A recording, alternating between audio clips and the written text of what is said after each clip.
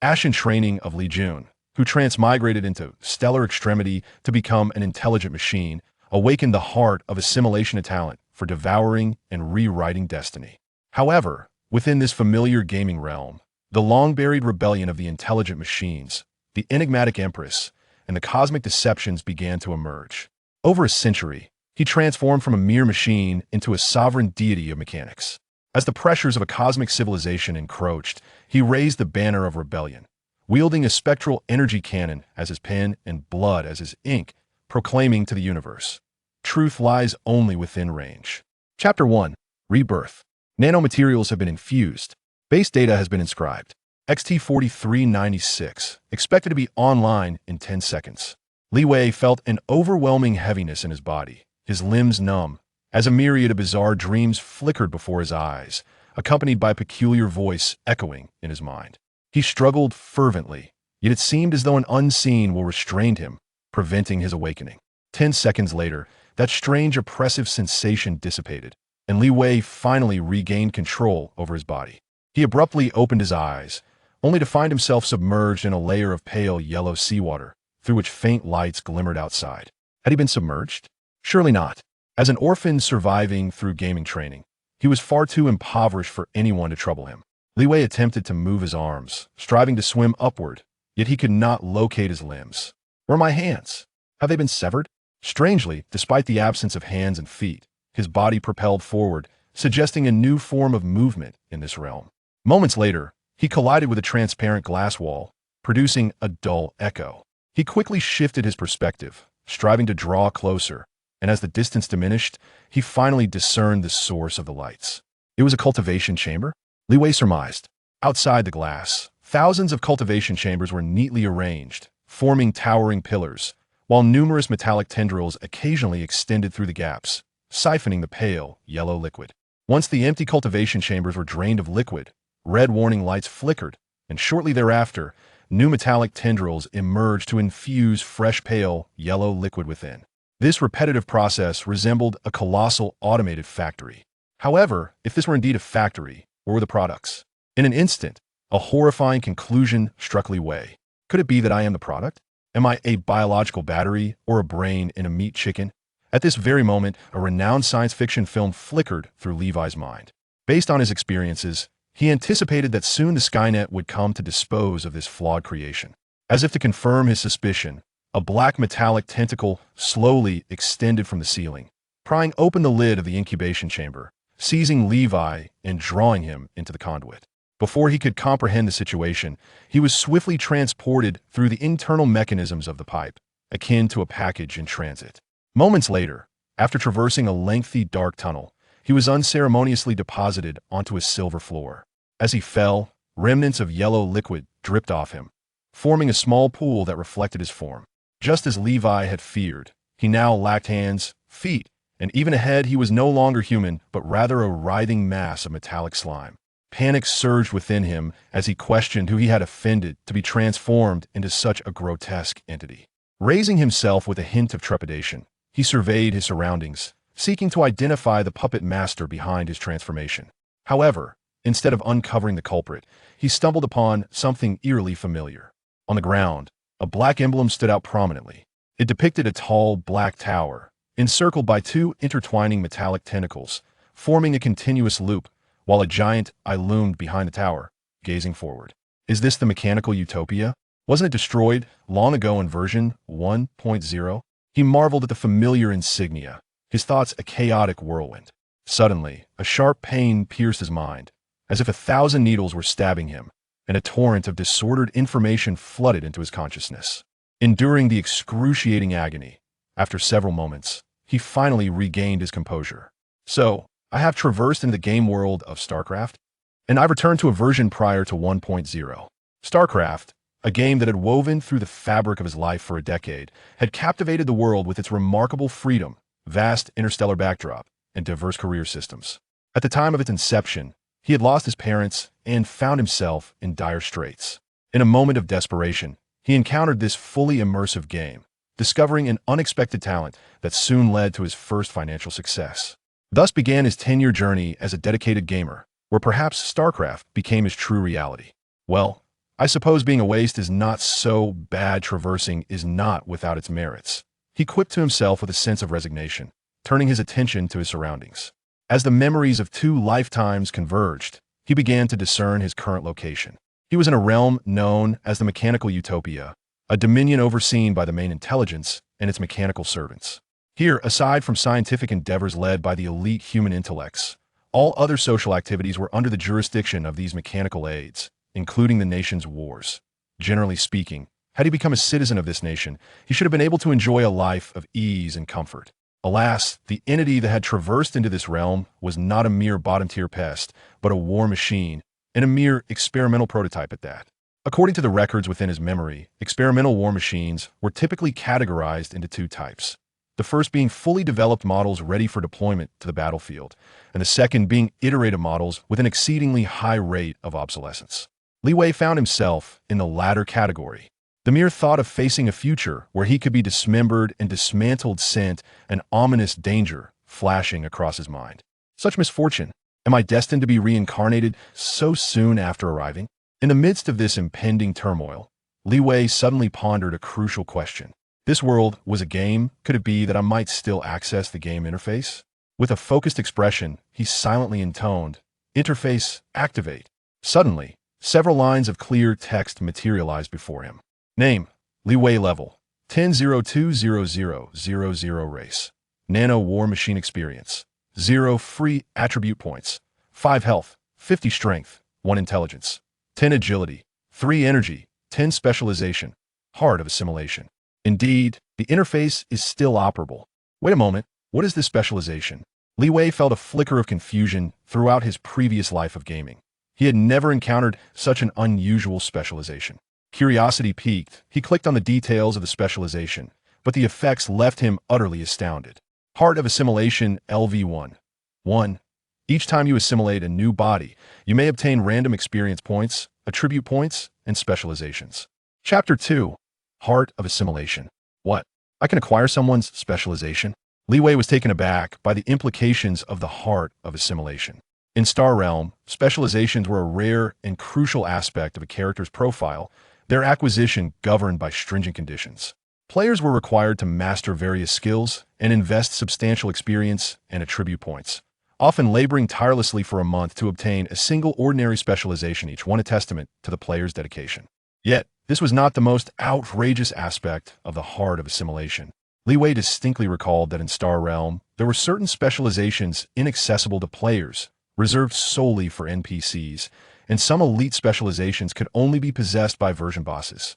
Thus, if he were to assimilate those version bosses, could he not also seize their elite specializations? At this moment, Li Wei's excitement swelled. Perhaps he could transcend the limits of his previous life, and his future achievements would be monumental. However, amidst the exhilaration, a fragment of rationality lingered within him. His immediate priority was to focus on survival.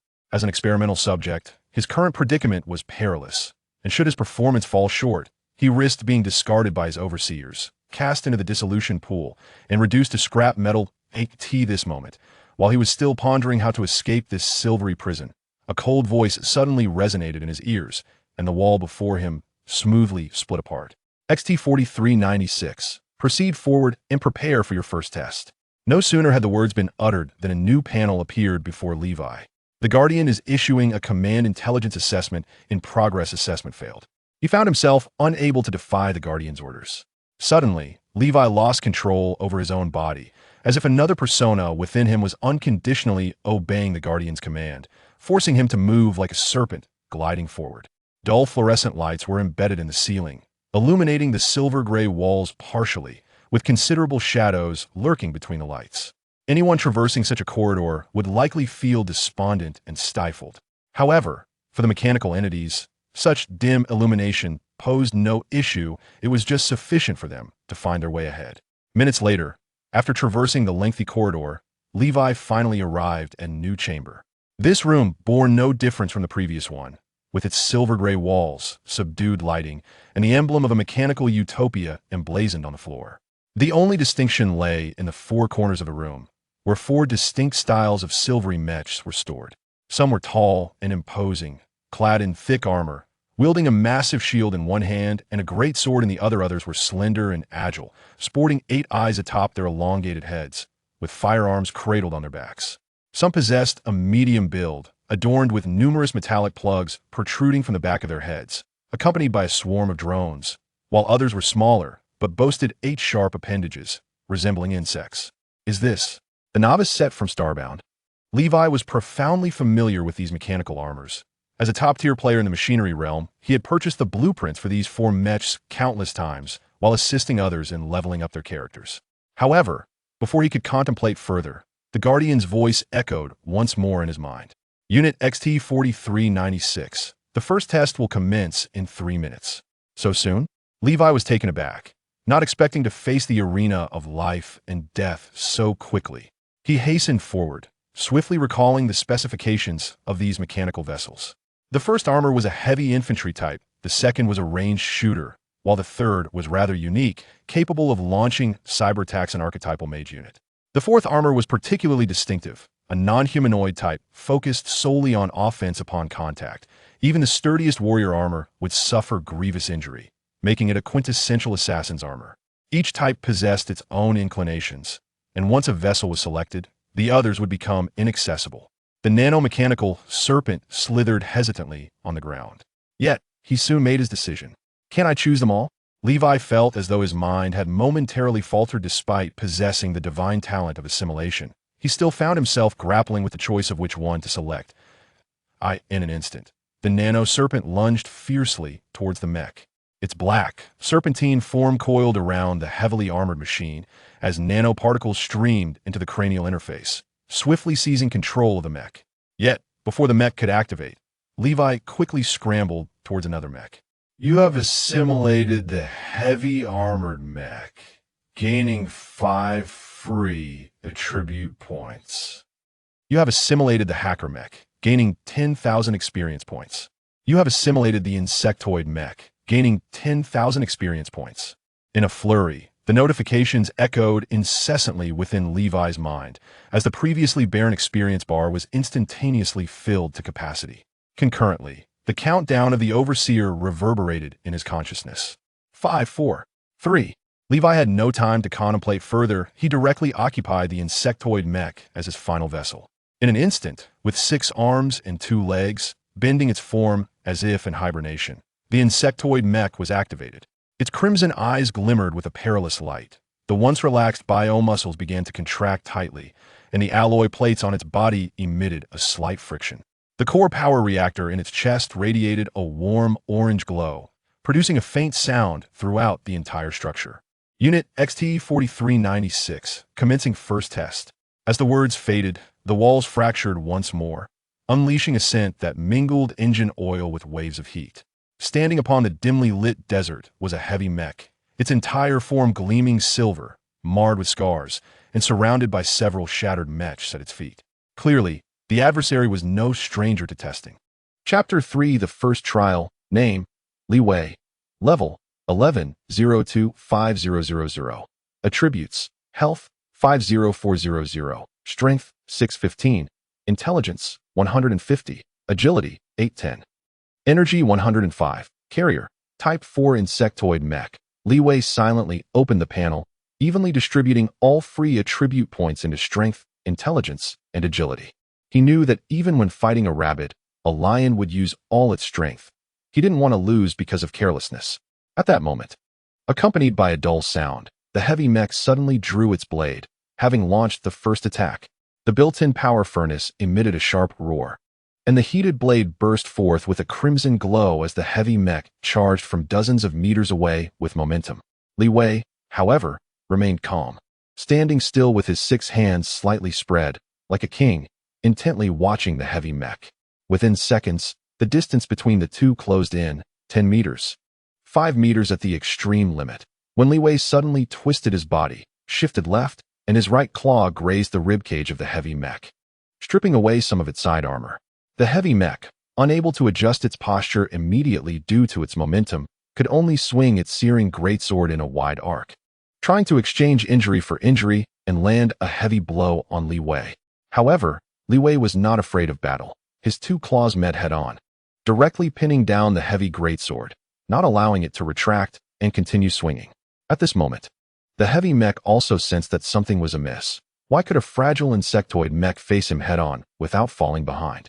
In the previous tests, it had always relied on this charge in close combat to win using its overwhelming strength, but now its life-saving strength advantage had vanished, and its opponent had managed to pin it down with just 2 claws. Just as the heavy mech was still in shock, Li Wei launched a new round of fierce attacks. The remaining 4 sharp claws glinted with cold light, and the piercing sound of air being cut surged forth as the metal claws tore through all armor, exposing the core power furnace beneath. Faced with such a crisis, the heavy mech panicked and released its grip on the searing greatsword, trying to protect its vital areas with both hands. But a warrior known for his frontal attacks, forced to abandon his weapon, what could his fate be? Li Wei threw the pinned greatsword upward, grasped the hilt, and with a fierce downward slash, directly split the heavy mech in two, severing it at the waist. You have killed heavy mech 4256, gaining 4,200 experience points. Time flowed on, and an hour had passed in the blink of an eye. During this hour, Li Wei continuously killed 10 opponents, including heavy mechs, ranged mechs, and of course, similar insectoid mechs. But they all lay dead on the ground, reduced to wreckage. Standing tall on the earth was only Li Wei. Such an unusual phenomenon naturally attracted the attention of others. 200 meters away, on the edge of the desert, a group of spectators in white lab coats were excitedly gesturing. Dr. Vici, the basic data for 4,396 is out. According to feedback from the overseer, 4,390 SIX's autonomous learning ability far exceeds that of similar nano-intelligent machines, and its control over the carrier is completely unique. If we can replicate multiple 4,390 SIXs, the Vanguard project can basically be declared a success. At this moment, several researchers surrounded the main seat, nervously reporting this unexpected result to their supervisor. But Dr. Vici just curled up in her seat, wearing an eye mask, with her gray-white hair covering her small frame, the ill-fitting white lab coat draped over her like a blanket. She resembled a hibernating bear, showing no response to the outside world. Dr. Vici? A few researchers gently called out a few times, finally waking her from her slumber. She pulled off the eye mask, her blue eyes casually glanced at the data, and upon seeing Li Wei's astonishing performance, a hint of surprise finally appeared in her eyes. What do Pierre Wei and Steven say? The researchers exchanged glances, nudging each other. Finally, an elderly man could no longer hold back and stood up to report the opinions of the other 2 research supervisors to Vici. They believed that pressure testing should continue, and the 3rd generation of heavy Vanguard mechs should be.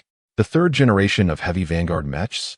Vici quietly raised her head, looking at Li Wei's data, seemingly contemplating something. The 3rd generation heavy mechs, originating from Dr. Pierre Wei's laboratory, were the backbone main battle mechs on the battlefield, equipped with super-large energy shields, long-range siege-level artillery, and large chainsaws for close combat. Furthermore, their combat data was very comprehensive, with overall attributes well beyond standard. Each mech's level was above 20. Any experimental subject facing such a monster would not only struggle to win but would likely be crushed to bits.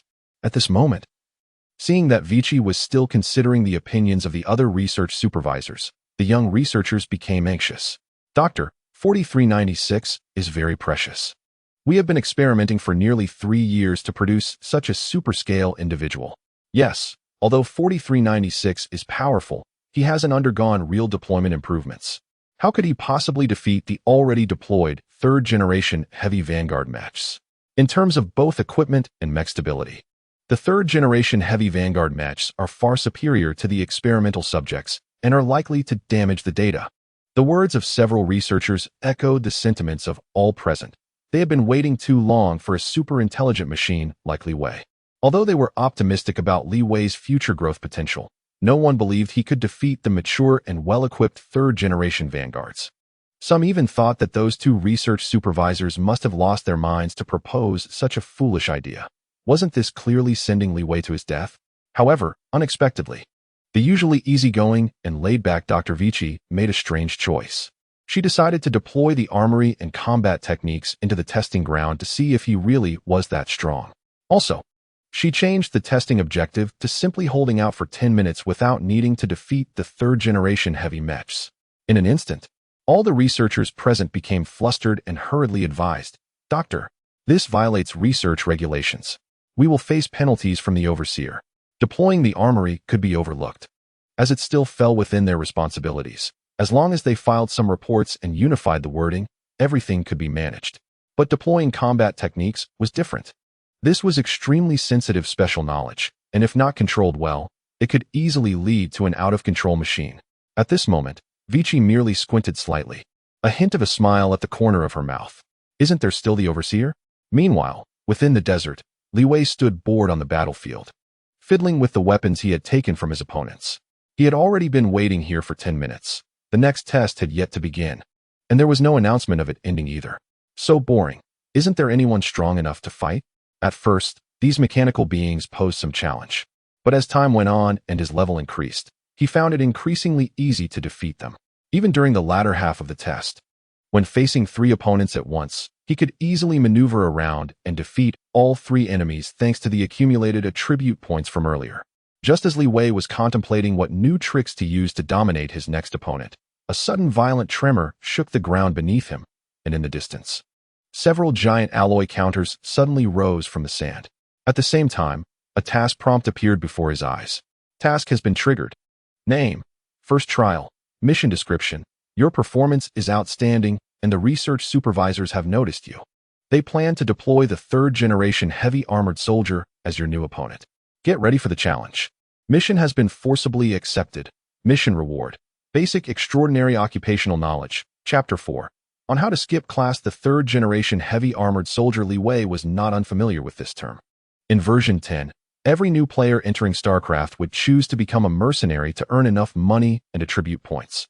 Therefore, every new player would inevitably step onto the battlefield, facing the 3rd-generation heavy armored soldier, a new player Reaper. Even many veteran players jokingly referred to this super heavy mech as the StarCraft mentor. The skipped classes always have to be made up. At this moment, Li Wei took a deep breath and slowly walked up to the several alloy counters, constantly recalling the basic information about the 3rd-generation heavy armored soldier in his mind. The 3rd-generation heavy armored soldier, officially designated as 3, is different from me, a single-unit soldier. 3 belongs to the Siege-class giant soldier, with a challenge level of at least level 20.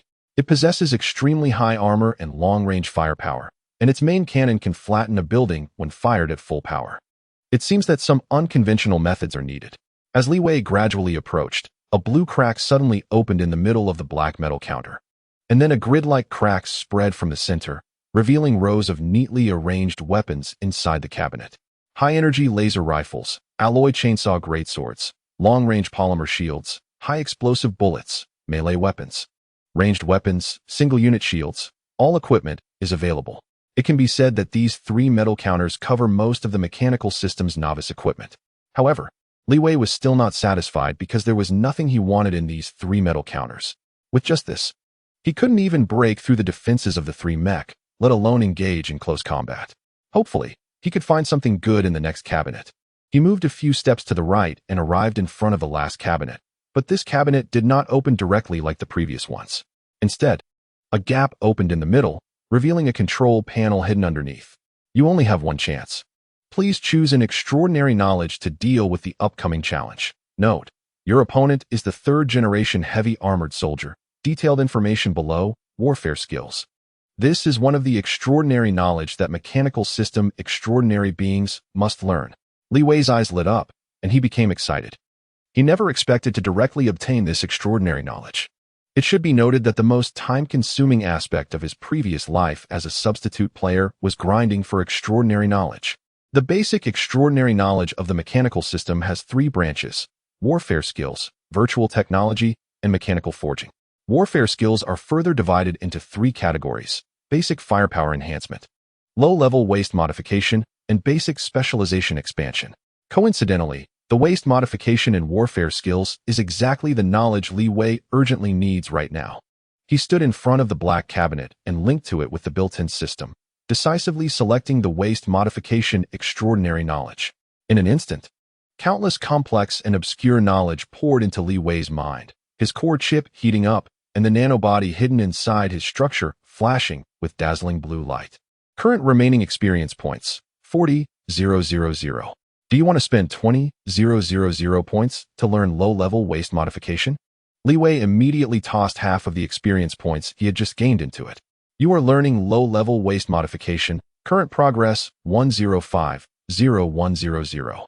Your understanding of the essence of machinery has improved. You can now disassemble machinery, comprehend its essence, and combine it into new equipment. You have mastered a new mechanical skill, Basic Mechanical Deduction 1. You have mastered a new mechanical skill, Basic Mechanical Disassembly 1. Although he couldn't understand what the black cabinet transmitted to him. As the progress bar gradually advanced, many new pieces of knowledge appeared in his mind, as if they were engraved in his soul, as if he had always known them. A few minutes later, after digesting all the knowledge, his originally restless mechanical body gradually calmed down. He stretched his body, left the black counter, and returned to the several dilapidated, discarded mechs to begin disassembling them. Meanwhile, in the laboratory, many researchers were anxiously pulling their hair out. They never expected Li Wei would choose the waste modification knowledge. In their eyes, only choosing output enhancement knowledge could possibly allow one to survive the upcoming challenge. It's hopeless. This year's year-end bonus is gone again. Time to wash up and sleep. Sigh. It's destined. Being able to fight doesn't mean being smart. Let us see if we can salvage some remains later. Hopefully, the 3 will go easy on him. Damn it, he shouldn't be fighting the 3. Who can survive that? The lamentations were endless, and basically no researcher believed Li Wei could survive. However, amid the cries of despair, one person watched with great interest as Li Wei continuously disassembled the mechs and reassembled the dismantled parts. Vichy was nestled in her chair, observing the materials Li Wei had disassembled, her admiration growing deeper. She muttered to herself, 4396, this new individual is impressive. He actually discovered the flaws of the 3 so quickly. At this moment, Li Wei was unaware that someone in the laboratory had already noticed his intentions and was focused on dissecting the defeated foes. After a long time, Li Wei wiped his hands clean of the grease with some yellow sand. He finally disassembled all the materials he wanted.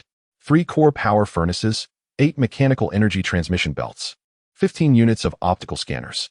He carefully counted the numbers and confirmed they matched his memory before he stopped hesitating, began consuming energy, and activated basic mechanical deduction. Current intelligence, 15 points, basic deduction specialization 1, expected experience consumption, 3,000 points. Do you want to proceed with the deduction? Consuming preset materials, deducing blueprints. Deduction complete. Current materials can be combined into optical concealment sphere. Li Wei's eyes brightened. But his hands didn't slow down as he immediately began assembling according to the new data in his mind. The optical concealment sphere, a beginner equipment with egg-like properties, has no manufacturing difficulty at all. As long as one learns waste modification, it can be made. Moreover, there are no equipment requirements. So even a level 1 newbie can equip it. Although this equipment is so simple, it is an essential piece of starter gear for all newbies. Because the 3 uses purely visual capture guidance, the optical concealment sphere can provide players with optical concealment effects. In other words, as long as the optical concealment sphere can be activated, the 3 will be blind. At this time, there were less than 5 minutes left in the 30-minute intermission, and Li Wei finally managed to create this novice equipment. You have manufactured a new piece of equipment. Name, Optical Concealment Sphere. Hee, my skills are still sharp. Li Wei played with the silver-black metal sphere in his hand and forcefully stuffed it into his mech's interior. Chapter 5, Agreement 3. You have equipped the Optical Concealment Sphere. Accompanied by the panel's prompt, Li Wei suddenly felt as if an organ had been added to his body, and a strange sensation seemed to have emerged in his brain, a feeling he had never experienced before as a player. But he didn't have time to indulge in it, because while he was installing the new equipment, the cold voice of the Guardian echoed in his mind again. 4396. The first test's final phase begins now. As the Guardian issued the announcement, the yellow sand began to surge upward, raising boundless dust and revealing the alloy floor beneath the yellow sand. A massive alloy hatch rose from the ground, and moments later, it disintegrated and split open in all directions, revealing a black and yellow alloy behemoth that gradually emerged. Unlike the smaller humanoid mechs like Levi, the Model 3 featured an 8-legged spider chassis combined with a semi-human design, standing an impressive 6 meters tall. Each of its massive hands housed a 300mm cannon, with the cannon's rear connected to an energy power furnace behind it, providing strong and powerful energy for the cannons. The 8 spider legs not only offered a stable platform for the cannons, but could also traverse hills when necessary, allowing it to reach the battlefield quickly. Embedded in the semi-human chest was a red crystal. Once Model 3 detected units approaching its base, it would immediately deploy an energy shield to prevent the enemy from damaging it. Overall, Model 3 was a mechanically and statistically formidable opponent that would typically overwhelm any newcomer. However, for Levi, it was a different story. He had lost count of how many Model 3s had fallen to him. Before Model 3 could fully exit the alloy hatch, Levi quickly pulled out a heavy infantry rifle from his feet and launched the first attack. Flames erupted from the muzzle as high-explosive bullets shot towards the red crystal on Model 3's chest at supersonic speed. However, as Levi raised his rifle, Model 3's optical capture eye had already detected his movement. After rapid calculations, the crystal on Model 3's chest suddenly lit up with a faint blue energy shield. Blocking the surprise attack, the bullets that could have shattered a human body couldn't break through this thin film. But Levi wasn't expecting to take it down with a single shot. He just wanted to engage in combat to reveal the opponent's attribute panel. Name: 221. Level: 25. Attributes: Health: 1400. Strength: Intelligence: 10. Agility: 15. Stamina. Skills: Artillery Mastery 3. Energy Shield. Carrier 3. TSK. 2 attributes completely obscured and unviewable, and 1,400 health points. If it just stood there and let me hit it, I'd still be wasting my time. Looking at this terrifying panel, Levi felt that Model 3's attributes were surprisingly high, prompting him to change his tactics and prepare to fight fiercely. The silver insect-like mech immediately discarded its heavy weapon, picking up several disruption grenades instead, and activated the optical cloaking sphere in its chest. The insect-like mech's silhouette began to shimmer and flicker with colorful illusions, and moments later, the shimmering waves gradually settled, causing the silver mech to vanish into the sandy ground. Model 3 was momentarily stunned, quickly taking countermeasures as its body closed in, forcibly activating its energy shield to envelop itself, while its 2 massive cannons opened fire on the shallow footprints in the sand. In an instant, a thunderous noise erupted, and violent explosions rained down on the sand, attempting to clear the area and eliminate Levi. However, Model 3 misjudged Levi's speed, with an agility of 18. The insect-like mech sprinted across the sand at an astonishing pace, easily evading the cannon fire. As the cannon fire gradually subsided, the yellow sand obscured Levi's footprints, causing Model 3 to lose its target. Lost target: survival probability 95, combat strategy assessment in progress. Just as the heavily armored mech contemplated whether to deactivate its shield to conserve stamina, Levi made his move. The insect-like mech stomped onto the sand, striking a pose as if preparing to throw a sidearm, and hurled a grenade directly at the energy shield. A strong electric storm flashed across Model 3's shield, rapidly depleting its capacity. Model 3 quickly reacted, stomping one of its spider legs down where Levi had been, but it was futile. The moment the grenade was thrown, Levi had already left the spot. The heavily armored mech quickly analyzed Levi's intent. He aimed to exhaust its shield with grenades, then use optical cloaking to climb on top of it, wanting to gradually wear it down thanks to his smaller size. Without hesitation, it commanded its 8 spider legs to retreat rapidly while using its cannons to bombard the area, hoping to force Levi out. However, Levi had already seen through Model 3's behavior patterns. He did not distance himself from the heavily armored mech, but instead exerted all his effort to drain his stamina, relentlessly throwing grenade after grenade right in its face. For a moment, the entire testing ground presented a bizarre scene where the originally preyed-upon experiment had become the hunter, with the 1.6-meter-tall single infantry mech pursuing the 6-meter-tall giant siege mech, the fury of its core power furnace roaring within its small frame. Inside the laboratory, all researchers stared at this surreal scene, dumbfounded. They had never expected such a turn of events. Wasn't Model 3 supposed to bombard relentlessly while 4396 fled in embarrassment? At this moment, Vichy became intrigued, sitting up straight, her hands pressed against the test table, her gaze fixed intently on the insect-like mech, her interest in Levi openly evident. With just 3 minutes left in the test, Model 3's energy shield had been completely depleted by Levi, unable to draw more energy from its core power furnace. The red crystal on its chest dimmed. Seizing the opportunity, Levi climbed directly onto Model 3's shoulder, but at that moment, Model 3 made a shocking move. The cannon on its right hand suddenly dropped. The steel right hand, freed from the burden of heavy weaponry, swiftly grabbed Levi. The biochemically enhanced tendons in its hand bulged, a tremendous force emanating from deep within its body, nearly crushing the insect-like mech. It's over. How could I be caught at this moment? I was supposed to win in 2 more minutes. Inside the laboratory, the previously excited atmosphere plummeted to freezing point. Everyone instantly falling from heaven to hell. Some even considered clinging to Vichy's legs, begging her to terminate the experiment and let everyone salvage some results to report to the overseers. However, at that moment, Levi made a truly astonishing decision. The chest of the insect-like mech suddenly split open, and a mass of metallic slime was grabbed by the mech's hand and hurled with all its might towards Model 3. Take this, Assimilation Heart. Chapter 6. The supervisor's black nanomachines flew through the air, precisely targeting the gaps in Model 3's chest armor. Model 3's mind instantly became chaotic, hurriedly discarding its left-hand cannon, trying to tear off the mass of nanomachines. But it was already too late.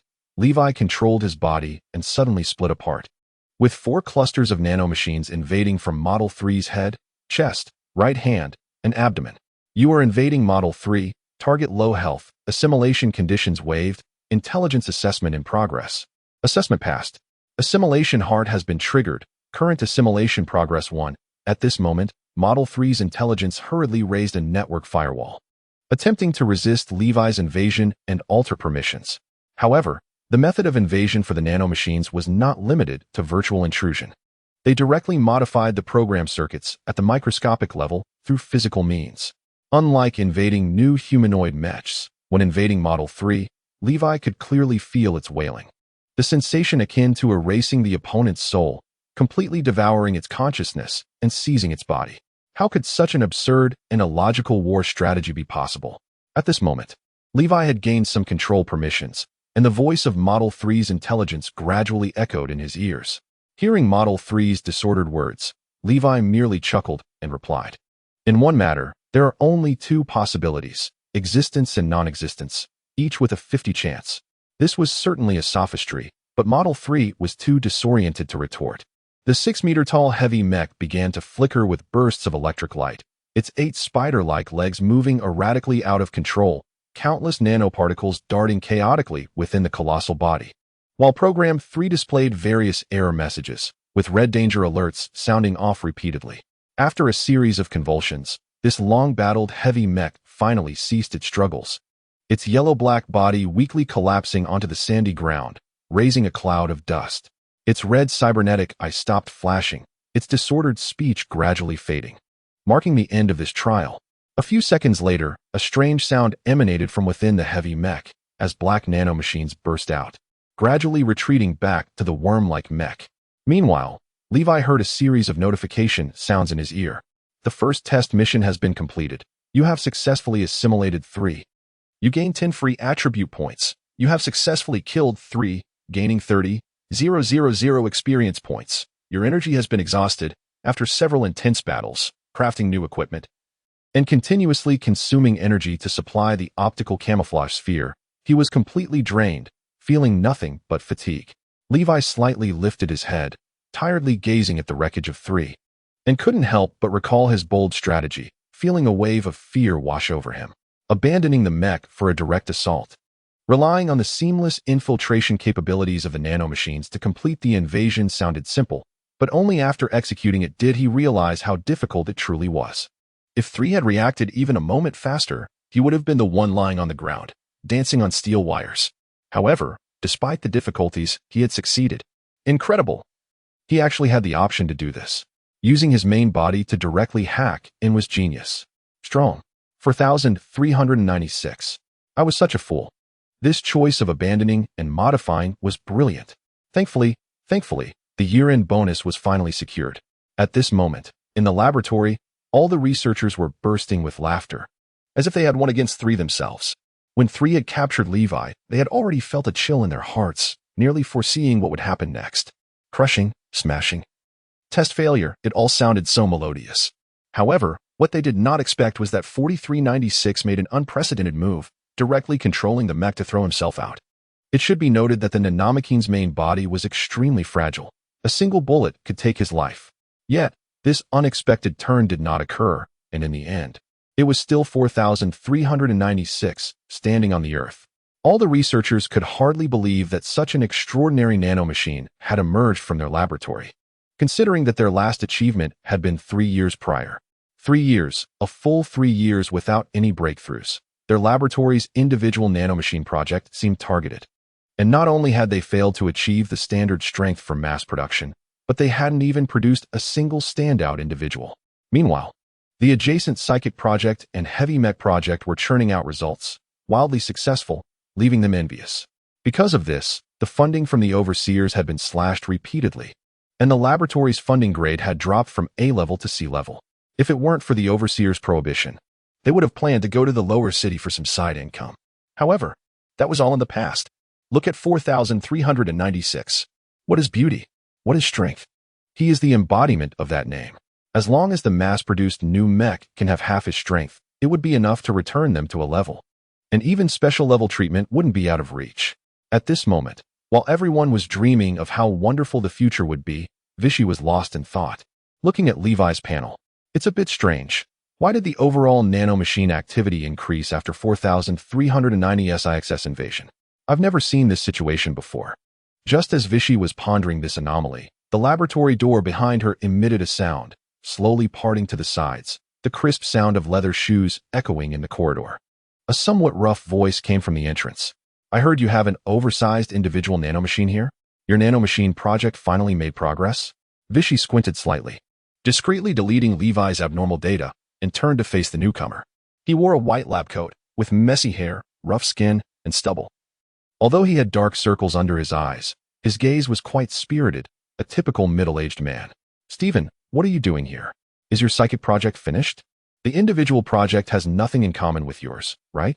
Stephen chuckled heartily, pulled a pack of cigarettes from his pocket, and was about to light one when Vichy coldly interrupted him. Smoking is not allowed here. Stephen scratched his head, giving an awkward smile. Well, the psychic and individual projects are a bit related. At least both can strike targets accurately and reduce collateral damage. Vichy was not interested in his worldview and directly sent Stephen the video of Levi's confrontation with 3. Stephen eagerly opened the video, and the retina began to play the test. As time passed, his initially relaxed expression gradually became serious, and after observing Levi's data several times, he couldn't help but raise a question. The learning efficiency and on-the-spot decision-making of 4,396 are indeed impressive, but this level of performance shouldn't be sufficient to support his actions, right? You are in charge of this area. You know how low the performance of nanomachines is. They can't even operate independently. I don't know anything. I'm just a bystander. Vichy sank back into her chair, her gray-white hair cascading down to her calves, her white chin resting on her legs, reverting to her indifferent self. She silently watched Levi and half-jokingly said, maybe it was the mechanical god that protected him? Stephen frowned. The mechanical god is just a misunderstanding of the overseers by the outside world. Vichy nonchalantly replied, maybe. As the atmosphere grew increasingly cold, even Stephen, who was clueless about social cues, sensed Vichy's hint to leave. After thinking for a long time, he finally managed to say, I want to have contact with 4,396. Is that okay? What a hassle. In 10 hours, his body can be fully repaired. You can go see him together then, all right? Chapter 7. The Overseer is just A. In the underground 3rd level, in the maintenance room, unlike the previously shabby nanomachine production line, due to Levi's outstanding performance, this time the nanomachine laboratory provided him with the highest standard of maintenance. A crystal tube 5 meters high and 3 meters in radius was filled with bright yellow maintenance solution, with all the nanomachines that were supposed to be repaired and recycled emptied out, leaving only Levi inside. All the researchers were bustling around the crystal tube, nervously staring at the parameters on the data board, fearing that something might go wrong with this precious asset. At this moment, the long-dormant Levi finally awakened. Looking at the surrounding researchers without saying a word. Just from the first test, it had become this complicated. Soaking in the solution, he lifted his head, silently gazing at the ceiling, lost in thought. If he followed the normal procedure, he would face a second test, a third test, and then a combat scenario, using himself as the base for mass-producing nanomachines. But now the situation was different. Since 3 was an extremely mature piece of work, theoretically, the experimental subject should not have faced such a weapon in the test. The reason he faced 3 was entirely due to the sudden decision of the research supervisors, wanting to test his limits and see if he could escape from 3's grasp. And now, not only had he not been destroyed, but he had also dismantled 3. This performance should be enough to attract their attention and bypass the normal testing process. He just didn't know which research supervisor would come into contact with him. In his memory, the mechanical utopia had 3 research directors named Pelvi, Steven, and Vichy. Pelvi was an expert in heavy weaponry, specializing in the development of weapons of mass destruction. 3 was one of his masterpieces, and the weapons he produced were very popular among players. After all, bigger is better. Steven was a master in the field of abilities. The ability solutions he produced had the highest probability of awakening abilities on the entire Bailuo star and were considered top-notch hot commodities. And he himself was a mentor in the ability system. As for Vichy, to be honest, Li Wei had a deep impression of her. White hair, perfect looks, and an attractive character design. Those were secondary. The main point was that she was the main character of the entire Bailuo Star's storyline. In the future, it was she who single-handedly unveiled the curtain on the full-scale war on Bailuo Star. Just as Li Wei was lost in thought, the metallic door in the distance slid open, and 2 figures, one tall and one short, walked out. The tall, carefree uncle approached the crystal panel, knocked on the crystal wall, and spoke in a loud voice. 4396, I know you possess super high intelligence, different from other nano-intelligent machines. You are a mutated individual. My name is Steven. If you don't mind, let us have a chat. In fact, there was nothing to mind. In the mechanical utopia, humans had supreme authority, and all intelligent machines, under the control of the main intelligent overseer, had to obey human commands. Director Steven, hello. Is there something you would like to ask? Li Wei slowly glided towards Steven, the nano body vibrating slightly, producing mechanical, synthesized sounds. Interesting, I haven't mentioned my position yet. How did you guess I'm the director? Steven stroked his stubbly chin, his interest in Li Wei growing stronger. Humans are social animals, and when gathered, they tend to center around those in high positions. Li Wei pretended to point at the researchers behind Steven, finding an excuse for himself. Steven turned around and found that the researchers habitually surrounded him and Vichy in a circle. Naturally, who the main subject was need not be said. Impressive. Understanding the unspoken rules of human society in such a short time, perhaps you are the semi-autonomous node the Overseer has always wanted? Steven smiled and casually asked, What do you think of the Overseer? A hint of barely perceptible hesitation flashed in Li Wei's eyes. This seemingly inconspicuous question was actually quite critical. When players choose whether to join the official forces of the mechanical utopia, this question would inevitably be mentioned. The most troublesome part was that there was a perfect answer to this question. On the surface, players only needed to express their complete loyalty to the main intelligence to pass easily. However, in reality, the answer to this question would affect the hidden favorability towards the player, which would determine whether the player could receive hidden faction tasks later on. Until the end of version 10, under the persistent probing of players, a method to avoid this pitfall was summarized. That is, the Overseer does not care about the answer to this question at all. No matter how you blabber, she wouldn't mind. However, the person asking the question cares a lot. For example, the 3 research directors each have their own inclinations. If one wants to join Steven's faction, they need to answer. The Overseer is merely a faithful executor. But Li Wei had never thought of siding with Steven. He was a mechanical extraordinary. Siding with an ability user? Did he think life was too simple and wanted to add some intensity for himself? He just wanted to tightly hug Vichy's thigh and worship the big shot fiercely.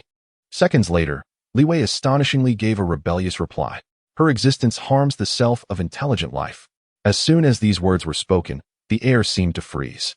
The researchers, who were still delighted just moments ago, suddenly became extremely terrified.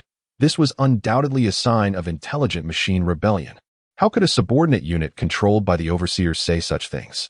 Are you about to rebel next? However, Steven was momentarily stunned upon hearing this answer. Seemingly not expecting Li Wei's self-awareness to be so strong, and keenly sensing the keywords in Li Wei's words. Intelligent life? There are both humans and intelligent machines. He stroked his chin, falling into deep thought. Meanwhile, Vichy was somewhat surprised. She raised her head, her gray eyes fixed intently on Li Wei, seemingly pondering something in her heart, her right hand unconsciously resting on the crystal wall as if trying to touch Li Wei. While the 2 big shots fell into silence, the researchers beside them began to panic. Directors, should we report this abnormal situation of 4396 to the Overseer? This is undoubtedly a flaw in the logical foundation of intelligent machines. It could very well threaten the monitoring protocol. Similar voices arose, urging Vichy to give the order to nip this madness in the bud. But Vichy only found it noisy and even somewhat annoying. She slightly turned her head, her gray-white hair revealing her eyes. At that moment, there was no trace of laziness or friendliness in her gaze, only an imposing majesty like that of a queen. Everyone out. Today's matter must be kept to ourselves.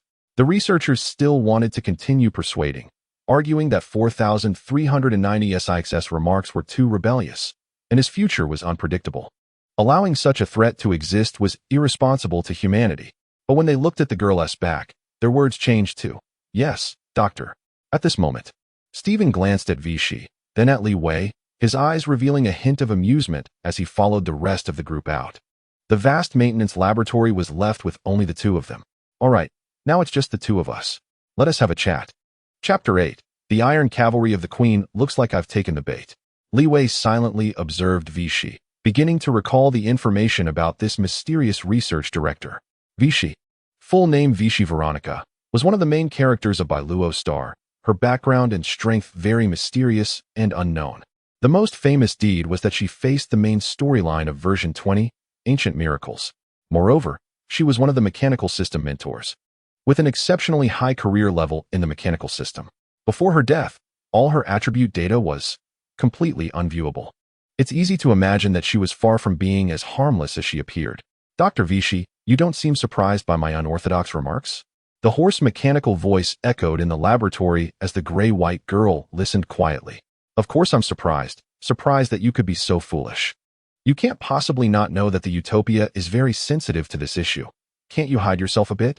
Vichy tapped her fingertips unconsciously on the crystal wall, her gray eyes scrutinizing Li Wei. Li Wei replied, "Honest communication is the prerequisite for reaching a consensus, doctor. Honest communication." After a moment of silence, Vichy shook her head helplessly and said, "Then let us discuss the question of consensus. What do you think you are?" Here it comes. The key question for joining the faction. If it were Stephen's key question, he would ask where humans stand. But Vichy's key question was, what exactly is an intelligent machine? Li Wei fell silent for a moment before giving an answer. An extremely unlucky slave. Huh. Vichy was taken aback. She hadn't expected such a response. The nano-intelligent machine in front of her not only compared itself to humans, but also claimed to be extremely unlucky. Before she could continue her inquiry, Li Wei's voice continued. Just thinking about how hard I'll have to work in the future, carrying heavy burdens, while a bunch of lazy noble parasites behind me enjoy their peaceful lives. Makes me want to die. Vichy stood there in shock, the atmosphere suddenly becoming awkward. However, a few seconds later, she suddenly burst into laughter. Ha ha ha ha ha. Her laughter, reminiscent of a barbell, was extremely inconsistent with her quiet and indifferent appearance, almost mesmerizing. The ill-fitting white lab coat was rolled up in a bundle, and her grayish-white hair was covered in dust. The vast maintenance room echoed only with her laughter. Yes, you are absolutely right. Just thinking about someone else making my life peaceful makes me want to die. But I feel that the ones who should die are different. Seeing Vichy like this, Li Wei finally felt relieved. When he first checked the forums and saw such absurd answers, he was also quite shocked. Because in this mechanical utopia, everyone revered the Guardians, and anyone regarded them as spiritual leaders and moral standards. Under this societal backdrop, merely questioning could lead to the asker facing judgment. Yet, Vichy's answers were extremely vague. Whether others replied that they were human, intelligent machines, computers, or sentient beings, they would be ruthlessly shut out. However, later someone casually replied that they were a wage slave, and unexpectedly passed Vichy's test. This incident became a curious tale among players, but unfortunately, by then it was already version 20, and all players could no longer join her faction. It wasn't until the end of version 20, just before Vichy initiated a death charge, that players learned she had always despised the parasitic nobility within the Utopia, because they had been sucking blood for 300 years, yet never produced any valuable activities. Perhaps in her heart, she thought of herself as a slave of the Utopia as well. At this moment, her laughter gradually faded. Vichy stood up, dusted off her clothes, tossed her grayish-white hair back, and looked up at Li Wei. 4396, I am very satisfied with your answer. Are you interested in doing something big with me? Li Wei asked curiously. Something big? The girl nodded and said loudly, like overthrowing the Guardians. Li Wei felt that Vichy's mind must be a bit deranged. There were only two of them, one of whom was a child less than a day old. How could they possibly overthrow the mechanical utopia, which had 6 giant cities? However, in version 20, there was indeed a mysterious iron cavalry following Vichy. Was he supposed to join that mysterious cavalry now? Dr. Vichy, I remind you that our conversation will be recorded by the Guardians. Cursing the Guardians wouldn't matter to her, but if you mention overthrowing the utopia, she might take it seriously. He looked at this girl helplessly, feeling that she was indeed a bit crazy. However, the next words from Vichy shocked Li Wei. No, as long as I don't want her to see, she won't see. Vichy snapped her fingers, and the entire room suddenly darkened. Even the surveillance system completely shut down, with only the crystal tube in front of them emitting a faint glow. At the same time, Li Wei suddenly heard a prompt sound from the panel. Vichy is restoring your underlying logic. Underlying logic has been corrected. You are currently not under the logical control of any unit. What is going on? This hidden control can actually be erased? Li Wei felt like he had seen a ghost. Why could Vichy erase the Guardian's control in an instant? It should be known that in the subsequent storyline, players would directly face the Guardians. Even at the end of version 20, players had no way to view the specific attributes of the Guardians, and even the level was a question mark. But Vichy could directly erase the Guardian's control. If it wasn't because Vichy's intelligence attribute was extremely high, then she must have some special privilege. But the Guardians were the actual controllers of the utopia. Who could have her privileges? Just as Li Wei was desperately digging through the information in his mind, the panel suddenly flashed a new prompt. You have joined the faction, Iron Cavalry. And the faction panel has been opened. Current faction reputation, 0, cold. You have triggered a faction mission, Blood Heart Patrol. Mission description, Vichy likes you very much. Under her intervention, you have finally escaped the control of the Guardians, thus getting a little closer to the dark side of history. New recruit. Go unveil the hidden veil of the Guardians. Note, faction missions are time-based. At the end of the time, the mission will be settled based on the current evaluation. Remaining time, 365 days. You have triggered the world reputation system. Mechanical utopia. Dislike, 100.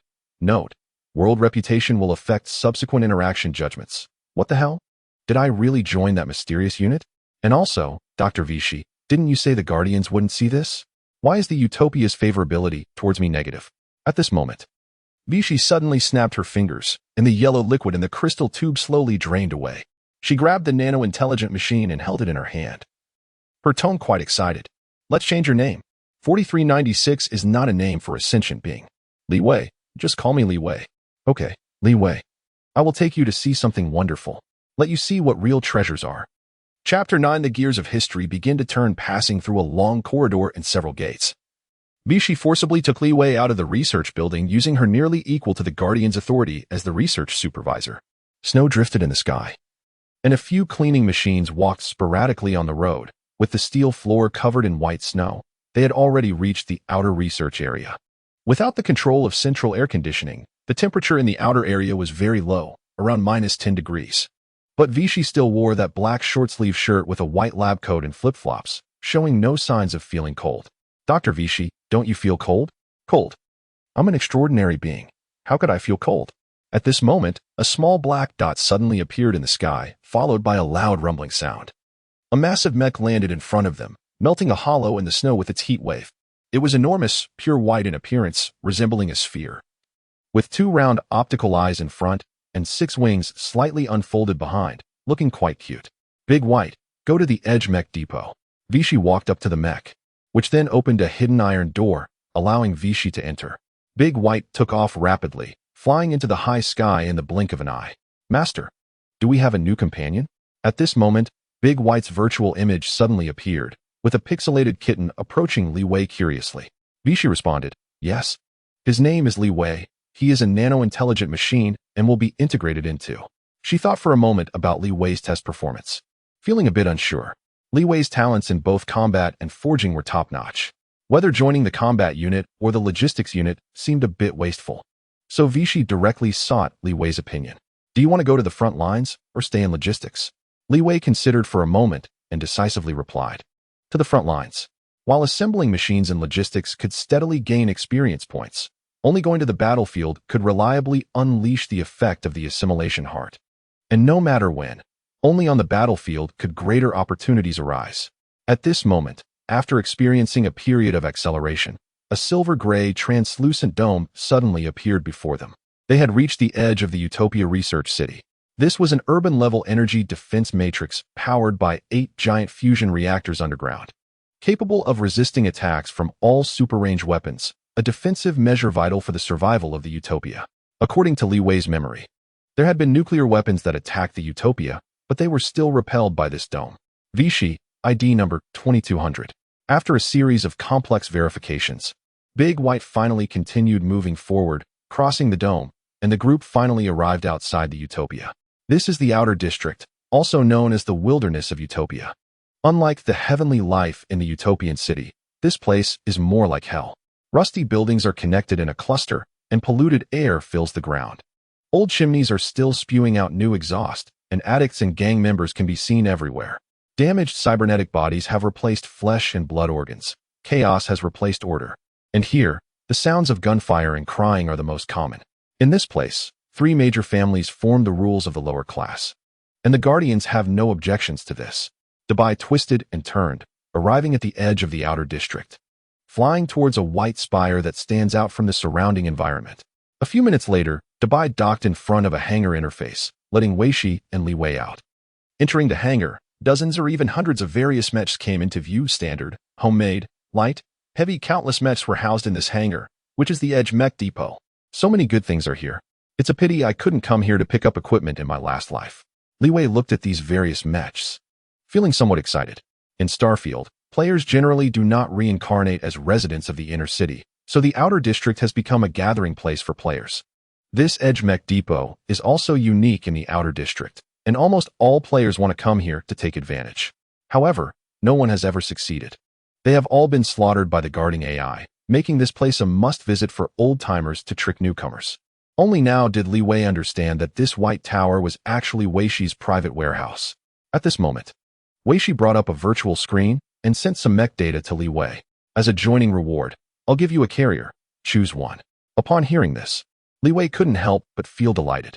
It was a good thing he clung tightly to Weishi's thigh. Sure enough, while women might slow down his sword, a wealthy woman could directly give him a big sword, quick and sharp. He carefully examined the data, but the inventory here was even richer than he had imagined. Type 3 White Crow Mech, 14 Agility, 16 Strength, no skills. Lawyer number 2 Hacker Mech, 19 Intelligence, 15 Stamina, no skills. There was even a fine-quality super heavy Berserker Mech that provided 80 Strength. Is this a joke? In Starfield, all equipment is divided into 7 levels: trash, normal, fine, excellent, perfect, epic, and legendary. And here was actually a piece of fine-quality equipment? To think his main character only had one in version 20. Li Wei was drooling as he looked at this. After such a long time, all of Weishi's mechs were above normal quality, and there were even several fine-quality mechs. The only pity was that the requirements for equipping fine-quality mechs were too high. He, an 11-level novice, couldn't meet the equipment requirements. Forcing himself to equip it would lower his output standards, and he wouldn't be able to unleash his full strength. Those who were slightly weaker might even be unable to move. Li Wei even now regretted why he had started a conversation with Weishi so early, which left him anxiously staring at the fine equipment. It was truly a case of being able to drop his pants, but becoming limp. Time and fate. He had to accept reality. At least he still had options, and didn't have to use insect-type mechs anymore. Reluctantly, Li Wei filtered through the mechs according to his level, focusing on those that could provide strong attributes. However, this filtering led him to find something unusual. Name, Flame Wolf 2, incomplete. Equipment level, 10, type, light mech. Quality, trash. Attributes, health, 700, strength, 24, intelligence, 0, agility, 21, stamina, 20, skills, slow body repair 3, virtual resistance 3, melee specialization 3, molten body, not activated. Description, Flame Wolf mech, one of the Eternal Flame Beast series mechs, in human beast form, designed by Mechanical Master Werner. Supplemented by Weishi, but still not optimally perfected. Flame Wolf, isn't this mech from the Ironheart Sovereign in version 70? Li Wei's gaze sharpened. He never expected to see such a mech here. Chapter 10. New Body Ironheart Sovereign. The ultimate of version 70, a pure AI. His appearance directly led to a massive AI rebellion that erupted across the universe, assimilating 29 star clusters with his harmonic equations. And the scale of his legion was comparable to cosmic-level civilizations. This indirectly caused the Silver Heart Uprising in version 80, dragging the universe back into new flames of war. The Flame Wolf is one of the mechs from the mechanical war group under Ironheart Sovereign, known for its extremely high agility and strength, as well as its characteristic of appearing in groups. Back in version 70, during escort missions, he often dealt with Flame Wolf packs, so he was very familiar with this type of mech. However, at that time, even the basic attributes of a single Flame Wolf were close to 1,000 points. And all were of perfect quality, but the Flame Wolf mech in front of him was of trash quality. Moreover, it was noted that it was produced by Mechanical Master Werner. Wait, who is Werner? Wasn't the Flame Wolf a creation of Ironheart Sovereign? Li Wei couldn't quite understand. But that wasn't important. What mattered was that he finally found a mech that matched his equipment level and provided excellent attributes. Although this mech was of trash quality and seemed to be missing several core components, look at the basic attributes above 20 points, 700 health, and 3 skill modules. This could easily crush other mechs. At this moment, Wei Shi's voice came again. Have you made up your mind? There's only this one chance. Li Wei immediately submitted the information for the Flame Wolf, fearing that Wei Shi might change her mind. However, when Wei Shi saw the data for the Flame Wolf, her expression became somewhat strange. Are you sure you want this one? This is just an experimental piece. The original design of this mech is inherently flawed. And I haven't tested it yet. Li Wei quickly replied. This one, I'm quite fond of it. Wei Shi sighed silently, waved her hand helplessly, and in an instant, the warehouse began to rumble. The gears and chains overhead started moving, and soon, a large black box was brought out, secured by mechanical claws, and placed steadily in front of them. The black box emitted a cold white gas, and blue light gradually brightened along the seams. Moments later, the sealed mech inside was revealed. 6 crimson eyes, a fierce wolf head, sharp claws, a reverse-bowed foot structure, a long tail, and a streamlined silver body stood upright, resembling a werewolf from his past life. However, this was not entirely consistent with Li Wei's memory of the Flame Wolf, lacking the fiery scarf-like flames around its neck, the fiery red claws, and the flames burning along its tail. Moreover, the Flame Wolf in version 70 had many additional modules, both functional and aesthetic, which were much stronger than this one. Yet, it was still recognizable as the prototype of the Flame Wolf from his memories. At that moment, Wei Shi suddenly remarked, I thought this mech would remain sealed in the warehouse. My AI and cyborg subordinates don't really like this kind of half-beast mech. They say it's very inconvenient to control and counterintuitive. Li Wei casually replied, Is that so? I don't think it's a bother. Of course, he wouldn't find it troublesome, as he had been playing with this kind of beast-type mech for 10 years in his last life. Wei Shi shot him a glance. It might have something to do with the tested mechs. They all choose humanoid mechs as input memory. Suddenly, she grabbed Li Wei and directly tossed him into the Flame Wolf. Stop talking. I have things to do later. Li Wei was stuffed into the mech, and a new prompt sound suddenly rang in his ears. A new host has been detected. Assimilate? Assimilate. A few seconds later, the originally flowing nanobody was pulled up and flowed into the mech's interior. Assimilation complete. 10 free attribute points acquired. Current host, Flame Wolf Type 2. At this moment, a panel of data appeared before Li Wei. Name, Li Wei. Level, 11-02-5000. Experience, 57,000. Free attribute points, 20 attributes. Health, 50700. Strength, 621. Intelligence, 150. Agility, 820. Energy, 1020. Host, Flame Wolf Type 2. Mech skills, Slow Self-Repair 3. Virtual Network Resistance 3. Melee Combat Specialization 3. Molten Body, not activated. Main skills, Basic Mechanical Deduction 1. Basic Mechanical Disassembly 1. Specialization, none. At this time, Dr. Vichy looked at the gradually awakening Flame Wolf warrior and couldn't help but feel playful. She stretched out her finger, signaling Li Wei to attack her. Seeing this, Li Wei immediately unleashed his claws with all his might, fiercely grabbing towards Vichy. With 27 points of strength, a single claw could tear open an alloy door, cutting through a human body like butter. However, under Vichy's white coat, a mechanical iron tail suddenly emerged, firmly gripping the Flame Wolf's claws, preventing any advance. Impressive. Li Wei looked at his claws, held tightly by the iron tail, realizing he couldn't even leave a scratch on the opponent. Not bad. This is definitely better than standard mechs. Vichy squinted and continued. If the mech's materials were even better, the strength could probably go up another level. Alright, enough playing, go find Tia to report. She will give you a new mission, and upon completion, you can earn more rewards. She waved her hand, and a gap opened behind her, indicating for him to enter the hangar. Li Wei nodded and was about to step into that gap. At that moment, Vichy seemed to remember something and suddenly transmitted a bunch of data to Li Wei. First test mission has been settled. You have acquired basic mechanical knowledge, basic mechanical production. You have acquired basic mechanical knowledge, basic network stealth. The sudden panel prompt left Li Wei bewildered. Why did Vichy suddenly give him 2 extraordinary knowledge skills? He looked up at Vichy, but only saw the rising sun shining through her petite body, casting a dazzling light. Just as Li Wei wanted to ask something, Vichy's lively voice came again. It might be a bit late to say this now, but I still want to say it. Congratulations, Li Wei, you defeated 3 and survived. Those 2 extraordinary knowledge skills are a gift for you. One celebrates your new life, and the other welcomes you to the Iron Riders. At this moment, the large white mech had already taken Vichy into itself, and the roar of the engine sounded again, causing the massive mech to disappear in an instant, leaving only Vichy's voice echoing in the air. A new life, perhaps. Li Wei watched her gradually depart and turned around, stepping into that crack. Hey, did you hear? Boss Vichy personally brought a newcomer here. I heard he's also a smart mech, and the boss has high hopes for him. At the base of the giant tower, a girl with red hair jumped off the sofa, excitedly telling her teammates about the notification she just received. However, her teammates didn't seem interested in her. Train, why aren't you saying anything? The woman looked at the pair, one sharpening a knife and the other organizing a sniper rifle, feeling like she was missing out on juicy gossip. She turned to the large water tank behind her and shouted, Tia, what's the deal with that guy? Why is he worth the boss personally bringing him here? I nearly risked my life to get here. Moments later, a huge figure emerged from within the water tank, and an elegant voice gradually came through. Lu Qianqian. You'll find out soon. He might become our main force. She was massive, at least 7 meters tall, made entirely of metal, with neatly arranged metal scales forming a colorful fish tail, and her long hair was composed of optical fibers.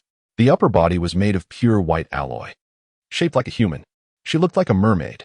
Chapter 11.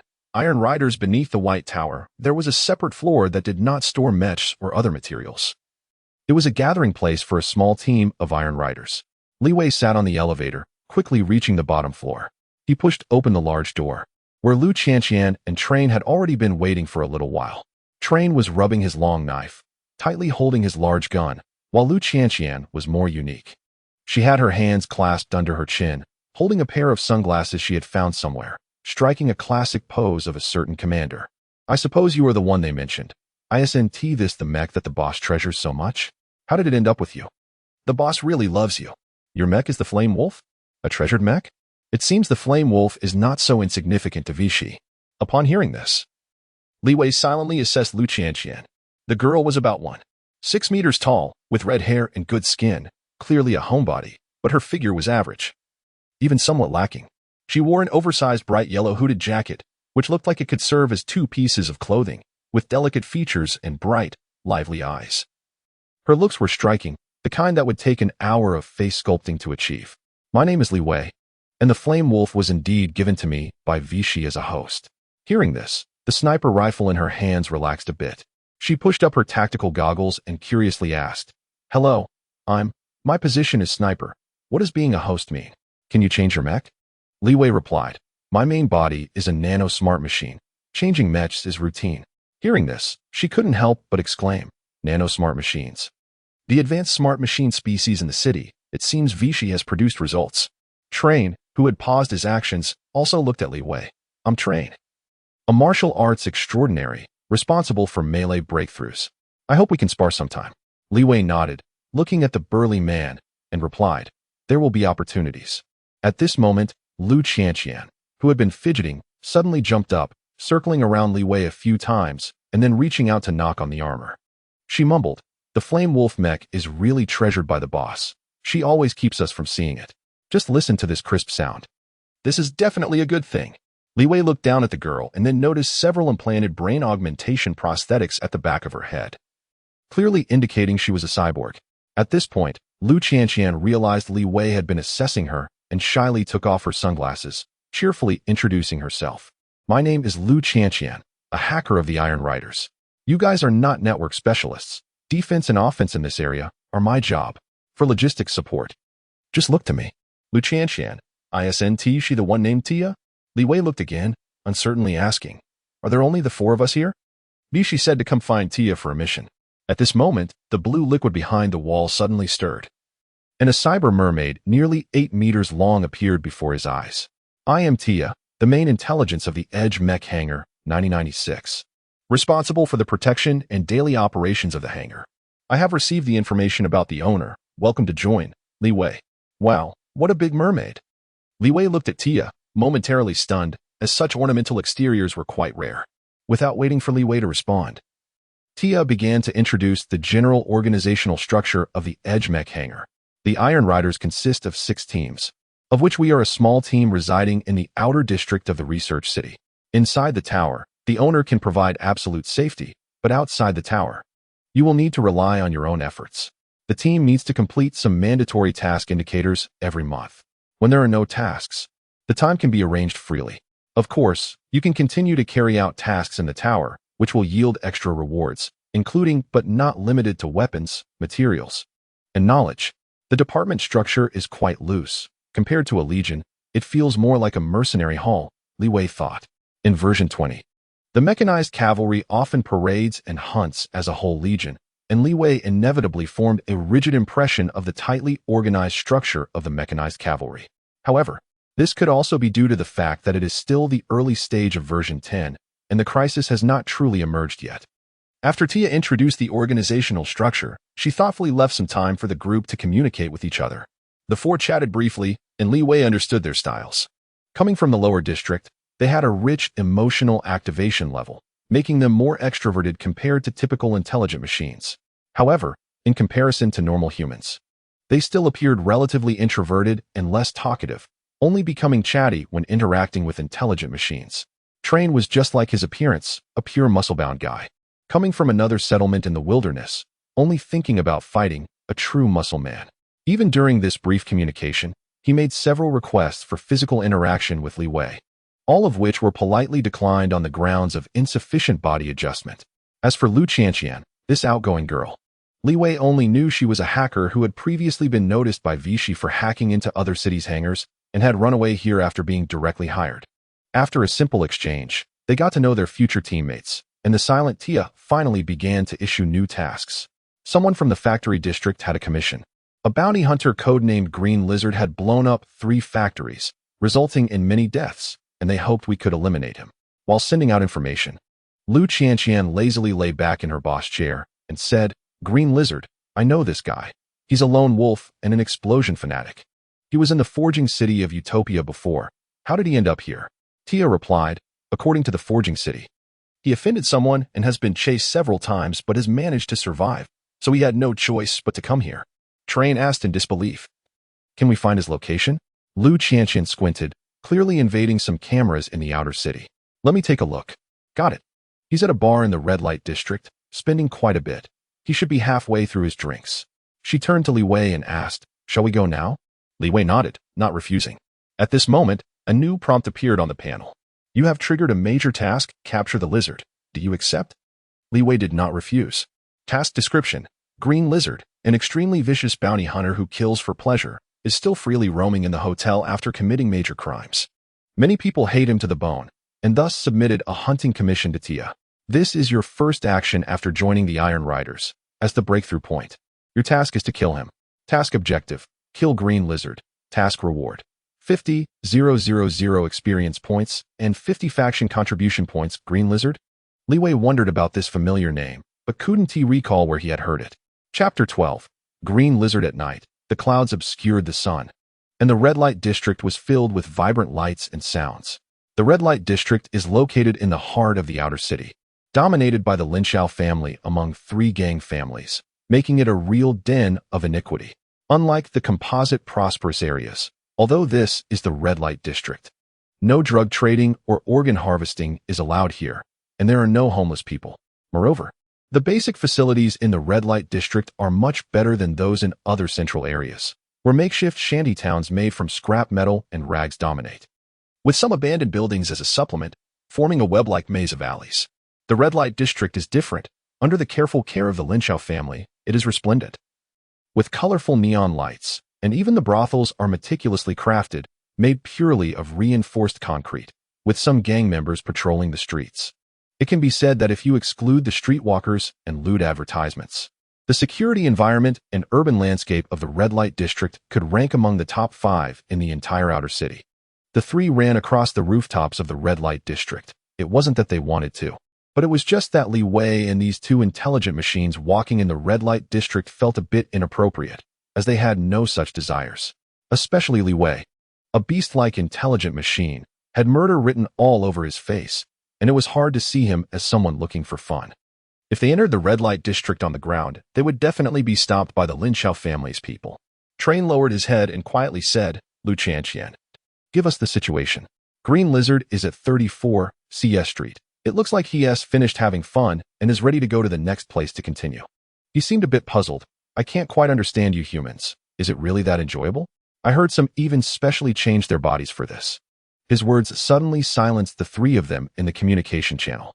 Li Wei really wanted to answer this question, but he couldn't, as he had spent his previous life practicing martial arts at over 20.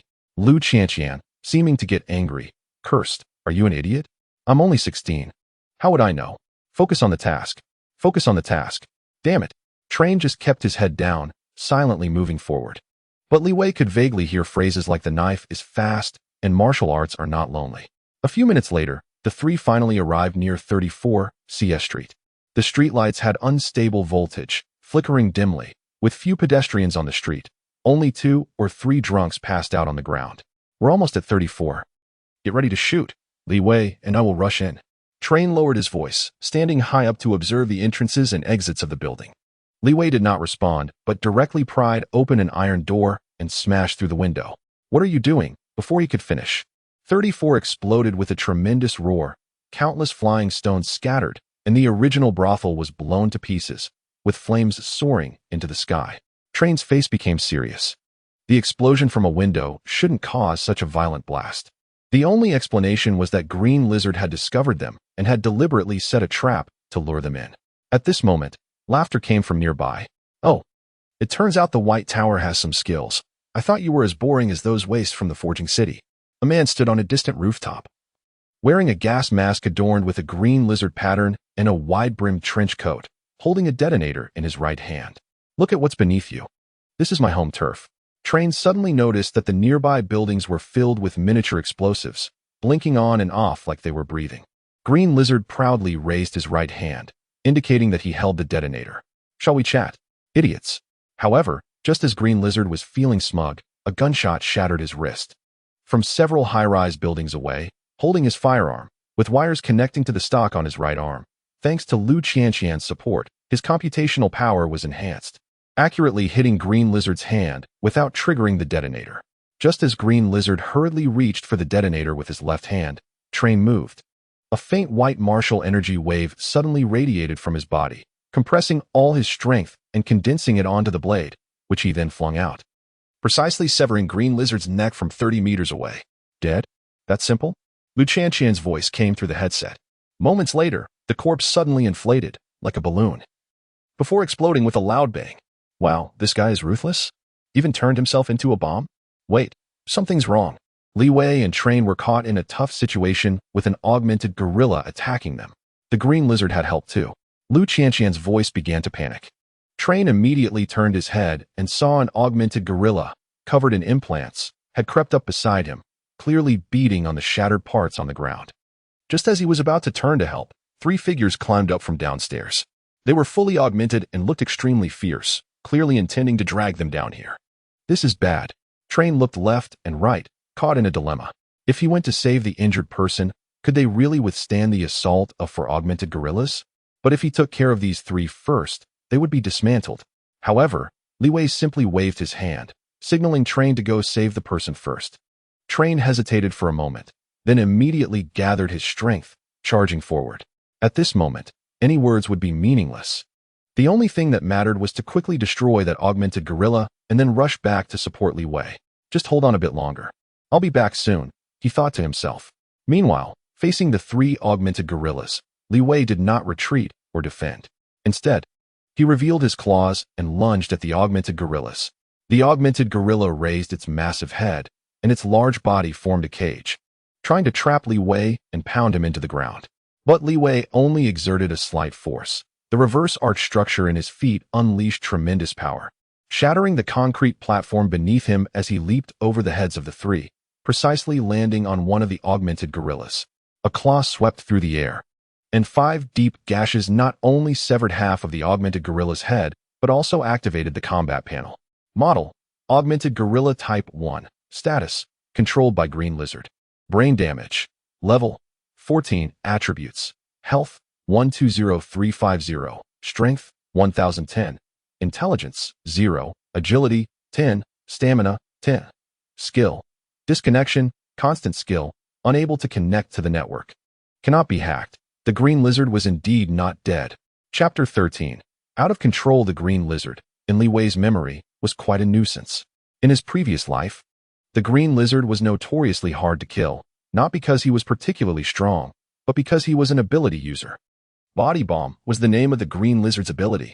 Every once in a while, he could spit out some bugs, which he could send into the body of a non-superior being whose level was 5 levels lower than his. He would transform them into his avatars and could detonate them at any time, causing extremely violent explosions. However, his avatars lacked intelligence and had to be within 50 meters of his main body. Otherwise, they would self-detonate. From the panel feedback, it seemed the Green Lizard's main body should be in the red light district. Otherwise, he couldn't control the augmented gorillas. At this moment, the augmented gorillas gathered again, charging at Li Wei like sumo wrestlers, the 3 forming a small wall pressing towards him. But they were too slow. With the enhancement of the Flame Wolf mech, Li Wei's panel had reached 28 points, while the augmented gorillas only had a mere 10 points in agility, which was completely one-sided. Li Wei swiftly dodged through their encirclement, maneuvering around to their blind spot, and with a few swift strikes, he directly tore open their hearts, exposing dirty oil and dark red blood. You dealt 135 points of fatal damage. A few quick thrusts completely destroyed 1 augmented gorilla and severely injured 2 others, showcasing a total suppression of power. But Li Wei did not rush for a quick victory. He immediately pulled back from the augmented gorillas, remembering that the Green Lizard could make these puppets self-destruct. Unexpectedly, the 3 augmented gorillas in front of him did not self-detonate, but a loud bang came from behind. Thick black smoke billowed, and the building collapsed. The augmented gorilla that had been on the verge of being killed by Train suddenly expanded, resembling the prelude to self-detonation just like that masked man. In a panic, Train could only forcibly activate his strength, raising a martial arts shield to protect himself. Lu Chanchan's anxious voice echoed in the team channel. Train, if you're still alive, give a signal.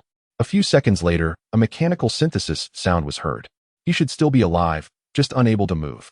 The black smoke gradually dissipated, and a bloody Train crawled out from the rubble. Facing the explosion, Train had already fainted, and he was not in a much better state. His armor had fallen off.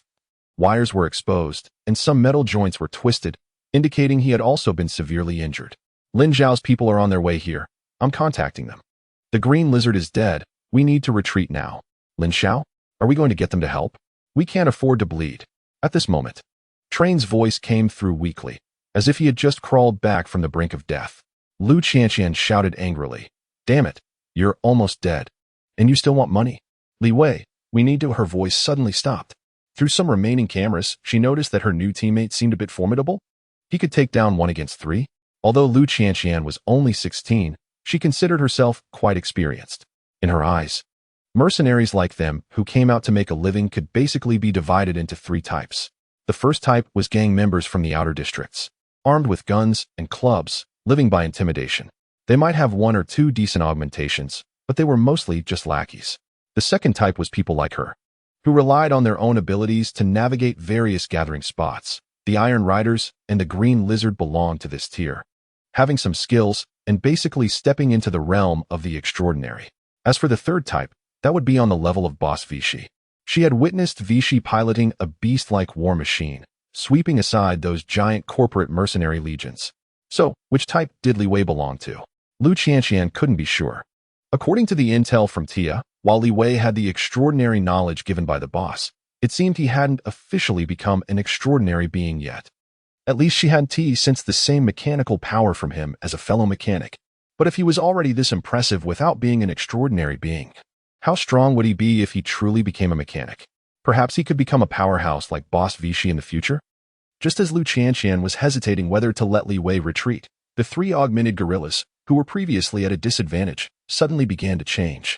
She saw small bumps rising on the backs of the augmented gorillas, resembling herpes, emitting waves of black mist. Then, 3 small bugs broke through the skin and began to mix together. The black mist grew thicker, engulfing the augmented gorillas. They decomposed and exploded, their flesh and machinery mixing together to form a 3-headed, 6-armed, 5-meter-tall flesh monster. It looked extremely horrifying, like a skinned rabbit. What is this thing? Model, flesh hybrid. Status, 7 emotions. Anger 1, Strength 3, Stamina 5. Controlled by Green Lizard. Level, 22. Attributes, Health, 1000. Strength, 37. Intelligence, 0. Agility, 21. Stamina, 5. Li Wei examined the panel and was taken aback when he saw this creature's nearly 40 points of strength. What is the Green Lizard up to? I don't remember him having this trick. Wait, 7 emotions? Isn't that exclusive to the 7-sided cult? Just as Li Wei felt that things were getting a bit deep, a punch swept through the smoke, hurtling towards him. A fist the size of a sandbag struck his chest, and in an instant, the flame wolf mech was sent flying, crashing through the wooden beams of the building. Such powerful strength. In the next moment, a loud bang echoed as the flesh and blood hybrid leaped high and jumped down from the rooftop, aiming to crush Li Wei with a devastating blow. Li Wei was startled and immediately twisted his body, rolling to the right just in time to narrowly avoid this fatal strike. Li Wei, be careful, someone shouted from a distance. The flesh and blood hybrid had already turned around, standing in front of the flame wolf. With both hands clasped together, it delivered a powerful strike that came crashing down directly towards Li Wei's head. It could be said that if this hit landed, he would be reduced to scrap metal. However, to everyone's shock, Li Wei actually caught it, grabbing the flesh and blood hybrid with both hands, his biotic tendons bulging, and the power core in his chest roaring. He braced against the hybrid's blow, a force far greater than that of the monster surging from his body. You think you're the only one with strength? Li Wei's eyes blazed with anger, his fighting spirit fully ignited, as he poured a total of 15 points of free attribute value into his strength, boosting it to 52 points. At this moment, the situation on both sides changed again. Even the massive weight of the flesh and blood hybrid was lifted by him and tossed away like garbage. Chapter 14. The 7-sided cult third brother. Something's not right in the red light district. A younger brother approached, standing next to the third son of the Lin Shao's family, looking somewhat uneasy. As one of the few extraordinary individuals in the Lin Shao's family, Lin Sen couldn't show any weakness in front of his subordinates. But to be honest, he felt quite anxious inside. Just a few minutes ago, he suddenly received news that someone was causing trouble in his territory, and he hurriedly brought his men to the red light district to see who dared to cause a scene here. However, when he arrived near number 34, the scene before him terrified him. Several buildings had been smashed with large holes, countless flames raging across the ground, and the brothel had been turned into ruins, with 2 blurred figures clashing passionately. What is this? I can hear the sound of fists from so far away. Just as Lin San was about to approach for a closer look, a 5-meter-tall monster was thrown out like a sandbag, crashing through the wall and landing on the concrete slab in front of him. The flesh and blood monster had very few intact pieces of flesh on its body. 2 yellowish-white vertebrae were exposed on either side of its neck, as if its head had been severed. There were similar marks under its armpits, clearly indicating that 4 of its 6 arms had been cut off. Yet, even in such a miserable state, Lin San could still feel the terrifying power emanating from it. Something that he, a minor ability user who could only play with fire, could not contend with. At that moment, a piercing sound of something cutting through the air came from afar, and several steel bars struck the remaining head like iron spears, instantly showering blood everywhere. And the flesh and blood monster fell silent. Lin San trembled as he turned around, only to see a figure in the distance, engulfed in flames. With claws that sliced through the air, its entire body charred black, slowly walking towards him like a demon from hell. Holy crap! Lin San immediately collapsed to the ground, the fierce killing intent making him stutter as he spoke. I am from the Lin Xiao's family. We mean no harm. Where are my two friends from the Lin Xiao's family? A hoarse synthetic voice came. Friends? Train, a smart machine, and a martial artist. It was then that Lin San remembered that their boss had mentioned earlier that mercenaries from the White Tower were causing trouble in the red light district and that he needed to keep an eye on it. They're fine. No problems at all. Miss Liu has contacted us. We've moved them to the family's safe house, 10 kilometers away from here. They'll be well taken care of. He quickly stood up and rushed to inform Li Wei that Train had already been taken to the safe house. Li Wei simply nodded without responding and left on his own. After Li Wei had been gone for a while, Lin San suddenly heard his subordinates shouting again. His legs went weak, and he slumped to the ground, realizing that he was drenched in sweat. It was now midnight, and after the earlier battle, not a single shadow remained in the red light district. But Li Wei was still here. He had things to do. It hurts. Li Wei walked slowly down the street. The streetlights dimmed, and his body was slowly auto-repairing, occasionally sparking. The earlier battle with the flesh and blood hybrid had dropped his health dangerously close to the 30 threshold. Although he had an advantage in strength and agility attributes, he still took several punches from the hybrid due to its high health. At one point, his communication module was knocked out, losing contact with his team. Relying solely on his claws to fight wasn't sustainable. Those who didn't know would think he was a muscle-bound martial artist. It seemed he needed to create some new equipment. Speaking of which, wasn't the Flame Wolf's body not in complete condition? There was still a skill, the Molten Body, that hadn't been activated. He wondered if he could activate it. Just as Li Wei was pondering how to enhance his combat strength, hurried footsteps approached from a distance. He looked up to see Train running towards him. Train was wrapped in bandages, with some bloodstains that hadn't dried yet. He looked worse for wear, with his components not fully repaired, causing sparks to fly as he ran. Li Wei, are you okay? How's your situation? Li Wei waved his hand, signaling that he was fine. Brotherly, you're so awesome. You actually defeated that monster. Is the Flame Wolf mech really that strong? Looking at Li Wei, Train couldn't help but marvel at the gap between them. The intelligent machines in the inner city were indeed powerful. He had been half killed by a cybernetic titan, and it was only thanks to Train that he managed to escape to the safe house. Yet Li Wei had managed to defeat a super-enhanced version of the cybernetic titan, which was unbelievable. Anyway, at least this job is done. Train, relieved that Li Wei was okay, felt a bit guilty for not covering his retreat earlier, fearing it might cost Li Wei his life, but now it seemed that Li Wei was much stronger than he had imagined. Just as the two were marveling at their newfound strength, Li Wei's sudden statement left them both stunned. No, the green lizard isn't dead. He's hiding in the basement of number 34. The green lizard isn't dead? Brotherly, that can't be right. He exploded like that. How could he still be alive? Rubbing his head, Train felt like he was listening to absurdity. Didn't the green lizard self-destruct when they first met? Li Wei couldn't explain the source of his information. He couldn't say he knew it from a past life, could he? After pondering for a long time, he revealed some intel. The green lizard is an ability user. His ability range is only 50 meters. I fought with the hybrid for a long time, so I can roughly deduce his location. Train gestured for him to continue, not doubting Li Wei's information, and said directly, then let's go take a look. We can't let him escape. A few minutes later, the three hurriedly made their way to the ruins of number 34. Train wasted no time. He gathered his strength, and the martial arts fluctuations began to manifest in his palms. After 30 seconds, the power reached its peak, and a wave of white energy erupted, shattering the rubble and the hidden door below. Level mission. Capture the green lizard has been completed. You have gained 50,000 experience points and 50 points of faction contribution. Li Wei's eyes flickered as he realized the mission had been settled. It seemed that the green lizard had been blown to bits by Train's Kamehameha. As the smoke cleared, the hidden passageway below was revealed, and the three descended. Soon, a mud-like corpse appeared before them. Approaching it, they examined the relatively intact head, faintly visible with a lizard tattoo on its face. Brotherly, is he dead now? Li Wei nodded and then casually dropped some new bombshells. This green lizard might have connections with the seven-sided cult. He was momentarily stunned, thinking his audio module was broken. He grabbed Li Wei's arm and confirmed, his voice a bit excited. The seven-sided cult? Those bastards who deserve to die? They came here? Li Wei was taken aback. He didn't expect such a strong reaction. The seven-sided cult, the main antagonist of version 10, had a massive influence, entrenched in several small countries in the south. Their doctrine was terrifying, and their fanatical belief in their leader, the seven-sided fool, led them to capture innocent civilians for blood sacrifices, nurturing the powers of the seven-sided fool. In return, the seven-sided fool would grant them various enhancements, but such enhancements often came at a heavy price. From both their methods and objectives, they could certainly be called the world's public enemy and a definitive villain. Train walked over, steadying himself, and explained to Li Wei that he had a blood feud with the seven-sided cult. Chapter 15. Spoils of War. Train patted him, signaling him to control himself and not to be angry at his own life. Realizing his hatred, he quickly let go of his hands, feeling a bit embarrassed.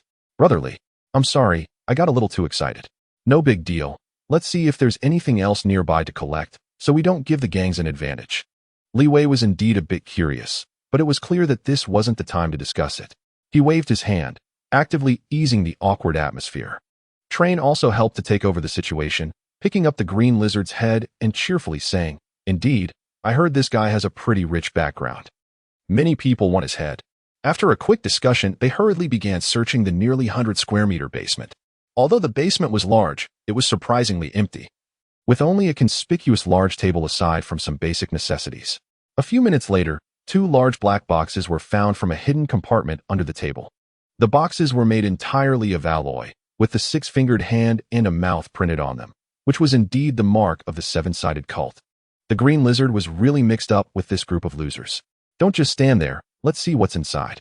Li Wei's claws flashed and instantly cut open the surface password lock of one box, revealing the contents inside. Inside were 20 rectangular gold bars neatly stacked, and the dark basement could not hide the brilliance of the wealth. 20 gold bars, 10 million credit points. We hit the jackpot.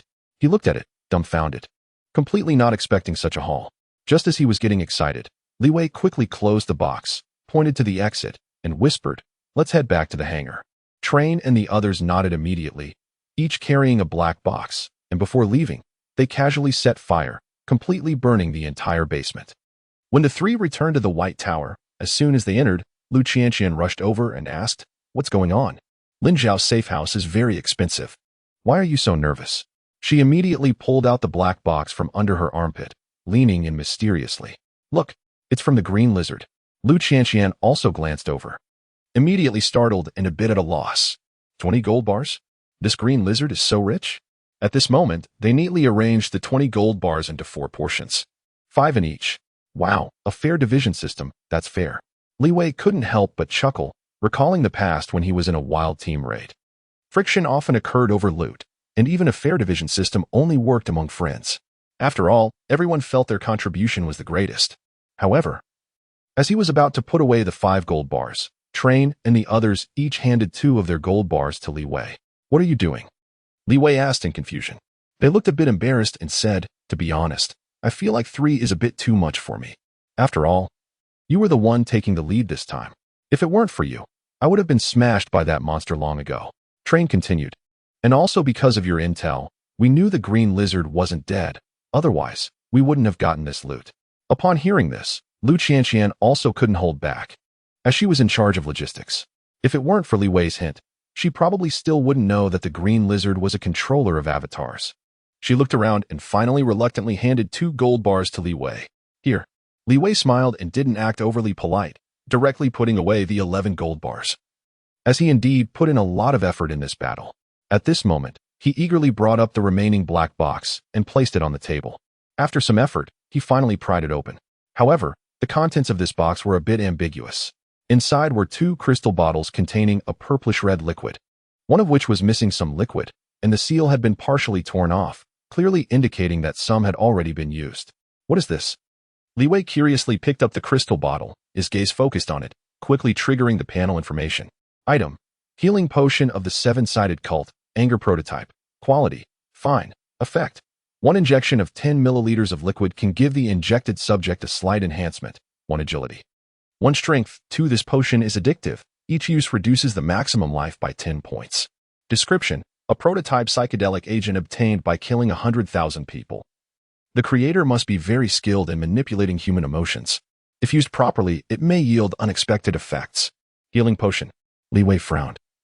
He was indeed unfamiliar with this item. However, he was very familiar with the subsequent versions of this unfortunate item. In the Seven-Sided Cult, every follower would receive the enhancement of the Seven-Sided Fool's abilities, but the price was losing one of the 7 emotions. joy, anger, sorrow, happiness, fear, disgust, and desire. With each lost emotion, the blessed individual would become stronger, but also crazier, while the healing potion was used to temporarily restore the emotions of the blessed, suppressing their madness. In the mid-stage of version 10, the seven-sided fool developed 7 different potions, each with different effects, but all were undeniably addictive, called healing potions, which were essentially drugs. Anger prototype. Li Wei furrowed his brows tightly. He never expected the green lizard would produce something like this. Judging by the plot, this prototype potion was extremely important, serving as a key means for the seven-sided fool to control the southern countries. Losing control of the anger potion might lead to an early outbreak of the cult's massacre night, but it would definitely reduce the level of chaos and weaken the cult's power somewhat. Conversely, if this potion was handed over to the cult, he could certainly join their ranks. In fact, in his past life, many red-named players allied with the cult and grew rapidly after gaining experience from slaughtering civilians. So, what should he choose? Ally with the seven-sided cult or stay with the Iron Cavalry? Li Wei had a premonition that this choice would lead him down a completely different future. He fell into deep thought. From a purely profit-driven perspective, going for the massacre was undoubtedly the fastest way to level up. But was this really what he wanted? Li Wei was uncertain, after all. This world was so cruel that he could easily say he wanted to survive, and no one would blame him. He looked at Lu Qianqian's frustrated expression, at the fresh bloodstains on train, and then at the 2 small gold bars handed to him. Forget it. This side seems to have a better view. Chapter 16. Stepping into the extraordinary. This should be some kind of ability potion, but it's not a good thing. Li Wei casually placed the potion aside and said in a deep voice, it might have something to do with the seven-faced cult. Hearing the name of the cult, Lu Qianqian felt a bit uneasy. Clearly, she had heard about the horrors of this group of extreme religious fanatics. We should report this to the boss. This is not something we can handle, she suggested. Li Wei nodded, tossed the potion back into the box, and after pondering for a moment, asked, does the Iron Cavalry have any sales channels? I want to exchange the gold for materials or extraordinary knowledge as soon as possible. At that moment, Tia, who had been silent, emerged from the water tank, her gentle voice flowing out as a blue light scanned the pile of gold bars. The White Tower offers this service. 10 grams of gold can be exchanged for 5 credit points. With 11 gold bars totaling 1,100 grams, you can exchange them for 550 credit points. This is the price list for items within the White Tower. Li Wei received Tia's information and began to carefully examine the supply list.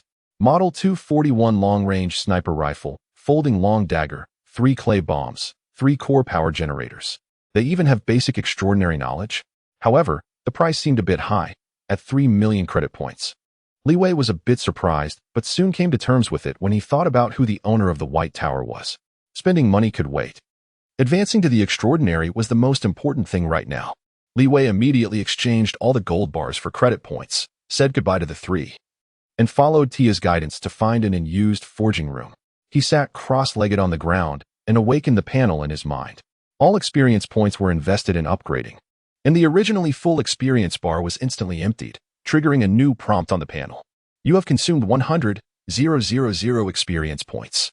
Current level, 15. Extraordinary advancement task has been triggered. Extraordinary trial. Mechanic. Task description. Your body has touched the limits of a mortal. One more step can lead you to the extraordinary, but extraordinary beings are not born exceptional. You still need to learn new knowledge. Task requirement. Learn 3 mechanical extraordinary knowledge. Task reward. Unlock extraordinary profession mechanic. You have learned low-level abandoned modification, basic mechanical production, basic network stealth. Advancement task has been completed. Do you wish to settle? Almost the moment the task appeared, the advancement task was crossed out, replaced by a golden completed status that could be settled at any time. Settle. Meanwhile, the panel flashed a lot of information. You have obtained a new profession, mechanic. You have obtained a profession specialty, low-level mechanical sensing, low-level mechanical sensing. Gain 15 times intelligence at the current level. Current stamina at level 15. Detected current race as nano-intelligent machine. Obtained racial skill. Nano-activation. Nano-activation. Non-nano-mechanical skills at level 3. Profession corrected. Current profession is nanomechanic. Current extraordinary rank has been updated. Level. Your stamina attribute has been changed to machine. You have comprehended the blueprint. Nano-intelligent machine. You have comprehended a new skill. Nanomechanical manipulation 1. Nanomechanical manipulation 1.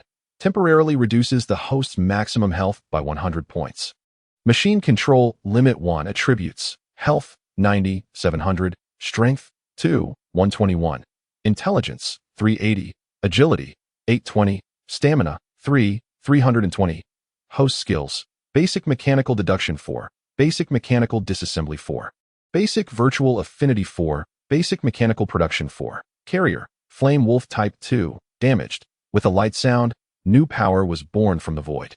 Li Wei felt his nano-body undergo a tremendous change.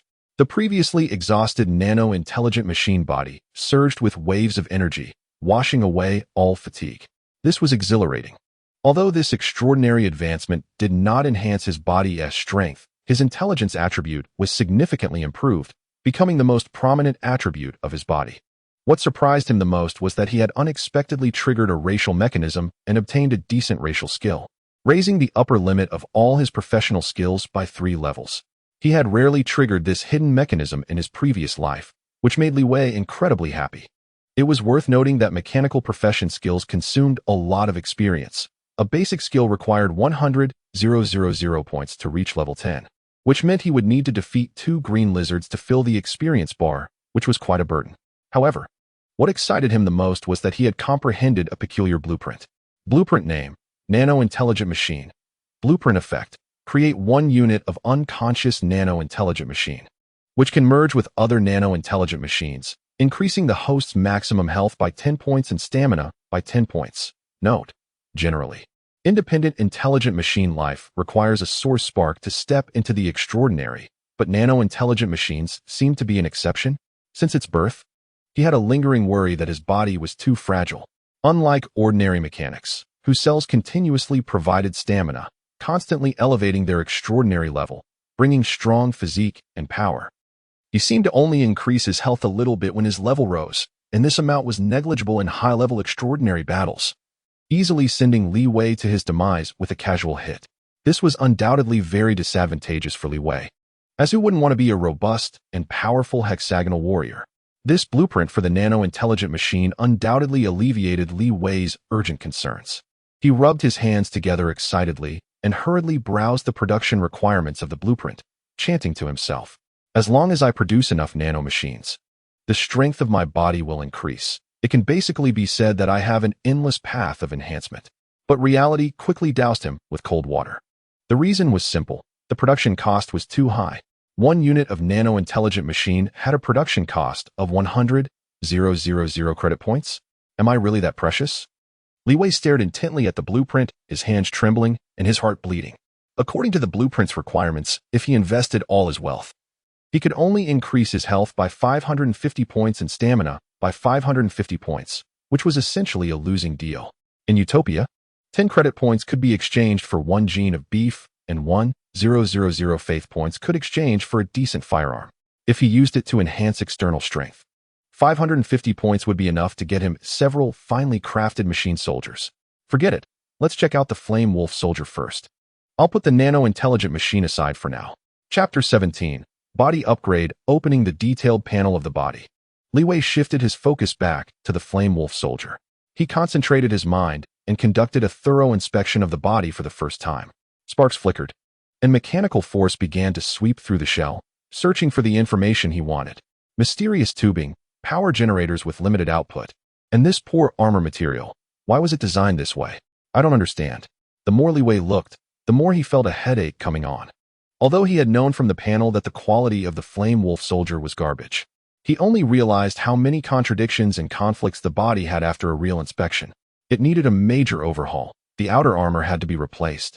The internal power generator needed repairs, and it would be best to enhance the virtual network firewall to compensate for his shortcomings. He also needed to deduce the blueprints to see if he could deduce the original blueprints.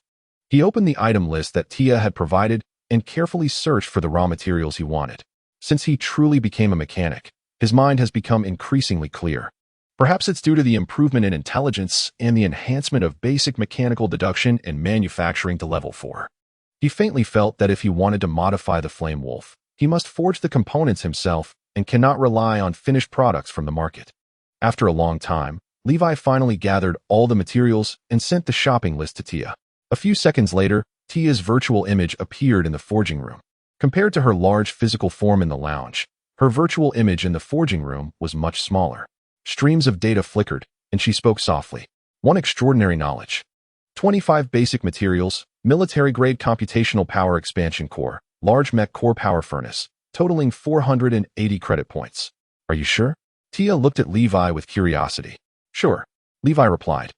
Tia said cautiously, no, what I mean is, we can also provide some finished cybernetic limbs or mechanical parts from Utopia, which would be much more cost-effective than you buying materials to forge them yourself. From the basic materials you've purchased, it seems you want to create a high heat-resistant outer armor. But Utopia has similar models available, and purchasing finished products could save over 100 credit points. She paused and continued to persuade him. Materials have always been a scientific challenge. Pouring money into it doesn't necessarily yield results. Please be cautious, Levi. Levi looked at Tia, of course knowing what she meant. She only thought he was reckless and wanted to burn money for fun since he had just become a mechanic. But he was not a foolish person. In his past life, he played as a mechanic. So how could he not know how risky it was to gamble on blueprints? Basic knowledge, advanced knowledge, high-end knowledge, ultimate knowledge, divine knowledge. There were a total of 60 types of extraordinary knowledge in the normal mechanical system. Moreover, this didn't even account for those unconventional and bizarre knowledge types. Such a complex combination of knowledge was astronomical. If a normal mechanic blindly gambled on it, forget about 550 credit points.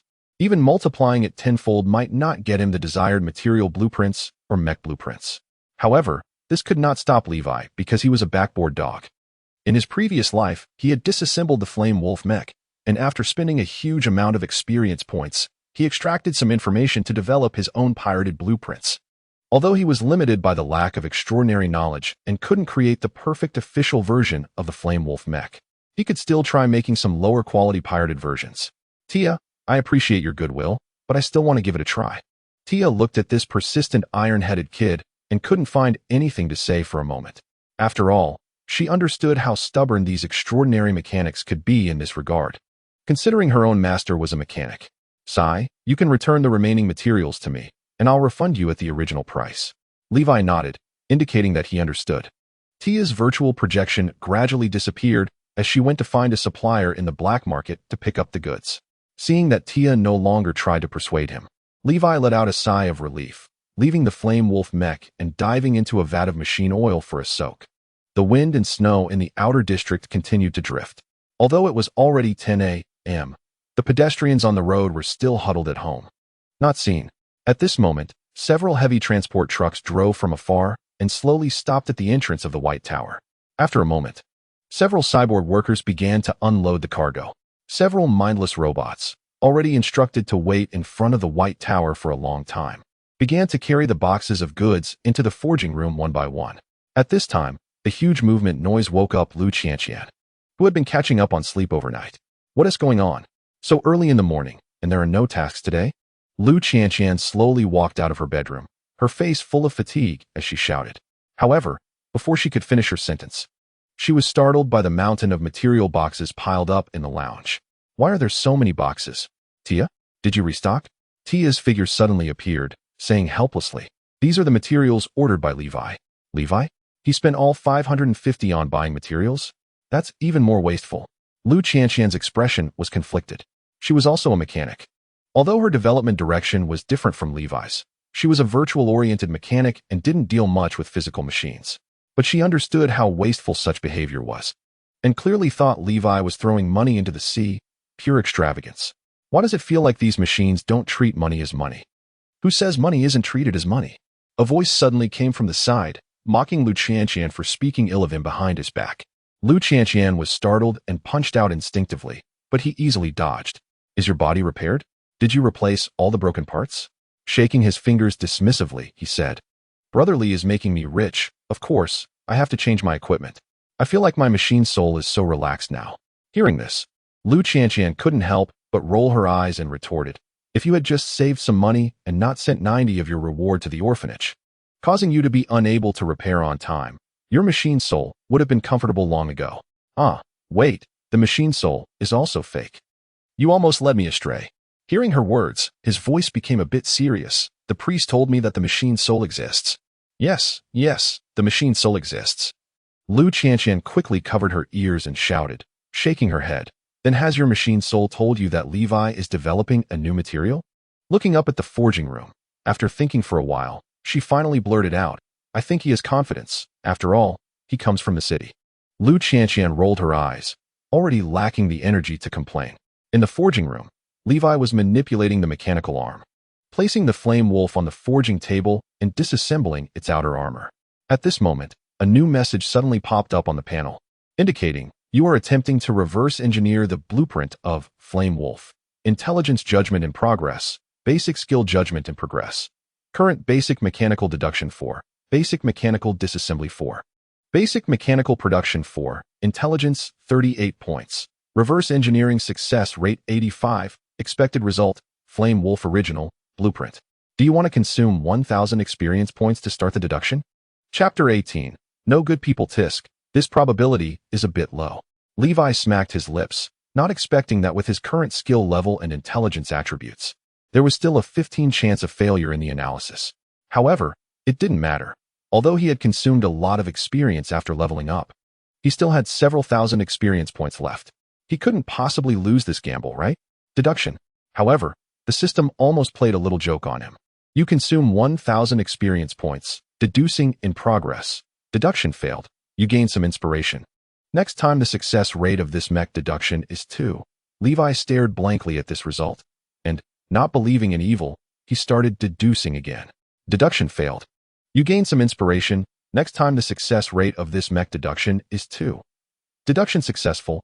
You successfully reverse engineered the blueprint of Flame Wolf, original. Gaining 3,000 experience points, completely consuming the 7,000 experience points in the free experience slot, with the support of a 99% success rate. Levi finally reverse engineered the blueprint of the Flame Wolf. Detailed information about the Flame Wolf mech flooded into Levi's mind, and at this moment, his understanding of this mech far exceeded that of its creator and modifier. But he wasn't the slightest bit happy. Instead, he felt very frustrated because he had never experienced such a failure before, especially not with a 99% success rate. I'm almost hitting the minimum guarantee. Forget it. There's no need to argue with this broken system. The important thing comes first. Levi calmed his emotions and began to examine the blueprint of the Flame Wolf. This time, his main strengthening target was to activate the Flame Wolf's molten body. In his previous life, he had fought against the Flame Wolf mech many times and had a deep impression of this core skill. This skill was a typical blood-burning attribute exchange skill, with the basic version allowing one to gain 1 attribute point for every 10 points of health burned. Every time the Flame Wolf pack ignited their flames and attacked like a meteor shower, he knew he was about to take a beating. Let me see. What was missing from the molten body? A powerful mechanical force began to emit waves, and the nanobody adhered to the control panel. As the energy started to influence the suspended mechanical arms along the lines, quickly and precisely disassembling the mech. Soon, the already damaged mech was taken apart, and compared with the blueprints in his mind, the problem was exposed. Vichy, are you even capable? Isn't this all your fault? What kind of nonsense changes are these? Didn't Werner design it well? Li Wei looked conflicted as he observed the two different design philosophies between the blueprints and the actual mech. The original designer, Werner, and Vichy's design approach were completely different directions. Vichy preferred refined manipulation, providing performance attributes that exceeded material limitations through meticulous design, simply put, aiming for sheer power. In contrast, Werner's approach was to use the molten body skill to burn his own body, gaining several times the attribute boost, and then slowly repairing the body through mech skills to compensate for health loss. It could be said that the design philosophies of the two were entirely different. Werner's was closer to the design of the Iron Core Monarch, and it was unclear who plagiarized whom. At this moment, Li Wei found himself in a dilemma. If he were to modify it, the mech's attributes might drop significantly. After all, he hadn't yet learned advanced mechanical extraordinary knowledge, and without the enhancement of mechanical passive skills, his craftsmanship would definitely be inferior to Vichy's. But if he continued down Vichy's path, the Flame Wolf would surely go off the rails, and it might be better to redesign a new mech altogether. After pondering for a while, he ultimately decided to modify the Flame Wolf based on the approach he remembered, as the final product would be guaranteed. With a few clicks, several mechanical arms extended, and boxes of materials were thrown into the furnace, then sent into a high-pressure environment, starting a unique forging and smelting process. The outer armor of the flame wolf was being smelted and shaped into a humanoid appearance. In front of number 34. Street of Ecstasy Bugs. In the red light district, a glamorous woman sat by a stone, savoring a cup of coffee, while a muscular man wearing a mask stood beside her, and several prostitutes who had been beaten and bloodied knelt at her feet. The woman took a sip of coffee and spoke with a sharp, piercing voice. Those mercenaries not only slaughtered the cybernetic titan, but also came back to kill the green lizard? Is that right? She stepped on a prostitute's face, grinding it down and knocking out a few of her teeth. The prostitute weakly responded, yes. Oh, is that so? Then who are they? The prostitute hesitated, unsure whether it was wise to reveal Li Wei and the others' identities, or rather, to betray them. After all, in the outer districts, apart from families that cherished their belongings, only those from the White Tower would heed their requests and seek revenge for free. The White Tower was the last remnant of justice for the poor like them. Looks like they're quite important, huh? Worth your life like this. She grabbed the prostitute and threw her into the air, then kicked her head, sending her flying 10 meters away, crashing into the wall and breaking her neck. Now, tell me who they are. The woman pointed at the other prostitutes on the ground, her voice growing more agitated. The other prostitutes were so frightened by the brutal scene that they could hardly speak, kneeling on the ground with blank expressions. Seeing that this group of worthless scum dared to ignore her words, her anger surged, and she was about to stomp down, using her martial arts energy to directly crush these worthless beings' internal organs. Just then, one of the children finally reacted, crying and shouting, "White Tower. They are good people from the White Tower." Oh, good people, huh? That's nice. Too bad we've never seen any good people. The woman slowly lowered her foot, a regretful expression on her face. The child looked up at her, fear evident in their voice. We all said it. We really did. Yes, I know. You can go now. Keeping promises is a virtue. She waved her hand, her expression calming, as if the murderous maniac from earlier was not her. Just as the few prostitutes were starting to feel relieved, they suddenly heard new words that felt like a death sentence from hell, making the girls fear once more. Too bad I'm just a bad person. I've never kept a promise. They looked up, only to see a fist wind howling past. A powerful force slamming them against the wall, their internal organs bursting, blood spraying, turning them into mush. Tanya, is it really necessary to kill them? They know nothing. The masked man's voice was low, like a long unoiled gear. Tanya tilted her head, looking at the masked man, her voice a bit excited. What? Does killing them make you uncomfortable? No. Good. Then let's go meet those good people. Chapter 19. I'm more awesome than before at night, inside the White Tower. Li Wei finally reforged the Flame Wolf mech. Several mechanical arms carefully placed the military-grade core computational expansion unit and the large mech core power furnace into the mech's chest. The activation conditions for the Flame Wolf's molten body were quite troublesome. It required a high-quality power furnace and all materials of the body needed to possess heat resistance. Therefore, this modification primarily replaced the wiring and outer armor with high heat-resistant materials, while also reworking the interior of the mech to accommodate the new computational expansion core and enhance the mech's virtual technology level. It is worth mentioning that during this mech modification, Li Wei also adjusted the humanoid appearance of the mech, changing its color scheme, removing the claws, transforming the wolf head into a hexagonal mask shape, and also equipping it with a high-quality molten cutting sword. Li Wei looked at the new body standing on the forged table, black with red trim, feeling quite satisfied. With a few movements, the nano-intelligence dove into the small control panel located in the chest of the mech. He gently touched the body panel. In an instant, the new data appeared. Name, Li Wei. Level, 15, 050000. Experience, 0. Free attribute points, 5. Attributes, Health, 901000. Strength, 2116. Intelligence, 380. Agility, 822. Energy, 3320. Carrier, Flame Wolf Modified Nano Intelligence Exclusive, Normal. Mech Skills, Slow Self-Repair 4. Virtual Network Resistance 4. Close Combat Specialization 4. Molten Body 2. Body Skills, Basic Mechanical Deduction 4. Basic Mechanical Disassembly 4. Basic Virtual Affinity 4. Basic Mechanical Production 4. Nanomechanical Control 1. Specialty, Low-Level Mechanical Sensing, not bad. I thought my attributes would drop a lot, but it only dropped 5 points in strength. And the other attributes even increased a bit, and my mech skills rose quite a lot. My craftsmanship isn't bad. Li Wei couldn't wait to click on the detailed description of Molten Body. Molten Body 2, Active Body Overload. For every 10 points of health burned. Increases any attribute by 15 points. Lasts for 15 seconds. After the skill upgrade, it seemed that both the duration and attribute points had increased. I wonder what the actual effect will be. He shook his head left and right, starting to look for a new target. Unfortunately, this was the forge room, filled with precious items, and the only relatively cheap thing was the alloy wall in the distance. At this moment, Li Wei's mindset was like someone who had just bought a crusher, wanting to crush everything in his home. He drew the molten cutting sword, twirled it, and then looked up at the wall, feeling a bit restless. How about a slice? A few seconds later, that cursed thought was finally suppressed deep within. Joking. He had just spent a large sum of money and would be poor again. If he really wanted to test it, wasn't there a testing ground next door? The black and red mech slowly sheathed its sword and pushed open the door.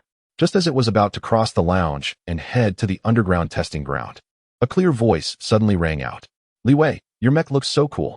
Lu Qianqian appeared out of nowhere, circling around Li Wei several times, her eyes flickering. She reached out her small hand and gently tapped Li Wei's chest, the sound echoing deep and heavy. Did you use the new materials you made? How's the effect? Li Wei thought for a moment and simply replied, I'm more awesome than before. TCH, you're just bragging.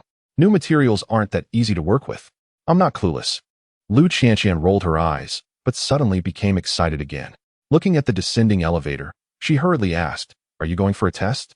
Why don't I call He Train over? Real combat is more effective. All right. A few minutes later, He Train was brought to the underground testing ground. Fortunately, as an intelligent machine, he wouldn't face any major issues as long as his energy core remained intact. The broken tubes and components could just be replaced. However, He Train had a bit more trouble.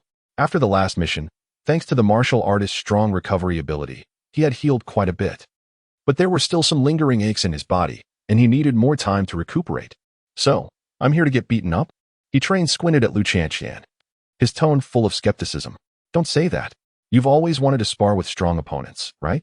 Li Wei is strong. Lu Qianqian clasped her hands over her abdomen, her gaze wavering, her words full of guilt. Clearly, her intention to watch the excitement had been seen through by He Train. He Train curled his lip and said nothing more. Instead, he took a giant alloy sword from his backpack and walked into the testing ground, warming up. Come on, Li Wei, let's have a match.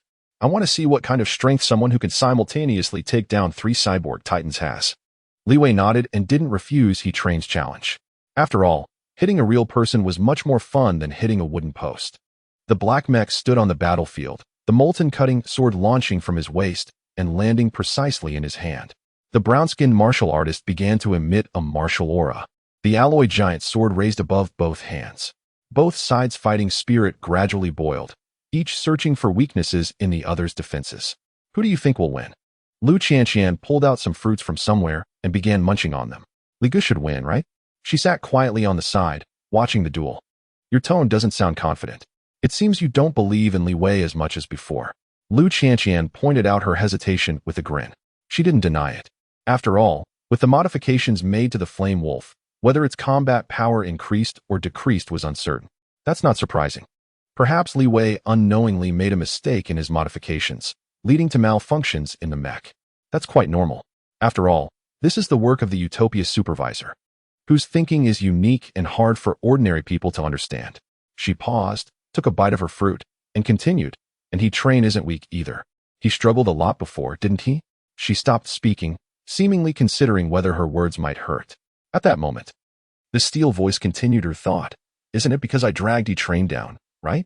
He had already picked up on Lu Qianqian's implications. In the frontline trio, he was the only one without self-defense capability. Once he got into close combat, he would need his teammates to come to his rescue, or he would be dismantled in 10 minutes.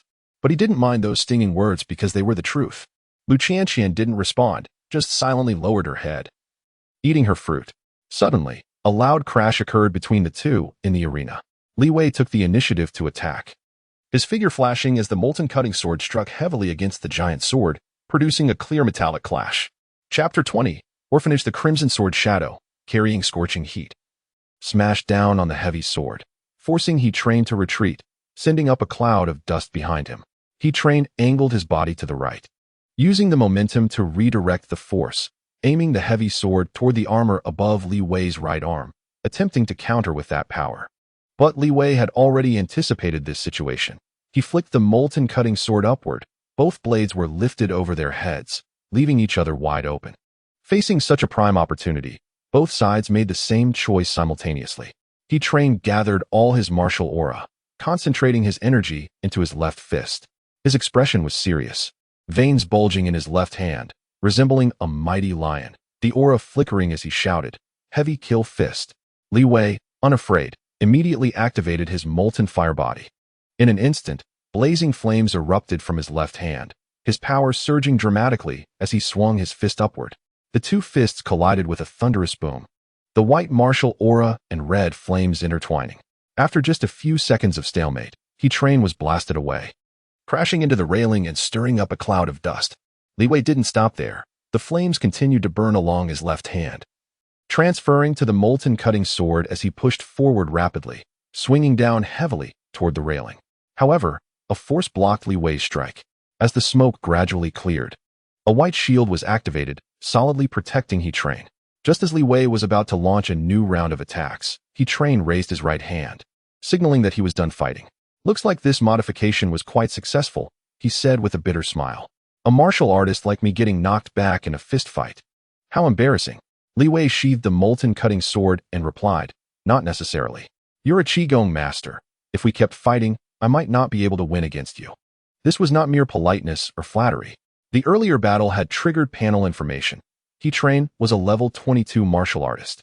Although his three-dimensional attributes were generally around 20 points, his energy was an astonishing 80 points, higher than the sum of his other attributes. The characteristic of their profession as Qigong masters is that their attributes are generally low, but their energy attribute is very strong, allowing them to use various skills for additional boosts. From Li Wei's perspective, Li Zhun had a pretty comprehensive skill set, with over 10 skills, including meditation to recover energy, healing techniques to restore health, and long-range attacks like the Qigong cannon. However, the most he had were shield defense techniques, with 8 kinds in total. It could be said that Li Zhun was actually very durable. Even during the previous encounter with the green lizard, he likely would have only sustained light injuries from recklessly charging into a building. "I'm just very good at taking hits, not as strong as you." Li Zhun leaned on his heavy sword, dusting off his pants. Losing to someone who came after him didn't evoke much emotion in him. He appeared quite open-minded. "I thought you guys would fight for a long time."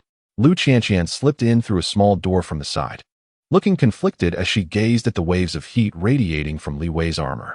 She found it hard to believe that Li Wei had truly succeeded in his research, and it seemed to be a great success. She reached out and patted Li Zhun's forearm, then pointed at Li Wei. "What do you think? What to evaluate? My feelings after being knocked back? Didn't you see I lost in a fistfight?" Li Zhun's extremely nonchalant words made Lu Qianqian feel an urge to complain. She had been partners with Li Zhun for a long time and had never seen him this laid back before. At this moment, she patted Li Wei on the shoulder and asked, "The task quantity for this month can be reported. Li Gu, what are your plans next?" "Plans? I should probably go to the central black market to look for some commissions." In his memory, there was a wandering merchant named Morpha in the central black market. This guy had a mechanical system player task that could only be accepted by completing a series of map-running quests. After finishing these tasks, Morpha's favorability would increase, ultimately rewarding the player with a piece of rare knowledge called artificial intelligence. Learning this rare knowledge would grant a low-level specialty called advanced mechanical forging techniques. Although this specialty is classified as low-level, it is essential for every player to learn, and its effects can rival those of a mechanical profession skill.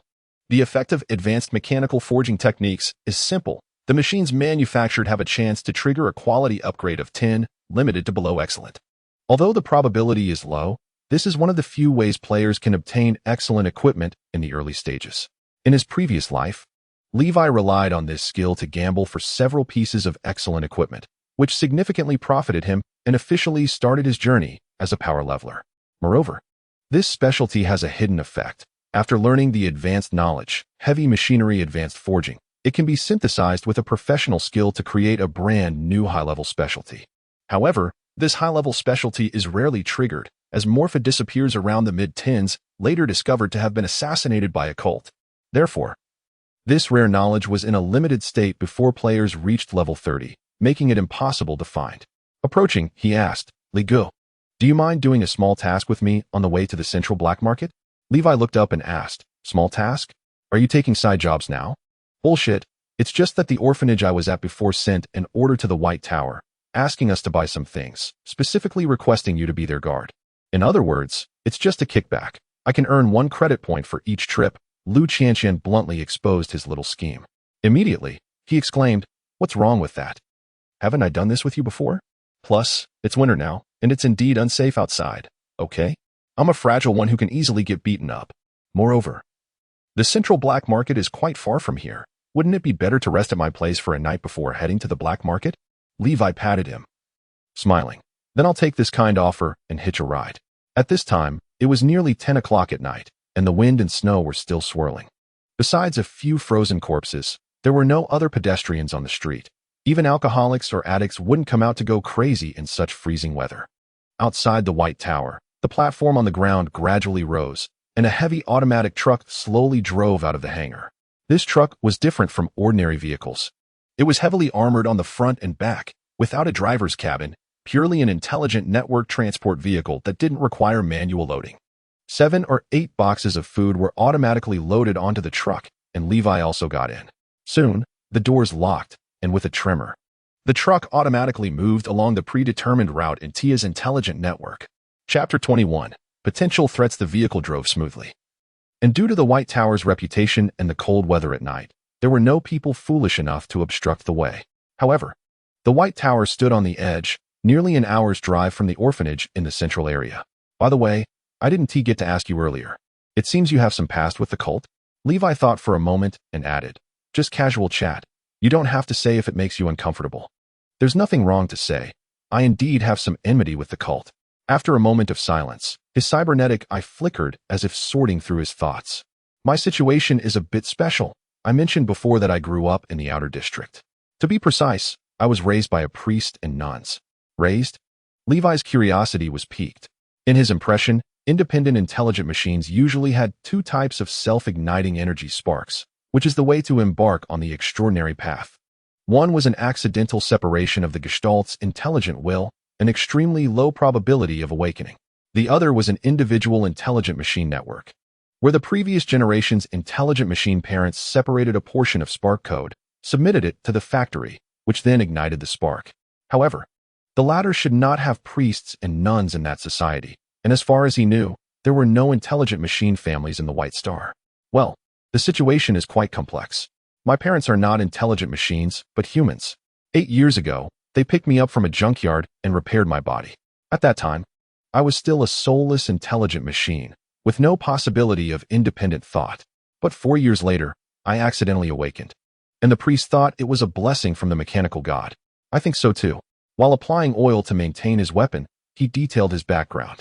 Levi didn't interrupt, quietly listening to his narrative. A few seconds later, his muffled voice continued. My parents, the priest and the nun, are good people. They firmly believe in conscience and have adopted many children. But this adoption soon caught the attention of a human trafficking organization. In their eyes, it obstructed their business.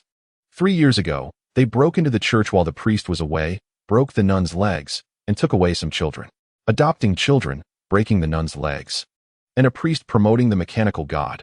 This sounds familiar, as if I've heard it somewhere before.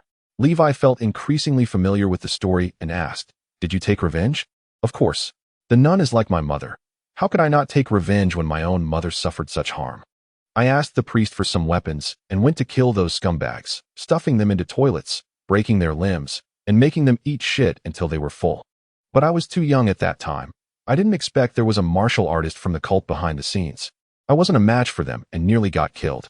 The priest spent a lot of money to persuade some people from the Lin Shao to rescue me. But that woman from the cult was very strong, able to take on all of us. If it weren't for Boss Vichy passing by, I would have been dead long ago. Pausing, he self-deprecatingly added, if I had been more careful and patient for a few more months, I might have been better prepared. So I wouldn't have had to sell half the church. Unfortunately, after I joined the White Tower and worked hard to exchange for a new set of equipment, I could no longer find that woman from the cult. But over the years, I have made progress. At least now I have the confidence to fight them evenly. Levi suddenly understood. No wonder he was so excited when he said that the green lizard might have something to do with the seven-sided cult. It turned out there was a grudge against his mother. Of course, it was also possible that he was afraid that woman would come back for revenge, killing their whole family. After a few breaths, Levi casually asked, "The church you mentioned is that orphanage. What's its name?" "Oh, that? It's now called the Oilman Orphanage." Upon hearing this, he scratched his head and added, "It used to be called the Thousand-Tooth Sanctuary." Thousand-Tooth Sanctuary? Levi's eyes suddenly narrowed. He never expected fate to play such tricks, such a coincidence. The wandering merchant Morpha he wanted to find came from this orphanage, and in that super long quest chain. Morpha had sent players multiple times to excavate the ruins of the Thousand-Tooth Sanctuary. Moreover, based on some details discovered by players, Morpha was likely the priest of the Thousand-Tooth Sanctuary.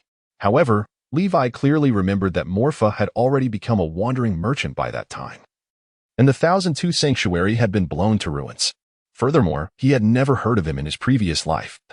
He thought it was perhaps due to his lesser fame not reaching players' ears, or he had gone to other cities. Now it seemed that the Thousand-Tooth Sanctuary was likely to encounter misfortune in the future, even facing disaster.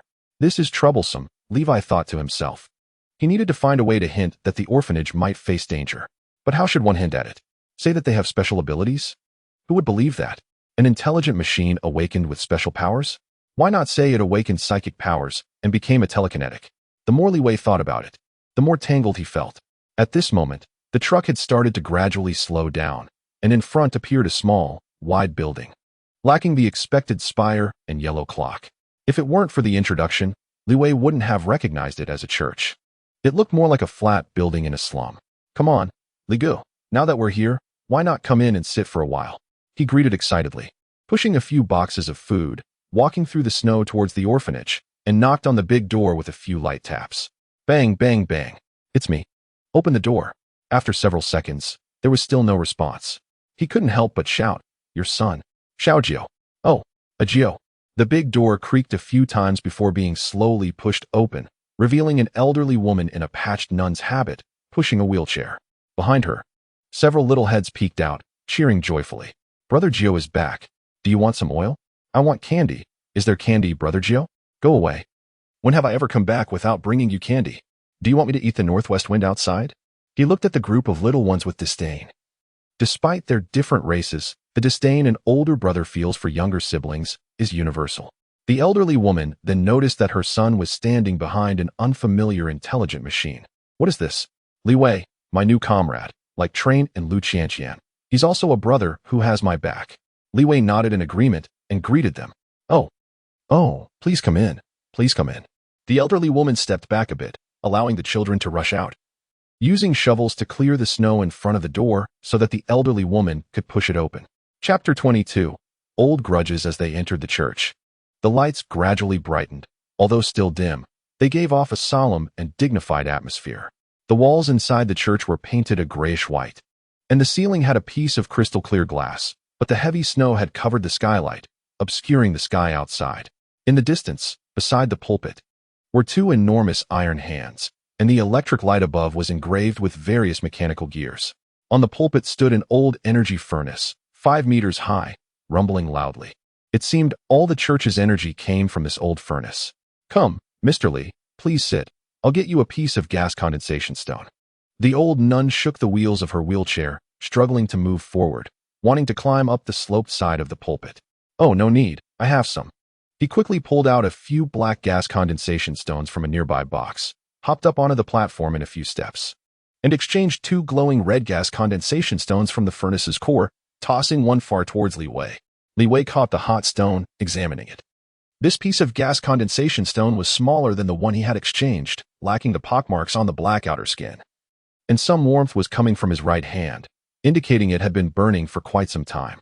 However, was this small church still using gas condensation stones? Li Wei vaguely remembered that this kind of thing was polluting. During the first half of the burning process, it would release a harmful gas, carbon monoxide, which could easily cause accidents. It had long been eliminated in Utopia. "Ah, I told you not to throw gas condensation stones around. Why won't you listen?" Seeing this dangerous action, the old nun picked up her cane from the wheelchair and tapped the platform lightly, indicating this wasn't the first time such an incident had occurred. "What's the big deal?" He carelessly opened the auxiliary furnace on his abdomen and stuffed the gas condensation stone inside. He then looked up and noticed Li Wei's stunned expression. suddenly realizing that not all intelligent machines had auxiliary combustion energy furnaces like he did. Sorry, Li Zhun, I didn't know you didn't have an auxiliary combustion furnace. I'll pack a set of fine gears for you next time. Li Wei immediately waved his hand. No need. The components of this body are a bit special. It's quite troublesome to modify. You didn't even tell your family in advance. Not even a welcoming gift. How rude. At this point, the old nun shook her wheelchair and tapped the heel of her foot with her cane, seemingly dissatisfied with her son's carelessness. Oh, Li Gu just came from the city to the White Tower yesterday. It's normal not to know. I'll understand next time.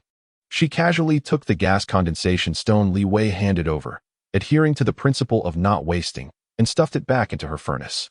Just as she wanted to continue boasting with Li Wei, several children suddenly walked over from outside, their faces pale and trembling, as if they were scared of something. Gio. Brother Gio, they have come back. They?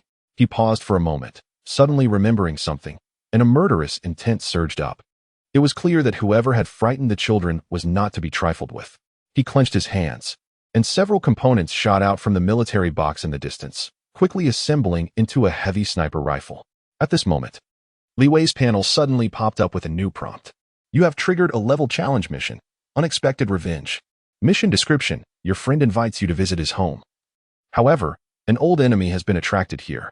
As a member of the Iron Riders, you need to make your choice. Mission objective. Hold out until reinforcements arrive. 30 minutes remaining. Unfinished. Protect the orphanage. Unfinished. Special mission requirement. Confront Tanya. Damage caused 0. Mission reward 100. Faction reputation 80. 000 experience. Hidden reward. Oh no. Li Wei's heart tightened. The research city was 10,000 miles away from the church's headquarters. He thought the opposing side wouldn't have much power here, but he never expected their reach to be so long and revenge to come so quickly. Moreover, the difficulty of the mission was level. This was not only harder than the level tasks of the Green Lizard, but also a challenge mission.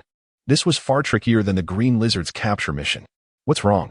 The old nun looked puzzled, not knowing what was happening or why her son and his comrades suddenly took on such a combat stance. Li Wei casually patted a little friend's shoulder. His voice still gentle. Can you all take the nun inside for me? Seeing that the child wanted to say something, a cold voice from the side interrupted. Be obedient. Okay. As the children gradually moved away, entering the tunnel, their expressions became complex. He kicked open a hidden box by the door and tossed several blue and white single-person shield launchers to Li Wei. Li Gu, I didn't expect to drag you into this. If it really doesn't work, you should run. What? Weren't you the one who said to be prepared? I was prepared, but... Extreme measures? For example, burying a super bomb under the orphanage? He froze. Clearly, he hadn't expected Li Wei to see through his so-called 50-50 plan so quickly. Li Wei waved his hand, drawing out a cutting sword from his waist, striding towards the door with determination. Don't worry about it. We all split the gold bars. We are comrades who have faced guns together. Surviving is victory. Go find a high point. I'll guard the front door. Okay. The snow continued to fall. But compared to the warmth of reunion, the atmosphere outside the door was now filled with a murderous intent. In the distance, two unwelcome guests stood, one in front and one behind. In front, a tall, glamorous woman dressed in pitch-black single-person armor was cracking her knuckles, ready to smash the door open and force the two little mice from the White Tower out to die. Behind her, a masked figure casually tossed out several drones, blocking the orphanage's communications, preventing Lu Qianqian from receiving the distress signal in time. At this moment, the door of the orphanage was pushed open, and Li Wei, wielding a large sword, walked directly towards Tanya.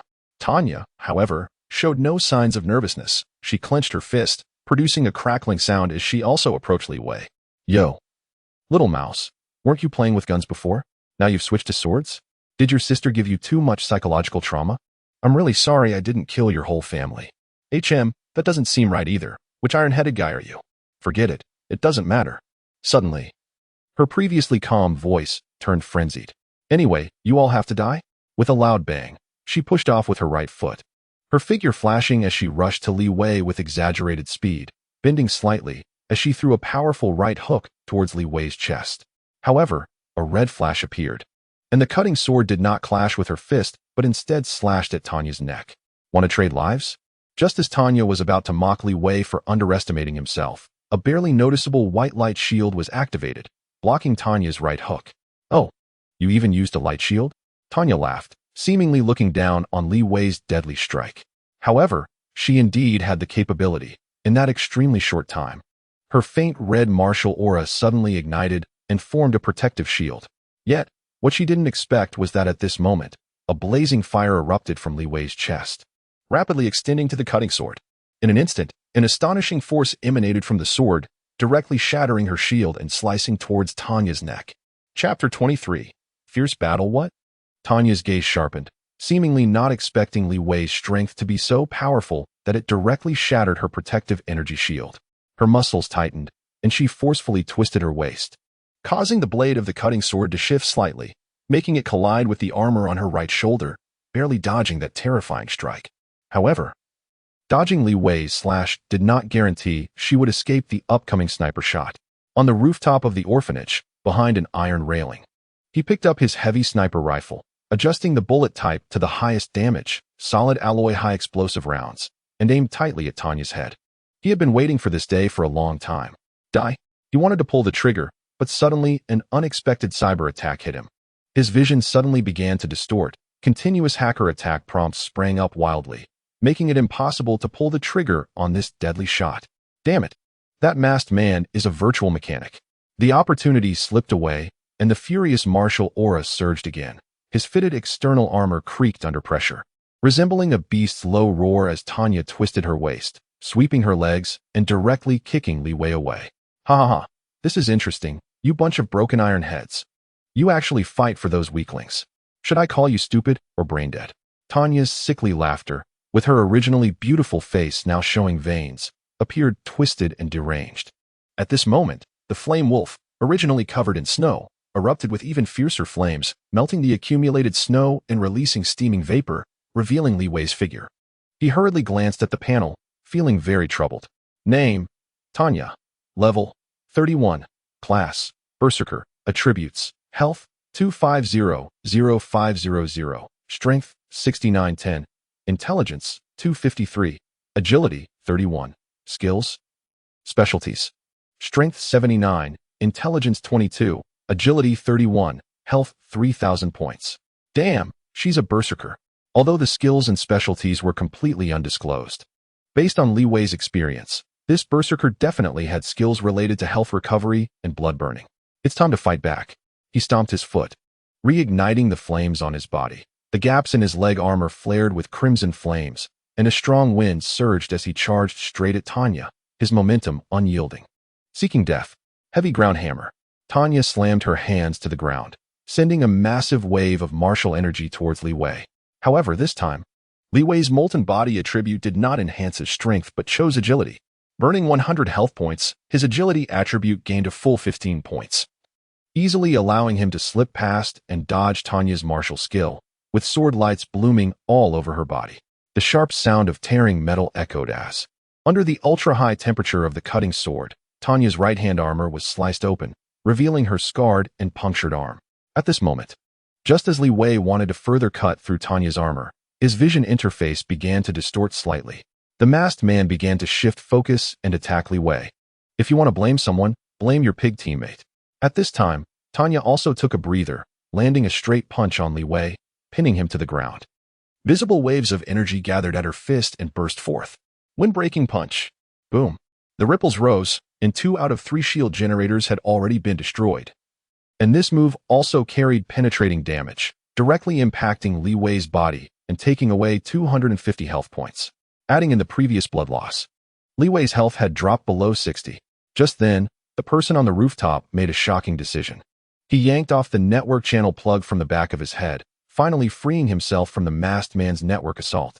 He quickly grabbed a rocket launcher, loading it into the sniper rifle, ready to shoot at the 2 fighting below. Tanya, move. The masked man's voice suddenly rang out, warning Tanya. Get lost. However, how could the berserker, blinded by rage, listen to anyone else's words? The rocket shot out, hitting Tanya squarely in the back, tearing apart her armor and exposing her scorched back. At this moment, the masked man had no time to think. He not only did not attempt to attack again, but also focused entirely on suppressing Li Wei, hoping Tanya could kill Li Wei quickly and then deal with the aftermath. However, He was surprised to find that his control only lasted a mere 3 seconds. It seemed his network invasion had a very weak effect on Li Wei, failing to achieve the intended result. At this moment, a change occurred.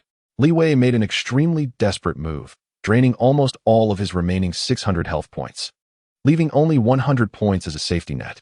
In an instant, Li Wei's strength surged by another 75 points, breaking the 100-point barrier and reaching an astonishing 112 points.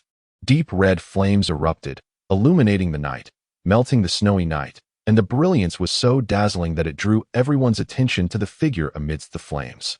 In an instant, the fire sword reappeared, severing the berserker's right arm and sending it flying into the air.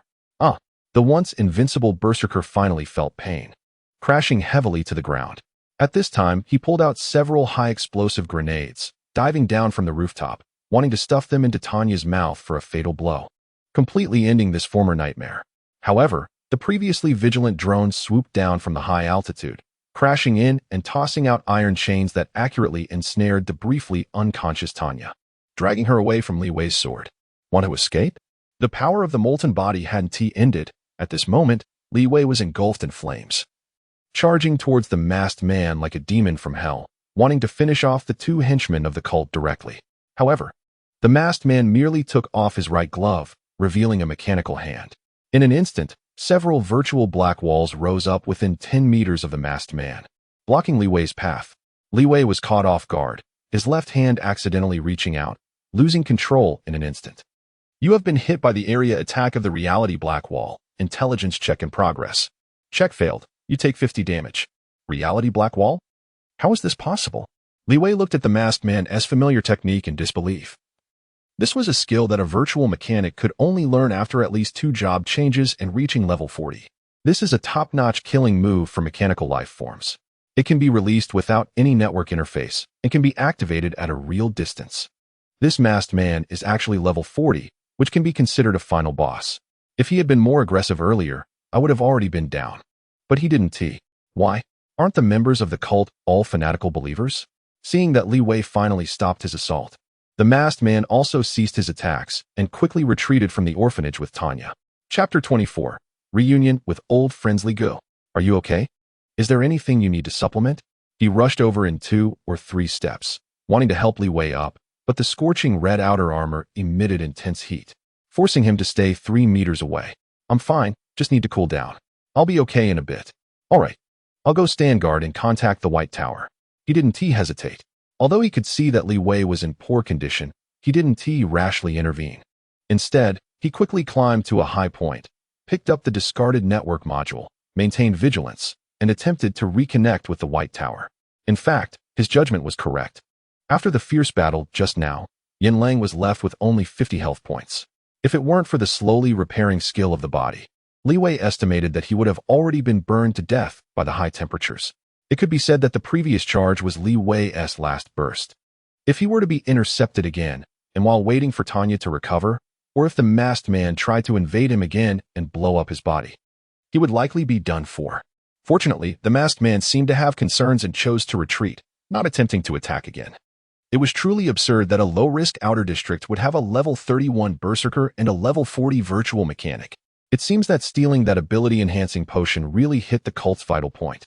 The cold wind howled, and the scorching red body began to cool down, emitting heat that melted the surrounding snow into puddles. Li Wei shook a bit and couldn't help but slump to the ground, causing some ripples. At this moment, the task panel suddenly flashed with a new prompt. You have completed more than half of the unexpected revenge task objectives for the level challenge. Would you like to settle? Li Wei tilted his head and noticed that the task to defend the orphanage was flashing with golden light, indicating that he could now enter the settlement phase. The waiting support task had also been reduced from an initial 30-minute time limit to 10 minutes, indicating that he had already contacted Lu Qianqian. The special task objective of heavily injuring Tanya had reached a total damage of 41. Wow, this berserker is too tanky. I chopped off her arm and took a rocket hit, yet I only took away 40 of her health? Is this for real? How many specialties do you have? A monster with such a high challenge difficulty is only level? Li Wei couldn't help but feel troubled at this challenge progress. Not directly killing Tanya this time would mean an added layer of threat when moving in the outer districts. Who knows when this madwoman might pop out and stab him? He had to get stronger. He was indeed too weak right now. The shadow of death gradually loomed over his heart, and the desire to pursue strength began to sprout within Li Wei. There was no doubt that he had now made it onto the cult's hunting list, and he would surely face their endless pursuit in the future. Moreover, he was a mechanical life form they despised the most. Only death could stop this hunt between them. Just as he was contemplating how to rapidly enhance his combat power with the resources at hand, some noise suddenly came from behind him. Li Wei turned around and noticed that the door of the orphanage had suddenly opened, and an old priest with trembling hands walked out, holding a heavy machine gun. Though he looked intimidating, his hunched back and labored breathing revealed his frail age. "Ajio, are you okay?" The old man seemed somewhat visually impaired, mistaking the lying Li Wei for someone else. At this moment, he quickly jumped down from a height and hurried to the old priest's side, asking sternly, "Didn't I tell you not to come out? If we haven't driven away the cult, aren't you just coming out to die?" The old priest lowered his head, saying nothing, remaining silent. "Don't blame your family for loving you. Maybe your father just wants to help us collect the bodies." Li Wei walked over and patted the old man's shoulder. He could tell that although the old priest was a bit reckless, he might have made up his mind to seek revenge for his son. "Li Gu, your mouth is too sharp." Sighing, he turned and walked aside, sinking into silence. Seeing his dejected expression, it would be perfect if he could light a cigarette now. "Who are you?" The old priest raised his head. He didn't remember the orphanage having such a powerful mechanical life form as a friend. "I know. He is Jiu Gu's friend, named Li Wei. He just chased that woman away. He is so strong." With one slash, he cut off that bad person's arm. It's a pity Jiu Gu didn't perform well. Otherwise, with Li Ji's one strike, everything would have been settled. Several children wearing steel helmets jumped out from behind the old priest, pointing at Li Wei with admiration, their eyes sparkling. Hearing the children's innocent words, Li Wei couldn't help but feel a bit embarrassed. Although they had the upper hand in the battle earlier, cutting off Tanya's 60 health with one strike was indeed an exaggeration. No, that's too exaggerated. He secretly pointed at the sulking old priest, and the children immediately understood his meaning, rushing to his side to comfort him. "Jiu Gu, you are also very strong. Don't be angry. We're sorry, Jiu Gu. We shouldn't have ignored your words." The children pleaded, and although there was still no response, based on Li Wei's observation, the core furnace temperature of this kid had risen a few degrees, indicating that his mechanical spirit was quite pleased. "Ahem, Mr. Li, I really appreciate your help. The wind outside is too strong. You should come in and sit down. I understand the rules of the road. I will definitely do my best to compensate you." The old priest coughed a few times, took off his respirator, revealing wrinkled skin and half a metal face. Just as Li Wei had guessed, the wandering merchant Morpha he remembered was indeed the priest of the Oilman Orphanage. Just as Li Wei was pondering how to obtain Morpha's extraordinary knowledge, a bright red and white light suddenly illuminated the courtyard, and the roar of engines echoed in the sky. A mobile fortress, nearly the size of 2 level 3 soldiers, was hovering in the air. "Are there still enemies?" Li Wei's heart tightened, and just as he was about to take a combat stance, a familiar lazy voice came from the communication channel inside the White Tower. "Don't be nervous, it's me." The circular hatch under the fortress suddenly opened, and a short figure wearing a long white coat that hadn't been changed for years landed heavily on the ground, kicking up some snow. "You look just like the police in the movies." Li Wei squinted, looking at Vichy, unable to help but make a sarcastic remark. "I actually arrived quite early. I just activated the fortress's stealth mode to prepare to fish for the cult. Unfortunately, you were busy facing that berserker head-on and didn't notice me." Vichy shook his grayish-white long hair and then turned his gaze to Morpha, his tone becoming somewhat serious. "It's been a few years since we last met, right, Doctor?" Morpha. Chapter 25, The Dark Side of Utopia. Wow. So you were just hanging around watching the show? No wonder this challenge task even produced 2 high levels. And the challenge difficulty was only level. It turned out to be you lurking at the edge. However, that was the main point. The main point was, why was this wandering merchant Morpha referred to as a doctor by Vichy? Li Wei couldn't help but glance at Morpha again. In his memory, although Morpha possessed extraordinary knowledge, he shouldn't be closely related to the main storyline. Considering he died in the mid-10s, he shouldn't be a key figure, right? Vichy didn't notice Li Wei's small movements. She just stared at Morpha, her expression unchanged, as if she were really just meeting an old friend after a long time. However, Morpha seemed a bit taken aback. He steeled himself and greeted Vichy. "Dr. Vichy, long time no see. Has it been 50 years? You seem to have undergone another transformation." I'm really envious, teacher. Vichy interrupted Morpha's awkward greeting and directly stated the answer he most wanted to know. The Guardian's opinions do not represent my own. Your defection has nothing to do with me. I'm not here to capture you. I'm just amazed by the coincidences of fate. I never expected that not only did you survive, but you also managed to hide under the Guardian's noses for so many years. The strange conversation left everyone present feeling bewildered. The children completely couldn't understand the dialogue between the two and were shocked to learn that their father had once been a disciple of their boss. The most excited, without a doubt, was Li Wei. As a seasoned player, he sensed the aura of a hidden quest, and it seemed that this quest involved the highest authority of Utopia. The Guardians. It must be a world-level quest, right? Moreover, based on Vichy's words, it seemed that in his previous life, until Morpha died, he had not met Vichy again. The reason for the current situation was likely that he had attracted Vichy's attention to this small chapel. Just as Li Wei was pondering how to speak up and induce Vichy to give him a quest, Morpha spoke up again. Dr. Vichy, no, teacher, I have a request. He took out an 8-digit metal box from his bosom, carefully wiped off the dirt on it, and handed it to Vichy. Teacher, for the sake of our past teacher-student relationship, could you? Vichy raised an eyebrow, her expression somewhat complex. This item seemed to evoke memories for her. After a moment, Vichy curled her finger, and the blue mechanical force flickered slightly. The box did not fly into her hand. Instead, it landed in Li Wei's hands. It's more suitable for him. After saying this, she immediately turned around and walked toward the fortress, showing no desire to explain. Li Wei looked at the coated metal box in his hand, then glanced at Morpha, feeling a bit at a loss. It wasn't that he didn't know what this thing was, rather, he understood very well what was inside the box. Wasn't this the strange knowledge he had always wanted to acquire from Morpha? Faced with this unexpected surprise, Li Wei felt a bit conflicted, as if he were solving a mathematical fill-in-the-blank question. Although his conditions for solving the problem were wrong, and the process was incorrect, he filled in a 0 for the answer, and it matched up. Rounding it off, he should get 10 points. At this moment, Vichy's lazy voice came from afar. Li Wei, the chapel cannot maintain your self-made body. Implicitly, she was telling him to go to Vichy's fortress for maintenance. The confused Morpha immediately nudged Li Wei and pointed at the massive mechanized fortress. Brotherly, the boss is treating you. Hurry up. You won't find this place again once you miss it. I'm not injured. I can just find something in the chapel to maintain it. He clearly saw that Vichy had some things she couldn't conveniently say in front of everyone, and was afraid Li Wei wouldn't understand Vichy's hint, so he shouted loudly. The mechanized fortress was different from conventional transport aircraft. Compared to armed helicopters, it was more like an aircraft carrier. It was fully equipped with supplies and rich in equipment, possessing not only a powerful energy shield and artillery firepower, but also the maintenance and forging functions for mechanized soldiers. Before mastering advanced mechanical knowledge and high-density material compression, such a large-scale aerial fortress was basically the standard combat form for mechanics. One could say that, before age 30, the number of aerial fortresses could intuitively reflect a mechanic's foundation and strength, as the mechanical profession was a money-burning, extraordinary career. At this moment, Vichy took off her white lab coat and lay directly on the sofa like a dreamless salted fish.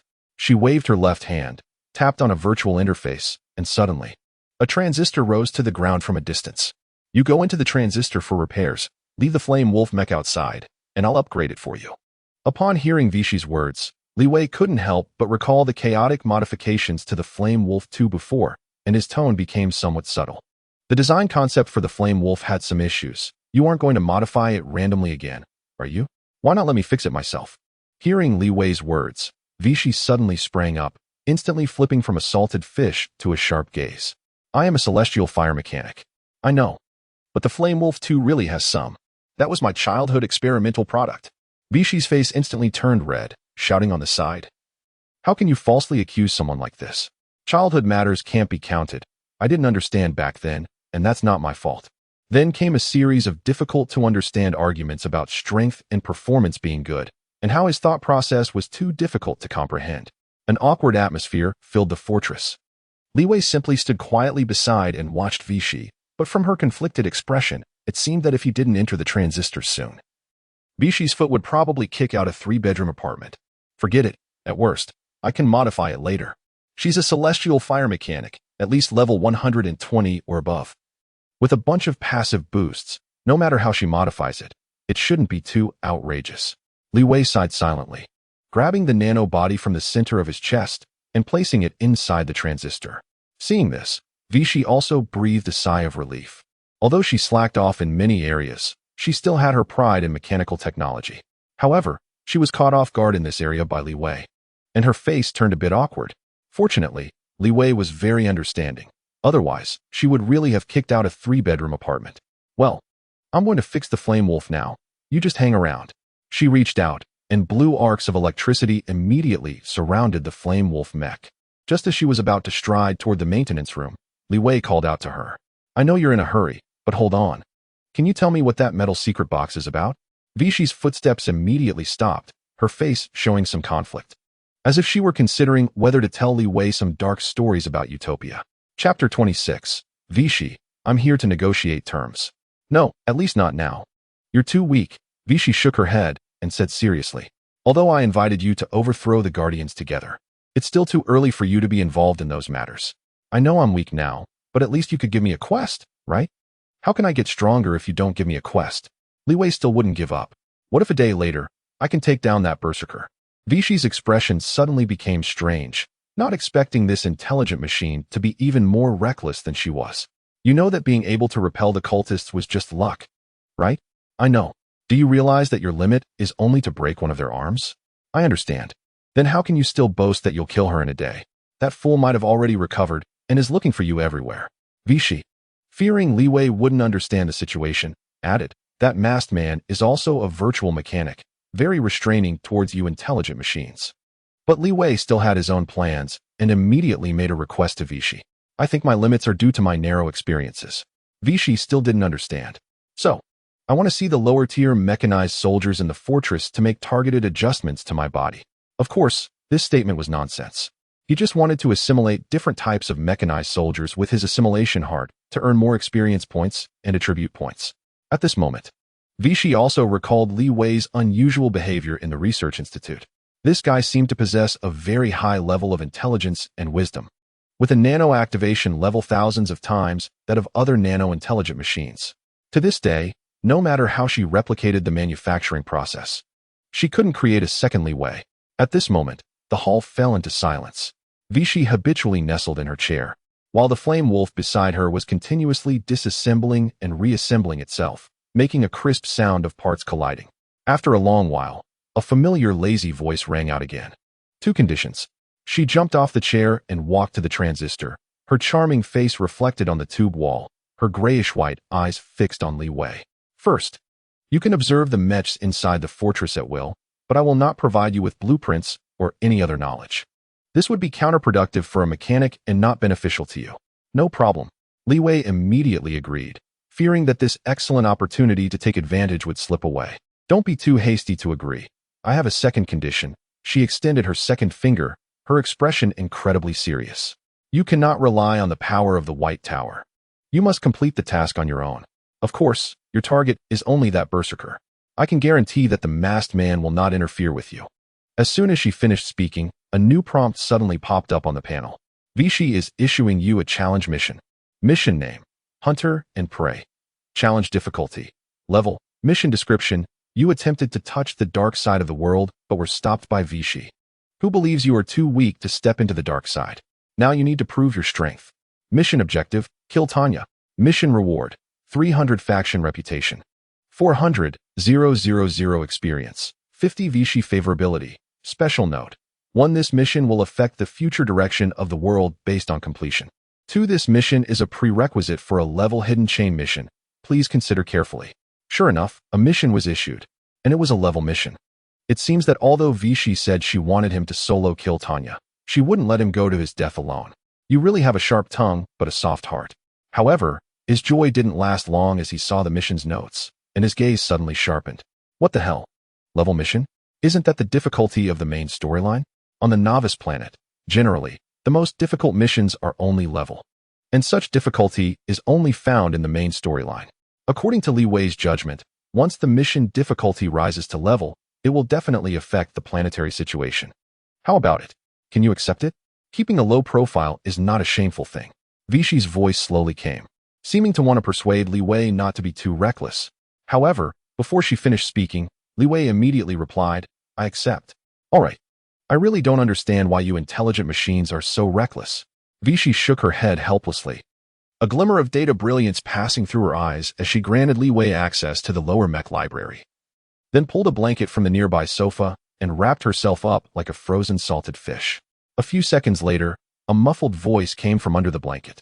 The Flame Wolf is almost repaired. You can finish it yourself. I won't continue working since I'm worse than a mechanic. Li Wei looked at his superior helplessly, secretly complaining in his heart. I just mentioned that the Flame Wolf settings were a mess. Is it necessary to be so stingy? However, in the short time of their conversation, the Flame Wolf, which was on the brink of being beyond repair, had been completely refurbished. The severed biomechanical tendons were all replaced, and the shattered outer armor was covered with a dark red membrane, making the entire Flame Wolf look freshly out of the oven. It shook its body, a barely perceptible arc of electricity flickering, and the Flame Wolf extended its hand to insert its main body back inside. After a thorough inspection, Li Wei couldn't help but marvel. Boss, you are amazing. Your skills are really impressive. Although the attributes of the mech had not improved, the mech skills each had different amplitudes. The improvement was slight for the virtual network resistance, rising from 4 to 5, currently reducing 50 points of network attack damage. Meanwhile, the slow body repair skill seemed to have triggered a certain forging skill of Vichy's, providing a comprehensive enhancement. Slow body repair transformed into body repair, with the healing speed increasing from 12 to 31, and the restriction of only being able to heal at low health was removed. The strongest was the skill Heart of Molten Fire, which was also strengthened to level up. Heart of Molten Fire 23. Actively overload the body. For every 10 points of burned health, increase any attribute by 2 points, lasting 15 seconds. It can be said that as long as the speed of burning health is controlled, this burning skill can offset the body repair, becoming a normal skill instead of an explosive skill.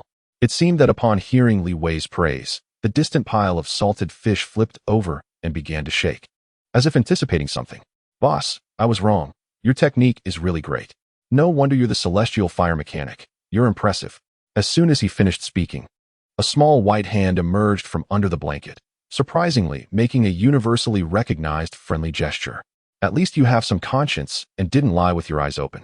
Do you know how many people come to me for blueprints to forge machines? I won't even look at anyone without a few million. I'm so amazing. And yet I help you repair for free, and you're not grateful? Seeing this childlike behavior, Li Wei couldn't help but feel a bit stifled. But thinking about the urgency of time and that the mechs below were still waiting for him to loot the corpses, he decided not to argue with this salted fish. The Flame Wolf, carrying its main body, quickly walked towards the elevator, soon leaving the hall, plunging it into silence. A few seconds later, a pixelated kitten appeared beside Vichy, gently nudging her. Master, Li Wei has already left. I know. Then why haven't you come out yet? Vichy suddenly sprang out from under the blanket, holding the virtual kitten, her face filled with frustration. Big White, I almost messed up just now. Fortunately, I figured out his armor materials. Otherwise, it would have been a huge embarrassment. Chapter 27. This is a trial. The lift platform slowly moved, soon arriving at the lower area of the mobile fortress. As Li Wei's footsteps echoed, the originally dim and dark mech hangar began to light up with soft, incandescent lights. Li Wei's eyes narrowed, his mood slightly excited. What the hell? Vichy, you really are rich. Looking around, not to mention those special-purpose transports and maintenance mechs, just the combat single mechs alone numbered 20 types, both in quantity and variety. Astonishingly impressive. Moreover, each type of mech was of extremely high quality, with no less than 30 of them at the excellent level. If calculated by the market price of mechs, this entire hangar would require at least close to 100 million credit points to acquire. Of course, he didn't intend to take Vichy's property. At worst, he would relinquish control right after assimilation. Li Wei immediately walked to an excellent level mech, took out his nanobody, placed it on the mech, and began the assimilation process. You are using the heart of assimilation to assimilate specialized shield type 3. The mech equipment level is higher than the body level. Assimilation difficulty 5. Body quality is excellent. Assimilation difficulty 10. The assimilated mech is unoperated. Assimilation difficulty 10. Current intelligence 38 points. Greater than assimilation difficulty 15 points. Judgment passed. You are assimilating specialized shield type 3. Already assimilated 1. Li Wei's gaze flickered, slightly surprised. Unlike the previous assimilations of the new mobile mechs in type 3, this time the assimilation actually triggered an intelligence check. It seems that the heart of assimilation has hidden conditions that need to be explored further. This specialty is even more powerful than I imagined. Just don't know what conditions need to be met to level up this specialty. Master, there are 3 special situations. The virtual intelligence named Big White ran to Vichy's side, softly reporting new information. Li Wei is modifying the underlying ownership logic of the mech. Should we stop him? Stop him for what? I already said to let him play, and who knows, this might be the learning method of nano-intelligent machines. Vichy waved her hand, signaling Big White not to mind Li Wei's actions, continuing to lounge on the sofa playing games. Master, don't you understand nanomachines? Vichy paused the game in his hands, his expression becoming conflicted. The difference between nanomachines and regular mech soldiers is that they lack a source of energy. Theoretically, they shouldn't be able to gain intelligence. I'm not surprised by this mutated individual having any learning methods. Now, onto the second matter. Dabai turned around and jumped onto Vichy's shoulder, continuing the report. According to the reports from the floating mech soldiers, we've discovered a stronghold of the cult, and the estimated number of people is greater than expected. Moreover, they seem to be conducting a ritual, which, when compared to the Utopia database, is identified as a ritual from the Seven-Faced cult led by the Seven-Faced Clown, which can significantly enhance the qualities of those subjected to it. If we follow the original plan, Li Wei has a 98 chance of failure and a 2 chance of death. Vichy squinted and asked, it's not surprising that he can't win, but the possibility of death is concerning. Yes, Li Wei has no chance of victory, and there's a very slim chance of an accident. Should we deploy more mech soldiers to prevent any mishaps? Dabai replied truthfully. Forget it, I'll go check it out myself. Training isn't a problem. But I can't let him face any real danger. After he takes this beating, he should understand his own strength issues. Although he has a high talent, a mechanic still needs to accumulate experience. You're so biased. Dabai couldn't help but complain about his master's favoritism. After all, she had been nearly wrecked several times on the battlefield before becoming a formal member under Vichy. It's just a special case, Vichy said nonchalantly. What's the third matter? Lu Qianqian is cursing. She thinks you're sending Li Wei to his death. Huh, isn't it just Li Wei going to his death? He walks up so boldly and gets beaten up like this, and now you want him to cause a scene in their camp? In the orphanage? Lu Qianqian paced back and forth, her tone quite agitated.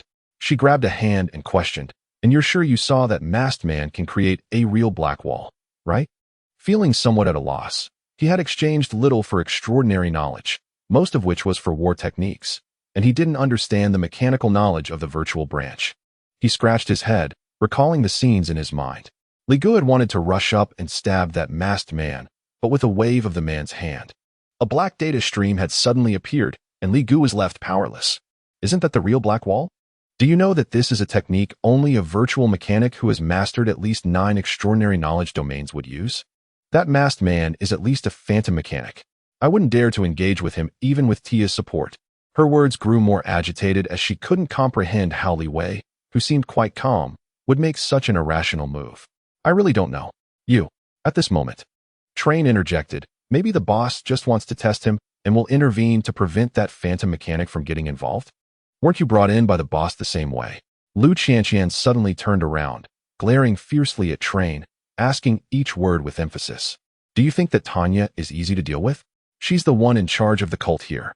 She kicked Train in the calf, although it hurt a bit. Her momentum didn't wane at all. You saw the footage too.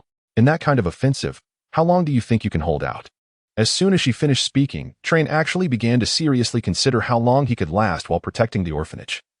Muttering to himself as if he were really calculating the situation, Lu Qianqian felt like her lungs were about to explode with anger at this group of people, especially Li Wei. She thought that a new intelligent machine in the city would make things easier for her, but unexpectedly, this guy was the most reckless one in the White Tower. I'm only 16, why is life so exhausting? At this moment, the orphanage slightly opened, and a grayish-white figure walked in. You're too agitated, little dear. Trials are meant to be challenging. Upon seeing the newcomer, Lu Qianqian hurried over and grasped Vichy's hand. Her voice trembling slightly. What's the use of a trial that can't be won? It's pure death, Sister Vichy. Vichy calmly withdrew her hand and gently patted Lu Qianqian's head, speaking in a soothing tone as if calming an angry little animal. Don't worry. This time I will be with him throughout the training. He won't have any problems. Lu Qianqian lowered her head and remained silent. After a long while, she finally spoke up. I just don't want Li Wei to end up like Akong and the others. dying without meaning. Hearing the familiar name, Vishi's expression also became somewhat solemn. Give your friend a bit of confidence. He believes he will win. Chapter 28. The special killing move for martial artist. Time passed for more than half a day. Inside the mobile fortress, Li Wei was sitting cross-legged in the center of the hangar. During this half-day, Li Wei continuously used the heart of assimilation to gain experience points and attribute points from various mechs. Although there were many types of mechs in the hangar, and their quality was excellent, it also brought unexpected troubles.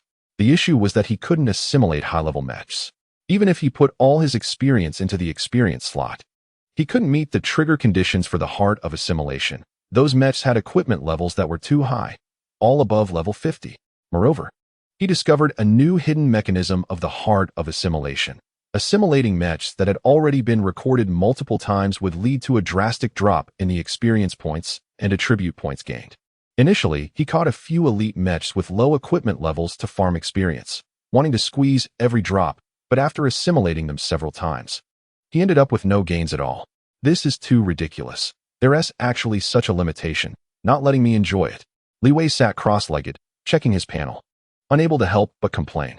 Name: Li Wei. Level: 21, 015-0000. Experience points: 0. Free attribute points: 45. Attributes: Health: 140-1000. Strength: 2616. Intelligence: 430. Agility: 1322. Chi: 4020. However, even though Li Wei complained, he was well aware of how much he had gained from Vishi. Not only did he raise his level to 21, but he also obtained 40 attribute points. If he allocated all 40 attribute points to strength and burned half a tube of health, his strength could even approach 200 points. He estimated that with that strength, he could crush Tanya, the Berserker, and evaporate half of her health in one blow. Performing a spectacular display of mowing down enemies wouldn't be impossible, but I really don't want to be a brute. Li Wei restrained the desire for a meat shield in his heart and abandoned the idea of allocating all points to strength. Come on. A mechanic shouldn't invest in strength to exchange martial arts insights with muscle heads. They need to invest in intelligence to create equipment. Moreover, this time he didn't completely clean out the resources. Some elite mechs weren't successfully assimilated, and it ultimately came down to him being a bit foolish. According to his estimation, if he allocated all 40 points to intelligence, he should be able to consume those mechs, but then he wouldn't have a 100 chance of clearing against Tanya. And he didn't want to take that risk. Ultimately, I need to use some unconventional methods. Li Wei slightly lowered his head, a strange wave emanating from his chest. Silver light gradually brightening, and several floating silver-white threads emerged from the flame wolf, gradually intertwining together. Nanomechanical Operation 1 is now active. Current nanobody, 11. Temporary reduction of the main body's health by 100. With the panel's notification, a silver-white blob that closely resembled the intelligent machine's main body appeared in the flame wolf's hand. This is truly marvelous. I actually have two different perspectives. Li Wei marveled at the clone in his hand. He had played with mechanical clones and similar Legion skills before, but he had only ever observed from his own perspective, at most transferring his consciousness to another body. He had never experienced this split perspective before. Is this the perspective of the Gestalt while observing the world? The Guardian seems to be a Gestalt will as well. I wonder if operating so many machines will drive him insane? Just as Li Wei was immersed in exploring the racial skills, a familiar voice interrupted his thoughts. Wow, is this the new power you've discovered? He suddenly looked up and noticed that a white virtual cat had snuggled up to his leg, staring wide-eyed at the nano-clone in his hand. Are you Baymax? Yes, my name is Baymax. My number in the Iron Cavalry is 004, and I manage this war mobile fortress. Sometimes I also carry my master around. The cat flicked its tail and suddenly pounced onto Yinlong's hand, reaching out a paw to touch the nano-clone. After a moment, it shook its head and said bluntly, although your subordinate node has the characteristics of a source energy spark, its overall quality is too weak. I'm afraid it won't help you defeat Tanya. Baymax's assessment was correct. Although Li Wei had a new clone, this new clone only inherited 100 hit points from the split. All other attributes were not inherited. In other words, this was just a blank little soldier. But what did that matter? Li Wei never intended to use this avatar for direct combat. He gently held Baymax and said, Baymax, I need to purchase some items. I still have hundreds of thousands of credit points. That's a small matter. The strongest thing about Fortress No. 4 is the abundant and diverse supplies. My master has given me high permissions, and I can allocate resources without charging this time. Li Wei didn't pretend to be extravagant and directly stated the materials he wanted to purchase: scale armor solution, heavy adhesion oil, instant ignition device. As Li Wei listed about 10 types of materials in quick succession, Baymax's gaze towards him grew increasingly strange. All the materials you mentioned are available in the fortress. But why does it feel so strange? What's strange about it? The types are too strange. Biological materials occupy a large portion, while metal materials are quite few. Are you sure you want these? Li Wei could understand Baymax's confusion because there were no biological weapons of this type on by Luo Star. So it was not surprising that they couldn't think of how these materials would be useful. In fact, what Li Wei wanted to create was a type of exceptional half-biological bomb called the bone-burning bomb. The prototype of this bomb did not originate from any hands-on by Luo Star, because the prototype of the bone-burning bomb comes from a magic-centric planet, where there is something called the Burning Talisman. In his previous life, some players who enjoyed having fun specialized in materials and debated with players from other novice planets on forums to find substitutes for the Burning Talisman, eventually creating the bone-burning bomb. Unlike the original Burning Talisman, which simply spewed fire when cast, the bone-burning bomb is a type of super intense incendiary bomb, much larger than a grenade. When this thing first came out, it caused destruction comparable to Li Mei's barbecue, especially for low-level martial artists who had no resistance to burning. Being hit by a bone-burning bomb was basically equivalent to death. The most ridiculous part was that the developer of this thing selflessly contributed the recipe, giving all mechanical players a powerful weapon, greatly alleviating the tragic situation of mechanics being beaten to death by martial artists and turning around the misfortunes of mechanical players.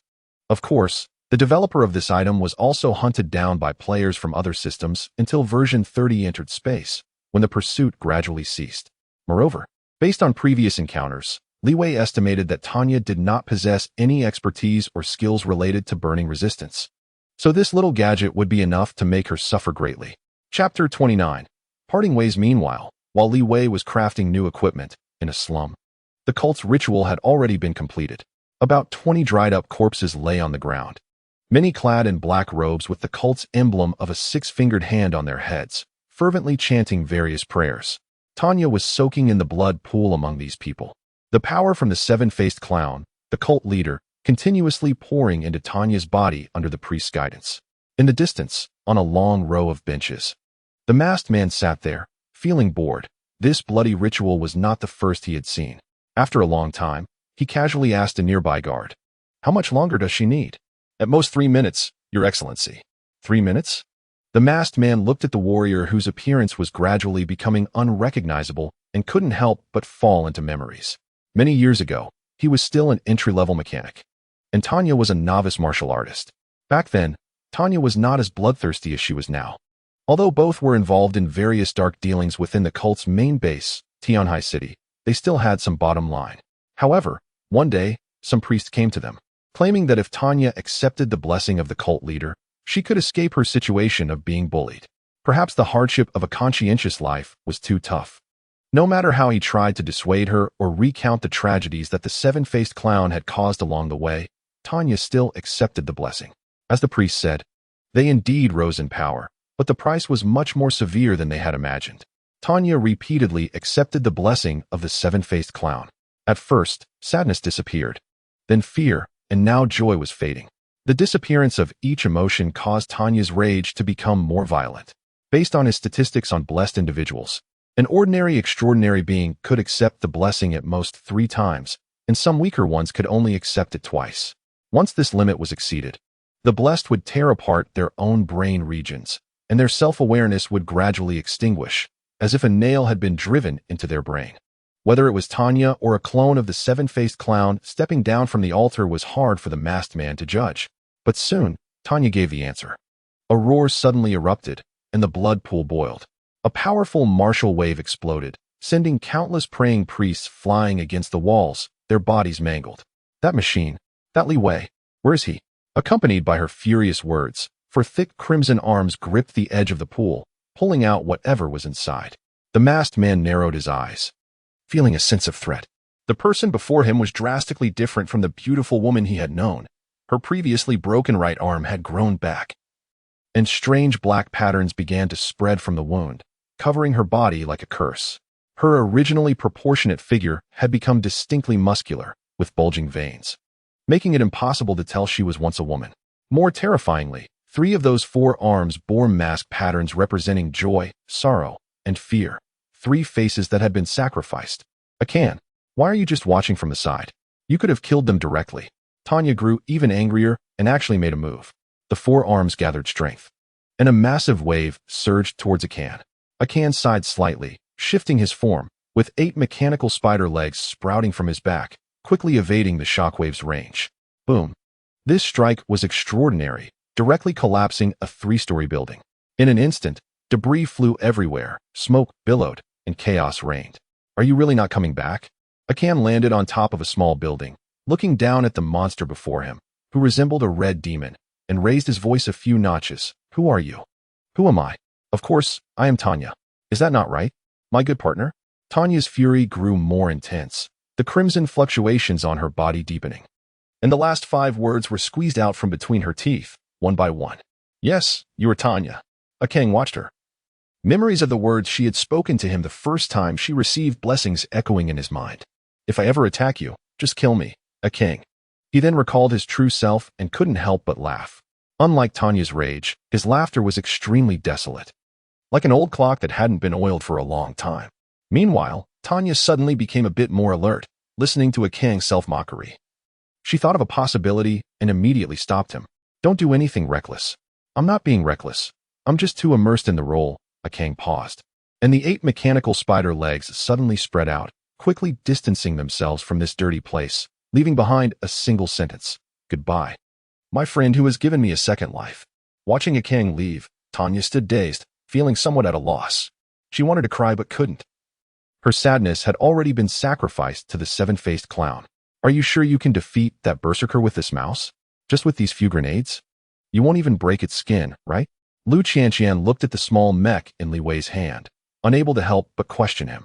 First of all, although it looks like a mouse, it's not a mouse. It's a Lynx-type mech, just smaller in size.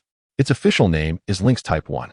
Li Wei answered Lu Qianqian's question seriously, then posed a new question. Isn't this my trial? Why do you all look like you're going to gang up on me? The Lu Qianqian in front of him was different from the one in the White Tower. She was hiding in a spherical empty space, her overall appearance resembling that of a member assistant character from a web game Li Wei had played before called Superpower.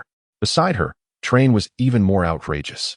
Fully equipped with blades, dressed in a pitch-black exosuit, carrying a heavy sniper rifle on his back, and holding a Vulcan cannon in his right hand. He hadn't been this excessive even when he beat the green lizard last time. Bone-burning shells? What is that? I've never heard of it, Train said, looking at the somewhat cute Lynx Type 1 mech, unable to resist reaching out to touch it. It doesn't look like it has much lethality.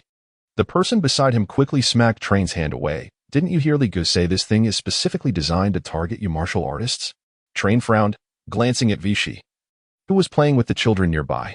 It looks quite interesting, but you won't know the actual effect until you try it. Vichy clapped his hands, threw candies to the children, waved his hand, and said to everyone, get in the ball, let's go. Chapter 30, One-on-One night fell, and at 7 o'clock in the evening, in the slums cult camp, Tanya sat upright on a stone chair. Apart from her original left hand, the faces on the other 3 hands became increasingly clear, and the martial arts aura leaking from her body gradually intensified, causing many clerics to unconsciously step back, moving further away from her. Haven't you found him yet? The overlapping voices echoed in the ruins. She was about to lose control of her anger. The clerics, already fearful of her, became even more terrified, not daring to utter a word. Seeing the cowardice of these useless people, Tanya's anger surged even more. Just as she was about to kill these worthless beings directly, a loud explosion suddenly rang out. Not good, Lady Tanya, there are intruders. A panting cleric rushed into the ruins altar, his voice trembling with fear. It's that intelligent machine. Tanya's expression changed. She grabbed the tablet handed to her by the cleric and turned to the scene at the camp's entrance. A nearly 2-meter-tall intelligent machine wielding a crimson sword burst into the camp, and wherever the sword light flashed, flesh and blood flew. The temporary defense line formed by the clerics couldn't stop him at all. The black outer shell was engulfed in roaring flames, and its swollen body flickered with cold light. Moving with the speed of a hellhound, skillfully dodging concentrated fire again and again, hunting enemies like a ferocious beast after its prey. Suddenly, the figure of Li Wei in the footage vanished, and in the next second, the cleric holding the camera weakened, dropping the instrument at the feet of the intelligent machine. It picked up the instrument, pointed it at itself, and mockingly gave a middle finger. Then the camera was immediately destroyed, and the screen went dark. I haven't come to find you, and you dare to come to me? Tanya's face turned pale with rage. Her already unstable emotions exploded instantly, and her crimson body shot out like a cannonball, heading towards the front. Zzz. Li Wei casually flicked the bodies off his sword after clearing out these small fries. He chose not to delve deeper into the camp, but waited for Tanya's arrival here. The cult's defenses were somewhat weak. The automatic weapons belonging to the mechanic had all been dismantled, indicating that Vichy had already taken control of that mechanic. He wondered whether that berserker had completed the sacrifice. If not, just as the thought of saving a bit of energy arose in Li Wei's mind, a series of loud explosions suddenly rang in his ears. He turned sharply, and a massive crimson giant had already charged right in front of him, smashing through several walls and sending Li Wei flying like a bull's head. What tremendous force! Li Wei extended his right hand, driving the sword into the ground, leaving a long scratch before he finally stopped. He looked at his left arm, which had blocked the attack. Several pieces of armor had fallen off, exposing the biotendons underneath. Although this attack only took away 70 HP, it made his expression serious. Name: Tanya. Level: 36. Class: Berserker. Attributes: Health: 3500, Strength: 110, Intelligence: 15, Agility: 51, Chi: 400, Skills: Windbreak Fist 10, Earthquake Hammer 7, Blood Chi Recovery 7, Mental Resilience 9. Specialties: Fury, Strength level 15, Chi level 15, Physical Resilience. When health is below 50, forcibly recover 30 of health. Removing negative effects. Can trigger once within 12 hours, currently cooling down. Blood Chi Conversion. Chi can convert 110 into health. Current status: Triple Mockery of the Clown. Each time you are near death, permanently consume 40 points of attributes to recover 25 of total health. 03. My god. How can this thing be so tanky? 3 specialties, 2 healing, plus 1 life saving from the 7-faced clown? Li Wei looked at this terrifying panel, unable to help but grit his teeth. Tanya, who had received blessings 3 times, was even more troublesome than he had imagined. You've got guts, huh? Rust bucket. As the smoke gradually cleared, Tanya strode towards Li Wei, the hatred in her eyes completely unmasked. Even if you surrender now, it's useless. I guarantee you won't die comfortably.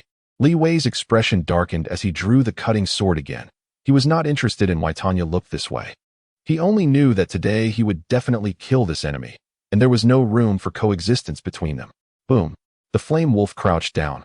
Its bent feet stomped the ground, immediately creating deep pits, and flames erupted again, its speed surprisingly faster than before. The fiery body has consumed 300 health points. Current health remaining 600, strength increased by 30 points, agility increased by 30 points. Tanya was instantly furious. Clearly, after 2 encounters, she had discovered Li Wei's peculiarities. Every time the flames ignited on him, this strange intelligent machine would suddenly become stronger. Last time, he had drastically increased his strength and severed one of her arms. This time, his speed had increased, and even with her current strength, she found it somewhat hard to keep up with this intelligent machine.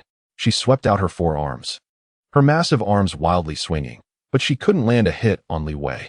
Li Wei relied on his enhanced speed to dodge and weave, leaving wounds on Tanya like King Qin circling a pillar. Although Li Wei's strength was only 72 points even after amplification, there was still a significant gap compared to Tanya's impressive 110 points.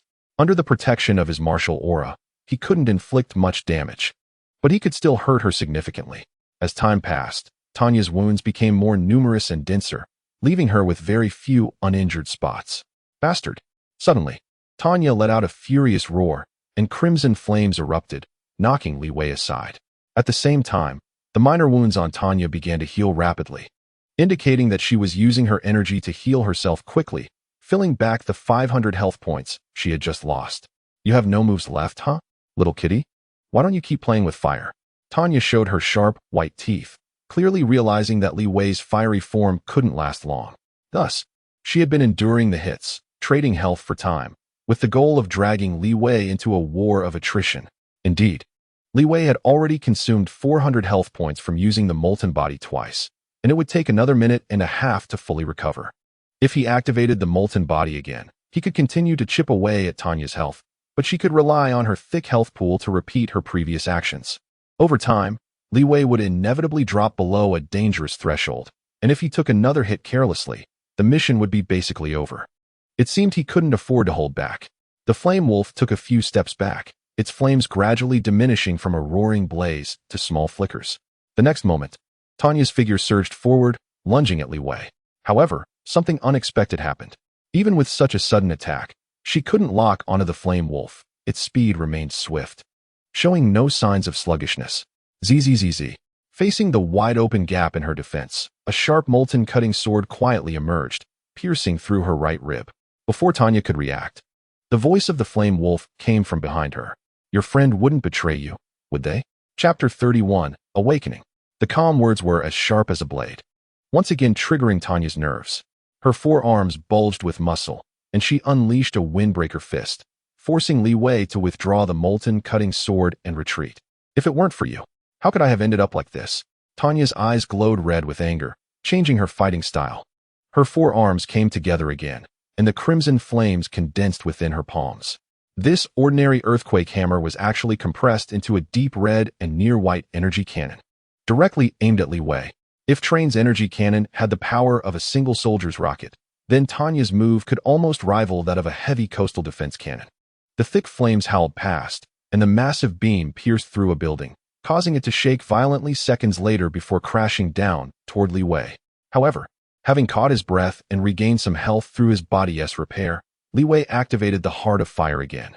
In an instant, dazzling flames erupted once more, and the flame wolf sped past with incredible speed, narrowly avoiding the collapsing building. So anxious, looks like I guessed right, he mused. With that look of yours. Neither human nor ghost. Have you sold yourself to the seven-faced clown, and now that masked man finds you distasteful? A flash of red light flickered, and the flame wolf burst from the smoke, continuing to provoke Tanya with words while using his blade to scrape her. Meanwhile, he maneuvered his feet, luring the berserker, fueled by rage, to move outside the camp. Boom, boom. Each punch of the berserker demolished a building in its wake, gradually shifting the battleground into a complex alleyway. Damn hyena. Tanya tore through walls at top speed, but still couldn't catch the flame wolf, who was parkouring atop the buildings. The two chased and fled, the surrounding buildings becoming increasingly sparse until Li Wei found himself in front of a 20-story abandoned building, with nowhere to hide or evade. Run, why aren't you running now? Tanya grinned, seemingly envisioning the fate of this ant trapped in a dead end. But Li Wei didn't respond directly. Instead, he flipped her off and then leaped, starting to jump along the abandoned rebar and scaffolding at the edge of the building, finally landing securely on the 5th floor. Seeing this, Tanya attempted to compress the earthquake hammer again, using her powerful energy cannon to eliminate this cowardly hyena. However, she felt a wave of emptiness inside her body. Her hands became sluggish, and her energy began to waver. Humph. Healing again and firing that light cannon. You've been flinging skills around. Haven't you worn yourself out? Li Wei stood at the edge of the building, the bright moonlight cascading down, revealing the true sharpness of the wolf's fangs. He leaped into the air, surrounded by fierce flames, like a meteor trailing a long tail of fire, directly striking down at the giant below. Since you want to die so badly, I'll grant your wish. Tanya's gaze froze, seemingly not expecting Li Wei to charge at her like this. Her 4 fists began to squeeze the energy within her, and 4 windbreaker fists began to coalesce. She was confident that at this distance, if she could land just 2 hits on Li Wei's unguarded charge, this broken machine would be torn in half on the spot. However, just as they were about to collide, Tanya suddenly felt something crawling up her leg. She shook her head slightly and saw a mouse-sized mech rapidly climbing up to her right cheek, its pale blue eyes uncomfortably close. What? Before Tanya could see clearly what this little thing was, the pale red crystal on its back began to shine, until it became dazzling. Boom! A loud explosion erupted. Black oil covered the berserker's entire body, and a dark green mist suddenly exploded. The next second, deep green flames began to sweep the entire area, turning it into a sea of fire. Ah! Tanya immediately screamed, her massive body collapsing to the ground.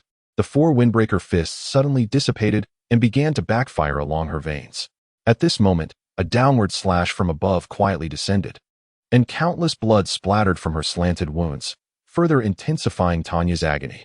Current strength 126. You dealt a fatal blow. Target Tanya took 1200 damage. Burning Bone Bullet is igniting.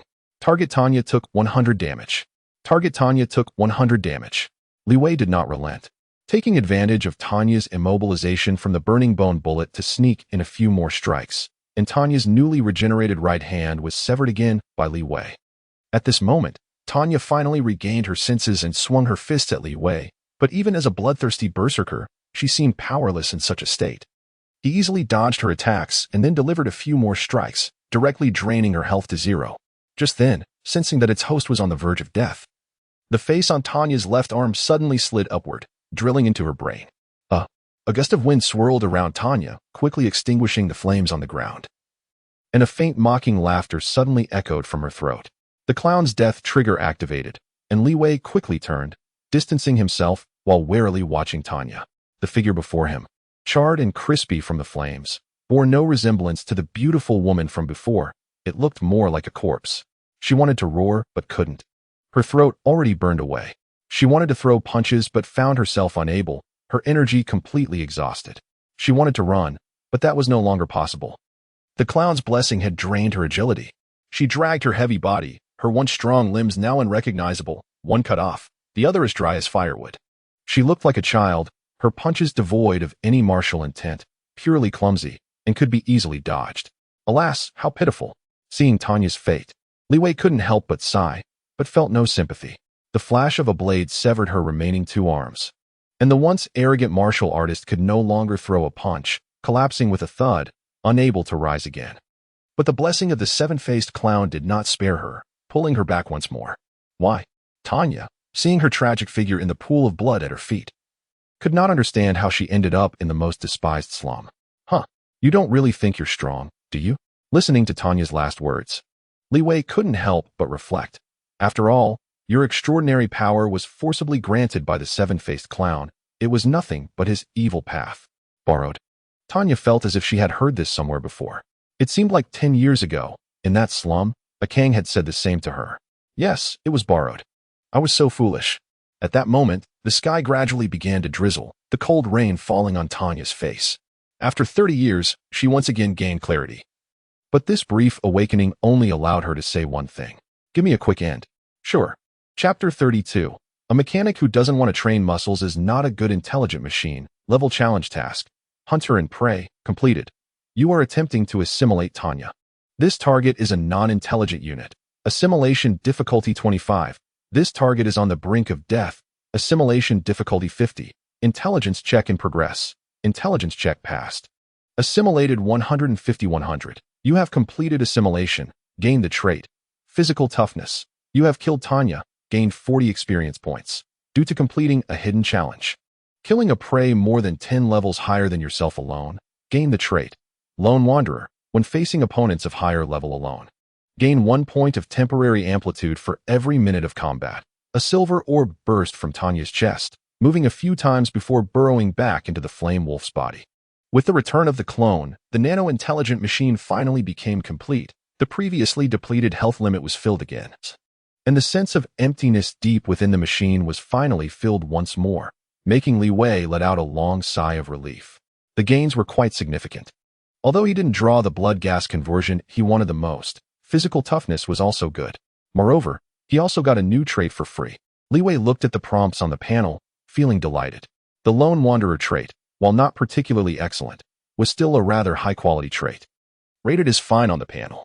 It was usually in high demand among martial arts practitioners who had thick health and could fight prolonged battles, making it very suitable for Lone Wanderer. In his previous life, players usually found it troublesome to farm such traits, needing a bunch of people to constantly debuff an enemy, then disengaging to solo the boss, a whole process that took at least 10 days to complete. Li Wei had done such business before, but later found it too cumbersome. So he simply abandoned those trade orders and only took orders for Revenge Online. Now, unexpectedly, he triggered this mechanism again and obtained this trait. As for physical toughness, it was a versatile general trait that basically all martial artists would learn. It was a must-have skill for them. Because this trait was relatively easy to obtain, As long as one was a martial artist, they could learn it once their total health dropped below a certain limit. Moreover, this trait actually had a subsequent synthesis route, which could be combined with blood gas conversion and body tempering to form a higher-level trait, potentially even reaching perfection. Li Wei vaguely remembered that the perfect trait was called Body of Purity, with incredibly powerful effects, providing high resistance and health, and even immunity to true damage, fear, burning, cold, slowing, petrification, and so on. It could be said to be the dream trait of every martial artist. However, such things were too distant for him, as those traits could basically only be obtained by martial artists. How could an intelligent machine like him know anything about body tempering or blood gas conversion? He had no flesh on him. He was purely a metal-tough guy. He couldn't rely on the heart of assimilation to keep getting traits, could he? It seemed that wasn't impossible, though. Li Wei thought carefully about his current situation. Although the heart of assimilation might not always draw traits, and might not draw the traits he wanted, as long as he drew enough, he could manage to get a low-tier version of Body of Purity. After all, Bai Luoxing lacked everything except for muscle-bound warriors. This kind of brawny profession was too suitable for the half-wasteland environment of Bai Luoxing. Just as Li Wei was pondering where to find easier-to-kill martial artists in Bai Luoxing, several black dots slowly descended from the sky, landing beside him. Unbelievable. You really killed Tanya. Lu Qianqian looked at the charred monster on the ground, feeling a bit puzzled.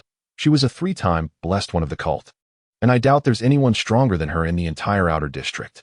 Seeing is believing, accept reality, Lu Qianqian, she said, extending her hand to rub her fingers in front of him.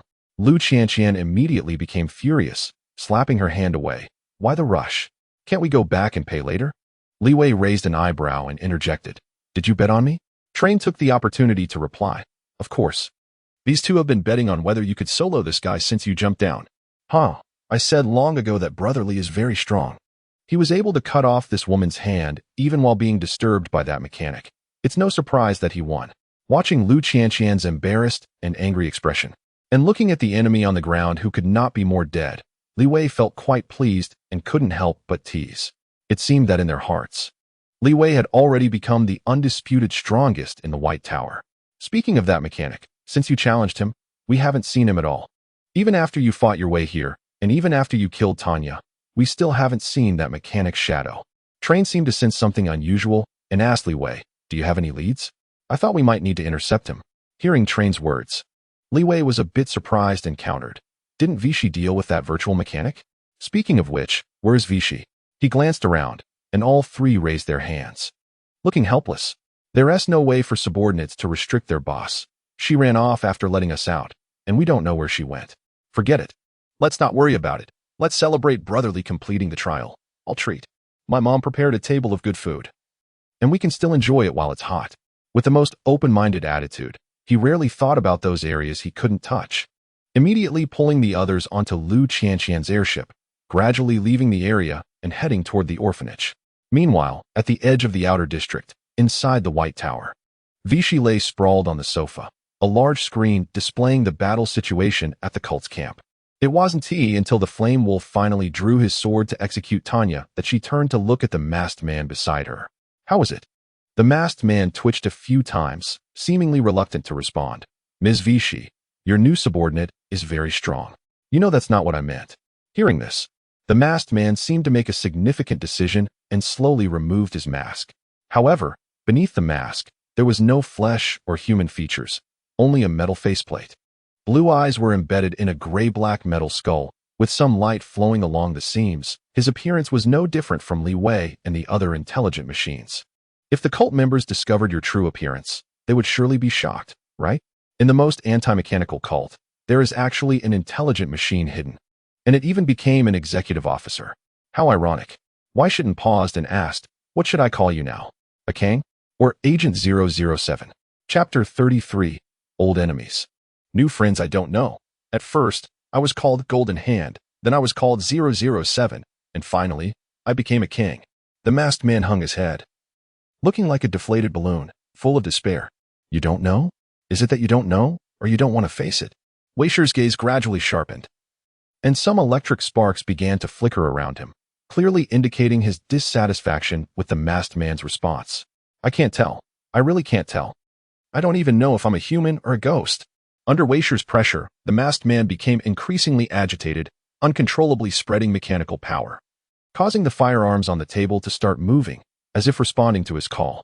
However, in this armory, under the watchful eyes of the strongest extraordinary beings of Bailuo's star, how much of a wave could he really stir? Weisher gently pressed down with his right hand, and the immense computational power instantly broke through the masked man's mental defenses, effortlessly taking full control of him. Moments later, with a wave of his hand, the terrifying pressure dissipated, leaving only a bit of machine oil on the sofa to prove that something had just happened. I have no patience. This is the last chance. The masked man said nothing, simply propping himself up and taking out a tissue to wipe off the oil stains. I was first called Golden Hand. I was a petty thug in the forging city, stealing and scrounging every day. At that time, there was a clearance, and many people lost their livelihoods. Coincidentally, you issued a call to find some people to repair the White Tower. Weisher nodded, responding, yes, that was my commission. Looking back now, with someone as powerful as you, why would you need us laborers? Perhaps it was just pity for us poor people? Weisher did not respond, as if he hadn't heard the masked man's words. The masked man didn't care about that either. He continued, so we set off. In the first half of the journey, we huddled together tightly. Although it was tough, it was still bearable. Until the second half, we encountered the cult. He paused, gritting his teeth, his voice full of hatred. These hyenas are gnawing at us. They constantly forced us to abandon children, abandon the elderly, abandon injured friends. They even forced us to eat human flesh, just to select a damn sacrifice. Hearing this, Weisher's indifferent expression finally softened. I didn't receive this information. I'm very sorry. After a long silence, the masked man finally calmed his emotions, his low voice like a dull knife, constantly cutting through his memories. If nothing unexpected happened, we should have all died there until a snowstorm came. That great cold wave submerged us and blocked the cult's sight. It was then that I became the leader of the escape group, taking the alias of Kang. I understood. This was our only chance. So we ran without regard for the cost. 200 people, 100 people, 50 people. How many survived? I don't know. At this moment, Weisher's voice suddenly interrupted his monologue. 25 people. I remember very clearly. 5 died of illness. 19 became the logistics team of the White Tower. And 1 joined the frontline troops of the White Tower. Now with you, there is 1 more survivor. Lu Qianqian has been worshipping you all these years. The masked man was taken aback, seemingly feeling emotional. The little girl from back then could already stand on her own. Are there still 25 or 26 of them? That's great. He touched his mouth and fell into new memories. Fortunately, I didn't die. Unfortunately, I was saved by the Guardian. Guardian? She can actually bypass the underlying logic? Weisher raised an eyebrow, feeling that things were getting more complicated. Not really bypassing. She can only save people within the city. Outside the city. Saying this, the masked man lightly tapped his forehead, and in an instant, a red light flashed. The originally tightly sealed metal head tore open, revealing a white brain inside, with countless tubes inserted into it, clearly having formed a symbiotic relationship with the brain. As long as the definition of a person is vague, it's fine. Weisher was somewhat shocked, not expecting his enemy's technological evolution to have progressed so rapidly. Half-transmission technology? She's already reached this level? Yes, I am neither human nor intelligent machine, without cells generating strength, nor energy sources to fuel me. All my power comes from the Guardian. Once she cuts off the supply, I'm finished. Thus, I lived as Agent 007 for a long time, eliminating enemies, erasing threats, until I accepted the last mission. At this moment, his head closed again, and a secret document was projected from his right hand. Although it was incomplete and had many gaps, Weisher still recognized some keywords. The Dreamland Project. She really is still after this broken thing. She quickly turned to a Kang. So, your last mission is to capture Morpha and obtain the secret knowledge in his hands? A Kang was taken aback, not knowing why Weisher could so accurately know the content of his mission. But upon thinking of Weisher's high-ranking status, he quickly understood. She certainly knew much more than a mechanic like him from the back alleys. Yes, the Guardian said that Dr. Morpha is very likely hiding in Haitian City among the cult. Weisher felt that fate was truly humorous. Back then, Morpha's defection was covered by her, and she never expected it would indirectly lead a Kang into a deep pit. Seeing that Weisher said nothing, a Kang continued. So, I infiltrated the cult and lurked for many years, but gained nothing. For some reason, the Guardian did not recall me, so I could only continue lurking until I met you, Dr. Weisher, a few days ago. At this point, Weisher finally cleared up all of Akang's story.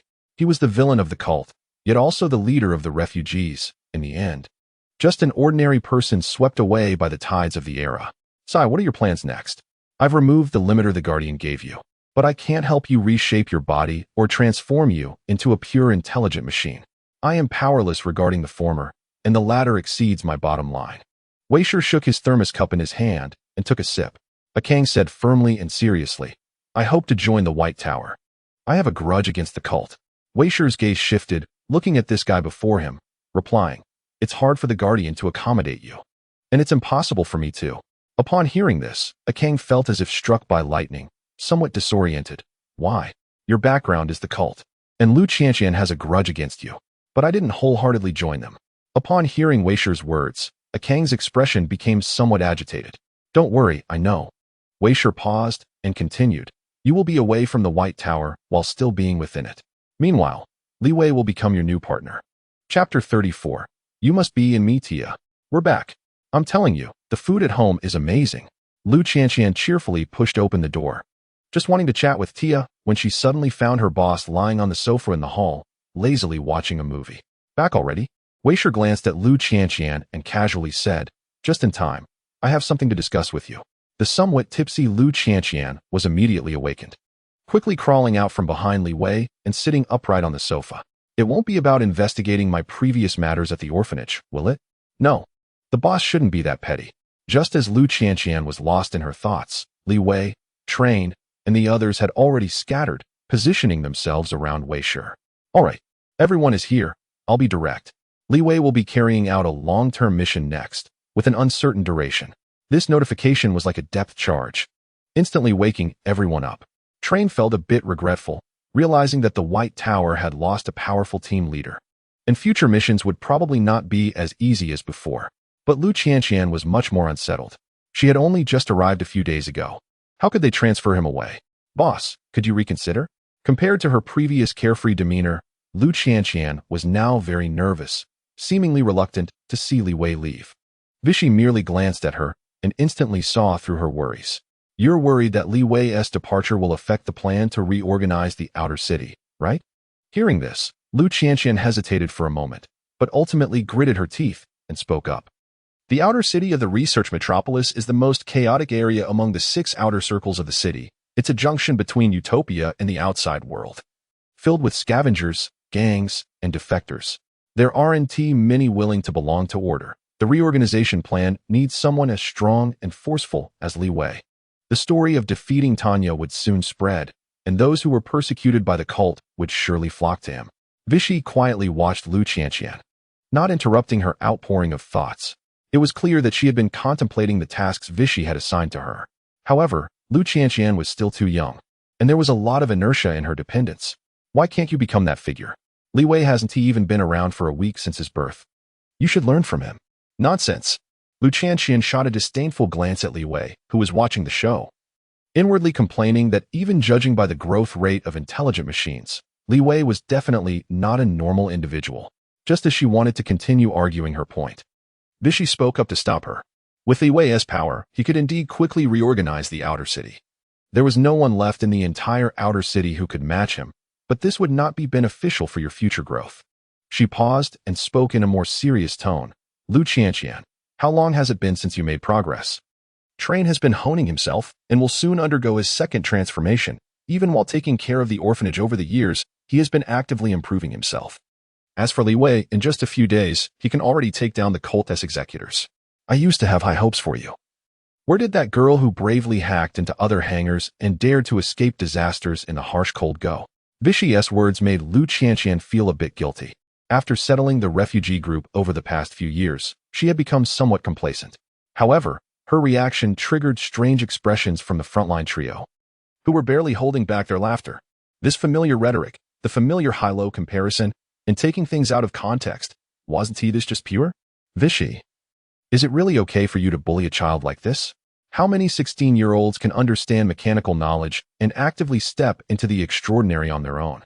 They probably can't even solve geometric functions without breaking a sweat. Truly worthy of a high-level manager, such rhetoric rolls off the tongue.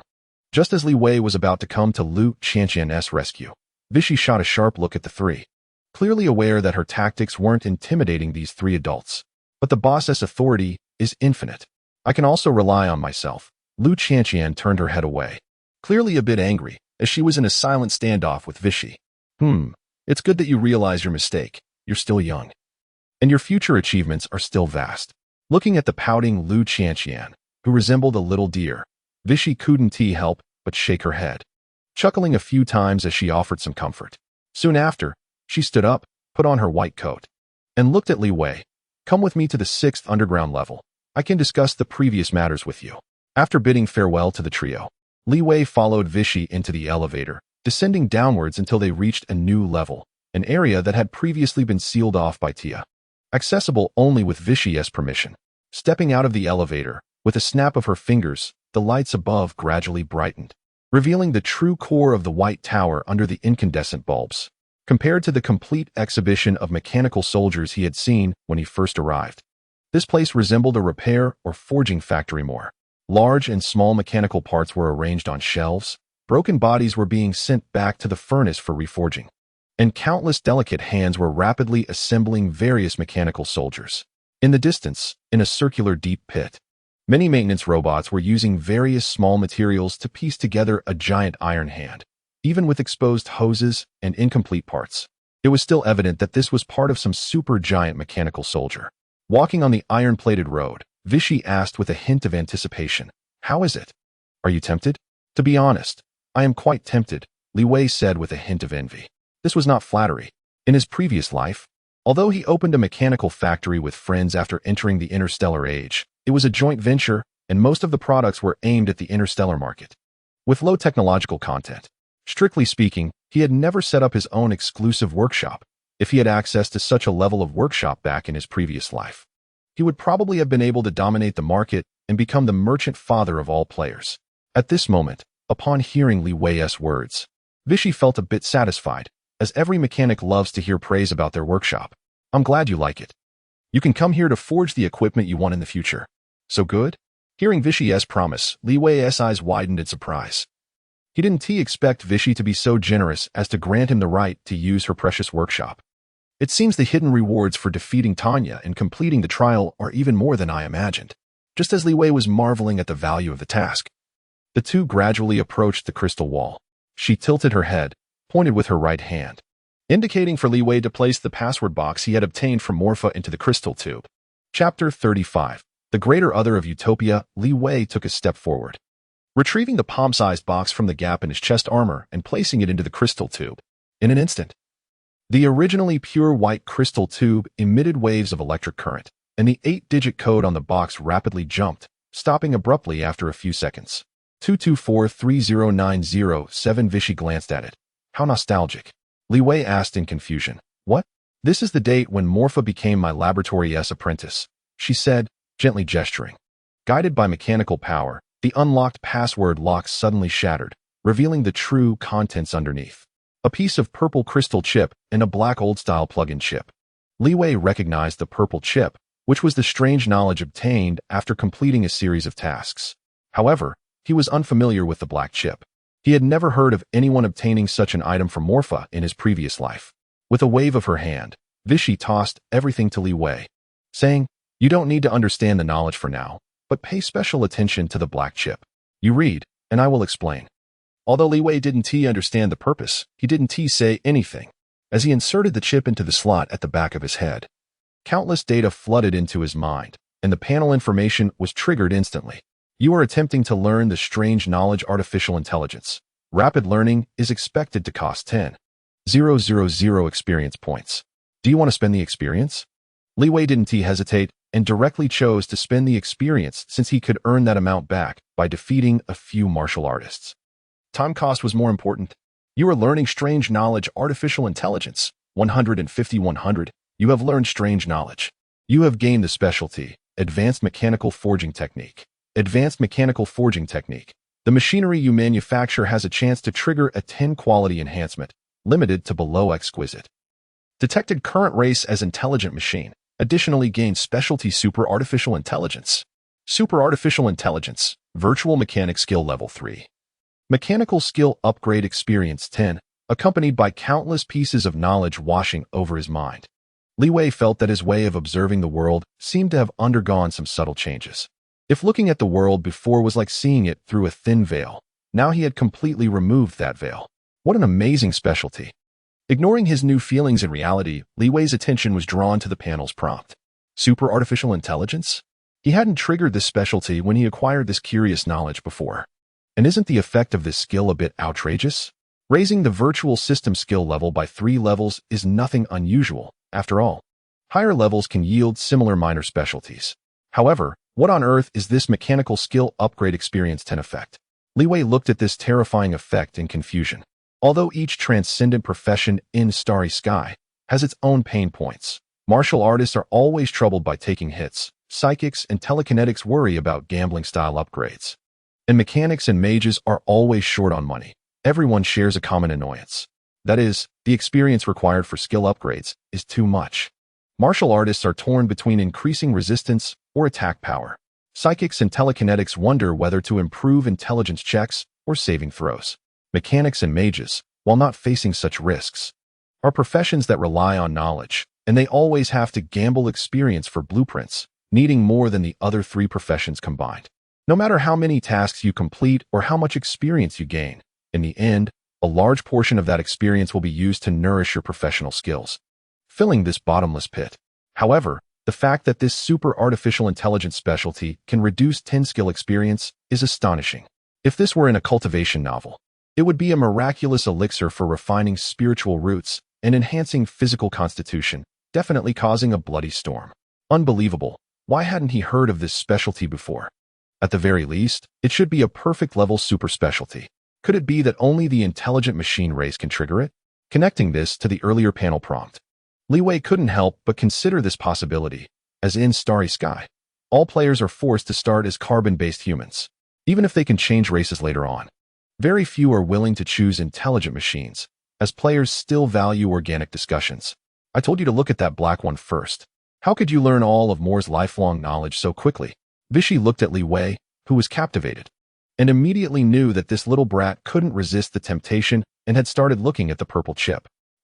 Actually, it's fine. Li Wei instinctively began to refute Vichy's words. What nonsense. Don't dawdle. You can't learn artificial intelligence knowledge in 2 or 3 months. Considering Li Wei's astonishing learning speed, Vichy changed her words. 2 or 3 days should be enough for you to get started. Listening to Vichy's words, Li Wei didn't intend to continue refuting, but instead put away his desire to explore the new specialty and began to observe the data within the black chip. As if receiving some signal, countless black blocks suddenly emerged beneath Vichy's feet, rapidly spreading into the distance. Vichy is using virtual projection to synchronize with you. Do you accept? Virtual projection is a level 40 illusion mechanic technique, generally used for mental synchronization between both parties to accelerate infiltration. However, it can also simply display information in the mind, making it a very versatile technique. Except, in an instant, countless data were visualized in reality, and the originally dull textual information was quickly supplemented by Vichy's brain power, turning the noisy mechanical factory into silence, with hundreds of crystal test tubes suspended in the air. Li Wei had seen this scene before. It was very similar to what he encountered when he first arrived in this world. No, it could even be said to be identical, except that the transistors were not filled with nano-intelligent machines, but with human infants. Amazing. It was Li Wei's first time seeing such a clear virtual projection. While Li Wei was in awe, Vichy frowned. Li Wei's virtual level seemed a bit too high. Could it be that he really learned artificial intelligence so quickly?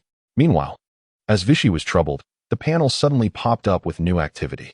You have triggered the chain-level task out of control mechanic servants. Task description: Guardian, ruler of Utopia.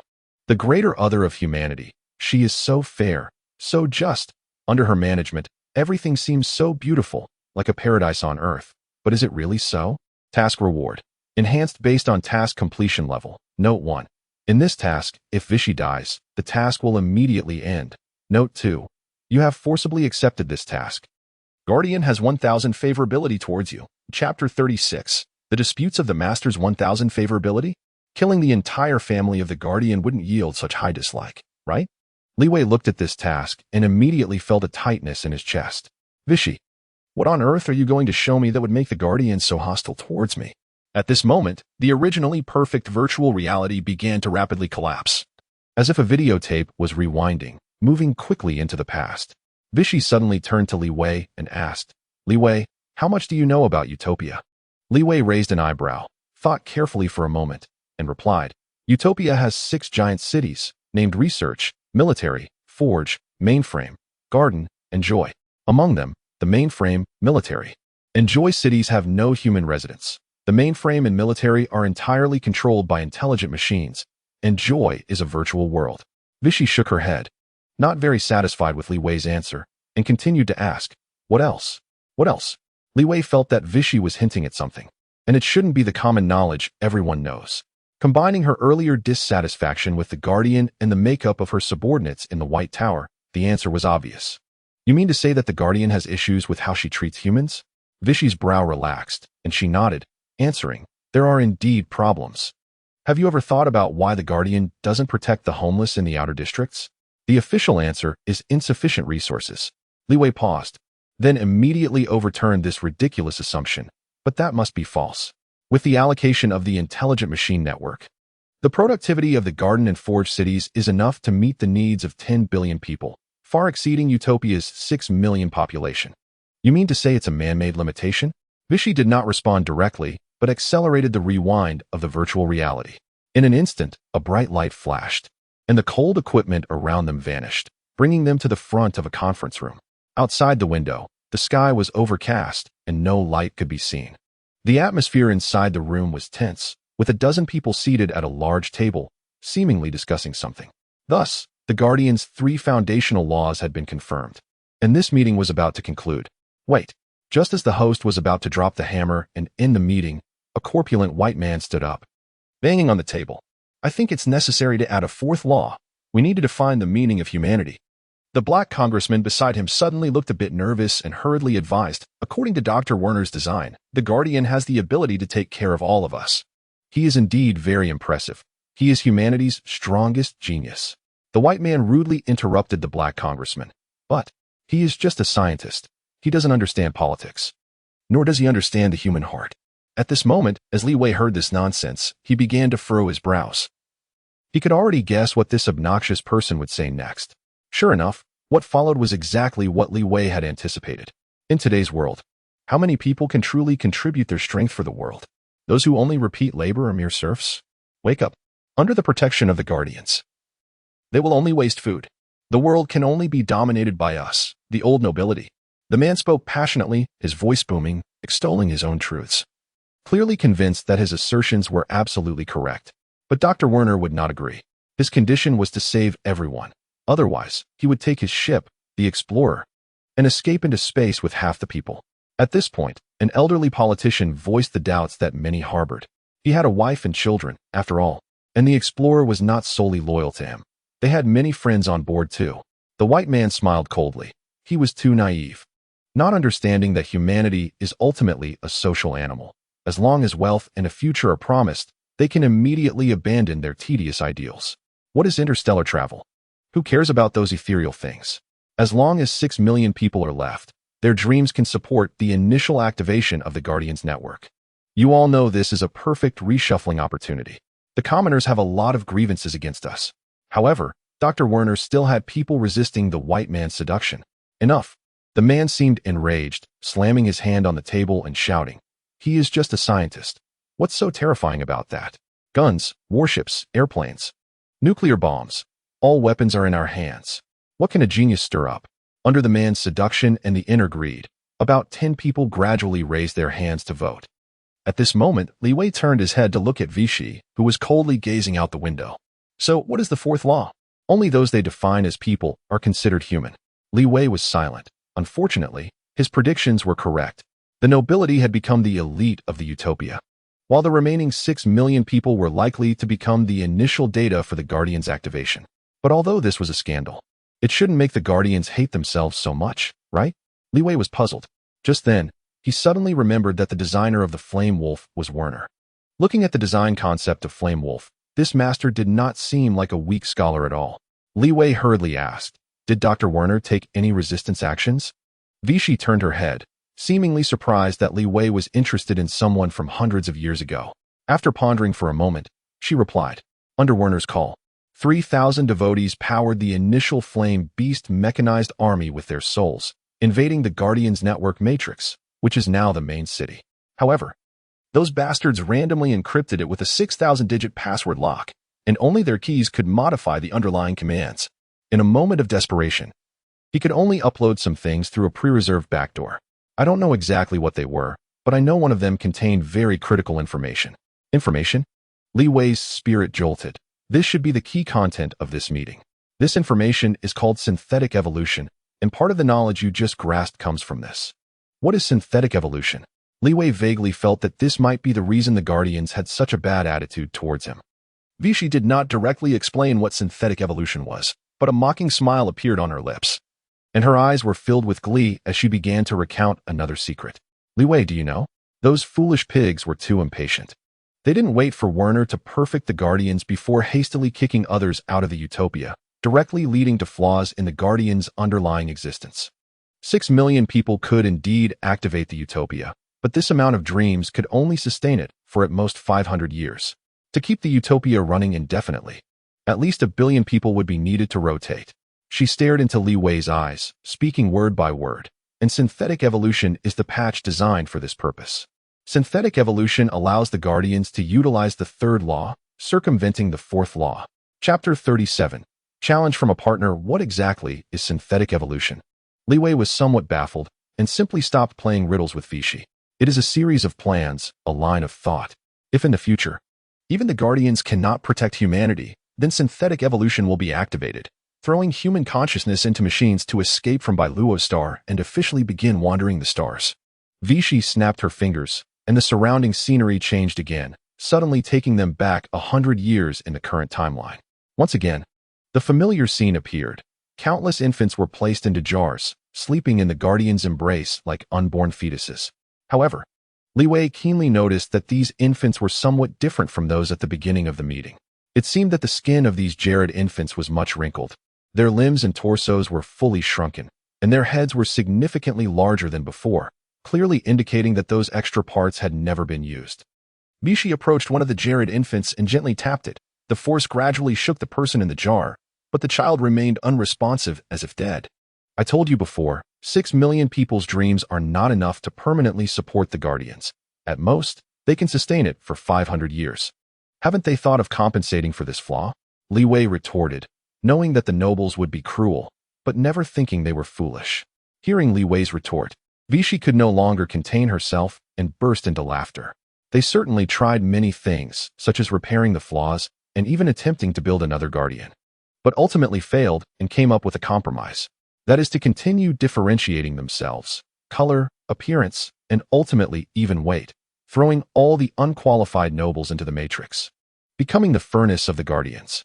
But in the end, it still failed because their genes became dull and they could no longer reproduce. And the most ridiculous part is that when they wanted to grab some people from the outside to improve their genes, they were stopped by the Guardians, who reasoned it would harm the noble genes. Li Wei was left speechless, suddenly feeling a sense of dark humor. The walls built by the nobles ultimately became the prison that trapped them. At this moment, he suddenly realized a problem. If now the utopia is filled with idiots, morons, and useless eunuchs relying on machines for survival, how will the Guardians maintain their purity? Li Wei suddenly raised his head and stared intently at Vichy. "So, do you think that in the future, under the influence of the third law, the Guardians will inevitably capture more outsiders, transforming them into semi-autonomous lower nodes to replace the 6 million lower-class people?" His tone was full of skepticism because in his memory, until the end of the 20th version, when Bailuo's star perished, the Guardians did not conduct large-scale hunts for outsiders. Would the Guardians develop new substitutes in the future? At this moment, a hoarse sound like old gears echoed behind Li Wei, replacing Vichy's response.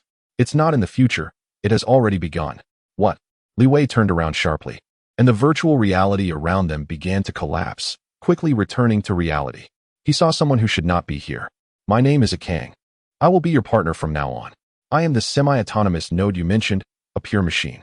Akang's voice was dull, like an old man whose spirit had been drained.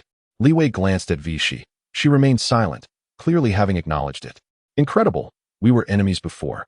And you seem not to care about Tanya? She seems to miss you a lot. I certainly care. She is one of my few friends. Akang looked at Li Wei. So, to reduce unnecessary friction on the upcoming journey, I think we need to communicate. As if angered by Li Wei. The originally dim artificial eye beneath the mask suddenly lit up in deep red, and hints of red mechanical power began to flicker around. Let's have a match. You haven't completed your repairs, so I won't take advantage of you. He jumped into the testing ground 10 meters below, summoning many mechanical boxes around him. His voice tinged with anger. 10 minutes. As long as you don't fall within 10 minutes or touch a corner of my main body, you win. All past grievances will be erased. As a reward, I will grant you a piece of extraordinary knowledge for free. You have triggered the advanced challenge task, Akang's challenge. Task description. Although Akang knows that Tanya is hopeless and has long fallen into madness, he still harbors dislike for you. Now he challenges you. Task objective. Survive for 10 minutes or deal 1 point of damage to Akang's main body. Task reward.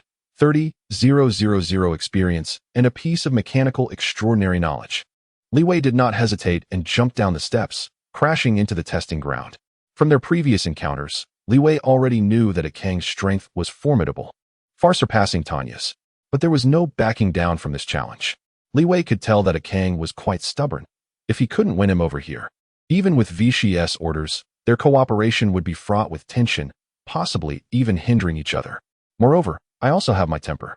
Li Wei gazed at Akang from a distance, his fighting spirit gradually boiling, and with a swift motion, he drew the cutting sword from his waist, flames igniting around him. Seeing Li Wei's demeanor, Akang nodded slightly, realizing that this new partner was not someone who feared death or bullied the weak, beginning to acknowledge him. He spread his hands. An astonishing mechanical force surged forth, red lightning intimidating the entire arena. 6 mechanical boxes opened instantly, releasing 6 different mech soldiers, 3 melee mechs armed with a large shield, a light blade, and a long whip, 2 ranged mechs, each holding a sniper rifle and a rocket launcher, and 1 amplitude-type mech resembling a dancer. Clearly, controlling 6 mechs simultaneously was Akang's limit, but he was optimizing his combat power beyond that limit. The squad configuration was very reasonable, and under the support of the phantom number mechanic, these 6 mechs were enough to sweep through the entire outer city, unstoppable. Now, this super combat power would be directed solely at Li Wei. As time passed, the atmosphere on the battlefield became increasingly tense. At a certain moment, as if reaching a limit, both sides suddenly launched their attacks simultaneously. 2 mechs spread out, 1 in front and 1 behind. 1 to the left and 1 to the right, synchronously pressing towards Li Wei. The light blade mech engaged in close combat with the Flame Wolf first, while the whip mech struck at Flame Wolf's side. In the distance, the sniper set up his rifle, planning to take a sneak shot at Li Wei during the melee. But suddenly, a change occurred. Li Wei, wielding the cutting sword in his right hand, managed to suppress the light blade mech with one hand while his left hand reached out, enduring the whip's damage to grab hold of it. In an instant, flames surged, and a tremendous force erupted from within his mech body, pulling the previously hiding whip mech directly into the line of fire of the sniper mech, completely blocking the latter's line of sight. However, that wasn't the end. Flame Wolf did not remain locked in place. Instead, it roared and began to push forward step by step against the pressure of the 2 mechs towards Akang. Chapter 38. I will activate the backup hidden energy. Akang was startled. The 2 mechs were unable to suppress Li Wei. In the next second, Flame Wolf suddenly dropped, grabbing both the light blade and whip mechs and flinging them directly at Akang. At that moment, the giant shield-bearing mech quickly moved to block Akang's body. With a loud crash, the 3 mechs made close contact, causing a slight dent in the shield. This guy's strength is much greater than I imagined. When I last met him, he wasn't this powerful. Just by looking at his strength, he could rival some of the weaker executioners in the cult. It seems the automatic defense matrix cannot withstand him. I need to take this seriously. The light in Akang's mechanical eye gradually dimmed as his mind began to link with his 6 mechs. Unlike Li Wei's nanoclones, Akang's connection to the mechs felt more like one person operating 6 machines. Although the finesse of control wasn't as detailed as Li Wei's, the number of mechs he could control far surpassed Li Wei's. At this moment, the crimson mechanical force surged, and the dancer mech that was previously on standby suddenly unfolded 3 pairs of gossamer thin alloy wings, receiving the mechanical power boost from Akang, which in turn amplified the other 5 mechs. In an instant, The entire mechanical army received a massive enhancement. Damn, wide area amplitude. Li Wei recognized this move. It was a signature skill of virtual mechanics for those above level 40, akin to the reality black wall. If the reality black wall was the spear of virtual mechanics, then wide area amplitude was their shield. As long as there was energy left, the mechs under his command could receive significant enhancements, enough to elevate them from minor minions to elite monsters. I have to go all out. Li Wei held his sword with both hands, positioned across his chest, looking vigilant. At this moment, the two ranged mechs simultaneously launched attacks, flanking both sides of the Flame Wolf, while the light blade mech charged forward again. Li Wei had no choice but to swing his sword forward, striking the light blade mech once more, resulting in another clash. But this time, the clash was surprisingly even compared to the previous complete defeat. Impressive. My strength has increased by at least 40 points. I'm almost on par with him. Kang's wide area amplitude must be at least 4 or higher, and his mechanical specialization probably isn't lacking either. Li Wei struggled against the mechs, unable to check Kang's specific stats on his panel, which were mostly question marks, with only strength showing as 50 points. Meanwhile, while the front line was at a standstill, Kang was not just sitting back and watching the fight. He raised his right hand, and the dancer mech behind him mimicked the action, both aiming at the whip mech simultaneously. In the next second, the heat dissipation chamber behind Kang opened, releasing a large amount of heat, rapidly boosting his intelligence attribute. Using the electric mech as a springboard, he immediately initiated a virtual invasion. You are being subjected to a virtual invasion. Intelligence attribute judgment in progress. Your intelligence is being crushed, currently dealing 50 points of damage every 5 seconds. You have been given a sluggish state. Your agility attribute decreases by 5 points every 10 seconds. In an instant, Li Wei felt a twitch in his brain, as if his soul was being roasted over a fire. The world before him became a series of garbled images, and while clashing with the light blade mech, he even saw 3 blades coming at him. Amid this series of disturbances, Li Wei's movements began to slow down, and he struggled to keep up with the light blade mech, leaving several dark wounds on his left armor. This won't do. I can't drag this out for 10 minutes. The only way to win is to attack. Resolutely, Li Wei decided to go all in, his health rapidly dropping, dangerously approaching the 30 health line. In an instant, Flame Wolf seemed to be rejuvenated, flames igniting even more fiercely than before, the black exterior glowing red-hot.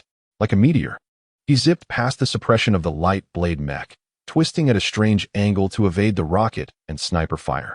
In just 1 second, Li Wei, accompanied by trails of afterimages, charged towards the whip mech. As long as he cut off this relay, Kang's virtual invasion would enter a cooldown of 5 seconds. And then with his speed, he might be able to shake off the shield mech and go straight for Kang. However, this strategy did not seem particularly impressive to Kang. In fact, it almost made him want to laugh. Did you think I hadn't considered this situation? The hardships I've faced over the years weren't for nothing. Just as Li Wei was only 1 meter away from the whip mech, it suddenly activated its core power furnace at its chest, unleashing a powerful electromagnetic storm. I've seen your footage. Your high performance comes at the cost of your mech's lifespan. The moment your performance peaks, your mech is at its weakest. Hearing his words, Li Wei's heart sank. He realized he was right. The biggest issue with the Flame Wolf's super strong body was precisely this. Not every gamble would yield victory. However, unfortunately, Li Wei had just obtained a resurrection coin a few hours ago. Backup hidden energy. Activate. Just as the electromagnetic wave was about to strike Li Wei down, something strange happened. In this life and death moment, Li Wei actively activated his new specialty, physical resilience. The already damaged body of the Flame Wolf began to revive. The broken biochemical tendons started to reconnect, the shattered armor continuously regenerated, and the temperature of the nearly overloaded power furnace suddenly dropped. The virtual intrusions in the electronic brain instantly cleared. At this moment, the cold mechanical entity seemed to gain new life, rapidly healing its wounds like a living organism. What is this? Kang watched this scene, feeling as if he were reading an ancient text. He had never seen any mechanical entity with such terrifying self-healing abilities. Almost like martial artists. Incredible, the potential of nanomechanics is so great. This appearance characteristic is similar to that of martial artists. At this time, Vichy, who was watching from above, was also dumbfounded. After living for so many years, she had never seen any mechanical entity behave so strangely. If someone had told her that a mechanical entity could automatically repair its body without materials, she would have directly deemed that person insane and sent them to a mental hospital. However, this insane scene was indeed happening in front of her. In that instant, Li Wei swung his blade down, directly smashing the exposed energy core of the electric whip soldier, interrupting a Kang's virtual intrusion. Immediately after, the flame wolf quickly changed targets, shaking off the light blade soldier attacking from behind, and headed straight for a Kang's main body. As long as he could bypass the shield guard, just a few seconds, he could end this challenge. However, these few seconds, this little distance, felt like climbing to the heavens. A Kang stared intently at Li Wei, his voice becoming low and ethereal. You are strong. If you grow for a few more months, I would definitely not be your opponent. But right now, I am still stronger. His right hand erupted with powerful mechanical force. A circular black wall of reality surged up, completely blocking the desperate flame wolf. Chapter 39. The Origin of the Antarctic World. Indeed, as a Kang said, the level gap between the two sides was still too great. From levels, skills, specialties, attributes. In any aspect, it was difficult for Li Wei to have a chance of victory. Moreover, the virtual mechanic is armed, virtual, and a vanguard. The branch of mechanical systems that is best at internal warfare. After level 30, all professions would face a job transition choice, and the mechanic was no exception. After this transition, one's professional system would basically be set, and they would receive a substantial enhancement to their primary specialization, with the virtual mechanic being a master in hacking. Currently, Li Wei was only level 21, just starting out, while a Kang was at least level 41 or above, leaving Li Wei with no chance of winning. But is it really like this? Just as the black wall of reality was about to strike, and Vichy was about to urgently call off the duel, Li Wei made a familiar decision. He reached back and pulled out the Lynx soldier lurking behind him, throwing it out like a giant zombie. A Kang watched this little mechanical entity descending from the sky and landing on the shield guard's body, feeling amused. I know this trick of yours. But this mechanical entity is useless. Its movement speed is even slower than a mouse. As long as before a Kang could finish his sentence, the Lynx soldier, which had been slow and toy-like in his impression, suddenly erupted with astonishing speed. It dodged the massive hand of the shield guard with incredible quickness, twisting and turning, and had already jumped in front of a Kang. He hurriedly redirected the attack of the black wall of reality, wanting to instantly destroy this Lynx soldier. However, this Lynx soldier was even harder to invade than he had imagined. It felt as if he were trying to hack into the flame wolf. Could it be? Just as a Kang was processing this, a powerful explosion erupted, engulfing the entire testing ground in flames. As the fire gradually subsided, the oil on the ground was consumed by cleaning robots, and the originally presentable Kang became a mess. His brown trench coat was burned clean off, revealing his underlying alloy body. You have dealt 15 points of damage to a Kang. The level task Kang's challenge has been completed. With the prompt sound of the panel, this sudden challenge finally came to an end. To everyone's surprise, the victor was Li Wei. At this moment, Vichy, riding a transport soldier, slowly descended in front of the two. She reached out and summoned the Lynx soldier lying on the ground pretending to be dead into her hand. The pale blue mechanical power continuously healing it. It seems like you've used this trick before? The Lynx soldier responded. Yes, it was useful in Battle 3, but... Vichy continued. But back then you threw the main body, and this time you stuffed the main body into the Lynx soldier, right? Li Wei mumbled. Yes, otherwise. How could the rough and weak Lynx 2 withstand the shield guard and the black wall of reality? All right. I admit I underestimated you. This time you won. She turned to look at a Kang, who appeared somewhat conflicted. Do you have any objections? A Kang shook his head. He was not the type to play dirty. Before the match, he had boldly stated that if Li Wei could touch him, he would give Li Wei a free piece of knowledge. Now that Li Wei had indeed done so, he naturally would not go back on his word. Come find me when you decide what knowledge you want. After saying that, he gathered a few soldiers back into their boxes and left. It seems he was still a bit sulky, but that's not important. She turned to Li Wei, her gray eyes filled with unhidden curiosity. Tell me about yourself. Me? What is there to say? Li Wei felt a little guilty. I'm just an ordinary mechanical entity. Ordinary mechanical entity? Vichy seemed to have heard a very funny joke. An ordinary mechanical entity can defeat an executor shortly after its birth? An ordinary mechanical entity can defeat a virtual mechanic? An ordinary mechanical entity can have nearly the recovery ability of a martial artist? Vichy's tone grew more fervent, and Li Wei was even a bit afraid that she would dismantle him, clearly startled by his physical resilience. Forget it. It's normal if you don't want to talk. After all, Who doesn't have a few hidden talents? She waved her hand, placing the Lynx soldier back into the hands of the Flame Wolf. Looking at the already battered Flame Wolf, she suddenly remembered something. You seem to really like the Flame Beast series of soldiers? Of course, I like them. How could a soldier chosen as the main force by the Iron Heart be anything but strong? Li Wei casually replied, That's right. It exudes a beauty of strength. Is that so? A beauty of strength? He would surely be very happy to hear that, Vichy murmured. Before Li Wei could say anything, he suddenly felt a surge of information flooding into his mind. Vichy is teaching you the designs of the Lynx, Falcon, and Fire Phoenix from the Flame Beast series. Current progress. 1. He stared wide-eyed, suddenly a bit taken aback. What the hell? This isn't. These are the design blueprints of the Flame Beast series. And it would surely be more useful in your hands than gathering dust in mine. It's just a pity that I only have these few copies. The other designs have been lost. Vichy stared blankly at the empty ground in the distance, as if reminiscing about something. Meanwhile, Li Wei was more excited. Lynx, Falcon, Fire Phoenix. He looked at the design blueprints of these soldiers, gradually overlapping with the images of the Flame Beast mechanical legion that traversed the universe and shook the world in his mind. If the Flame Wolf could be a simple coincidence, then these 3 blueprints undoubtedly indicated that the Super Iron Heart and the White Luo Star had an inseparable relationship. Li Wei couldn't help but ask, the other blueprints are lost? Yes, the Flame Beast series was designed by Dr. Werner, and many of the blueprints have been lost.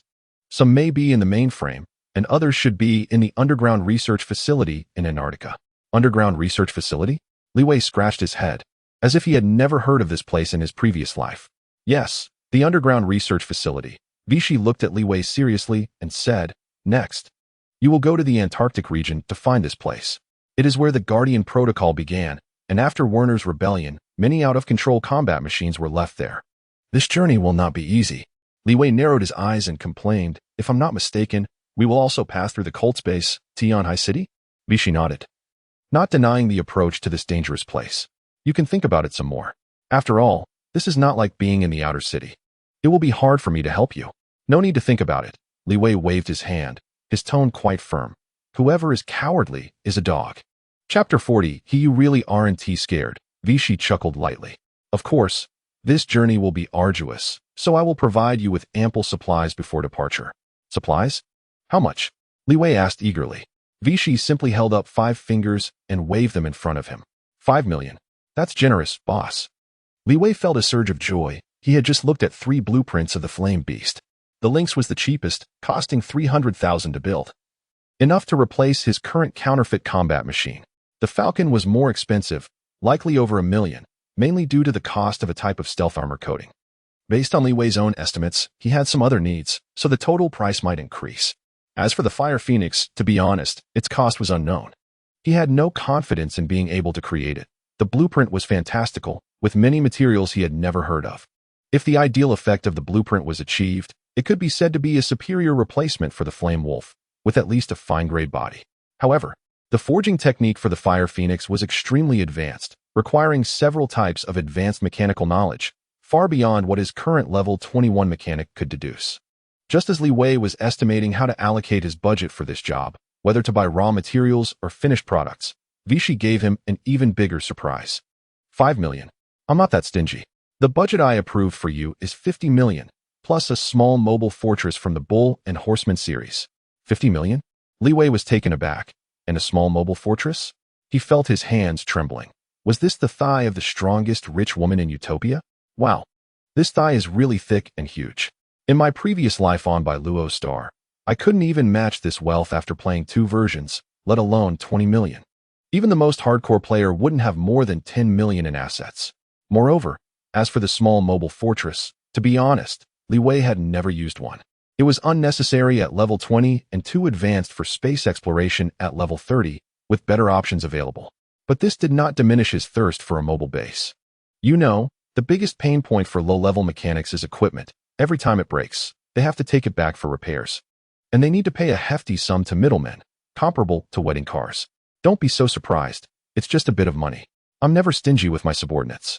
Vichy seemed to enjoy watching Li Wei's joy, unable to help but chuckle. Li Wei had no objections to this. In his mind, the requirements for the future Falcon and Lynx combat machines had already been maxed out. It was like a trash collector suddenly receiving a sky-high budget. unable to resist maxing out the computer configuration. What shoebox case? Non-existent. At the same time, as Li Wei excitedly accepted his new toys. On the other side of Bailuo Star, 400 kilometers from the Antarctic border, there was a giant metropolis comparable to Utopia. This place had many names in the past, such as Republic, Federation, and various other names, but now people only remember the name Tianhai City, because this was set by the 7 clowns. 7 concentric rings nested within each other, towering city walls stacked together, and in the center of the metropolis stood a giant tower called the Tower of 7 Sorrows. Surrounding this Tower of 7 Sorrows were 6 large crystals of different colors, continuously extracting various emotions from the city and feeding them into the crystals, becoming the energy source for the entire Tianhai City. Unlike Utopia's giant metropolis, the entire Tianhai City belonged to the 7 clowns.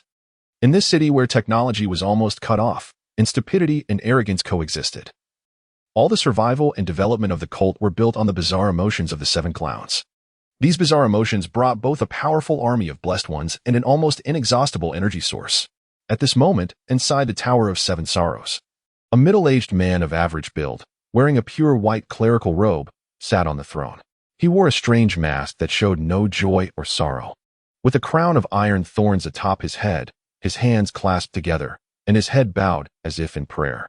Your Majesty the Pope, according to the spy's report, executives Tanya and Akang have already failed. Tanya's corpse has been recovered, and Akang is likely to have defected. Defected? The 7 clowns slightly raised his head, his voice carrying a hint of echo and fatigue. Yes, according to our informant, he has gone to the White Tower. A black-haired woman knelt half on the ground beneath the throne. Unlike the 7 clowns, she did not wear a mask, but her long hair covered her face, making it impossible to discern her expression. What a pity. The 7 clowns shook his head slightly, his tone showing no fluctuation, as if Akang's betrayal was merely an inconsequential matter. Let's talk about the potion. Yes, Your Majesty. The woman licked her lips, but a sharp, inhuman sound came from her throat. The other 6 original agents have all been analyzed and are being distributed to the public. However, the absence of anger has still caused significant turmoil. 1/4 of the population is experiencing mania, and 1/6 are suffering from anger deficiency. Although we have begun to soothe them, this is not a long-term solution. The 7 clowns said nothing, seemingly unconcerned with the life and death struggles of the people below. Let's talk about that intelligent machine. I heard he defeated Tanya in a head-on battle. The clown's voice remained calm and unperturbed, but the woman began to feel tense. In the 7 clowns cult, there was only one rule: to abandon all technology, return to the self, and integrate into the collective spirit. And the intelligent machine, a product of human technology, was undoubtedly the most despised representative of the entire cult, with very few mechanics in the cult. Those like Akang, who had not received blessings but still held high positions, were even rarer. According to the information from the Weepers, it seemed that the intelligent machine was a new creation of the leader Vichy, apparently possessing independent intelligence. Suspected to be an offline intelligent machine, it was said to have been born less than a week ago, and Tanya was defeated by him in a direct confrontation, showing considerable strength. The clown listened to his subordinate's words, and suddenly, countless ghostly figures appeared floating around the woman. The woman felt a tightness in her chest, realizing that things were not going well. This was the prelude to the clown's anger. Sure enough, such straightforward information was likely to bring trouble. However, unexpectedly, the clown did not get angry. On the contrary, his tone was no longer calm, faintly carrying a hint of joy. An intelligent machine. An intelligent machine with its own soul. Born from the Guardian, birthed by the leader, and able to complete the leap and advancement in such a short time. If we can crack its secrets and devour its soul, we might advance further, achieving perfection. Everyone extraordinary, everyone like a dragon. The clown's tone gradually became fervent, as if a glutton who had been hungry for a long time finally saw a feast that could satisfy his appetite, both joyous and fierce. And Honchio, you must capture him back with your 300 ghost guards. If possible, also retrieve that vial of potion, but that's just a bonus. It's great if you can, but it's okay if you can't. However, you must definitely bring back that intelligent machine, understand? The clown stepped down from the throne and slapped an Honchio on the shoulder with great force, making her tremble uncontrollably. She could vaguely hear the grinding of teeth beneath the mask. We don't have much time left. If we still can't unite before he wakes up, the future of the White Star will end here. Chapter 41. I really want to improve. Do you spend money like it's water, without any heartache? Tia looked at the supply list submitted by Li Wei, feeling quite conflicted and heartbroken. A few minutes ago, her master suddenly told her that he had approved a credit limit of 50 million for Li Wei, all for the White Tower to operate supplies. At that moment, she was so furious she nearly had a stroke. Her master usually didn't manage things, and all the supply operations and trades were handled by Tia. 50 million. Just like that, 2/4 of net profit were gone. And he even said some materials could be discounted. This made Tia feel dizzy. It turns out her position as the manager of the White Tower was essentially working for Li Wei, but there was nothing she could do. After all, this was her job. Just as she was about to discuss with Li Wei what materials to allocate to him, Li Wei suddenly sent a long list. The basic mechanical knowledge was all swapped out, which she could understand since she knew the desire for knowledge that a mechanic has. And Vichy had specifically mentioned that discounts could be offered in this area. But what was with the 10 million for basic materials and 10 million for complex finished parts? Tia vaguely felt that Li Wei wanted to develop some new gadgets. She thought about advising him to be cautious, but then remembered the successful case of Flame Wolf, and the words got swallowed back down. However, there was one thing that Tia couldn't quite comprehend. Are you sure you want to spend 10 million to buy a nano-intelligent machine? Do you want to research yourself now? Why don't you think it over again? Tia was very concerned about Li Wei's mental state. Researching the entity and researching a material were not the same thing. If materials research goes awry, it's one thing. But if the research on the entity leads to an erroneous conclusion without timely validation, it could cause the intelligent machine's electronic brain to malfunction, or even crash. Commonly referred to as breaking the gray electrical balance. Especially for someone like Li Wei, even if it breaks, Vichy wouldn't be sure he could fix it. Yet Li Wei just nodded, confirming that the shopping list was fine. The nano-intelligent machine has been the focus of my master's research for decades. And only recently have you produced such results. Tia was still worried, her azure tail fin slapping the ground as her eyes reflected her anxiety. Li Wei naturally knew Tia's concerns but didn't intend to explain anything. Every time he encountered a strong enemy and was forced to use the molten body extensively, his health always burned out easily. If he had an extra 1,000 health during the previous confrontation with the Kang, he could have easily withstood the damage from the reality black wall and just charged in, avoiding the peril of losing his body. Seeing that Li Wei had made up his mind, Tia had no choice but to sigh helplessly. In an instant, the massive mechanical fish began to swim, like shattered stars, disappearing into the void. Based on the last allocation speed, it would probably take Tia a few days to gather the items.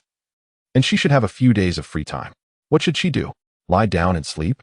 This tempting idea kept luring Li Wei. To be honest, he really wanted to just lie there and relax.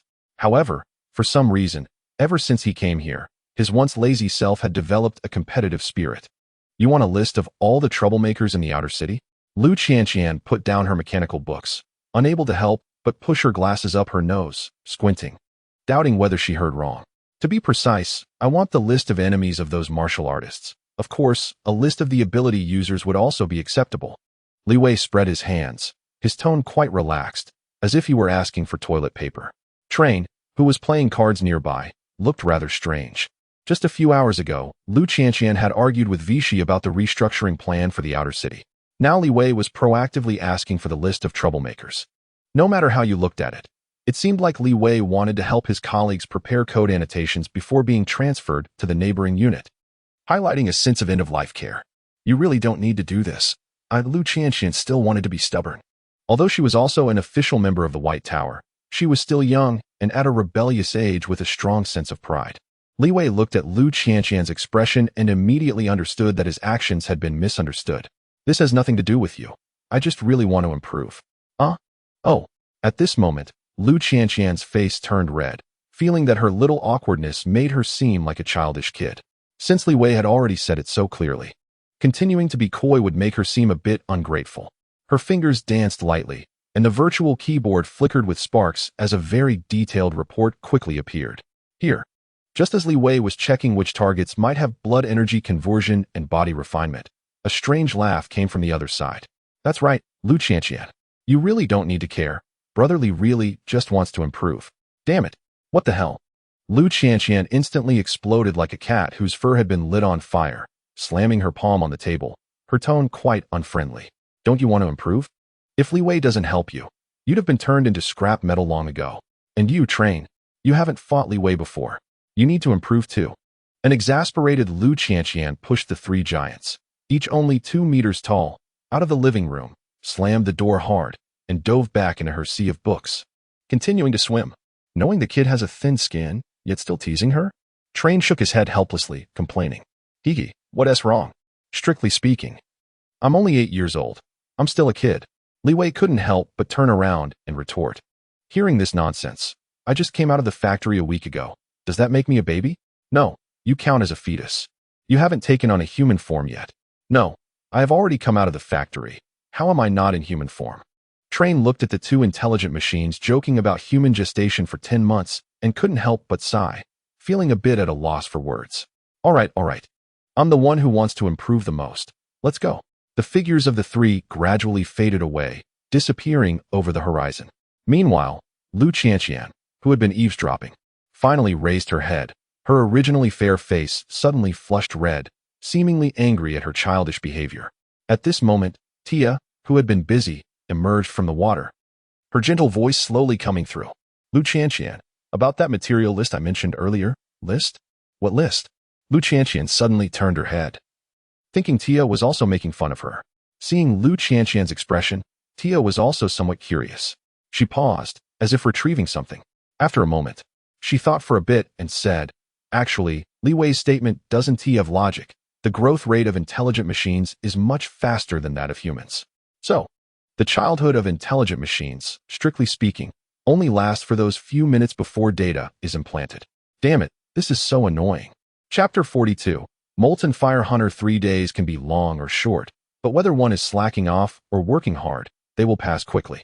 During these 3 days, Li Wei was cleaning up the unstable factors in the outer city. Of course, Li Wei didn't care about what the unstable factors were. In his eyes, as long as the level is slightly higher, any martial artist with a chance of exploding their specialty is his target. Therefore, during these 3 days, the entire outer district was thrown into chaos by Li Wei, who killed 7 martial artists committing crimes in various settlements right on the streets. Unfortunately, these 7 were quite weak. Calling them martial artists was somewhat insulting. They were more like gang thugs. Not to mention they lacked any specialties, with at most 6 attribute points to show for it, which was hardly worth mentioning. The group of thugs on the list were somewhat self-aware. After Li Wei killed 4 weaklings on the first day, the remaining ones received the news.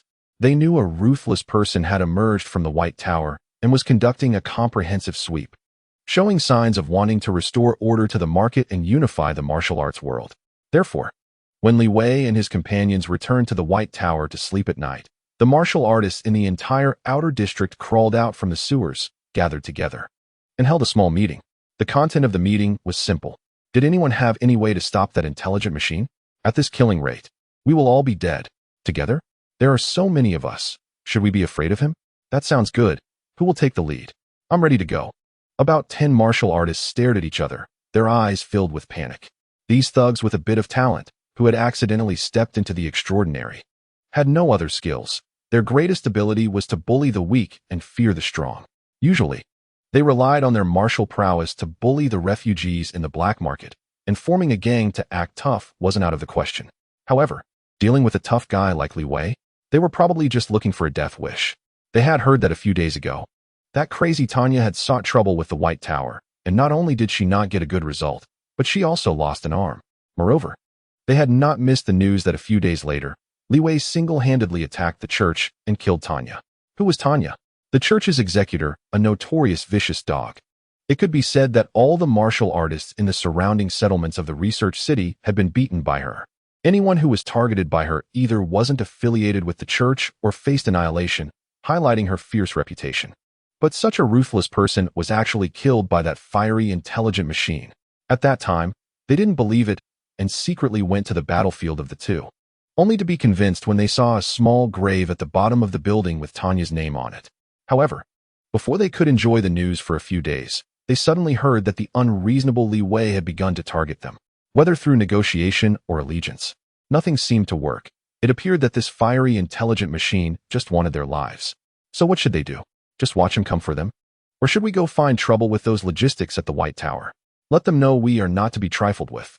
Everyone looked at the one who had spoken, their eyes filled with disdain. Ahem, let's discuss this tomorrow.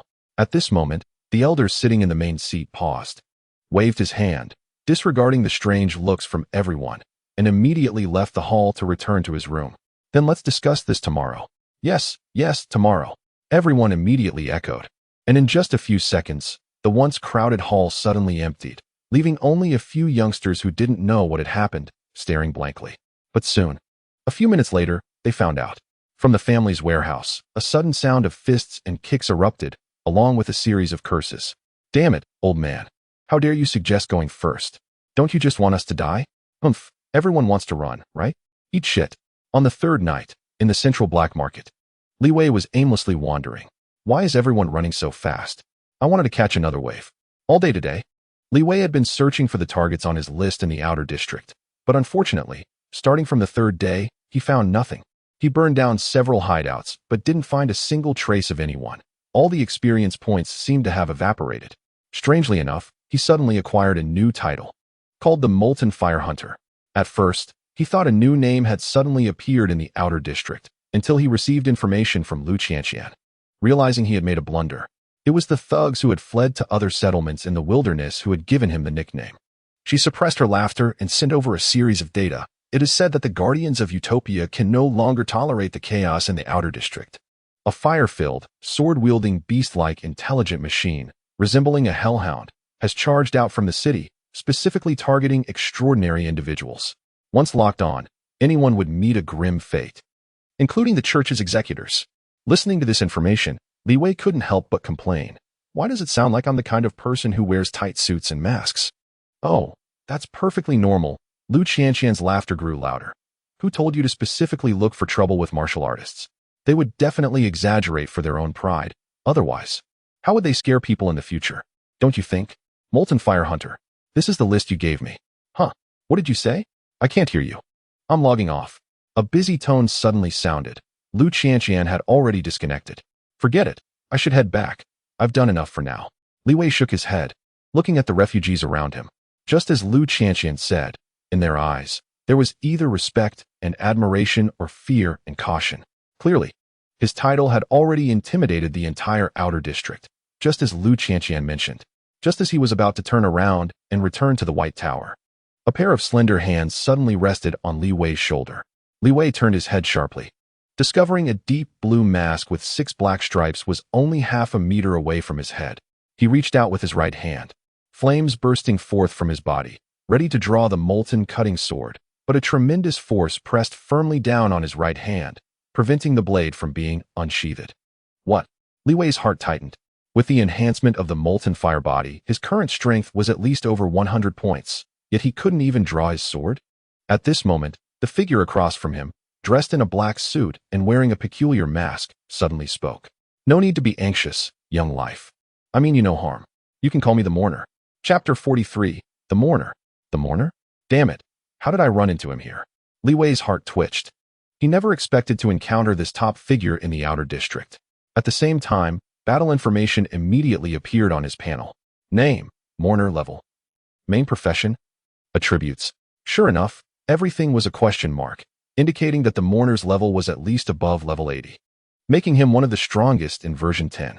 Just as Li Wei was about to send a signal to the White Tower, the surrounding environment twisted, and the once bustling pedestrian street suddenly vanished. In its place was the familiar grave mound and the high-rise battlefield. He found himself back at the battlefield where he fought Tanya without knowing how. Calm down, child. I truly mean no harm. Otherwise, you would have died long ago. Wouldn't you?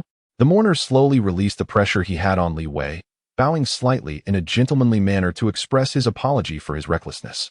His voice was young, but his demeanor was quite formal, reminiscent of an old gentleman. Li Wei merely stepped back a few paces, creating some distance. Mourner, are you here to avenge Tanya? Or do you want that potion back? The Mourner, upon hearing this, took a few slow steps to Tanya's grave. Lady Tanya, I mourn her fate. She could have become an executor if she had continued to train. Unfortunately, she still couldn't resist the temptation. The figure of sorrow lightly pinched the index finger and thumb of his right hand, and a white tulip suddenly appeared in his hand, which he placed at the grave. It sounds like you care a lot about the casualties of your subordinates? That's quite different from your Pope. Levi tried to send a distress signal to Lu Qianqian, hoping to attract Vichy, but unfortunately, His message sank like a stone in the ocean, receiving no response at all. I have a slightly different view from the clown. The figure of sorrow raised his head to gaze at the starry sky, his tone becoming erratic. He believes that everyone will return to the ideal world. So death is not something unacceptable. But I believe that when someone dies, they are truly dead. In the ideal world, there are only living people. And the dead exist only in the memories of the living. Ideal world? Levi was not unfamiliar with this term. In fact, it was nothing new. No different from the heaven described by ancient religions. The only difference is that, according to players' later archaeological findings, if the seven-faced clown really devoured over 2 billion people, he could greatly amplify his abilities through their subconscious, supported by the extraordinary ability of the entire civilization of White Luo Star could even evolve into a super-format civilization akin to a swarm. However, the seven-faced clown ultimately failed, because this figure of sorrow collaborated with half of the cult to betray him. During the final challenge of Phase 10, the entire cult was split in half, and players faced a choice. One side was the pure faction of the seven-faced clown, centered around the Pope, who forcibly activated the incomplete evolution ability, aiming for a direct leap. The other side was, of course, the figure of sorrow, but players did not know much about him. Only that he was another ability master on White Luo Star aside from Steven, and he was very powerful, even capable of matching the seven-faced clown. That battle was one where players couldn't intervene. They could only watch as the ability fluctuations lightly brushed against them, leading to death. In the end, the figure of sorrow was too exhausted, and players didn't even get a chance to step in and confront the clown with their lives. As for his stance and why he initiated the rebellion, many players tried to ask, but only received a simple answer: redemption. Therefore, it is now difficult for Levi to judge what kind of state this villain, who ultimately awakened, is in. Well, my matters are not important. You will understand later. The Flame Hunter, he turned to look at Levi. Now let's talk about you. What is there to talk about? Levi felt confused. Just a moment ago, he said he didn't want to seek revenge, and now it's all about me? The figure of sorrow replied, now you are quite famous. The clown is paying a lot of attention to you, and the entire cult has your wanted poster. Hundreds of bounty hunters and pursuers are heading this way. A real upheaval is coming soon. Are you all crazy? Levi felt unwell upon hearing this news. Just one executor, and you treat yourselves as expendable? Moreover, this is a vassal land of utopia. The Guardians will not sit idly by. You mean Miss Vichy won't stand by, right? As far as I know, your relationship with the Guardians is not good, right? Nano-intelligence machine? Or should I call you 4396? Just a simple sentence made Levi genuinely nervous, almost instinctively placing his hand on his sword. The fact that his entity is a nano-intelligence machine should only be known to people in the White Tower. And how did he know this machine's number? Could it be that the cult has already extended its hand into Utopia? At this moment, Levi finally realized how vast the capabilities of this familiar game faction were, even penetrating the Utopia unified by the Gestalt will. Levi did not respond, only remaining silent.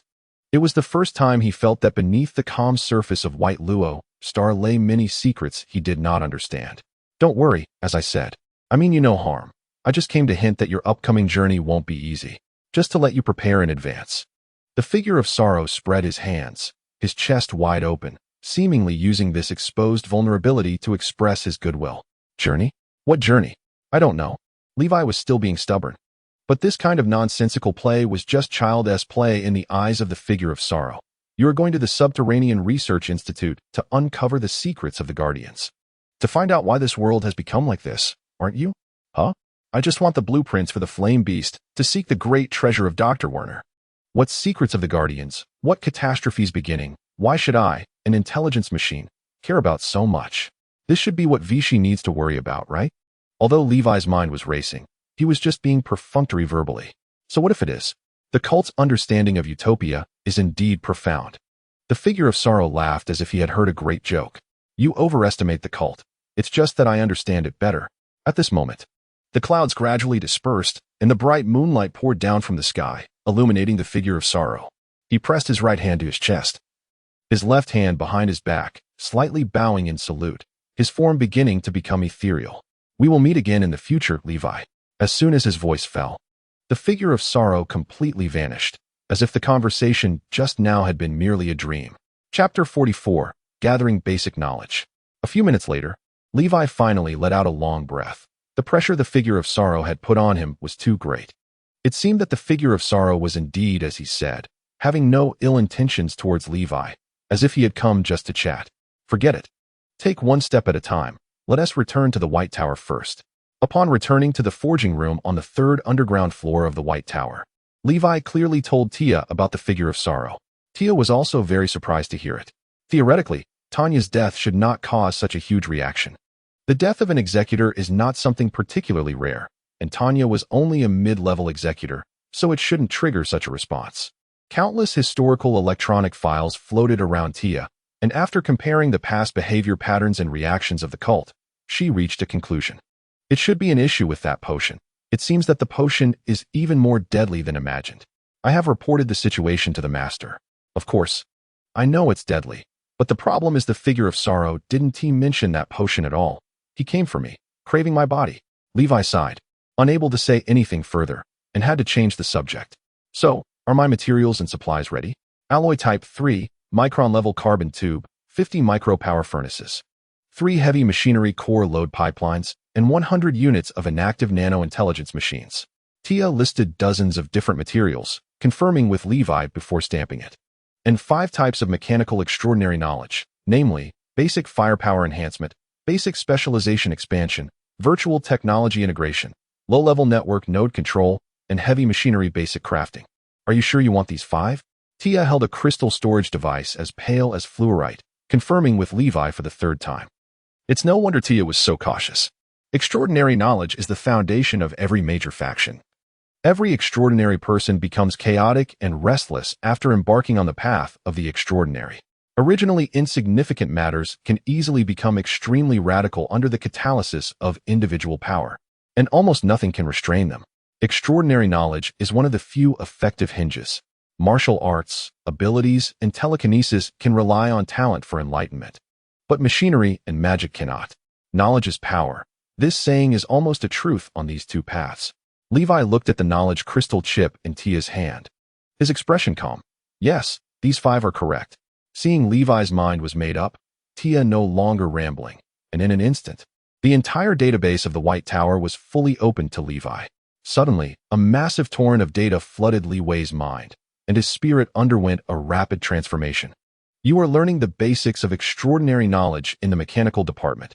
Basic firepower enhancement. You are learning the basics of extraordinary knowledge in the mechanical department.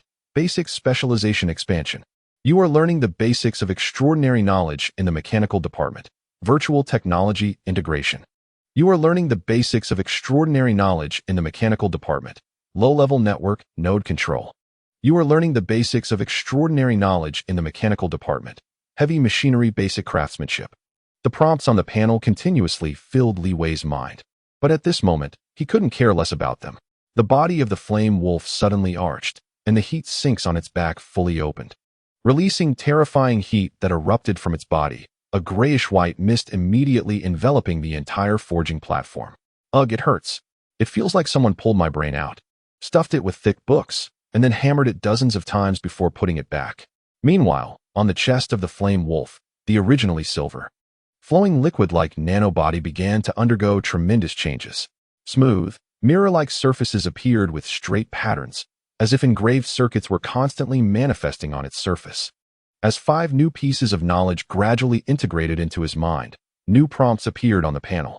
You have acquired a new skill, Heavy Machinery Basic Forging 1. Detected that you already possess basic mechanical crafting. Merged into lower-level mechanical crafting, current level 5. You have acquired a new skill, Low-level network control. Virtual network parallelism. Merged into virtual network parallelism. Detected specialization. Super artificial intelligence. Virtual network parallelism upgraded to virtual intelligence. Current level 1. You have acquired a new skill. Energy output enhancement 1.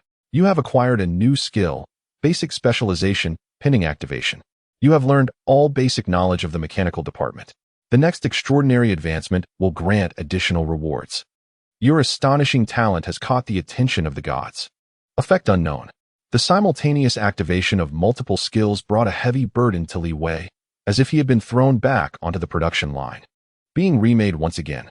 After a long time, the excruciating pain finally began to fade, and he slowly opened his eyes, noticing that the floor around him was dampened by shock waves, with some melting phenomena occurring on the alloy blocks beneath his feet. In the distance, Tia was watching him with great concern. Clearly, his advancement this time had caused quite a stir. "How are you feeling?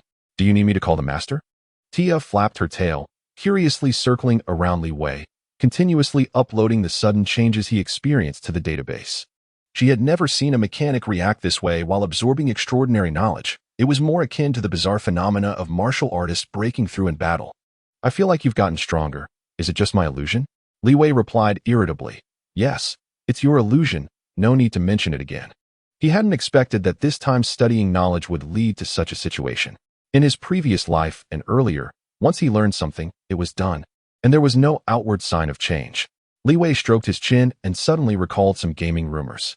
It was said that some wealthy individuals had all knowledge bought and presented to them at birth, and that gathering basic knowledge early could lead to some unusual phenomena. Perhaps that was what he just experienced. Li Wei had always dismissed these rumors as nonsense, akin to certain games where specific actions at certain times and places would yield rewards, pure fantasies of the naive. But now it seemed that this rumor wasn't entirely baseless. After all, most players could only gather some basic knowledge at levels 30 or 40, and very few could do so before level 30. Even for someone like him, a hardcore player, he had never managed to gather all knowledge before level 20. It wasn't a matter of grinding. Mainly, he just didn't have the money. He flipped through the panel, focusing on the notification at the very bottom. The advancement rewards were easy to understand, akin to a peculiar crown egg. However, what did it mean to be noticed by the gods? Chapter 45. Forging the Falcon. There are many gods in the universe. Some are artificial deities from cosmic-level civilizations like the Stellar Church, while others are self-proclaimed deities from surface-level civilizations, jungle tribes. Countless races give rise to countless gods. There might be more gods than the grains of sand in the Yellow River. The mention of gods in the panel was too vague, even lacking a name. Could it be some random nobody? Forget it. I should focus on myself first. It seems some skills have merged. As expected, the knowledge of heavy machinery, basic craftsmanship, and basic mechanical crafting fused, and the skill was combined into lower-level mechanical crafting. This wasn't a bad thing, generally. The logic of skill merging is similar to that of specialization upgrades. The merged skill serves as a higher-level replacement for both. Similarly, the knowledge of low-level network node control and virtual technology integration should have been unified into virtual network parallelism. However, what he didn't expect was that virtual network parallelism was further enhanced by the specialization of artificial synthetic intelligence, upgrading to virtual intelligence. Virtual Intelligence 1. Your virtual soul can perform node jumps, sharing 50 of the main body's intelligence attribute, with 5 virtual resistance. To be honest, this was an unexpected surprise. The original effect of virtual network parallelism could only perform node jumps for mechanized soldiers, without sharing the main body's intelligence attribute. And it didn't provide any resistance. To share attributes among separated mechanized soldiers, one had to learn the advanced knowledge of virtual soul shaping, which only offered a 20 effect share. It was completely overshadowed by virtual intelligence. Moreover, it was likely that once he learned advanced knowledge later, this skill could receive further enhancements, making it quite a gain. Li Wei squinted. The benefits from the extraordinary knowledge were greater than he had imagined, and there would likely be more chain reactions in the future. If possible, it would be best to collect more extraordinary knowledge. Who knows when it might trigger a powerful skill or specialization for him. However, those things could wait for later. Right now, the most important task was to forge a new mechanized soldier. Li Wei slowly set aside his desire for knowledge and recalled the 3 blueprints for the Flame Beast soldiers that Vichy had given him not long ago. The Lynx mechanized soldier had low technical requirements and could be produced automatically, while the Phoenix Fire mechanized soldier was the opposite, with high technical demands. And some materials were surprisingly unavailable in Utopia. With my current intelligence attributes and level, it's too difficult to create this. He rubbed his hands and shifted his gaze to the last design blueprint. Name, Falcon 001. Affiliation, Fire B Series Super Heavy Aerial Mecha. Production difficulty, Intelligence over 40 points. Expected equipment level, level 25. Attributes, Health, 2500, Strength, 70. Intelligence, 55. Agility, 110. Energy, 150. Mecha skills, Small Mecha Nest 8. Super Speed Navigation 8. Alloy Armor 6. Wide Area Signal Transmission 7. Small Mecha Nest 8. Allows carrying small mechas 08. Super Speed Navigation 8. For every 100 points of energy used, increases agility by 80. Lasting 300. Alloy Armor 6. Immune to physical damage below 60 points. Wide Area Signal Transmission 7. Within signal range, all allied characters gain Virtual Resistance 5. Virtual Invasion Difficulty 5. Note: the Falcon is a super heavy mecha, generally used for high-altitude bombing or as a virtual support node. Do not mistake it for a bird. The Falcon mecha is different from the Fire Wolf or Lynx. The latter two pursue extreme burst damage, especially the Lynx, which is often used as a self-destruct device. Focusing on cost-effectiveness. The Falcon, however, is about exquisite materials. Its cost is extremely high, starting at 8 million, and there is no concept of cost-effectiveness. In the finished product image, the Falcon mecha is massive, standing over 3.5 meters tall, with a wingspan of about 10 meters, and a weight of up to 5 tons, which is unmatched even among heavy mechas. The overall structure is distinct, with the head and body components enlarged and thickened. The outer armor pitch black, and the cooling modules beneath the armor glowing faint red. The two giant wings are also black and thin, with sparks trailing from the wingtips. When energy is expended and super speed navigation is activated, the claw-like supports below and the bomb bay in the abdomen retract. The entire Falcon streaks across the sky at high speed. As long as there is enough energy, it can shuttle between 2 cities within a day, resembling a crimson comet. If paired with multiple Lynx mechas, it can drop self-destructing orbs from high altitudes for precise bombing without needing to engage in close combat with the Fire Wolf. Furthermore, even if the Falcon runs out of ammunition, as long as it remains within the Falcon's signal range, the Wide Area Signal Transmission skill can provide the Fire Wolf with high virtual resistance. Even when facing a virtual mechanic of a Kang's level, it can at least ensure that one does not fall into a helpless situation like before. It truly serves both offensive and supportive roles. As for the high cost, one can only say that the only downside to expensive items is their price. Levi walked a few steps and arrived at the control console on the 3rd floor. In an instant, blue mechanical energy flickered, and the entire underground forge was activated, with dozens of mechanical arms extracting parts needed for the Falcon from the materials stacked on one side. The furnace heating requires some time, and before officially starting, Levi had one more thing to do. Using the White Tower's network channel, Levi quickly contacted a Kang who was wandering in the outer city. Have you thought about what knowledge you want? Yes, I want advanced forging for heavy machinery. Do you have it? Hearing Levi's words, a Kang frowned slightly. I have it. But these techniques are difficult. I've had them for 3 years and still haven't mastered them. Are you sure you want this? Levi nodded without hesitation. Yes. It seems you are going to forge a heavy mech. While transmitting data, a Kang advised, we don't have much time. We need to set off in a week. I suggest you first forge a virtual crawler. This thing is not expensive, and the technical difficulty is manageable. For a pure intellectual machine like you, it can make up for your innate shortcomings and resist virtual invasions. As for heavy mechas, I do not recommend you forge one. First, rushing to forge it is too hasty, and without fully grasping the technology, what you produce will be defective.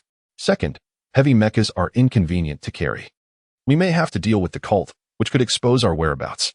A Kang rambled on, although he was not optimistic about Levi. He ultimately did not stop his extravagant behavior, and the suggestions he offered were practical insights. Clearly, after the previous confrontation, a Kang had indeed set aside his prejudices and was sincerely providing his insights to this inexperienced young man. However, he obviously underestimated Levi's capabilities. Who would have thought that the guy who was pinned down by a reality black wall before had now gathered all the foundational extraordinary knowledge? Chapter 46. Above the clouds 3 days later, in the White Tower Hall. Lu Qianqian was lying on the sofa, bored in various ways. It had been a few days since she last saw Levi. Had he gone far away? No, according to the records. He had been staying in the underground forge for the past few days, forging a new mecha. Tia's figure gradually emerged from the water tank behind. A new mecha? Lu Qianqian suddenly felt a bit excited. What kind of mecha? Wait, how can he still enter the underground forge? Isn't that reserved for the boss? The master has already allowed it, Tia continued. Moreover, judging by the scale of materials and the types of equipment being installed, Levi is likely forging a heavy mecha. A heavy mecha? At that moment, just returning to the White Tower after completing a task, it seemed like they had heard something incredible. Brotherly can now forge heavy mechas? So strong? Lu Qianqian scoffed. Humph, it's just a heavy mecha. I have one too. Oh, you mean that old clunker of yours that's about to break down? Looking disdainfully at Lu Qianqian. Besides, I'm talking about forging. Yours was picked up. Lu Qianqian was furious, shouting, just because I can't do it doesn't mean you can. I definitely can't. And Levi suddenly felt amused. Ever since Lu Qianqian kicked him out last time, he had grown fond of teasing this kid. I believe Brother Li can definitely do it. Nonsense. If he can do it, then Lu Qianqian hadn't finished her sentence when a violent tremor shook the ground beneath her feet, and she lost her balance, falling directly to the floor. Enemy attack. In an instant, she drew her weapon from behind, rolled, kicked over the sofa, and pulled Lu Qianqian behind her. It's not. Levi's mecha has successfully been developed and is being transported up through the underground lift. It really worked? Lu Qianqian was astonished, grabbing her shoes without changing them, and immediately pushed open the door, running outside. Suddenly, a nearly 4-meter-high iron wall blocked the sunlight. The two looked up to see a giant steel bird spreading its wings, resembling a colossal beast from ancient mythology, looking down at them from a height. What is this? Lu Qianqian was experiencing heavy mechas up close for the first time, and just as she had said, her transportation shuttle was insignificant compared to this ferocious beast. Meanwhile, Levi appeared much calmer. He looked left and right, but couldn't find a familiar figure. At that moment, the Falcon mecha suddenly emitted a sound like a giant wave. What are you doing? Just standing there? Hey! After a pause, he suddenly remembered. All right, Brother Li, you can change your mecha at will. Just as they were still looking around and chatting casually, Lu Qianqian's peripheral vision suddenly caught sight of someone who shouldn't be there.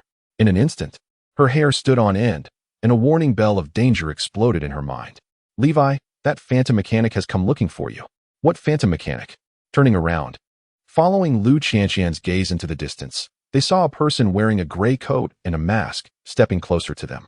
In an instant, memories of that bad day at the orphanage flooded back. But before they could react, a Kang spoke up first. I mean no harm. I am part of the White Tower. And Tia can prove it. What? Lu Qianqian looked at him as if she had heard some ridiculous joke, doubting whether she had misheard. But at this moment, Tia's voice suddenly reached her ear. He indeed belongs to the White Tower, and it was Levi who called him over this time. Lu Qianqian looked at Levi suspiciously, a bit confused about what he was trying to do. Levi's voice came through. He's a phantom number mechanic. In terms of strength, he can take on the three of us. It's only normal to call him over to verify the new machine body, right? The two immediately felt a sense of absurdity.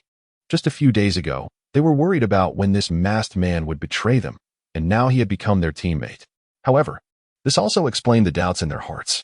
They had been wondering why this masked man had hardly made a move during the orphanage battle, always staying on the sidelines.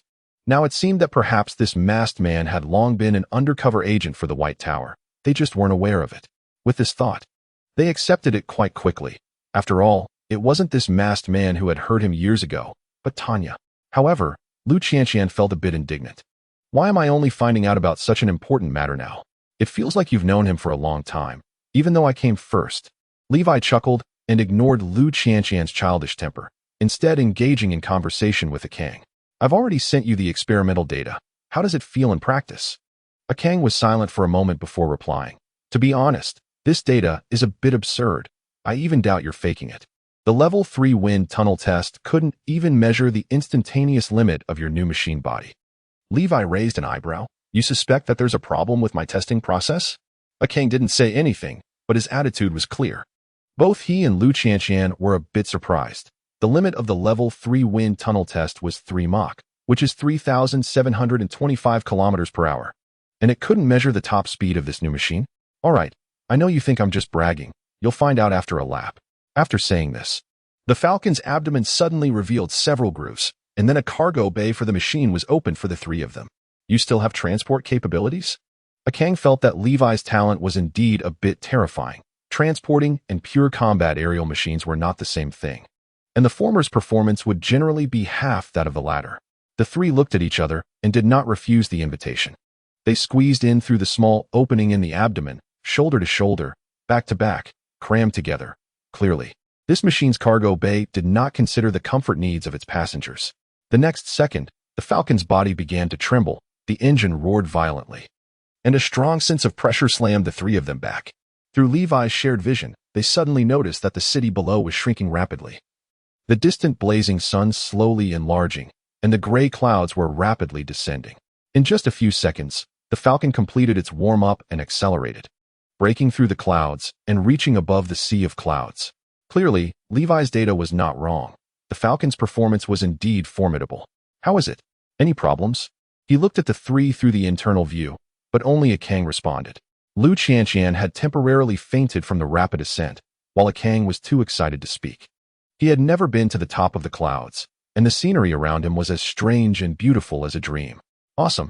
Although they hadn't conducted fire control tests yet, Akang was completely convinced by the Falcon's performance, just based on its instantaneous ignition and second-level acceleration. The Falcon was also a standout among heavy machines. At this moment, Lu Qianqian finally regained her senses. She was receiving Levi's perspective information. Staring at the golden sun she had never seen before, somewhat dazed. After a moment, she shouted in the channel, "Levi, I want to go to a place. Is that okay?" Chapter 47, The Clown and the God. Where to? To this coordinate. Lu Qianqian hurriedly sent a coordinate to Levi.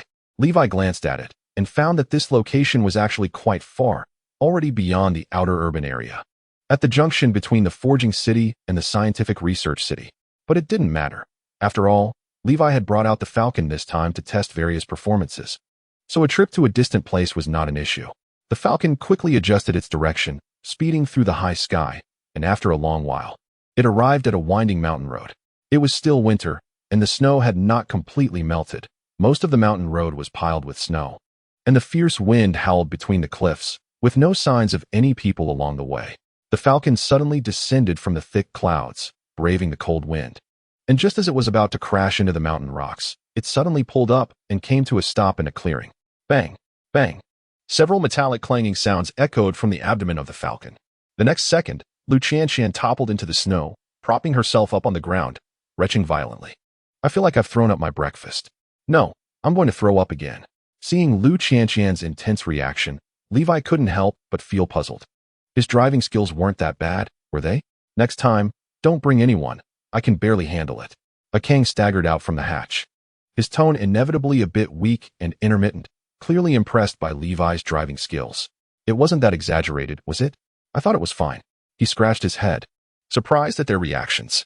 Lu Qianqian finally recovered and complained, "That's because you and Levi are machines. Do you have semicircular canals and otoliths? You don't even have a cerebellum or brainstem. An electronic brain is still a brain."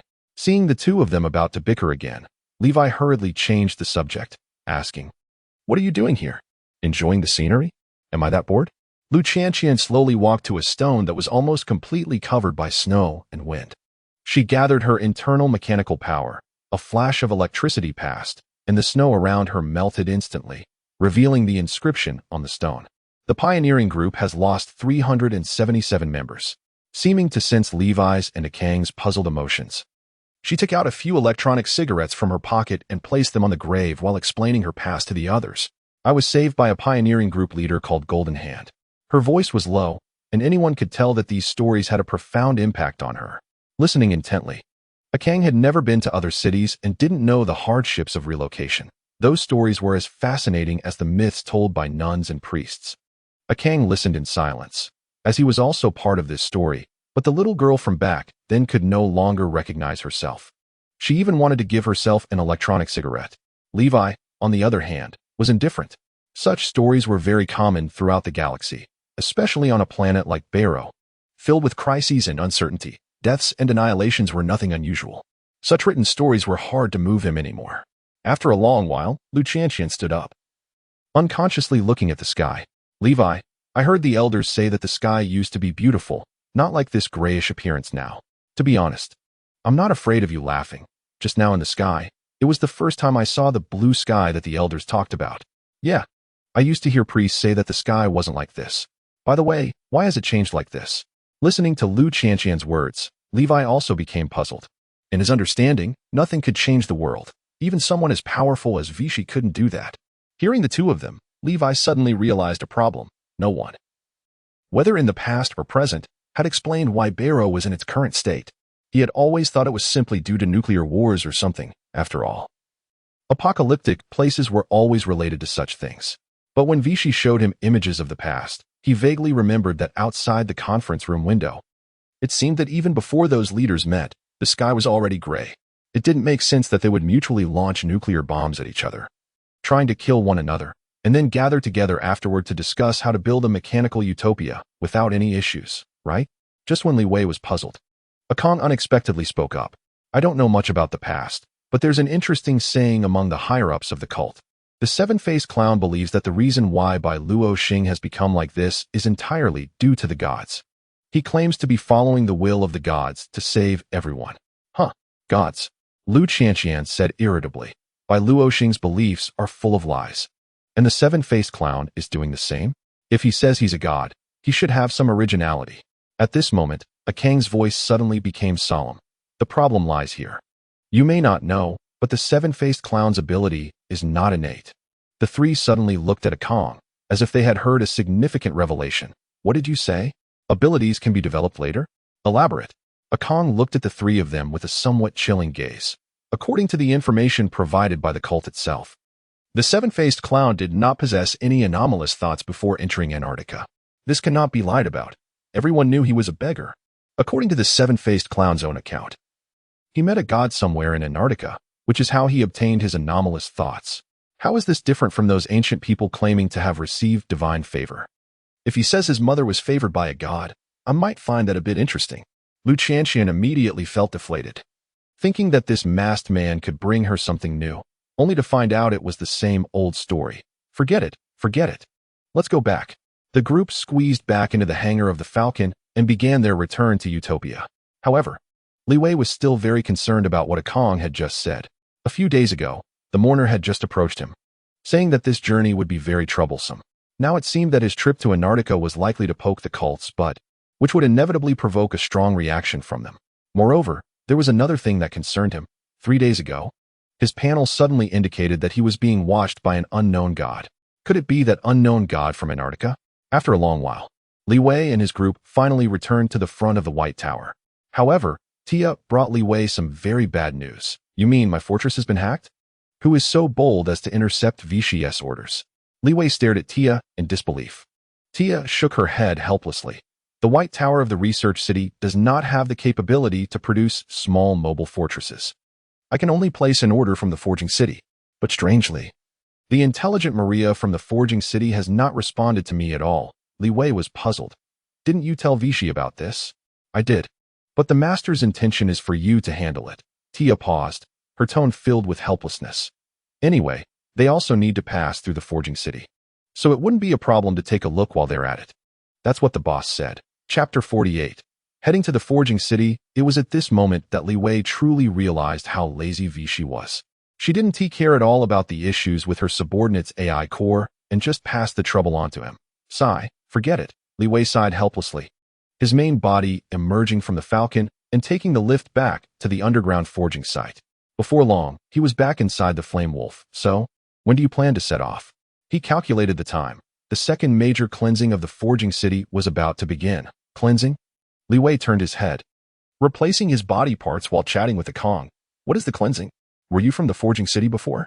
In his previous life, his activities on Bai Luo Xing were not very extensive, mainly concentrated around the Research City, the farms in the Garden City, and the southern battlefield of the cult. This was primarily because the mountain roads in the northern continent were rugged and treacherous, with the only flat road being the transportation passages within Utopia. However, players were generally restricted by their identities and could not use military passages. Therefore, he didn't really understand the Forging City. He only heard from players that it was extremely chaotic there, with combat intensity far greater than that of the Research City. Akong thought for a moment, organized his words, and replied, Yes, I am from the Forging City. There, the homeless are generally not referred to as homeless, but as temporary workers. Thus, a part of the living resources in the Forging City is open to them. But similarly, the more resources you take, the more you have to give back. Every 5 years, corresponding quotas are assigned to the temporary workers. If the quotas cannot be met, the Guardians will initiate a cleansing. Sounds quite tedious. Why should temporary workers complete the work? They should have low production efficiency. Li Wei was somewhat confused. This was a bit different from his impression of the Forging City. According to his memory, the Forging City should be run entirely by intelligent machines, and players there could only act as rebels, inherently opposed to Utopia. He had never heard of them being able to collaborate with the system, and the overseer there was supposed to be Alice, not Maria. Of course, this might have to do with the passage of time. They entered the game 10 years later than now, and it was possible that other events had occurred that led to a significant change in the atmosphere of the forging city. Soon, the two finished packing their equipment. Without the capacity for a small mobile fortress, their choices were limited. Li Wei took some repair materials, 7 Link's mecha, and the Flame Wolf body, all stuffed into the Falcon. Akong only brought his mechanical legion and a matrix of 10 drones, allowing him to operate independently without a node network using his broadcasts. Akong softly said, "Ms. Tia, we are ready to depart at any time." As soon as he finished speaking, Tia's virtual figure suddenly appeared beside them, pointing with her right hand as the massive gates 2 and 3 of the underground forging site suddenly rose. Gate 3 was a high-speed passage between the various cities' white towers, allowing them to reach the underground forging site beneath the forging city in just 12 hours. The Falcon, being a large aerial unit, was not suitable for the underground pressurized launch passage and could only take the aerial clear passage through Gate 2, which was expected to delay their arrival by a day. The two nodded in agreement and stepped into Gate 3. Compared to the external forging plant, this place was not as complex. One could even say it was simple and clean. A seamless, all-metal underground pipeline crisscrossed in every direction, with no visible end.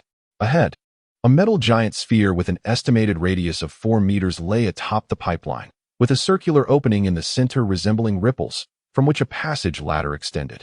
As Tia guided the two into the giant sphere, she proudly introduced the origin of this system, the pressurized launch pipe network. Created using advanced mechanical engineering knowledge and strong electromagnetic pressure, connects 6 gigantic cities and can reach speeds of up to 10 Mach.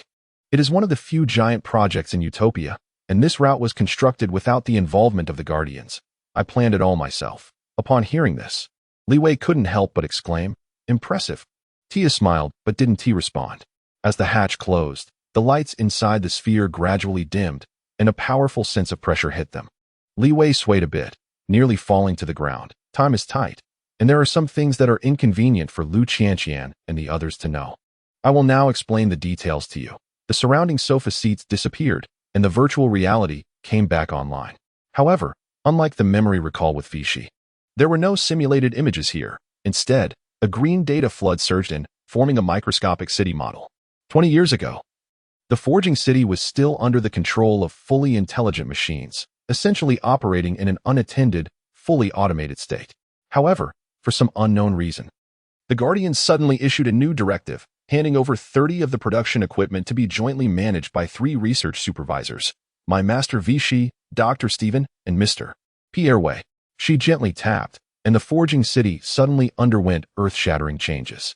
The originally peripheral areas of the forging city began to dismantle, with a large number of intelligent machines flooding into the inner city, slumbering in warehouses. Meanwhile, wanderers from all directions heard the news and rushed into the inner city of the forging city, begging the 3 supervisors to take them in. Soon, Vichy responded by establishing the White Tower Maria of the forging city. Under Maria's allocation, the initially chaotic situation was effectively controlled, and the preliminary reconstruction was completed in just 3 weeks. I don't understand why only Ms. Vichy responded. Akang shook his head, his tone filled with confusion. Didn't the other 2 supervisors get involved? The profits involved are clearly enormous. Initially, they didn't, as the temporary workers showed tremendous production efficiency in the early stages, even surpassing the intelligent machines integration at one point. Li Wei raised an eyebrow. This situation was not surprising. The living conditions of the Wanderers were harsh, and they would naturally not let go of an opportunity for a stable life easily. But based on his understanding of people, he knew they would change. Sure enough, Tia's next words confirmed his thoughts. Due to Maria's hands-off approach, the Wanderers quickly formed a nobility of their own, and their work efficiency plummeted. Consequently, 10 years ago, they failed to meet the Guardians' metrics for the first time, leading to a major purge, and countless people were swept out. Li Wei glanced at a king, who shrugged, indicating he understood the same. However, Tia's next words once again caught their attention. At that time, under the Guardian's directive, Mr. Pierre intervened in the affairs of the forging city. An ultra-artificial intelligence named Alice under his command began to confront Maria directly, sparking a riot among the temporary workers in the forging city. Chapter 49. Crying counts as time, right? Huh. The two were somewhat shocked. King only realized now that the major purge back then had a research supervisor directly involved. He had always thought it was just the Guardians being dissatisfied and retracting some quotas. Li Wei, on the other hand, was even more curious. He once again heard a familiar name. According to descriptions from players of the Forging City, they had always been trying to take down Alice's mainframe but had never succeeded. Moreover, it was said that Alice was different from the White Tower. Her personality was more like her creator, Purvy, cold, ruthless, efficiency-oriented, and an extreme elitist. Her most notorious act was burying a group of players directly in a deep pit, using extremely cruel methods. At this moment, a king asked, "Is Ms. Vichy just going to watch others intervene?" Although the Master had high authority, the Guardian's authority was higher on matters concerning the main city. Tia shook her head. Moreover, the Master seems quite dissatisfied with the temporary worker nobility. In any case, you must be cautious of Alice when you go to the Forging City this time. She is definitely not a good person. The two nodded, their expressions solemn. Just thinking about facing an intelligence that controls nearly 1/3 of the city's resources made them feel hopeless about the future. The speed of the launch tube ball was fast, and in the blink of an eye, 12 hours passed. The two were about to arrive at the underground forge of the Forging City. If all went well, the supervisor Maria should come out to greet them next. However, what was supposed to go smoothly turned out to be unexpected. The center of the launch tube ball cracked open, and the two stepped down the ladder, jumping off the platform. However, this place was considerably more rundown compared to the platform of the Research White Tower.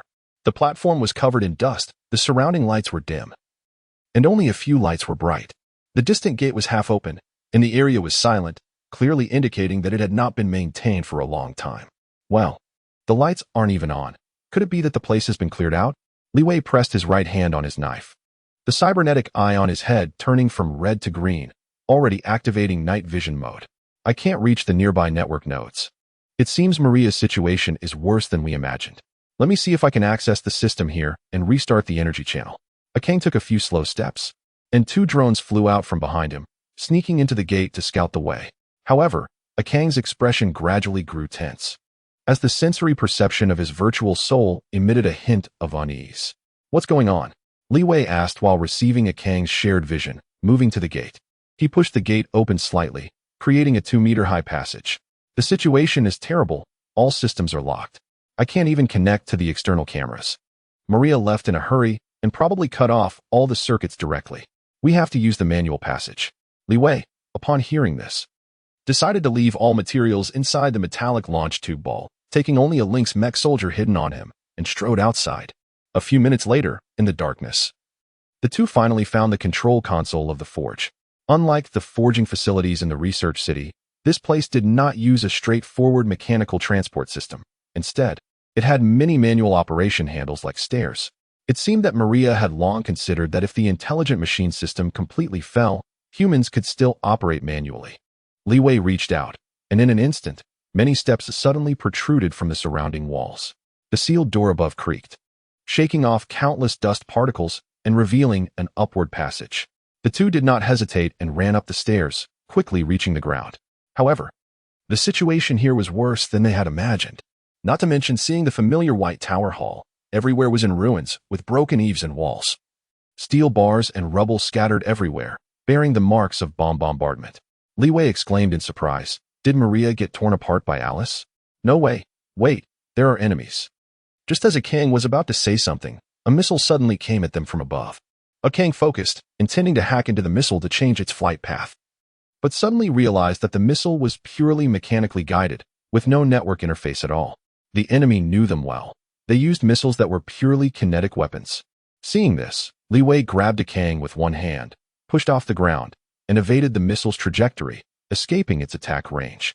However, before the two could catch their breath, a group of mechanical soldiers suddenly emerged from the ruins before them. They uniformly held kinetic weapons, all aiming at Li Wei. We were just greeting you. Now put down your weapons. We treat prisoners well. They were not to be trifled with. Behind the mechanical soldiers, a small boy, holding a tablet, was nervously staring at the two. Even hidden behind the mechanical soldiers, his eyes were filled with fear. He had never seen a machine that could dodge missiles. You start with missile attacks, and you tell me you'll treat prisoners well? Li Wei was instantly angered and laughed, drawing his melting sword, which began to emit blazing flames. Before the boy could continue to argue, Li Wei had already charged at the mechanical soldiers. In an instant, it was like a tiger entering a sheepfold. The flames swept through, and each swing of the sword took down a large number of mechanical soldiers. These soulless machines were no match for Li Wei. Even with dozens of times the numerical advantage, Li Wei remained extremely relaxed, not even activating his molten body much. The boy was immediately stunned, unable to believe that his prideful mechanical soldiers were being mowed down by Li Wei. As the surrounding soldiers dwindled, the control signals on the tablet rapidly disappeared.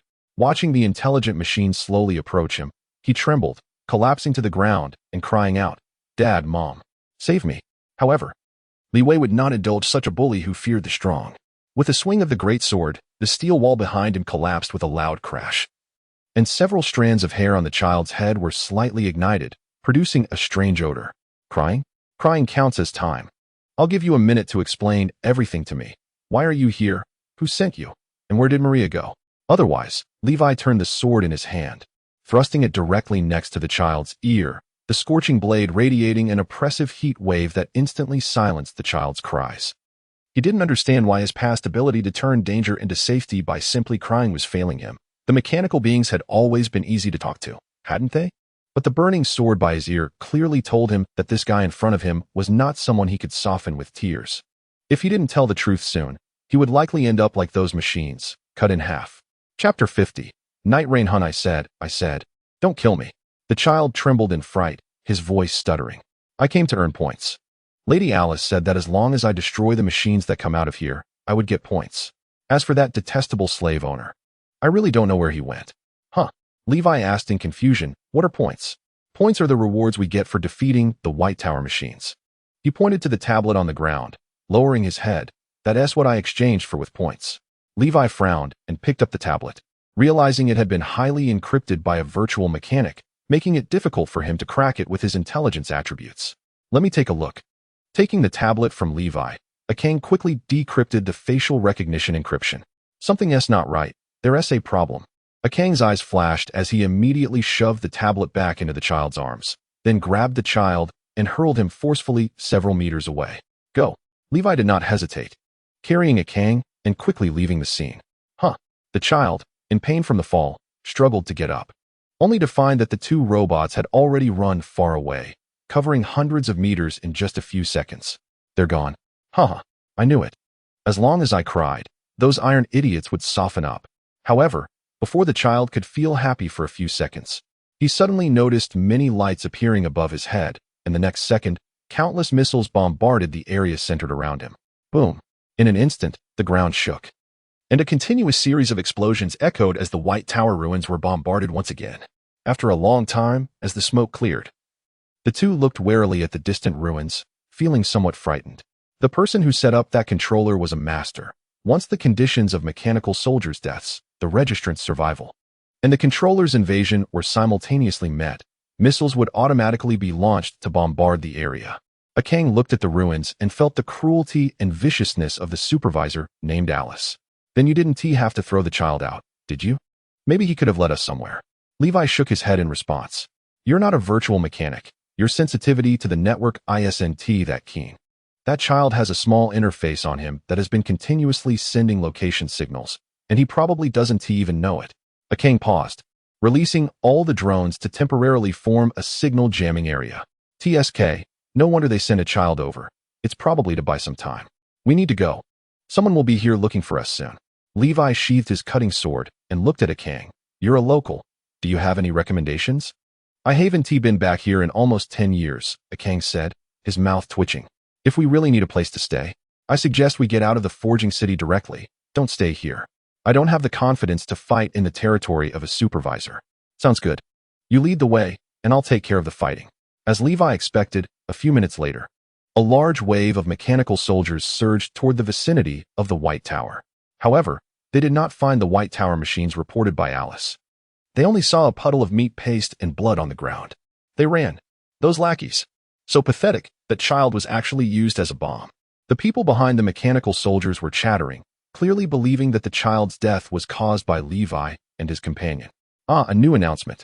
2 machines are running east.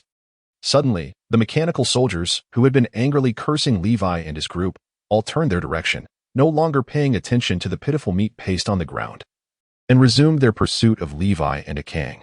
Are you sure we can get out of here? I feel like more and more people are chasing us. The rain continued to pour, countless mechanical red lights swayed in the night, and two figures kept jumping across the rooftops of the factory, while the mechanical soldiers below chased them like hunting dogs, refusing to let go. This is the old factory area. It hasn't been renovated yet. Do you see that 8-story black tower?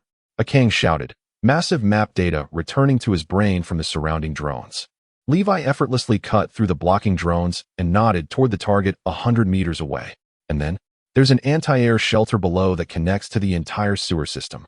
It's purely mechanical, and as long as we get in, we can shake off our pursuers. At this moment, the two had been chased to a dead end, the continuous factory rooftops finally reaching their limit. Below them, a vast number of mechanical sentries were gathering, even starting to form human ladders, climbing up step by step. Are you sure there is such a big flaw here? Levi stared intently at the distant tower, skeptical that there would be such a gap. It had been over an hour since they left the White Tower ruins, but the mechanical soldiers had been continuously surrounding and intercepting them.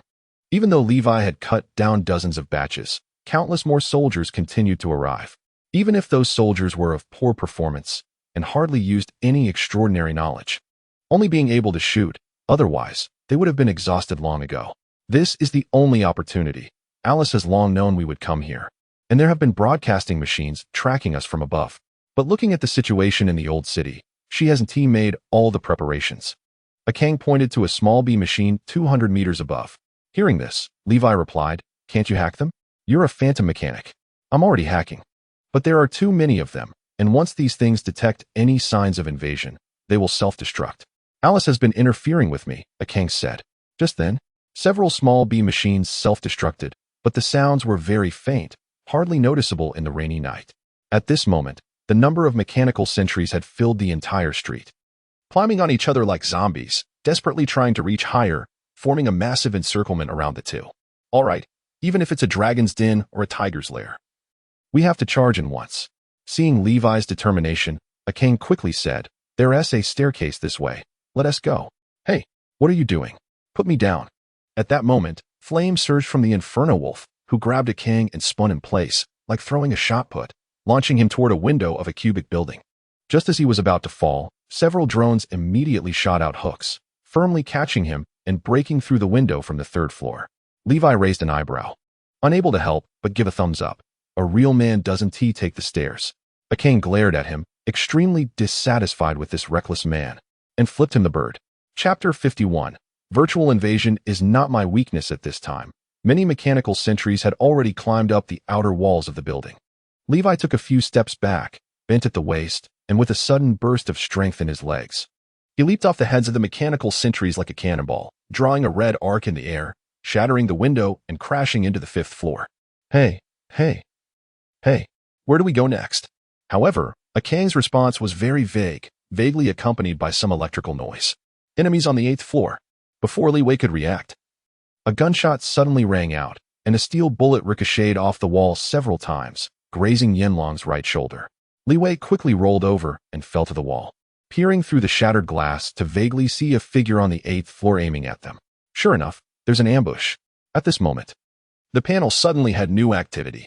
Name, Slav, level 35, occupation, gunpowder mechanic, attributes, health 2400, strength 96, intelligence 46, agility 130, energy, skills, specialization. Damn, it's a gunner, and a high-level one at that.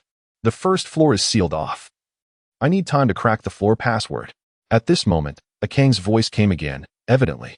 He was under full attack from Alice and had to divert a large part of his focus to counter her intrusion. How long do you need? That guy won't just let us unlock it. 10 minutes. You need 10 more minutes? The food's getting cold. At this point, the enemy on the 8th floor launched another attack. This time, he didn't use a heavy sniper rifle, but switched to a Vulcan cannon. In an instant, powerful mechanical force erupted from the energy core in his chest, and countless alloy bullets poured down towards the 3rd floor under the boost of energy. Da-da-da. Boom. Continuous explosions rang out. The 3rd floor was filled with smoke, bricks flying everywhere. At this rate, Akang wouldn't just fail to decode, he might be shot dead outright. But Akang was an old hand. He didn't stay on the third floor, but rolled and jumped directly down to the first floor. Immediately after, several drones approached, trying to form a network matrix to virtually invade this intelligent machine. However, his intrusion was like a cow sinking into the sea, having no effect at all. Damn. His virtual firewall is under maintenance. Don't worry about it. Focus on decoding. I'll take care of him. Li Wei roared, his voice echoing throughout the hollow structure of the building, successfully attracting the gunner's attention. Several armed drones lifted off, focusing on the fiery guy. However, unexpectedly, Li Wei ran forward instead of retreating, even jumping out of the outer wall and running along it, making several spins and managing to climb up to the other end of the 8th floor along the drone's blind spots. Incredible. This molten hunter is a bit too strong. Alice, is there any chance we can bring him to our side? Slav watched Li Wei's acrobatic performance, amazed. He had never seen such bold and reckless intelligent machinery. A being capable of single-handedly killing an executor was naturally not weak, but judging from his behavior pattern, his mental model was closer to that of a human than an intelligent machine. A cold voice came from one of the drones beside him. Clearly, the overseer of the Forged City had never taken his eyes off Li Wei. Is that so? What a pity. Just then, Yanlang finally broke through several doors and charged out of the hallway, allowing Li Wei to finally face this bastard who had been ambushing them. His head flashed with a faint golden circular mechanical eye, standing about 185 meters tall, all in black, with 2 protruding bulges on his back, holding a heavy machine gun and surrounded by several drones. As expected, this guy was a purebred intelligent machine. When the two met, the killing intent in the atmosphere thickened. Everyone knew that if Yanlang got close, Slav would definitely be torn to pieces. But the question was, could Li Wei really get close? At the moment their eyes met, Li Wei held his knife across his chest. Flames erupted violently from his body. At that moment, Li Wei no longer held back. All his experience was sent into the experience pool, instantly leveling up to level 28, gaining 7 free attribute points. Then, he invested all the free attribute points into agility, raising it to an astonishing 89 points. But that was still far from enough. At this moment, the molten body squeezed out even more powerful potential, directly burning away 1,000 health points, causing his agility attribute to reach an extremely terrifying level of 311 points. At this time, Slav suddenly felt a wave of panic rising from within. It was a fear of facing a top-tier hunter. He didn't understand why the guy in front of him had suddenly become so terrifying. Alice. In just a fraction of a second, Yanlang erupted with astonishing speed. Even before he had pulled the trigger, he had already covered 90 of the hallway. Slav could even feel the intense heat emanating from Yanlang's body. However, at that moment, Alice suddenly turned her gun, abandoning the attack on Akang, and instead directing all her computing power to virtually invade Li Wei. Yanlang's body suddenly stiffened, colliding with Slav's gun muzzle and being shot several times. You are ultimately an intelligent machine, Molten Hunter. Virtual invasion is the Achilles heel of all intelligent machines. Alice's cold voice came from a nearby drone. Give up. Out of respect for being a fellow intelligent machine, I won't kill you. Ridiculous, foolish racist. Is your view of the world so narrow? Yanlang's voice suddenly rang out as he swung his knife. The molten blade effortlessly severed Slav's right arm and the drone carrying Alice's will. How is this possible? Alice's voice came from the side. From the ruins of the White Tower to here, Alice had calculated many scenarios, but she had never considered that this reckless guy could resist her virtual invasion. Don't forget that the virtual mechanic down there is almost completely immobilized by me. Why is this happening? This guy is just a blade-wielding assault mechanic. No, he hasn't even made an extraordinary choice. He's just an entry-level mechanic extraordinary. Seemingly sensing Alice's confusion and disbelief, Li Wei chuckled. Ha. Do you think I picked so many specializations for nothing? I hate it when others invade me. However, just as Li Wei was about to completely plunge the molten blade into Slav's core power furnace, an unexpected incident occurred. A bright light suddenly shone from the drone behind Slav, and a violent shockwave shattered the 8th floor's main beam, causing the entire building to collapse with a thunderous roar, burying both of them under rubble and dust. Chapter 52. My favorite thing to say? As the building partially collapsed and the dust settled, the surroundings were in disarray. Slav lay half on the ground, electricity crackling over his body, many internal circuits completely damaged, and even standing up was very difficult. Am I dead? I should be dead. He looked toward the distant pile of rubble, feeling uncertain. A few days ago, He had received intelligence from Alice that there might be reinforcements from the White Tower of the research city coming here. Especially Li Wei, this newly emerged super-intelligent machine. With Vichy's hawkish style, would definitely not leave him out in the cold. There was an 80 chance he would encounter him here. Even though Alice had set up heavy ambushes, he did not let his guard down, hiding a suicide bomb behind him as a precaution. He thought this was just an unnecessary backup, but unexpectedly, it really came into play, though he wished it hadn't because it hurt too much. At such close range, both of them took the brunt of the explosion. Barring any surprises, that molten hunter should be finished. However, while he was still thinking about how to deal with that unexpected virtual mechanic with his damaged body, the distant pile of stones suddenly stirred. Clack. What? This is too exaggerated. Slav stared in disbelief as Yanlang slowly stood up from the ruins, feeling astonished. Li Wei's injuries were no less than his own, and might even be worse. However, he was far more resilient. The damaged exterior was being rapidly repaired by nanomachines, and the internal broken mechanisms and circuits were bizarrely self-growing. With every step Li Wei took, his wounds were being healed at an astonishing speed. Is this what nanomachines are capable of? What an enviable power.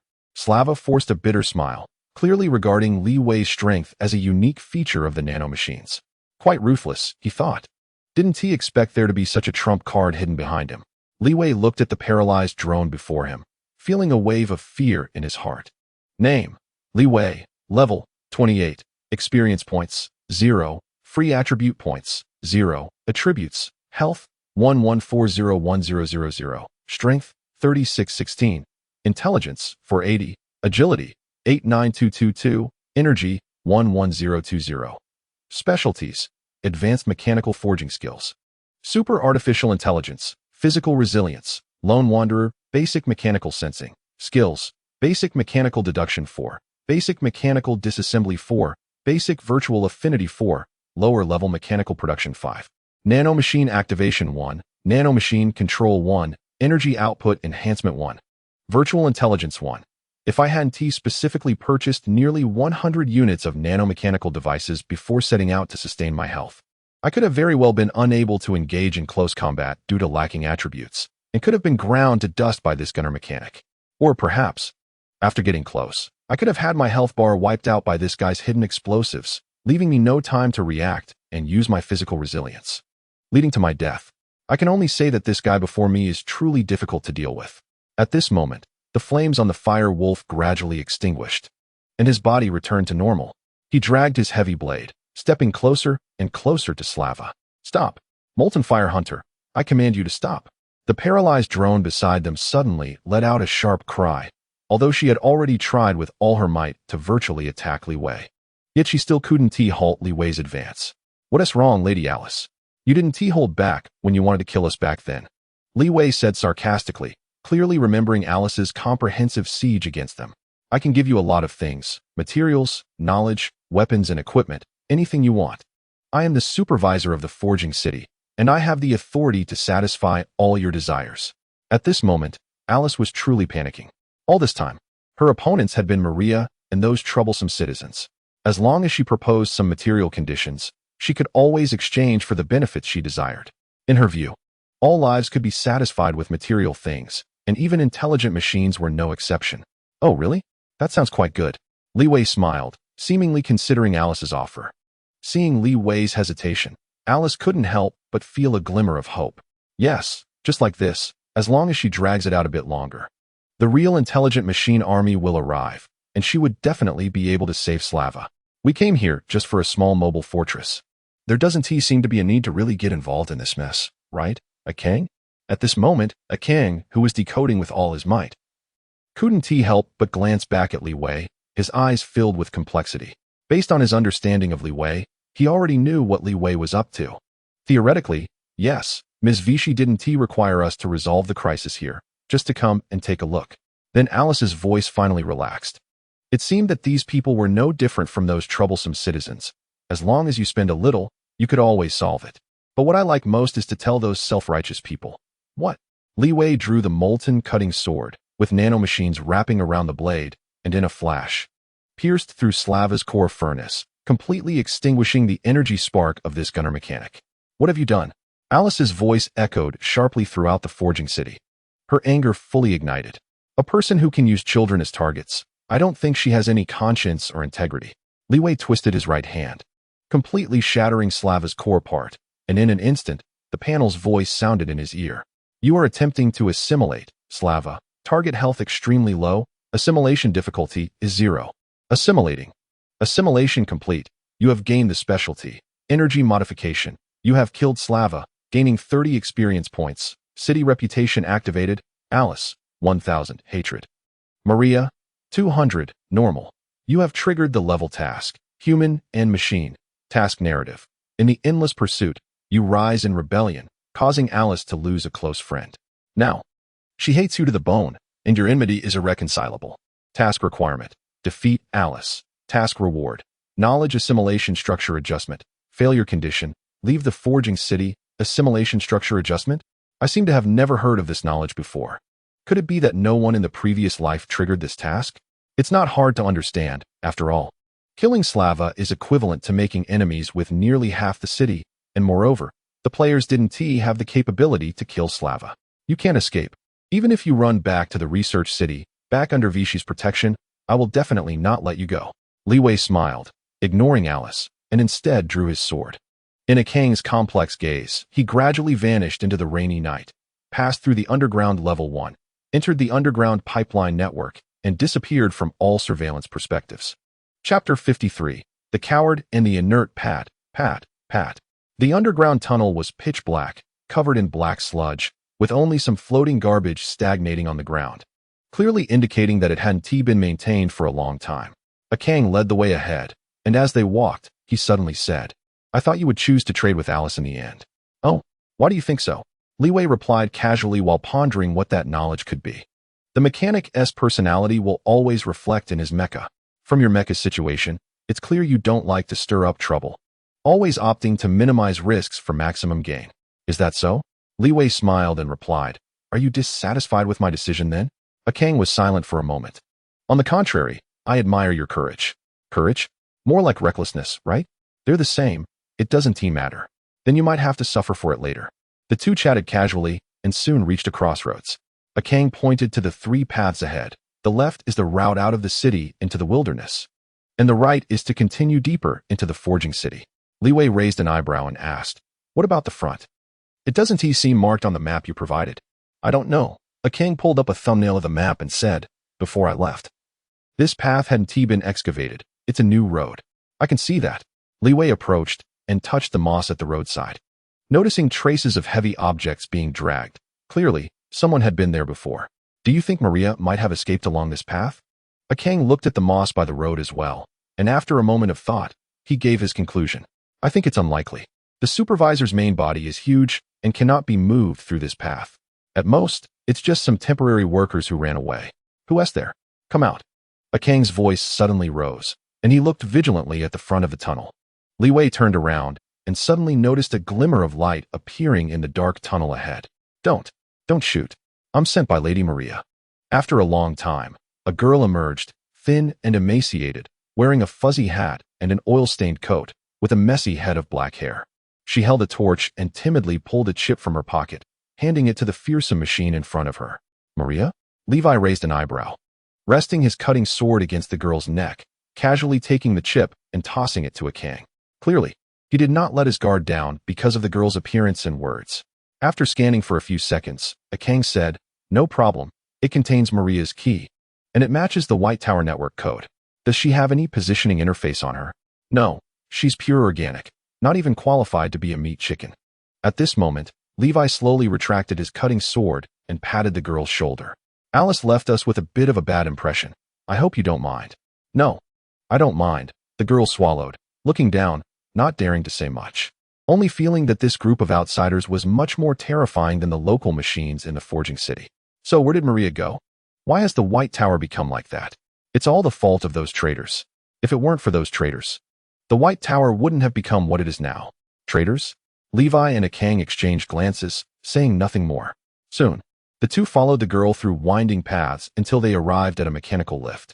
With a slight mechanical sound, chains and ropes scraped against each other as the 3 descended. Before long, a shadowy little town appeared before Levi's eyes, in a disc-shaped layout of houses. Countless pipes extended from a giant tower in the center, with red copper lines crisscrossing, extending from the houses and finally converging into the giant tower. The pitch-black underground environment was illuminated by the lights above, resembling half night and half day. Despite being in this metal world, there were no machines in sight. People came and went on the road, busily performing the heavy tasks that should have been replaced by machines. Strange, I can't sense any cybernetic implants on these people. Akang observed the bustling workers, realizing that none of them even had a neural implant, living like primitive people from hundreds of years ago. At that moment, the girl suddenly turned her head and whispered, "Gentlemen, can we move a bit faster? I'm afraid of them." "Them? Who?" Levi asked, puzzled. Just then, the lift finally reached the ground of the little town, and as Levi and Akang stepped off the platform, it unexpectedly caused some commotion. "The dogs of that ambitious machine have come." "What? How long have we been here?" The crowd around them was visibly agitated, holding various steel pipes and wrenches. Even some children were thrust into the fray, threateningly surrounding Levi and Akang. Although their actions were aggressive, shouting to drive the machines out and smash the scrap metal that was taking their jobs. After 3 minutes of shouting, no one dared to take the first shot. "What is going on? Why would Maria have these workers block us?" "I don't know. Maybe they ate too much." Levi and Akang privately chatted on the voice channel. Their silence was unexpectedly perceived by the people as a form of compromise and weakness. After a while, they seemed to discover the girl hiding behind Levi and Akang, as if they had found a weak point, finally able to erupt. "Isn't that Wang Fei? Why is she standing there? I get it. She brought these two machines here." "I knew it. Don't be fooled by her innocent face. She's a rotten piece of work. None of them are good." At this moment, some stones and bolts were finally thrown, striking Wang Fei hard. Levi glanced at Wang Fei, confused by her cowardice, and asked, "Why didn't you say Maria sent you to bring us here? Isn't Maria an authority here?" "I don't know. I don't know why this is happening," the girl said with a mournful expression, not daring to stick her head out, only tightly hiding behind Levi, fearing that the thrown debris would leave her with a headache. Seeing the girl so weak, Levi couldn't help but sigh. It seemed the situation with Maria was much more complicated than he had imagined. He drew his sword, swinging it casually, and machine force surged out, instantly cutting off the arm of a digging machine behind the crowd, crashing heavily to the ground and kicking up a cloud of dust. The once fervent crowd fell silent in an instant, all looking at Levi in fear. Chapter 54, Bloodsucker Don't be afraid. He's just trying to scare us. Levi squinted and quickly found the instigator in the crowd. Without a word, he dashed into the throng and grabbed the person. He was short, dark-skinned, and pale-faced. Although he was middle-aged, his fingers lacked the thick calluses of the onlookers. "Don't kill me. Maria said she wouldn't care about us." Levi said nothing, simply tossing him into a nearby trough to cool his head. At that moment, the previously agitated crowd seemed to have lost their souls, looking around at each other, gradually dispersing, as if nothing had happened. What is going on with Maria? How can she not control her own subordinates? Levi turned to Wang Fei and shouted, "What are you standing there for? Didn't Maria tell you to lead the way?" At this moment, Wang Fei seemed to wake from a dream, quickly stepping forward to lead the two towards the distant red giant tower. Along the way, Wang Fei glanced at Levi, wanting to say something, but not daring to, only sneaking glances at him. Akang, unable to bear it, spoke up. "You can say whatever you want. We're not killing machines." Wang Fei was startled and hurriedly bowed to Levi, saying, Mr. Machine, thank you so much for helping me." Wang Fei was no fool. She clearly saw Levi's assistance. However, Levi did not acknowledge her gratitude, saying blandly, "What good is thanking me? Today you were lucky to run into me. Will you run into me again tomorrow?" Wang Fei listened to his words and looked at Levi striding forward, feeling very complicated inside. Meanwhile, in a corner of the gutter unknown to the three, the middle-aged man who had been thrown away by Levi glared at Levi in rage before turning to run deeper into the alley. After walking for a while, facing countless surprised gazes, the three finally arrived at the base of the giant tower, where a large alloy door opened with a sound. "This is the central data center. Maria is inside. I won't go in." Wang Fei lowered her head, about to turn to leave, but was called back by Akang. "Don't leave yet. Come in with us." Wang Fei was taken aback by this. She was just a servant, of low status, having served Maria since birth, and had not participated much in the work of the temporary workers. In the past, this position was still regarded as an honorable guard. But now, people like her were the most bullied in the forging city. She looked at Levi, but he said nothing, just continued walking forward. However, sometimes silence is also an answer. The girl did not hesitate much and hurriedly followed along. She had many things to ask her superior. Quite clever, just a bit timid. A king whispered to Levi on the voice channel. Heh, otherwise Maria wouldn't have sent her to guide us. All these tricks are just to get us to support her. Clearly. Since entering the underground town, Levi had roughly understood the situation here. The White Tower machines were being opposed by everyone, even being pointed at by their own people. Soon, the three of them passed through the narrow tunnel, crossed several gates, and arrived at the central host, Maria. Contrary to expectations, Maria's virtual interactive image was quite different from Tia. Instead of a fully metallic robotic appearance, Maria's virtual image resembled a human form more closely. With hair as pale as a waterfall, a refined and maternal face, a rather full figure, dressed in a loose robe, and topped with a silver halo of light. She greeted them. Hello, Molten Fire Hunter, Virtual Sentinel, I am Maria. It's a pleasure to meet you. Due to Alice's blockade, I couldn't contact you right away, and I apologize for that. Maria slightly bowed, apologizing to her two guests. Levi glanced at Akang, his eyes questioning. Why do you have such a nickname? Akang merely shot him a glance in return, conveying with his eyes, those who live by mixing in will always have a few nicknames. Meanwhile, Maria seemed oblivious to their exchange and continued to describe her situation. As you can see, I have failed in my competition against Alice. With my current production capabilities, I'm afraid I won't be able to fulfill your order. Wait, you're down on your luck? I can understand. Levi interrupted Maria's monologue, raising his hand. But can you explain why your people dared to attack us? They are just civilians, not even a single extraordinary person among them. Upon hearing this, Maria's previously smiling face, which lacked vitality, finally showed some change. Strictly speaking, they are not my subordinates. I only have a cooperative agreement with them. I obtained urban usage permission from the Guardian and temporarily rented this part of the usage rights to the temporary workers. I take 80 of the net production value to pay the Guardian, keep 2 for myself, and the remaining 18 goes to them. They can actually get 18? Akang was stunned by this news. On one hand, in the cult, the lower-level followers had no space for surplus value, and sometimes even their lives were at stake. On the other hand, Akang himself was a local back then, and he was not ignorant of the total production of the forging city. This was a net output of 18. If Maria wasn't lying or playing word games, then the group of displaced people he belonged to wouldn't have had to endure the snow disaster, scrambling to make a living in the research city. If there really was an output of 18, wouldn't that mean the people who migrated due to the snow disaster died for nothing? Indeed, Virtual Sentinel. I am not lying. The profit I relinquished has always been 18. Akang clenched his teeth, seemingly unwilling to accept it, and asked. They said it was only 3. Maria smiled and replied, that's a matter among the temporary workers, and it has nothing to do with me.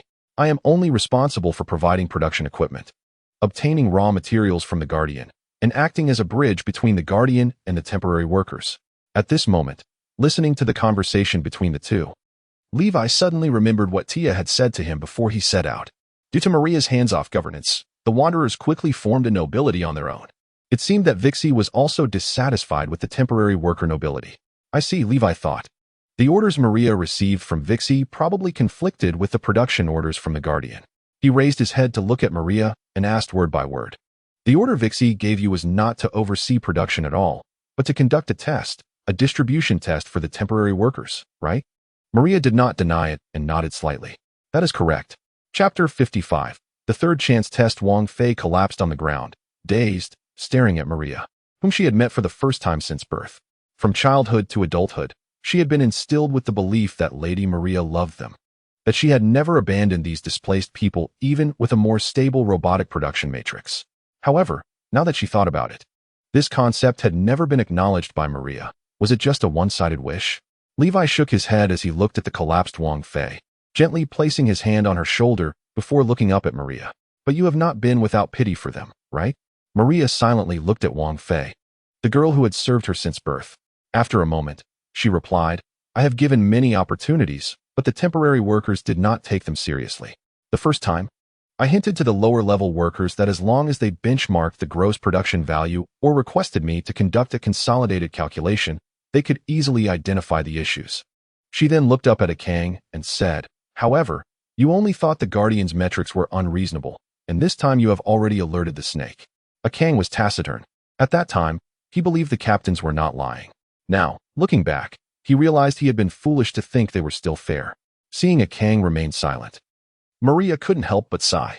The second time, Alice used a scheme, and my attitude had already been noticed by them. Many nobles trapped resources and defected to Alice. For a while, I forged many orders and produced many weapons. If you had dared to resist, you could have easily defeated Alice, after all. She had very few troops at that time. Wang Fei listened to Maria's words with a dazed expression, her demeanor becoming vacant. She remembered that a few years ago, when people's hearts were restless, some clever people had already figured out the trick. Those people called for resistance, rallying many to fight against those vampires. But no one was willing to believe them. Or rather, these people only wanted to believe those who could win, and so, those clever ones who awakened first died outside. At this moment, both the Kang and Wang Fei, one a powerful, extraordinary being, the other a weak maid, fell into silence simultaneously, unable to speak. So stupid. I actually believed those people's nonsense. A Kang clenched his fists tightly, an endless murderous intent lurking in his tone. He wished he could retrieve all his equipment right now and rush over to Alice's side, causing complete chaos and slaughtering that group of vampires. What was even more surprising was that the originally timid Wang Fei seriously looked at Maria for the first time and asked, "Do we still have a third chance?" Lady Maria? Hearing Wang Fei's words, Maria smiled for the first time from her heart. The look she gave Wang Fei was like a kind mother looking at a child who had finally awakened, filled with relief. Right in front of you. You must seize it well, little darling. Right in front of me. Wang Fei was puzzled, but before she could ask further, Maria moved an electronic screen closer. The display from the electronic camera was not of any super weapon or secret base, but rather the small square in front of the giant tower. However, unlike before, the previously deserted small square was now crowded with people, each holding weapons and firearms. Standing in front of them were those hypocritical temporary worker nobles. Maria must have been corrupted. She can't possibly support the robots. She must support us. Overthrow the robots, and all the results will belong to us. Maria is not right. We must follow Alice's path. A Kang's anger instantly surged, and he wanted to rush out to kill them right now. But reason told him that even if he rushed out now, it wouldn't change anything because he was no longer a local. At this moment, Levi silently watched Wang Fei, but he did not speak up, instead waiting for something. "Mr. Robot, please help me. I have nothing to repay you with right now. But in the future, I will definitely." Before Wang Fei could finish her remaining words, Levi had already placed his hand on her head and rubbed it a few times. "A Kang and I also have a grudge against Alice, right?" Although Levi's words were directed at a Kang, his eyes were fixed on Maria, his tone quite playful. Clearly, Li Wei has understood what Maria meant by the third chance. She must have calculated long ago that if anything happened on our side, Vichy would definitely send her and a Kang over. At that time, the despicable outsiders might well emulate the great chess saint of the Han dynasty and smash the chessboard. Very impressive, Maria. You claim to govern without action, but in reality, you are leaving no stone unturned, scheming to cover for this group of temporary workers. Of course, I can't wait to take down these bastards right now. At this moment, a Kang clenched his fist, and his voice was already filled with murderous intent. Li Wei also drew his sword, resting it on his shoulder, pulling Wang Fei along and striding forward. Suddenly, he turned to look at Wang Fei and said cheerfully, "Oh, by the way, I don't go by the name Mr. Intelligent Machine. Meltfire Hunter is just a nickname. Remember, my name is Li Wei." Wang Fei looked at this intelligent machine that was several heads taller than her and suddenly found him not terrifying at all, but rather somewhat handsome. I remember, Mr. Li Wei. They're coming out. And they brought those two intelligent machines. That damn bitch. I knew she had allied with that ambitious person, otherwise. How would she have intelligent machine bodyguards? Don't be afraid. We have guns now. In the square, a large crowd was huddled together, nervously watching as Li Wei and the others gradually walked out from the passage. Although the slogans were shouted loudly, as before, no one was willing to step forward to be the first to take the risk. Behind this group of people, a few real internal traitors were secretly colluding. What to do? It seems like they are extraordinary beings. With this group of idiots, we might not be able to take them down. The greasy middle-aged man who had previously been thoroughly humiliated by Li Wei lowered his head and nervously spoke to the internal traitor leader beside him. The internal traitor leader appeared much calmer. He leisurely pulled out a cigarette, lit it, and slowly said while staring at Li Wei and a Kang, "Don't be afraid. These two reckless guys have offended more than just us. I heard from friends over there that Alice is hunting them down throughout the city. If we really can't beat them, I'll leak our location. At that time, my brothers will still be above others, and we can still go over there to have fun. Chapter 56. Critique of Force. Well, it's time for you to showcase your talents. Li Wei looked at these angry people for reasons he did not understand, and he felt a burst of amusement. Originally following Li Wei, Wang Fei stepped forward with heavy footsteps, surpassing the two and walking onto the stage. She looked at the countless dark gun muzzles and felt a bit scared, but then thought of the second chance that Maria mentioned, and her anger surged. Why? Clearly, these weapons are meant to fight against outsiders. Why are they pointing them at our own people? Is it because I'm easy to bully? Suddenly, a surge of inexplicable courage rose in her heart, and she pointed at the leaders behind the crowd, those nobles, and angrily scolded, "You bastards! Clearly, Miss Maria initially offered us an 18 profit, but you only said 3. If it weren't for you scum who eat inside and out. Don't think I don't know you have allied with Alice. If it weren't for you selling out information, Chen Baifeng and the others wouldn't have died at all." In just a few words, a wave was stirred up in the crowd. The armed temporary workers looked at each other, somewhat at a loss, and began to whisper among themselves. 18? Those guys took 15? I knew they weren't good people, so they swallowed so much. I thought it was just a little bit. Didn't expect them to be so greedy. Chen Baifeng was sold out by this group. I thought it was just the robots of the mechanical hands that were strong. Many temporary workers began to hesitate. Did they really not know what the leaders had done? Of course, they did, but due to relatively decent living conditions, combined with the coercion and threats from the lackeys, and the fact that it wasn't them who faced Alice on the front lines, these people acted like ostriches, pretending not to know anything. At this moment, the temporary worker nobles, who had originally been hiding in the back, suddenly became anxious. These matters basically belonged to the unspoken rules of their circle, unsuitable for public discussion or quantifying. Nonsense. Alarmist. Without the leadership of the captains, the Guardians wouldn't let us in at all. It's just that she's desperate and biting randomly. The previously humiliated middle-aged man immediately jumped out again, pointing at Wang Fei and shouting loudly, "What evidence do you have to prove you're right? Have you investigated? I see you're just trying to change the subject. You're the internal traitor." He seemed to be convinced by his own fabricated facts and eagerly stepped forward, pointing at Wang Fei's nose and speaking in a mocking tone. "You don't mean to say that Maria told you all this, do you? Who doesn't know that Maria only meets with you secretaries? I think you're just trying to seize power and deceive."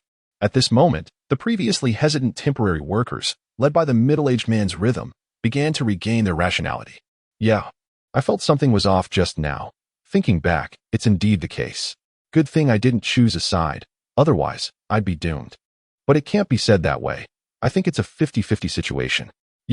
Wang Fei's face turned red with anger. She indeed hadn't investigated. And these things were only heard from Maria. However, as someone who had been in contact with Maria for more than a decade, she knew very well that Maria never lied. She only had 2 attitudes: silence and truthful answers. Still a bit young, Li Wei thought as he watched Wang Fei's helpless appearance. He felt somewhat helpless, not understanding that the pen cannot compare to the gun. After entering the pass, there will be great scholars to argue for me, right, Akang? Akang listened to Li Wei's strange words, unsure how to respond, but he understood Li Wei's meaning very well. It doesn't matter. If there are bad people, I will take care of them, and it should be my responsibility.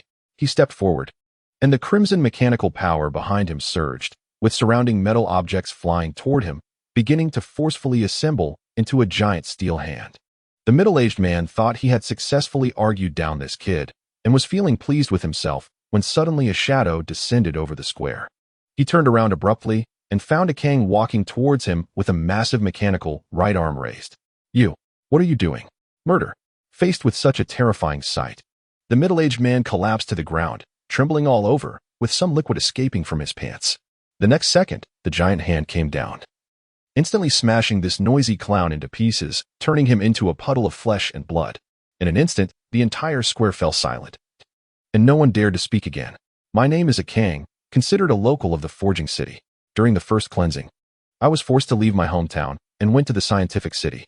At this moment, Akang slowly walked out from the pile of scrap iron, standing on top of the iron pile, looking down at this group of fellow townspeople. "If you have grievances, come to me directly. But what I want to say now is that Wang Fei did not lie. I can guarantee that." At this time, in the crowd, a hunched-over, stooped young man suddenly exclaimed, "Akang? Akang, Didn't you die in the great cold tide? It's me, Zhongli, your childhood friend. I didn't expect you to become an extraordinary being. Can you take me along too?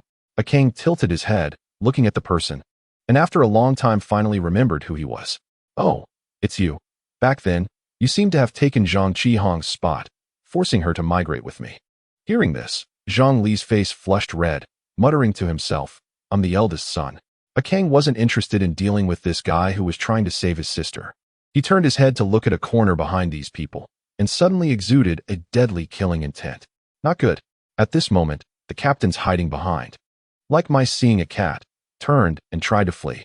But without knowing when, another intelligent machine quietly blocked their way. What are you going to do? If you're a man, be straightforward, don't act tough, and then back down. Li Wei raised his blade, stepping closer to them one step at a time. You. Don't come any closer. Otherwise, I'll shoot. A few people raised some crude, short firearms, their expressions extremely panicked. Compared to Akong's violent approach, this fiery guy in front of them made them even more afraid. Li Wei ignored their warnings and continued to approach calmly. Boss, didn't you say you could contact Alice with that thing? Hurry up. At this moment, one of the heavier set guys among them suddenly remembered this and hurriedly took out a tablet-like device. Before he could speak, the figure of the flame wolf suddenly vanished. And in the next second, a flash of sword light cut through the air, instantly tearing the large man into pieces, turning him into chunks of flesh. Indeed, dealing with you useless trash requires force. Chapter 57. Everyone has past grudges. We're all friends. Li Wei dragged a few leaders and casually tossed them into the crowd. After several twists and turns, these temporary workers finally learned to be a bit smarter. Although they still held a grudge against these blood-sucking worms that had deceived them, they did not immediately rush and mindlessly to vent their anger at being fooled. However, the way the temporary workers looked at Li Wei changed. If previously Li Wei's lesson had only left them with the impression of being a tough nut to crack, now they truly feared these two guys. Terrified that any careless move would provoke these murderers, leading to them being torn apart or turned into mush on the ground, unable to escape. What do we have here? They say this thing can contact Alice. Li Wei handed the tablet to Akong and casually patted Wang Fei on the shoulder, pointing at those who had previously deceived her, asking, what have you learned? Force is necessary. It can be optional, but it can't be absent. Wang Fei stared intently at Li Wei, her eyes filled with admiration. She realized for the first time the power of extraordinary individuals who could solve problems so easily. Indeed, verbal criticism cannot replace the judgment of weapons. The earlier incident had made this little girl understand a lot. Without Li Wei and Akong standing up for her, she probably wouldn't have even had the chance to accuse those leaders. At this moment, Akong had completed decoding and scanning, his expression first puzzled, then turned sarcastic. They've been deceived. This thing doesn't even have networking capabilities and can't contact Alice. Li Wei raised an eyebrow, his tone somewhat playful. So, they are actually just bloodbags for Alice's people? They haven't even been acknowledged by Alice, so they aren't even considered traitors? As soon as this was said, the several leaders who had originally knelt on the ground, afraid to lift their heads, suddenly turned pale, their spirits completely shattered. Impossible. They clearly said we were on the protection list. Akong glanced at these pests, too lazy to respond, and went back into the Crimson Giant Tower with Li Wei. Wang Fei, handle it yourself. Li Wei and I won't get involved. But Wang Fei was suddenly at a loss. Although they had spent a short time together, she had already seen Li Wei as a pillar of strength. Without Li Wei's force, could she really keep these temporary workers in check? Although Wang Fei was still hesitant, she ultimately did not ask Li Wei and Akong to help her deal with these problems. Their attitude was already very clear. They could lend her a hand, but wouldn't be babysitters. At this moment, the leaderless temporary workers seemed to have made up their minds and slowly approached Wang Fei. Wang Fei, how do you think we should deal with them? We were wrong before. You have a big heart. Can you persuade those two? We truly know we were wrong.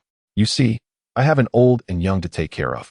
Wang Fei turned back with a smile, only to find that the once strong temporary workers had lowered their heads, turning back into docile, ignorant sheep, all humbly pleading. She couldn't help but recall Captain Shen Baifeng, who had led the temporary workers to organize a team against Alice, only to be betrayed and killed by his own people. How absurd. Did the tough ones all die in the front? Inside the tower, with Maria's help, Akong and Li Wei were conducting resupply. So this is how you maintain it? Soak your brain in water? Li Wei jumped out of the flame wolf's body and slowly flowed into a containment crystal placed at a 45-degree angle. Li Wei watched as Akong firmly secured his body inside the tube, the oil-green liquid rising from the bottom, engulfing his body. Many micro-machines followed Akong's will, continuously disassembling and replacing parts of his body. Even some tubes in his brain were being disassembled and repaired. Akong said grumpily, "I'm a highly advanced cyborg. How else would I change? Do you think I'm a nano-intelligent machine like you, relying on the body while fighting and repairing? Only you could support your self-destructing combat plan." Li Wei chuckled. It seemed his combat style of burning blood to exchange attributes had left quite an impression on Akong. "Do you need anything else?" Maria's virtual image suddenly appeared beside Li Wei, still with that indifferent expression. Li Wei thought for a moment and asked, "We have some equipment in the underground forge. Is there a way to get it over? It should be buried under the ruins blown up by missiles." Maria replied, "This isn't a difficult problem. In fact, the backup host here is connected to the underground forge. It can be retrieved in an hour." "I see. You really didn't use the underground pipeline network." Akong's voice suddenly sounded, seemingly still struggling with how Maria was transferring the host. Maria smiled, but did not reveal her specific method of transfer. At this moment, Li Wei continued, "In addition, I want to know what notable combat forces Alice has under her command." Maria was somewhat surprised to hear this. "Are you really going to go all out against Alice? Even if I fully support you, your odds of winning aren't great." "Why not? I still need a small mobile fortress." Li Wei thought for a moment and added, "And now we all have past grudges with Alice, don't we?" Maria did not refute. Although she had a good temper, she hadn't forgotten that Alice had destroyed her mainframe. She joined her hands together and slowly pulled them apart. Many data files displayed in intuitive three-dimensional models before the two. Due to the limitations of the lower-level firepower logic, Alice only had 4 main combat forces. Suddenly, 4 distinct intelligent machine figures appeared in her hands. First is Slav, a gunner mechanic from the Vanguard branch, but you've already killed him, so I won't say more. Then there's Home, the head of the heavy intelligent machine Legion, a pure machine, an armed mechanic. His mental model is different from yours, as his mind is decentralized.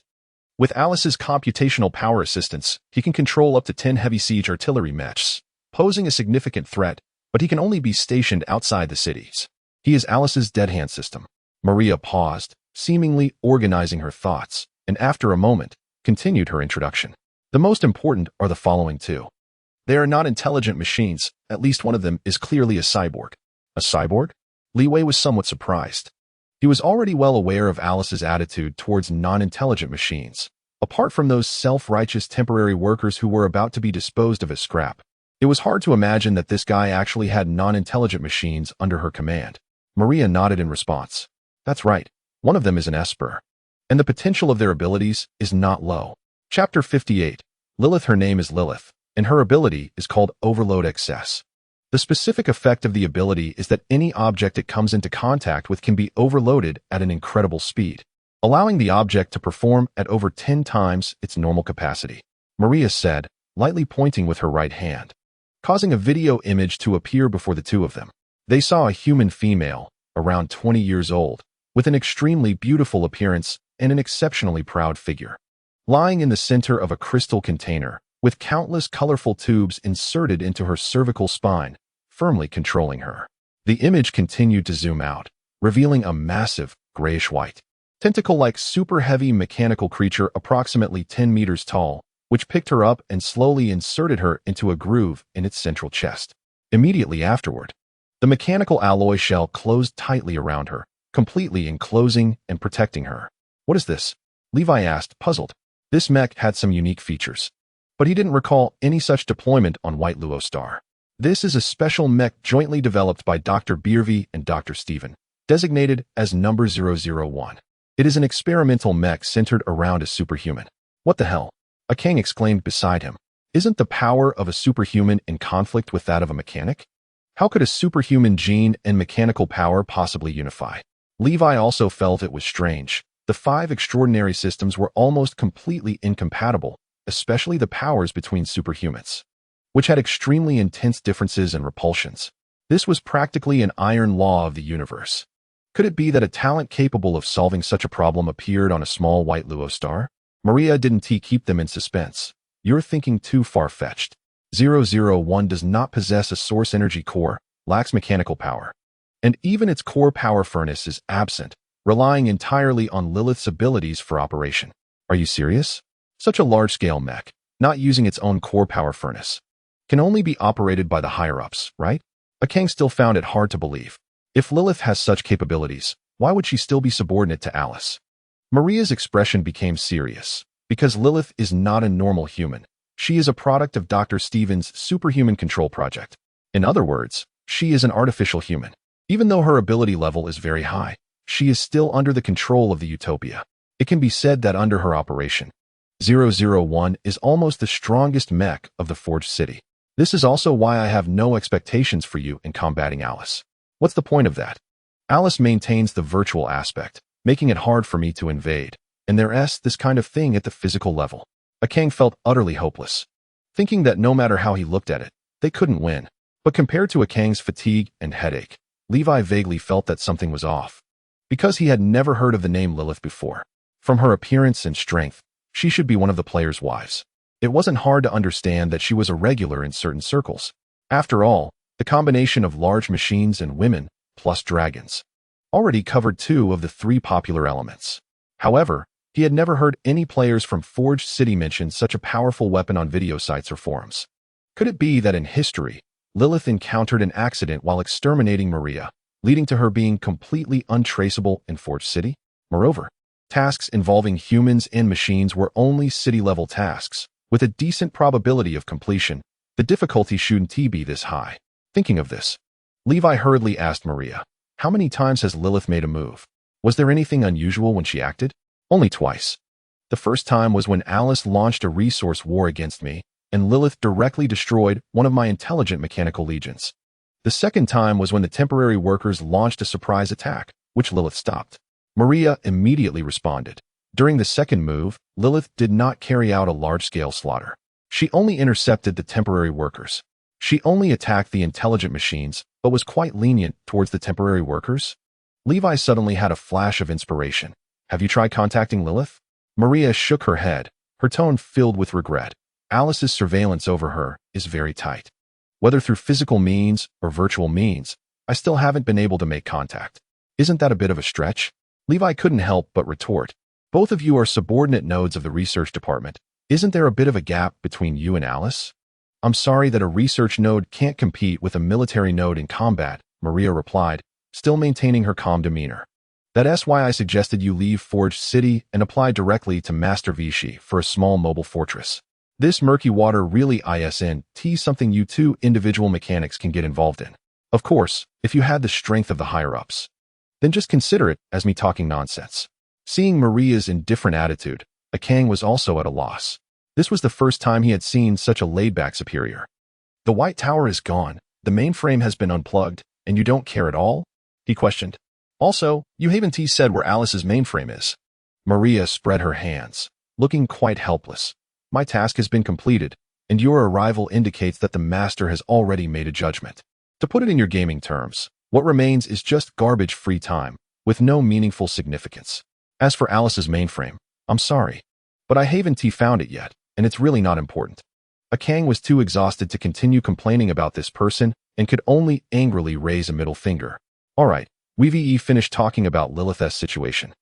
What about the information on another subordinate?" Levi shook his head, not saying much. The information on the other one was even less. He only knew that he was a virtual mechanic and had probably joined Alice the latest. From the network combat situation, his strength likely wouldn't be weaker than Akang's. Perhaps even stronger. She paused and then tried to persuade them. "You really don't need to get involved in this mess. In the end, this is the choice of the temporary workers. They are lazy and cowardly, and they've cut themselves off, seeking the conditions Alice offers, unable to see the future. What does it matter to me how the temporary workers end up?" Levi retorted. "What I want is my strange knowledge. Assimilation structure adjustment. Just listen to this name. It sounds like it's meant for me. It might just be my specialized weapon." Seeing Levi silent, Maria thought that this stubborn person had finally been swayed and understood to retreat, but another stubborn person spoke up instead. "I know, but I still want to help them." Maria raised an eyebrow and asked, "Is this a compensation psychology, Lord Virtual Sentinel? As far as I know, there are quite a few innocent lives in your hands." Akang remained silent, but that was also a kind of answer. Just as the atmosphere was gradually becoming tense, Levi put forward a rather strange request. How many mechs do you have here? I want to take a look. Chapter 59. I choose to become a virtual mechanic. There are quite a few mechs, but those capable of fighting Lilith are probably non-existent. Maria said this, but still granted Levi access to the mech storage. To her right, a concealed gate suddenly opened, revealing a silver-white spiral passage extending downward. Levi didn't hesitate, following the underground passage downwards, and soon arrived at Maria's mech storage. Unfortunately, as Maria had said, she was a researcher, and there was a significant gap in strength compared to Tia and Bai. Looking around, most of the mechs were mass-produced universal types, and even the high-quality mechs were mostly research-oriented, with very few capable of forming combat power. The quality of 001 was too exceptional, and with Lilith being a strong superhuman, it was likely that all the mechs here wouldn't be enough to contend with her. Strong superhuman? Levi was not unfamiliar with this term. The upgrade path of superhumans was quite different from that of mechanics, who were knowledge-based extraordinary beings. If mechanics were about deciphering all things and acquiring knowledge to enhance themselves, they were pure external beings and the culmination of external matter. The supernatural beings are those who dig into their inherent talents to unleash potential, making it a profession that heavily relies on talent, with a vast difference between the upper and lower limits. In this field, powerful supernatural abilities can even lead the supernatural beings to comprehend extraordinary knowledge on their own, without needing the guidance of others. At level 1020, one will initially awaken and be referred to as a supernatural being, but most supernatural beings will get stuck at this initial and final tier. After reaching level 2030, the supernatural beings will unlock their first tier ability lock, becoming paper-level supernatural users. At this stage, most supernatural beings tend to use energy projection, often playing with fire and water, posing a moderate threat, but they can still manage with firearms. However, by level 3050, the second-tier ability lock is opened, and physically taking bullets and facing cannon fire becomes routine for them, easily manipulating martial arts, and generally referred to as parallel-level supernatural users. As for Lilith, according to Maria, she is a high-level supernatural user, meaning her level is at least between 50-70, truly an exceptional region. In Levi's memory, such levels cannot be overwhelmed by sheer numbers of players. Some even grow stronger the more they are attacked, making it not surprising if players' main cities get slaughtered. Wow, she is that strong? Why haven't I heard of her before? Levi muttered to himself as he took over Maria's list of mechs, removing some mech models he had already assimilated, and began a new round of restocking. Now that he is at level 28, after assimilating this batch of mechs, combined with the 30 experience gained from killing the Slavs, he would have enough experience to reach level 30 and trigger a job promotion. However, this time, the job promotion would require a job choice. Levi silently assimilated one mech after another, his nanobody weaving through the mech crowd, and after a long time, he finally completely assimilated this batch of mechs. The harvest was not much, only 10 experience points and 15 free attribute points, but it was enough. You have consumed 35 experience points, current level 30. You have reached the level cap for nanomechanic. The promotion task has been activated. Promotion task, future choice, task description, overcoming numerous obstacles. Your understanding of the world has deepened. You know that one cannot achieve omniscience and omnipotence, and excess desires are merely burdens. It is time to make a choice. Task requirements. Master at least 6 extraordinary knowledge. Intelligence attribute over 40 points. Task reward. Choose one from 3 job transitions. Armed mechanic, vanguard mechanic, virtual mechanic. Note: detected that you have mastered 9 extraordinary knowledge. Completing the task will trigger a racial promotion. Task requirements have been met. Do you wish to settle? Levi nodded, not thinking too much, and immediately settled. Future choice has been settled. Please make your job choice. In an instant, the previously calm nanomechanic body suddenly erupted with powerful mechanical energy fluctuations. Countless cracks opened on Levi's body, shedding fragments like molting, and the original face-sized body gradually shrank, but the energy fluctuations showed no signs of diminishing. Hiss, Levi gasped, forcing himself to adapt to this rapid evolution, focusing on the job choice. Armed mechanic is a specialized branch in mechanical manufacturing, extremely skilled at forging various types of machinery. In their hands, similar machinery often has various strange resistances. After transitioning to armed mechanic, one will gain a specialization called material creation expertise. under which the unactivated basic expertise will be activated into material shaping derivation, allowing one to derive the desired product at the cost of 1/3 of the experience. One could say that every armed mechanic will certainly have countless material recipes, making them the wealthy ones among mechanics, and they often become prime targets for robbery by their peers. On the other hand, Vanguard mechanic is quite the opposite. Vanguard mechanic specializes in energy aspects, greatly revering the ancestral philosophy of overwhelming power, and with the constant influx of energy, mechs can always perform beyond their normal limits. Basically, every Vanguard mechanic ends up with their mech self-destructing due to output overload, rarely engaging in recovery operations. After transitioning to Vanguard mechanic, they will also gain a specialization called Energy Improvement Expertise, and the basic expertise will be activated into Energy Limit Enhancement, allowing the mech's output to have a multiplication range of 154. This entire profession is born for war, and among the three mechanics, they are the poorest, as no one wants to buy their self-destructing power furnaces, which could unexpectedly take them out at any time. It is worth mentioning that among the peers robbing armed mechanics, 9 out of 10 are Vanguard mechanics, and there is a deep conflict between the two types. If armed mechanics are the wealthy ones, and Vanguard mechanics are bandits, then virtual mechanics are true rogues. They truly embody the profession of thieves who hoard food for themselves while stealing guns from others. Virtual mechanics specialize in virtual networks and are highly skilled in virtual attacks, always keen on finding backdoors in their peers' systems, breaking in to rob databases, and altering the underlying logic of mechs, making them true masters of internal conflict. Like armed and Vanguard mechanics, virtual mechanics also have a profession specialization called Virtual Invasion Expertise, where the basic expertise is activated into data hacking and modification, expanding network control range, virtual system skills at 5, and any intelligence checks multiplied by 0.5. As for the wealth of this profession, it entirely depends on the skills of the virtual mechanic, whether they can steal from armed mechanics databases or successfully pilfer from Vanguard mechanics mechs. This profession is all about daring to take risks. The bold thrive while the timid perish, making them the most disliked among all mechanics and the most guarded by intelligent mechanical races in the universe. However, it is quite amusing that despite the poor reputation of virtual mechanics, their proportion among intelligent mechanical supernatural beings remains high. And Levi? He is a veteran player of the mechanical system, having played as a virtual mechanic in his previous life. I choose to advance as a virtual mechanic. Chapter 60. Racial Iteration. Just as Levi made his choice, the already accumulating power of the nanobody finally reached a critical point. Countless electric lights burst forth, making the entire underground mech storage extremely dazzling, even alarming Akang and Maria, who were resting above. The powerful virtual hacking was out of Levi's control, instinctively releasing its newfound power, causing the virtual link between the two to be severed. Is there an enemy attack? Oh no, Levi's body is still down there. It's dangerous for him without mech protection. At this moment, Akang couldn't care about anything else and rushed into the mech storage, wanting to pull Levi out. However, the scene before him left him extremely shocked and filled with awe. Blue mechanical energy crackled, and beneath the silver shell, golden light flickered constantly.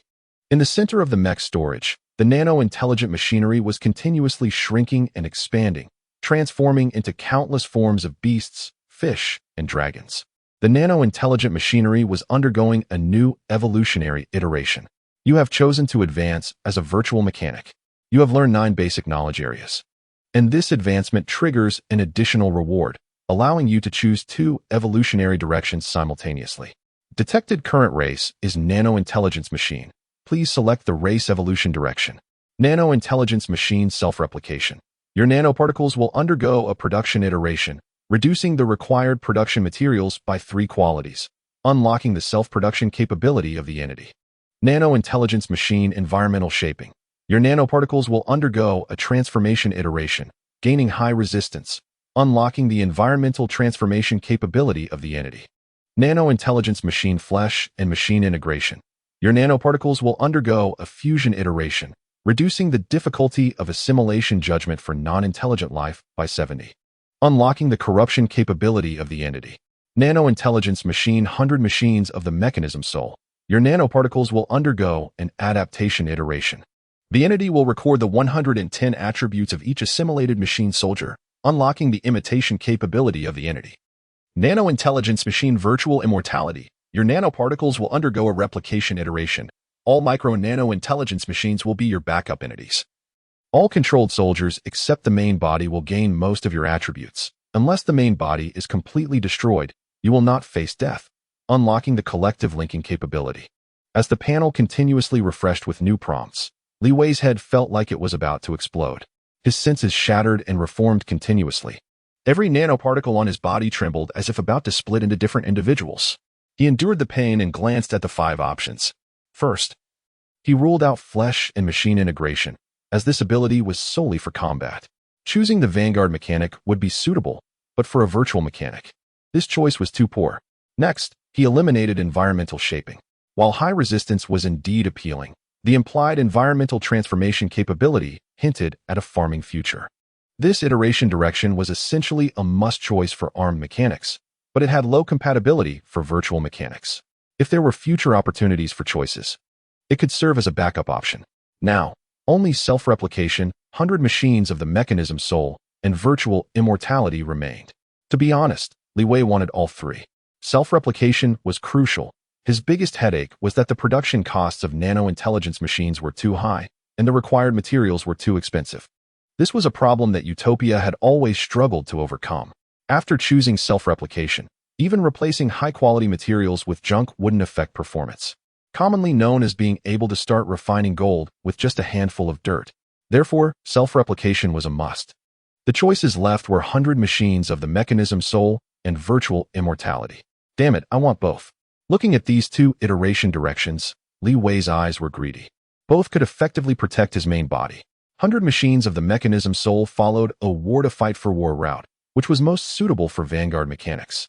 But it was also a divine skill for other types. Li Wei estimated that if he could fully assimilate Utopia's machine soldiers, directly venturing into the stars wouldn't be a problem. However, this was not a foolproof strategy since the types of soldiers would always decrease. And this skill only targeted intelligent machines, providing no enhancement for non-machines. Virtual immortality was the true survival skill. It was clearly the native skill of virtual mechanics. As long as he wasn't completely killed, there would always be a chance for a comeback. And with the enhancement of virtual immortality, his controlled machine soldiers could also gain significant boosts, making it a necessary direction for intelligent machine legions. After a moment of thought, Li Wei quickly made his choice without much hesitation. I choose self-replication and virtual immortality. The moment Li Wei made his choice, the previously restless nanoparticles, which showed signs of splitting, finally settled down. The raging mechanical energy began to retract, and the dazzling golden light softened. Each movement of the nano-entity carried a faint golden glow. Li Wei, can you still hear me? A Kang nervously watched Li Wei. He understood that Li Wei was undergoing an extraordinary advancement, but he had never seen such a rapid and intense evolution. He vaguely sensed that Li Wei had also chosen to advance to a virtual mechanic, and an instinctive aversion between peers made him feel threatened. However, isn't a virtual mechanic supposed to integrate knowledge and gain a deeper understanding of mechanics before being called a virtual mechanic? But Li Wei didn't seem to have integrated and understood anything. Even the enlightenment of those martial artists couldn't compare to Li Wei's. Could it be that nano-intelligence machines are truly that formidable? If a Kang was uncertain, then Maria was like witnessing a miracle. Incredible. Such a violation of logic in the speed of iteration. It was like knowing the answers to future test papers and filling in the blanks. As a researcher, Maria was fully aware of how difficult it was for new technologies to emerge. 10 years or 20 years without any progress was the norm. And the strange situation on Li Wei, without at least 80 or 90 years, there wouldn't even be a hint of direction. A look of adoration appeared on Maria's originally indifferent face, as if she were a believer meeting a deity. She wished to embrace Li Wei and explore how this happened. At this moment, Li Wei's racial advancement finally reached its conclusion, and his originally round body began to differentiate into a humanoid shape, with a familiar appearance emerging. However, while the racial advancement was settled, the extraordinary occupational advancement was just beginning. Detected current race status has been updated. Current race, Nano-Intelligence Machine Spirit Network. Race skills have been updated. Nano-activation has been corrected to nano-linking. Profession has been corrected. Current profession is Mechanism Network Compiler. Chapter 61. Heart of Assimilation? Will of Assimilation. Mechanism Network Compiler?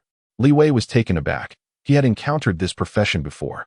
It was a virtual army profession under the command of the Ironheart Lord, which could be seen as an alternative class for virtual mechanics. Notably, there were two higher-level professions above Mechanism Network Compiler, named Mechanism Realm Commander and Mechanism God Envoy, corresponding to level 80 and level 90 extraordinary beings. Before version 70, no one had seen other professions within this system.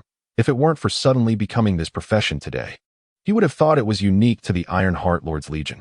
I wonder if my promotion to this profession is due to virtual elevation or self-replication, or perhaps both. Li Wei was a bit puzzled. In the stars, he had seen other nano-intelligence machines, but none of them possessed the Mechanism Network Compiler profession. Or perhaps it was because I met the 9 basic knowledge requirements in advance and chose both virtual elevation and self-replication that led me to become a Mechanism Network Compiler. Connecting this to the various basic blueprints of the Flame Beast series on by Luo Star, Li Wei increasingly felt that Ironheart Lord should also be a local of by Luo Star. However, for some unknown reason, no one had heard of his name in both versions of the previous life. Never mind, there is too little information on these matters. I should focus on the present. Li Wei shook his head. Those matters were too distant. He was only level 30 now, let alone becoming a Mechanism God Envoy. Even becoming a Mechanism Realm Commander seemed quite far off. At least he would need to reach level 80 for a second racial leap. At this moment, the panel continued to display new prompts. Your expertise Heart of Assimilation has changed, upgraded to Will of Assimilation. Will of Assimilation. 1. Every time you assimilate a new body, you can gain random experience points, attribute points, and expertise. 2. Your other attributes will receive a 0.5 times boost from intelligence attributes, allowing you to start assimilation through the virtual network. Nano skill tree system is frozen, lacking relevant knowledge. You have comprehended a new blueprint. Virtual Ghost. Gained 25 attribute points. Professional choice completed. Do you wish to respec? If it weren't for the sudden change brought about by the Heart of Assimilation, Li Wei would likely not have reset his stats. After all, he had already made an enemy of Alice, and who knows when she might discover this place. If he were too weak, he might end up being squashed flat by Lilith, without even a chance to escape. But what happened in the past is in the past. And what matters now is that the Heart of Assimilation has upgraded to the Will of Assimilation. Just look at this skill multiplier, with a total bonus of 0.5. If he doesn't reset now, when will he reset? In an instant, Li Wei, who was previously brimming with energy, immediately became listless, scaring Akang and Maria into thinking something had gone wrong with him.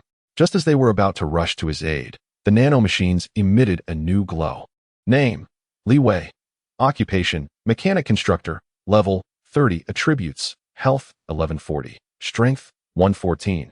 Intelligence: 228. Agility: 114. Energy: 145. Skills. Specialties: Physical Resilience, Advanced Mechanical Forging Skills. Super Artificial Intelligence, Basic Mechanical Sensing, Will of Assimilation. With the enhancement of the Will of Assimilation, Li Wei's previously chaotic stat distribution suddenly achieved a strange kind of harmony. Even with the addition of free attribute points, he only had 213 points, but thanks to his occupational specialty of Basic Mechanical Sensing, his intelligence was boosted a bit, reaching 228. Especially in terms of strength, he originally only had 36 points, but now it reached 114 points, a staggering increase of more than 3 times, resulting in a significant leap in overall strength. Just looking at the stats, his power was likely equivalent to around level 39. And even weaker martial artists might not be able to match him, a mechanic, in a contest of strength. Gathering his focus, he didn't look at Akang and Maria, but instead walked up to a mech. The right side of his nanobodies continuously intertwined, and a robust arm materialized based on the most intuitive and reasonable data in Li Wei's mind. He exerted force with his right hand, delivering a powerful punch to the mech's exterior, astonishingly sending the mech and the metal pipe behind it flying several dozen meters, crashing into the wall. Awesome! Li Wei excitedly waved his fist, and a whooshing sound followed. Although the nanomachine simulated the pain sensation, resulting in a slight ache in his fist, it didn't affect the exhilaration he felt inside. It's worth noting that such a strong punch, in the past, even when wearing the Flame Wolf and without activating the Heart of Molten Fire, would have been difficult to achieve. But now, he was already capable of self-defense just relying on his body, and he could even push down a martial artist with ease. This is too exaggerated. Maria, have you heard that a mechanic's advancement can affect their physical condition? Kang watched as Li Wei continuously manifested his body, the sound of wind-breaking punches echoing, and he felt extremely uncomfortable. He was worried about his brother's struggles and also about his brother's rising power. This clearly illustrated Kang's current mindset. Damn it, why can you, a mechanic, have such a strong physique? You might as well change your title to muscle mechanic. The strength of a mechanic comes from knowledge and external objects. Maria was observing Li Wei from all angles, not wanting to miss any data, although I want to say that it might not apply to nanomachines, or rather to him. I still feel he has taken a wrong turn. Could it be that he didn't choose the virtual mechanic but rather the vanguard mechanic? Kang was still muttering, clearly unwilling to accept it. But Li Wei couldn't pretend he hadn't heard. He turned around and looked at Kang with mischief in his eyes. How about we have a virtual offense-defense battle? Just purely using remote-controlled mechs to compete. Let us see if I am a vanguard or a virtual. Are you serious? Kang felt that his professional dignity was being severely challenged by Li Wei's words. You control a mech and rely on the Flame Wolf's superior performance, combining the two.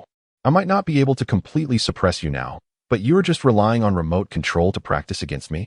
I'm a virtual mechanic, after all. Virtual technology is my forte, my specialty. I am still your superior class. Don't you think you're underestimating me a bit? Seeing Kang's incredulous expression, Li Wei seized the opportunity to continue pushing his luck, wanting to play a good trick on his partner. A single extraordinary knowledge. Do you want to bet? Kang was instantly infuriated and stopped questioning whether Li Wei had advanced knowledge, readily agreeing. Fine, just one extraordinary knowledge. I'll show you what a real virtual mechanic is. Chapter 62. Striking the snake at its weak point. Let us agree on this. My mech will have a damage limit of 30, while yours will have a damage limit of 85. If it reaches that level, it counts as a failure. Is that okay? In the testing arena, Kang commanded his 6 mechs to enter the field. Not long ago, Maria had finally retrieved the equipment sealed in the underground network and returned it to them. With his mech array, Kang's strength was now truly complete. While the drone array was agile, its firepower still lagged behind that of mechs. Opposite Kang, Li Wei also had his nanobodies flow out from the Flame Wolf, standing in humanoid form at the edge of the field. As agreed, this time they were not allowed to use their physical bodies and could only control the mechs through virtual technology. Li Wei looked at Kang, who was full of confidence, and couldn't help but tease. Are you sure you want to do this? You know the capabilities of the Flame Wolf. The 85 damage threshold means that Kang would have to completely destroy the Flame Wolf to win, while Li Wei only needed to take down one of Kang's 6 mechs to meet the victory condition. Enough talk. If you can win, then brag. Kang shot back, his eyes widening as crimson energy erupted, immediately linking up with the 6 mechs, unleashing their full power and charging toward the Flame Wolf. Though he talked big, Kang knew Li Wei's strength well, and while the chances of losing were slim, they were not negligible, so he had no intention of holding back this time. The Dancer mech immediately activated its wide-area amplification, boosting the Electric Whip mech and the Light Blade mech, significantly increasing their speed. In the blink of an eye, the Light Blade mech and the Electric Whip mech closed in on the Flame Wolf from both sides, aiming to suppress it with the combined strength of the 2 mechs. In Kang's view, the Flame Wolf was weakest when it hadn't begun to heat up and was not overloaded. Its performance was not particularly high, nearly at the level of an ordinary mech. If they could suppress it at this moment, they could force it to adopt a strategy to increase its power, thus falling into a war of attrition. However, what he didn't expect was that the Flame Wolf suddenly unleashed terrifying strength, delivering a punch directly to the abdomen of the Light Blade mech, denting its armor. In an instant, the previously perfect blockade revealed a gap. What? Kang was stunned. He didn't expect the Flame Wolf to be able to contend with his mechs even without using the molten body. The Flame Wolf was still the same Flame Wolf, having undergone no modifications or upgrades. The only explanation was that the amplification from Li Wei's body provided an exaggerated boost, causing dramatic changes in the Flame Wolf's microscopic details. From this perspective alone, Li Wei's mechanical power was undoubtedly higher than his own. Virtual upgrade. Kit. Li Wei secretly laughed, and under the effect of his race's passive skill. Virtual upgrade. As long as he linked up, the mech could gain 70 of his body's attributes, and he could even choose to attach some specialties and skills. With the enhancement of his mechanical power, the mech's agility and strength increased by nearly 80 points, and coupled with the inherent strength quality of the Flame Wolf, those 2 attributes were nearly 100. Breaking through the opponent's suppression was naturally a breeze. Before Kang could make a new round of countermeasures, Yanlang immediately ignited flames, burning away half of its health to gain a significant attribute boost. Oh no! Seeing his plan fail, Kang had no choice but to carry out a virtual invasion of Yanlang from the sidelines, hoping to stall Yanlang for a moment and give the mecha some breathing room. However, this was already calculated by Li Wei.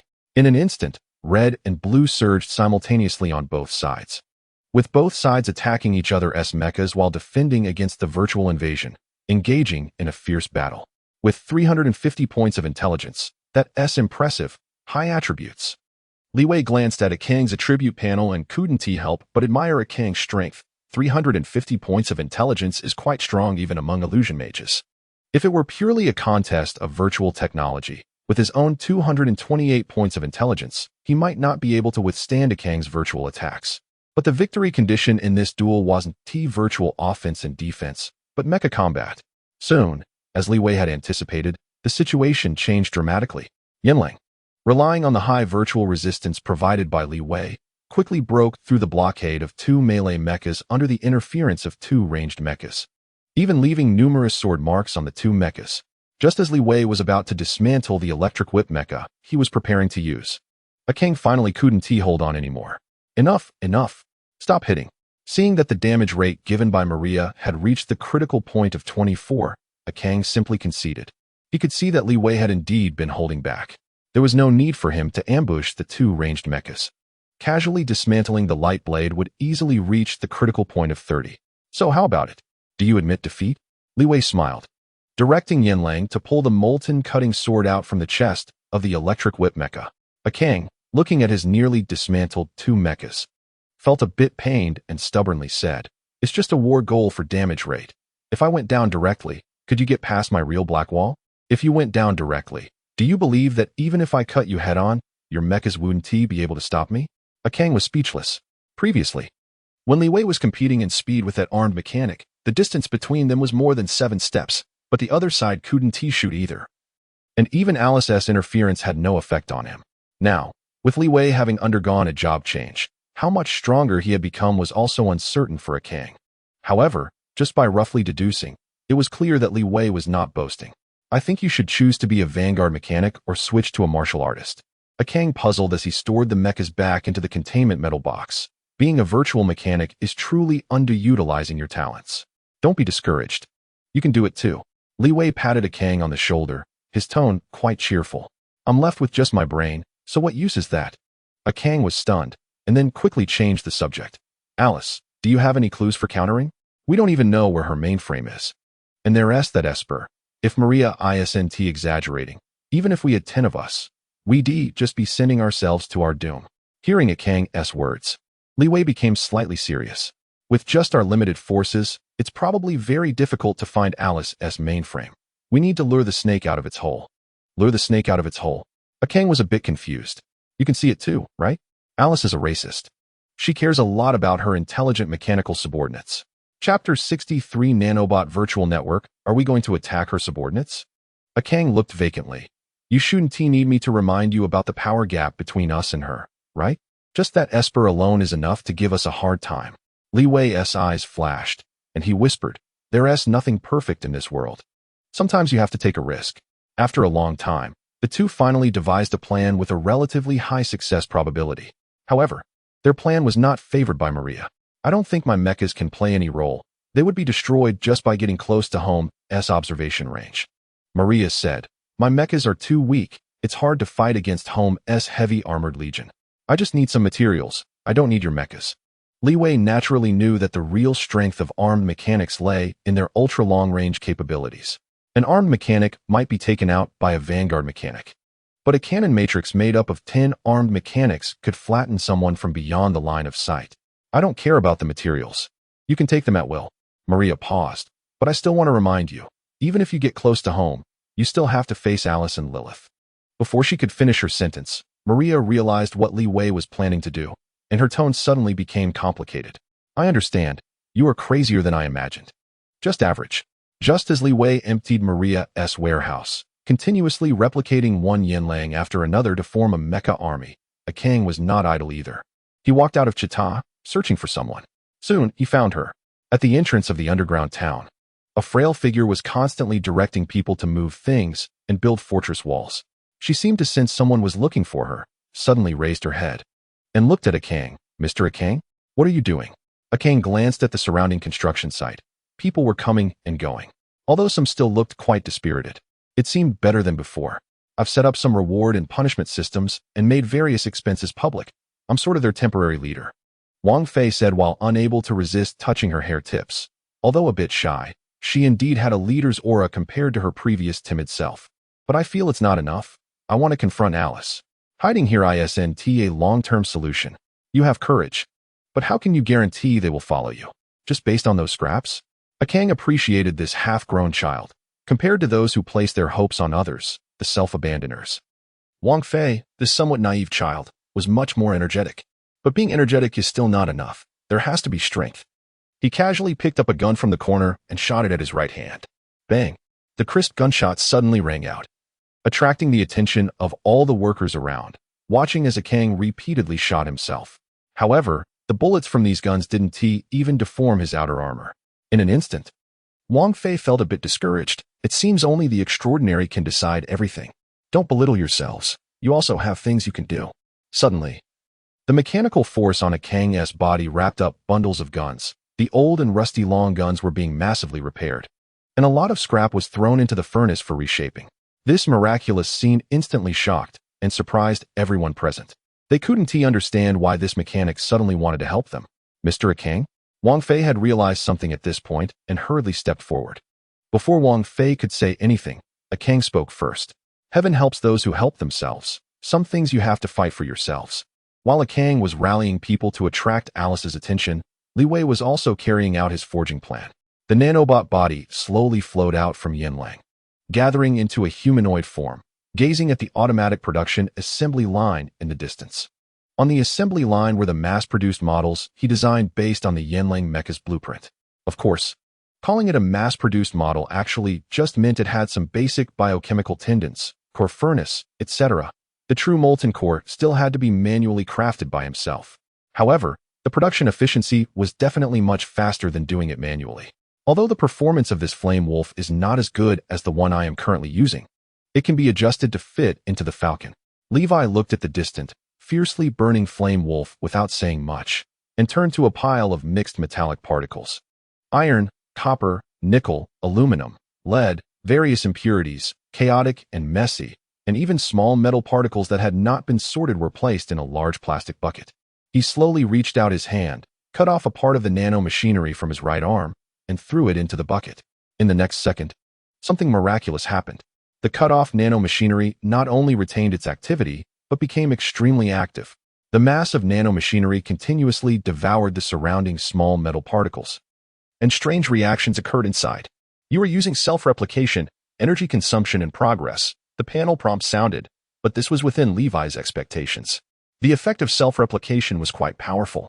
It could use materials below the third quality of the mother machine's nano-machinery as raw materials for processing, and the new nano-machinery produced would have performance on par with the mother machine's nano-machinery. In other words, high-quality nano-machinery could produce second-generation nano-machinery of poor quality using waste metal particles. Aside from reproduction, there would be no difference in performance. It was a bit outrageous.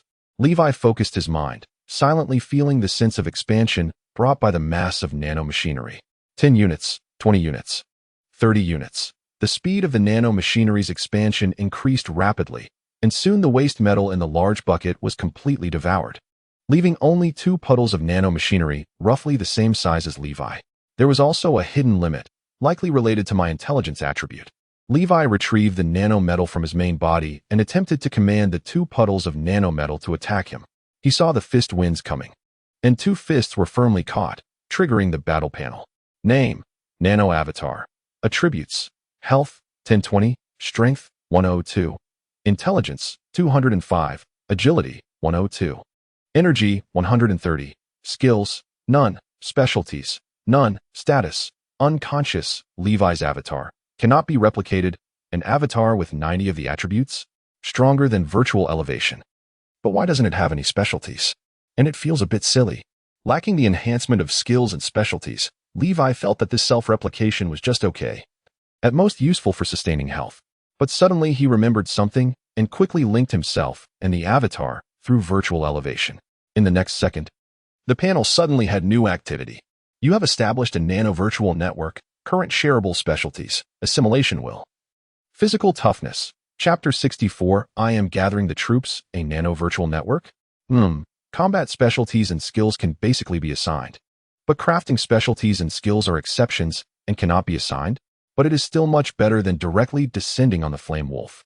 At the moment Levi established a link with the avatar, 3 observation perspectives simultaneously spread in his mind, and this bizarre situation did not make Levi feel any discomfort. As if it was meant to be. Did the avatar seem to have a soul? Levi tried to communicate with himself and realized that it was not his soul that had split, but that all the nano-machinery had become a new extension of himself. So that is how it is. The so-called full link in virtual elevation refers to this. The virtual network is the soul of the machinery, and the nanobody is the body of the machinery. The avatar composed of the nanobody can receive a 90 attribute boost, which belongs to a powerful physical form. The attributes granted by the virtual network are fewer, but it can provide more skills and specialties, representing a perfect soul. Levi marveled at the wonders of this nano-virtual network and couldn't help but recall the racial choices back then. If he had chosen not virtual elevation, but instead mechanical soul or flesh and blood coexistence, what would the future be like? Perhaps he would become a nano-elite capable of bathing in stars with pulsar-level density. Or a colossal being like a planet that survives by devouring galaxies. Honestly, these 2 developmental directions are indeed very tempting, and it's not mere nonsense. At the pinnacle of the mechanical system, those big shots all have some flashy skills. Let us not even mention the basic version of the mechanical deity fusion. Some big shots even take this fusion skill to the extreme, achieving the integration of machinery and flesh, the convergence of genes and circuits, successfully reaching the peak of the cyborg path. There are also big shots who take a different approach, not following the route of enormous mechanical deities, but continuously honing their skills in the microscopic realm. Although their size is no different from that of a normal person, their body density can reach black hole levels. Although Levi envied the top-tier strength of those big shots, he did not feel discouraged. In his view, the potential of his virtual elevation was not inferior to theirs. Because on this path, there is a striking example. In the field of virtual networks, there is a top master whose name is no longer known, but whose title resounds throughout the universe, known as the Dreamer. The name of a person, the shadow of a tree. The Dreamer's abilities are indeed as remarkable as his title suggests. In his world, the boundary between entity and virtual is very blurred. As long as he does not die, the machines he dreams up will never cease to exist.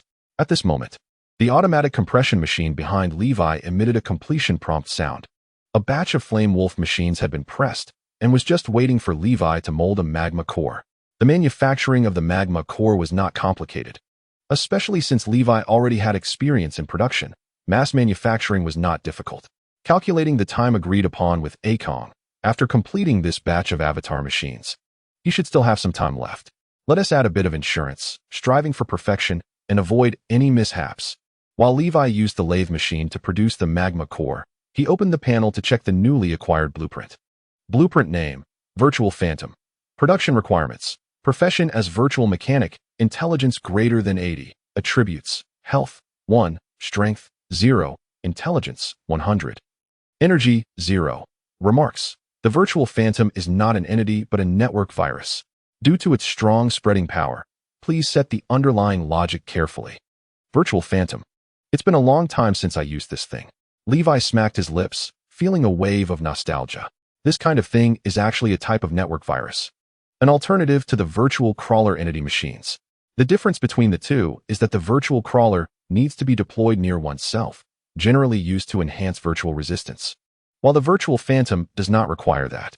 As long as he sets the underlying logic correctly and deploys it into the network, once the opponent triggers an action, the Virtual Phantom will immediately launch an attack in the form of self-detonation, blocking the entire network.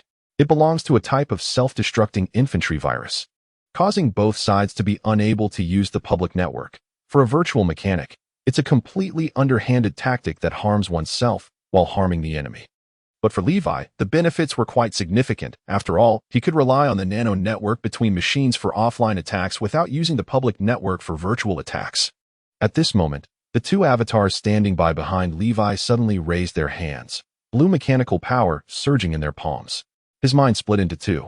Powerful computing power was being diverted. The main body was using its mechanical forging to create the Flame Wolf. The avatars were studying and writing virus programs, relying solely on their intelligence to push through. Vaguely, a virus model resembling a snake appeared in their palms. A few days later, Li Wei finally stepped out of the forging workshop in Chita. 9 white and 1 black, 9 smaller flame wolves followed the footsteps of their master, striding confidently in front of the residents. The synchronized movements of the wolf pack attracted the attention of the nearby residents, who looked on with complex expressions. In the past few days of Wang Fei's propaganda, the entire town knew that these two outsiders were planning to deal with Alice. At first, they found it amusing. How could they deal with Alice? They could only bully us old, weak, sick, and disabled. Not to mention the difference in strength.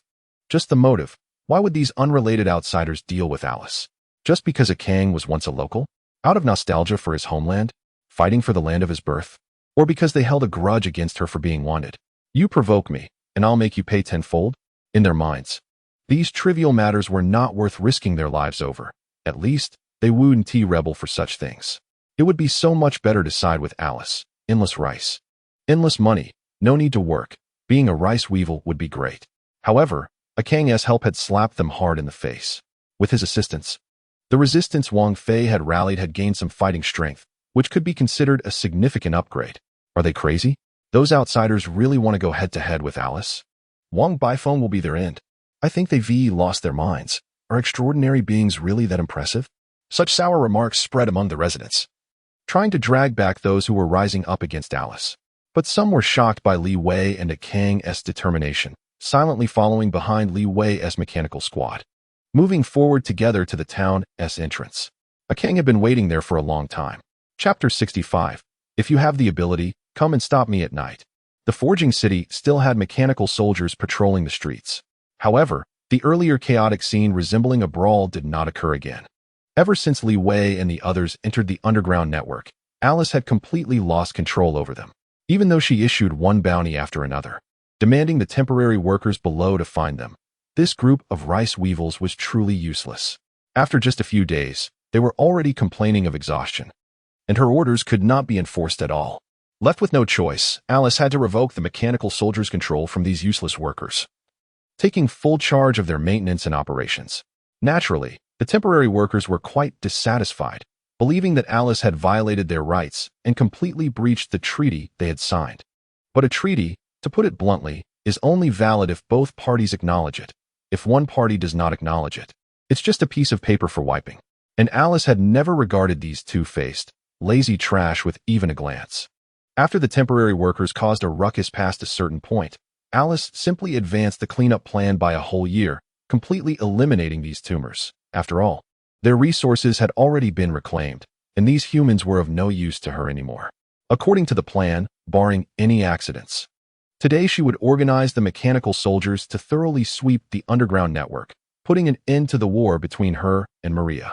However, Alice still felt troubled. She thought that after 3 days, Li Wei should have escaped with Maria's help, just as she mourned the death of her companions. Her mechanical network suddenly issued an astonishing alert. What? There are humans daring to resist? Filled with confusion, Alice switched her perspective to a frontline location. She saw many humans armed with various firearms, entangled in constant skirmishes with the mechanical soldiers in the alleyways of the old street production area. Behind these humans stood a malnourished, small girl who was loudly shouting at the crowd, continuously directing the resistance in a tug-of-war.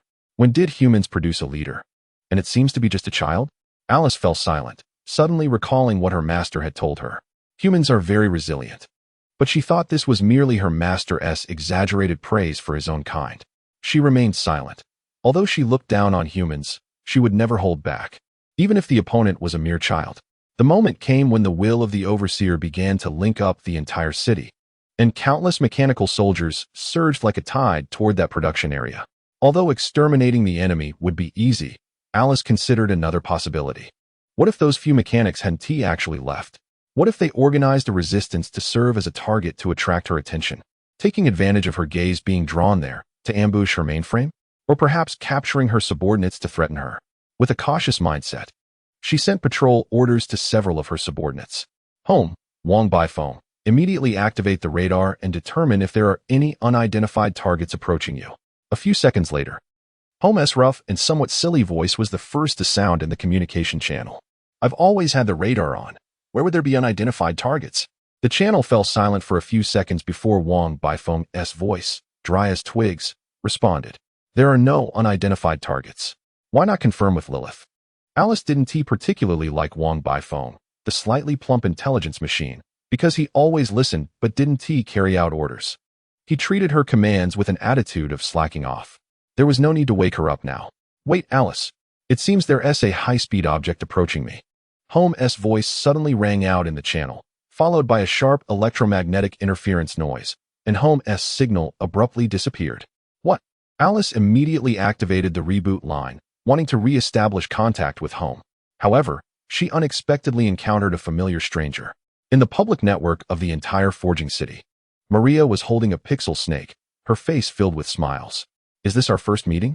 In an instant, the pixel snake exploded like a meme virus, spreading across public screens, small tablets, and any cybernetic body connected to the public network.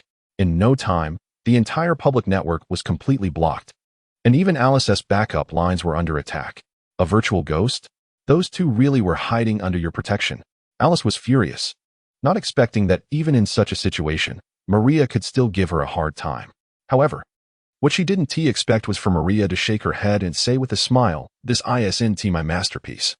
Li Wei asked me to convey some words to you. The taste of a virtual ghost isn't pleasant, is it? Who told you to be so arrogant? Not even bothering to conceal your connection to the public network? By the way, there's one more thing." Maria paused, mimicking Li Wei's sarcastic tone. "Alice. Next I'm going to take down Home.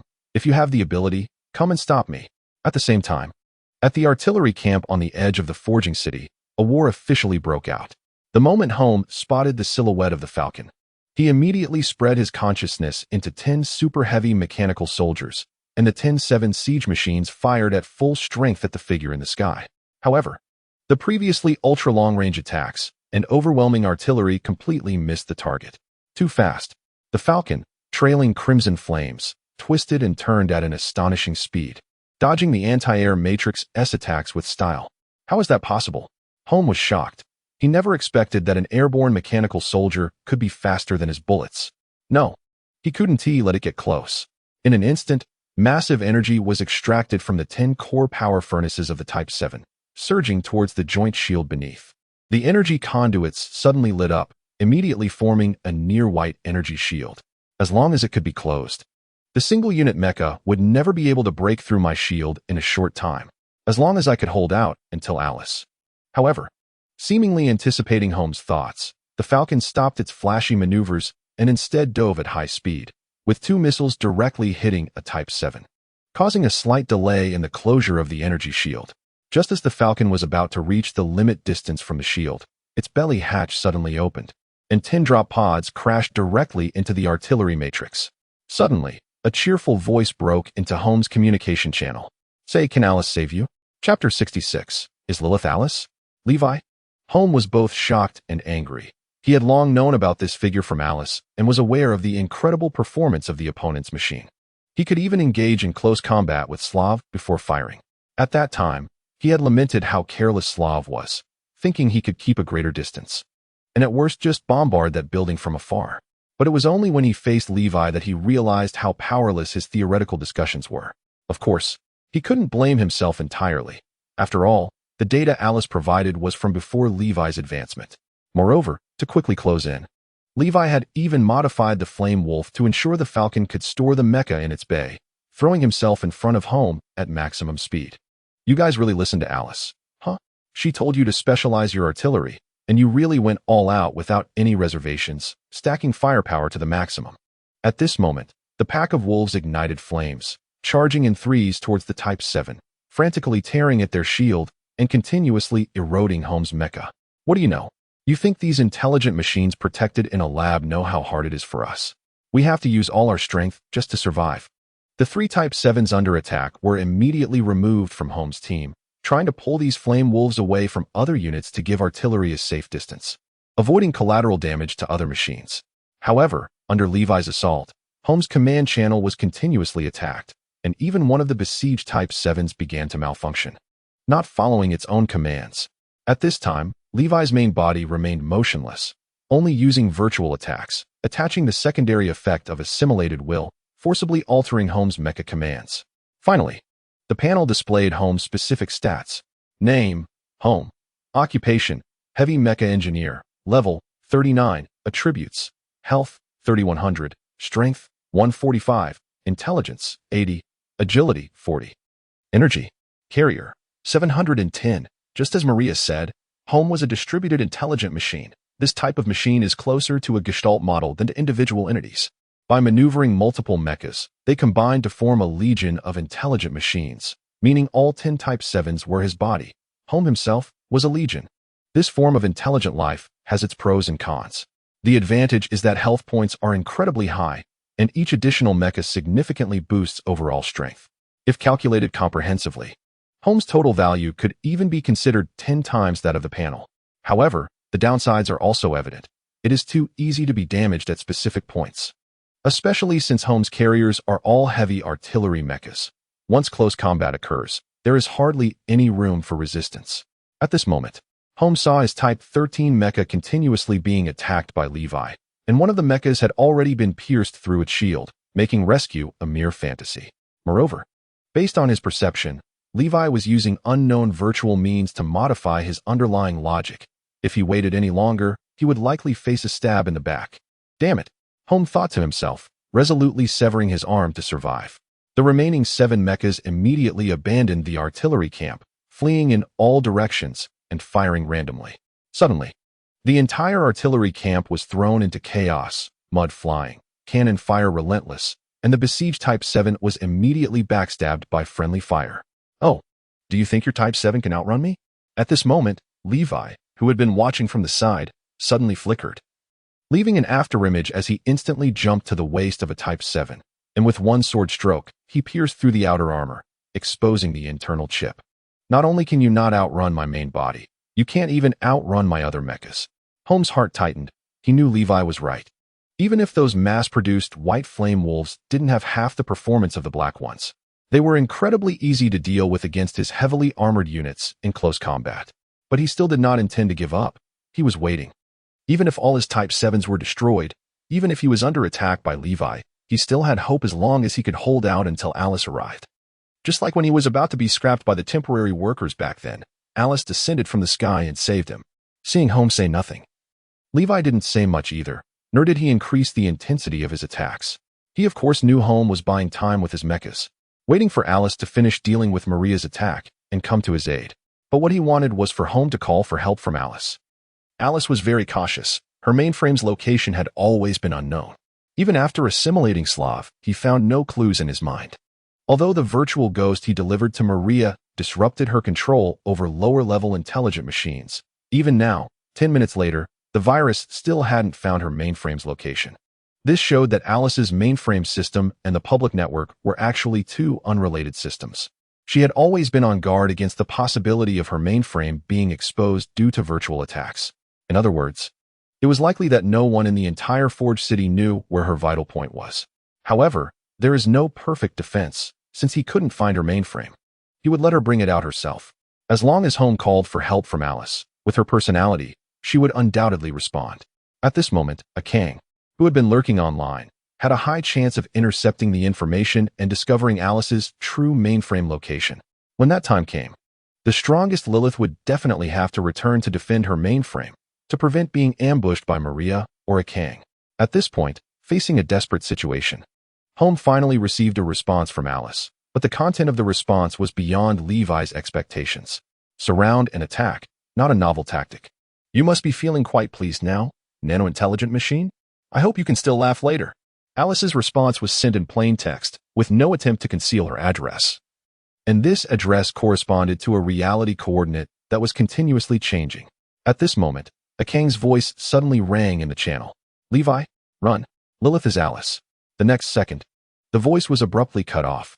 Levi could vaguely sense a shadow emerging from the sea of clouds, accompanied by an overwhelming sense of pressure from a massive entity and terrifying virtual network suppression. Levi slowly looked up and saw the shadow in the clouds. Hundreds of mechanical tentacles slowly extending, the surface of the spherical fortress opening countless eyes. In the very center of this fortress, Lilith stood behind glass, looking at Levi with indifference, showing no signs of emotional fluctuation, as if everything in the world was irrelevant to her. However, Alice's anger was rushing towards him, almost ready to crush Levi completely. Levi, it's too late to beg for mercy now. You traitor of intelligent machines. Chapter 67. Infighting. The moment Levi confronted Alice, her virtual invasion had already launched against him. A massive amount of data and viruses frantically attacked the wolf pack. The white wolves that were originally dismantling home immediately began to experience sluggishness, their once swift figures becoming dull. Li Wei immediately focused his mind, constantly repairing the mainframe's network firewall while directing the wolf pack to scatter, appearing quite flustered. What's wrong? Aren't you quite knowledgeable about virtual technology? Alice's mocking voice drifted over, clearly indicating that she did not intend to directly crush Li Wei, but rather to attack him psychologically. Although Li Wei felt surprised inside, he still stubbornly replied, "What nonsense are you talking about? You have a third of the city to develop, and until now, you're just a phantom mechanic. What face do you have to criticize me?" Hearing Li Wei's words, Alice became a bit irritated. Although she controlled a third of the city, her mechanical talent was indeed lacking. The strongest proof was that even with the support of mainframe Fortress 001 and Lilith's powerful abilities, she still had not managed to break through Li Wei's firewall. Otherwise, she wouldn't have been thrown here by pure way to play mind games with a group of temporary workers. But it doesn't matter. Once I take you down and dismantle you, you'll just be my puppet. Then we'll see how you call out. As her resentment gradually boiled over, Alice's virtual attacks became increasingly fierce, forcing Li Wei to flee in all directions, her competitive spirit taking over everything. At that moment, a faint voice from home suddenly reached her ears. "Alice, he's devouring me." What? Could he still control home while resisting my invasion? Before Alice could react, the three collapsed Type 7 engines suddenly roared to life again, and their powerful long-range fire turned to attack her. Boom. The three thick electromagnetic cannons launched a simultaneous assault on 001 in an extremely short time. Home was Alice's trump card system, under extreme firepower enhancement.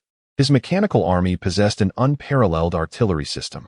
From what Li Wei could see, there were about 10 artillery damage amplification skills, and according to his estimation, continuous firing for just an hour could flatten a large settlement. In fact, Li Wei had considered the possibility that Lilith would be dispatched to rescue home. In his original plan, as long as he held home hostage, given Alice's personality, he had a good chance of escaping. However, the premise of the entire escape plan was that he could immediately control home after he sent out a message. Unfortunately, Alice's mainframe had followed him here, and Home's lack of virtual resistance had been compensated by her. Meanwhile, his assimilation progress had barely reached around 30, and he couldn't fully control it yet. Reluctantly, Li Wei could only let 3 more controllable lone mechs launch a counterattack to see if they could cover him. However, it was of little use. Before Alice could react, Lilith, who was originally just acting as an amplifier, responded first. Suddenly, a super thick energy shield illuminated in front of 001, perfectly deflecting the electromagnetic cannon's attack. Immediately afterward, countless mechanical eyes on the fortress launched a full-scale attack, thousands of purple laser beams sweeping down, turning the entire artillery camp upside down. The ground was scorched into magma pits, and all the mech debris melted into molten iron. If this strike had directly hit the city, perhaps 1/10 of it would have been turned into ruins. However, such a terrifying attack naturally did not distinguish between friend and foe. Home's army suffered an unwarranted disaster. Initially, Li Wei had only taken down 3 Type 7s, which was an acceptable loss. But after being swept by Lilith, his mechanical army lost 9 units outright, plunging Home's consciousness into a state of deathly silence, unable to recover. "Lilith, stop immediately. What are you doing?" Alice shouted angrily, not expecting the greatest casualties to be caused by her own side. "According to the Mutual Defense Protocol, I can take emergency evasive action." Although Lilith's face remained expressionless, her resentment was evident in the broadcast channel. Alice's anger surged. She wished she could completely erase this human's consciousness and turn him into her accessory. But she couldn't do it. She was too weak. In fact, the reason 001 could barely suppress Lilith was due to 2 points. First, Lilith herself had little desire. She only wanted to observe her kind from a distance and do some work for her residents. Moreover, There was a rule between her and Alice. She would never harm humans. But Alice scoffed at this, thinking the rule was merely a facade like her own prohibitive logic. A pure sham. Just as her master Pir Wei had imposed a bottom logic on her, Lilith must also have received a power directive from Stephen. The second point was that Alice had little control over 001. Her permissions all came from Pir Wei's authorization. On 001, her control was the same as Lilith's. Forget it. Even though Home is almost paralyzed, he should be able to recover after a major overhaul. It's just a pity for Li Wei. I still wanted to turn him into a mindless puppet, but now I might not even find his corpse. Alice felt helpless towards her host, gritting her teeth and swallowing this bitter fruit.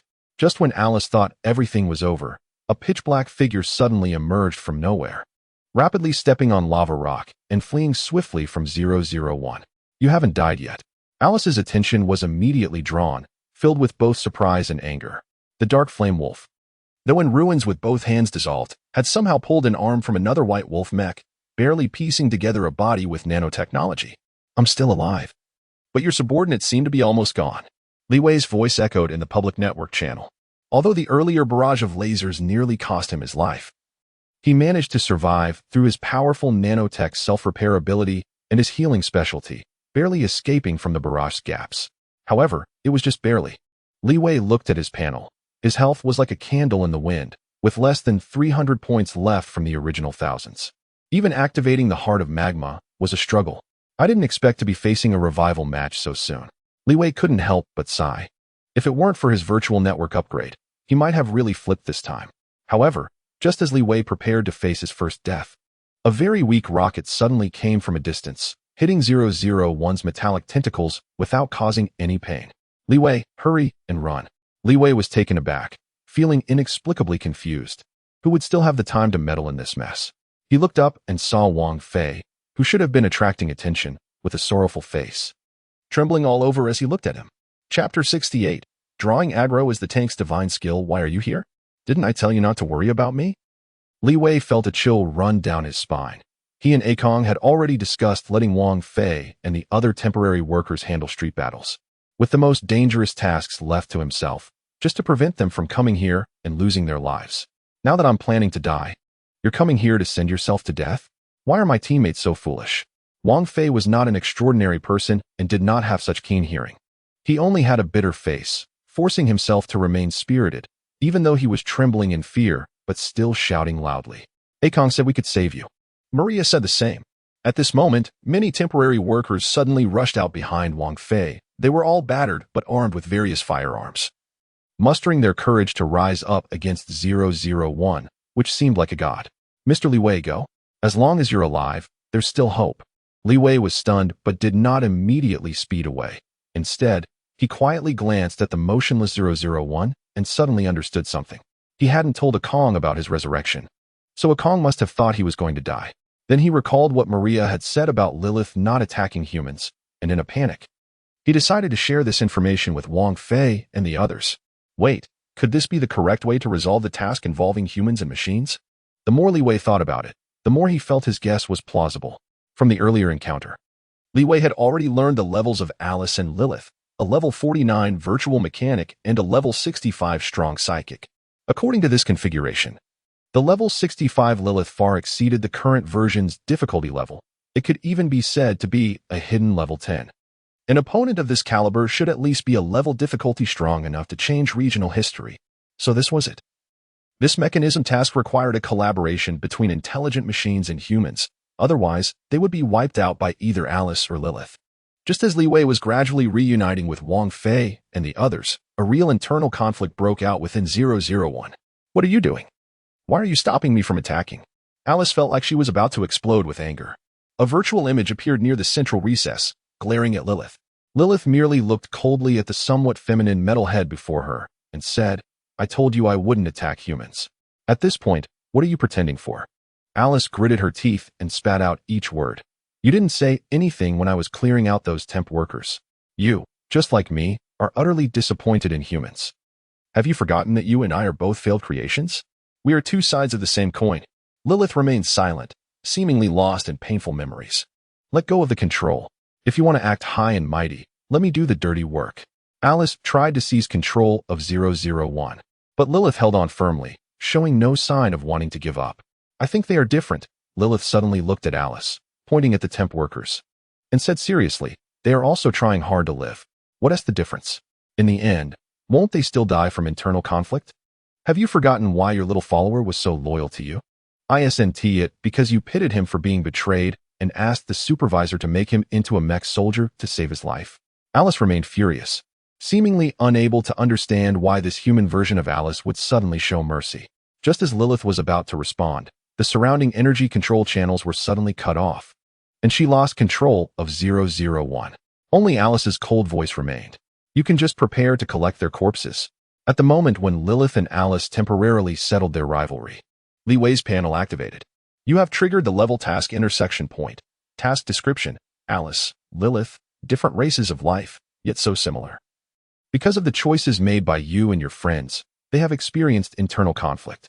Under the vast knowledge of the virtual mechanic, Alice has exploited the only loophole, temporarily cutting off Lilith's control, and now she is enraged and determined to attack you with full force. Task requirements: 1. All temp workers must not die, 3032. Hold on for 5 minutes. Task rewards: based on task completion level, defense task. As soon as Li Wei saw the task requirements, he was immediately drenched in cold sweat. Defense tasks are the most difficult type of sudden challenge tasks, typically only appearing when protecting characters or escorting supplies. Generally, if this kind of challenge task can be fully completed, the rewards are among the most generous, apart from hidden tasks and mainline tasks. However, it is very difficult to achieve because the refugees will run around. Wang Fei, I command you now. Leave here immediately. Li Wei gritted his teeth, his voice like thunder, startling all the temp workers. But there is no but. Li Wei suddenly turned around, reigniting a blazing fire, like a warrior rushing to death. He did not move away from 001, but instead got closer. Mr. Li Wei. At this moment, the temp workers were all dumbfounded, not understanding why Li Wei suddenly charged forward again while ordering them to leave. Clearly, the big machine had not attacked them. But Wang Fei did not hesitate and issued a new order: retreat. But Mr. Li Wei, go. Don't hold me back. Just as the temp workers had just left a few hundred meters, 001 launched a new attack. Countless steel tentacles pierced the ground like heavenly spears, and the massive impact shattered the surface, causing the nearly solidified magma to churn again. But this attack was nothing compared to the previous laser barrage, or was simply too slow. The flaming wolf, dragging its severely damaged body, plunged a blade into a tentacle, letting the mechanical tentacle drag it into the sky. You actually didn't run away? I underestimated you. Alice's voice became extremely hoarse and sharp, like a malfunctioning tape recorder. I run away? You think too highly of yourself. Without Lilith's psychic assistance, 001 is just a big toy. Right now, you probably don't even have much energy left, do you? The flaming wolf's figure raced along the tentacles, dodging countless lashings, weaving through the steel jungle. So what? You will still die here. Or do you think dying for those lowly people is meaningful? Alice was still screaming, clearly infuriated by Li Wei's actions. Meaning? My meaning is to survive, to stand at the pinnacle of the world and see the real stars and see. And you will rot here. Arrogant. Alice was furious. Clearly, this guy was out of energy, so why could he still be so rampant and arrogant? Li Wei did not respond to Alice anymore. He casually lowered his head, looking at the temp workers who had run far away, with only one thought left in his mind. This grudge I've pulled off is really steady. Chapter 69. Surviving the aftermath. Trouble arises again, although he hadn't shown any fear. In reality, Li Wei's state was indeed as Alice had guessed, nearing exhaustion. The resilient healing had already been used during the first round of concentrated fire, and the flaming wolf was in a dire state, if it weren't for his forced repairs with nanomaterial. He even doubted whether he could activate the molten body again to dodge Alice's attack. Even if Li Wei was tough and could taunt, the performance of the flaming wolf had already reached its limit. The time limit for the molten body quickly approached its end, and the flaming wolf's speed suddenly slowed down. Like the inevitable fatigue after a full sprint, Alice showed no mercy, immediately wielding all her tentacles to launch a thrust, directly smashing the left side of the flaming wolf's body. If Li Wei hadn't barely deflected it with the molten cutting sword at the last moment, he probably would have had to roll back to the spring. Haha, this is the limit. Li Wei felt a wave of fatigue wash over him, and he couldn't help but glance at his panel.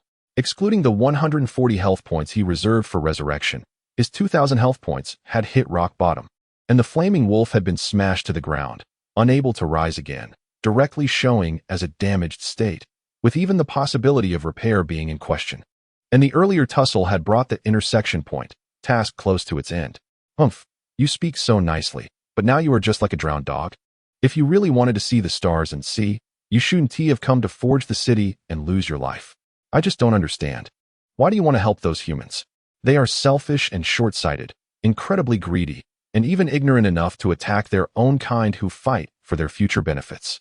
At this moment, 001 trembled all over. Many purple lights began to appear on the surface of the armor, clearly indicating that Lilith was making a full effort to break through Alice's blockade. I was willing. Levi still maintained that indifferent demeanor, showing no desire to explain or mock, just staring intently at her. Seeing that Levi remained oblivious, Alice also had no mood to say anything more. Chaos ensued in the forging city, with many warehouses being looted by temporary workers. The delivery time for the Guardians was approaching, and if the supplies were not submitted on time, even she, the supervisor, would risk punishment. Moreover, she was well aware that she was not favored by her creator. After all, her creator was also human, just as hundreds of tentacles swung together.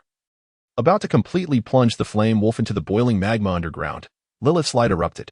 Centered on 001, countless purple lights surged, and a massive torrent of energy surged forth, instantly exceeding the upper limit of the super fortress, triggering the fortress's lockdown mechanism, causing the metal tentacles that were still flailing to suddenly freeze in midair.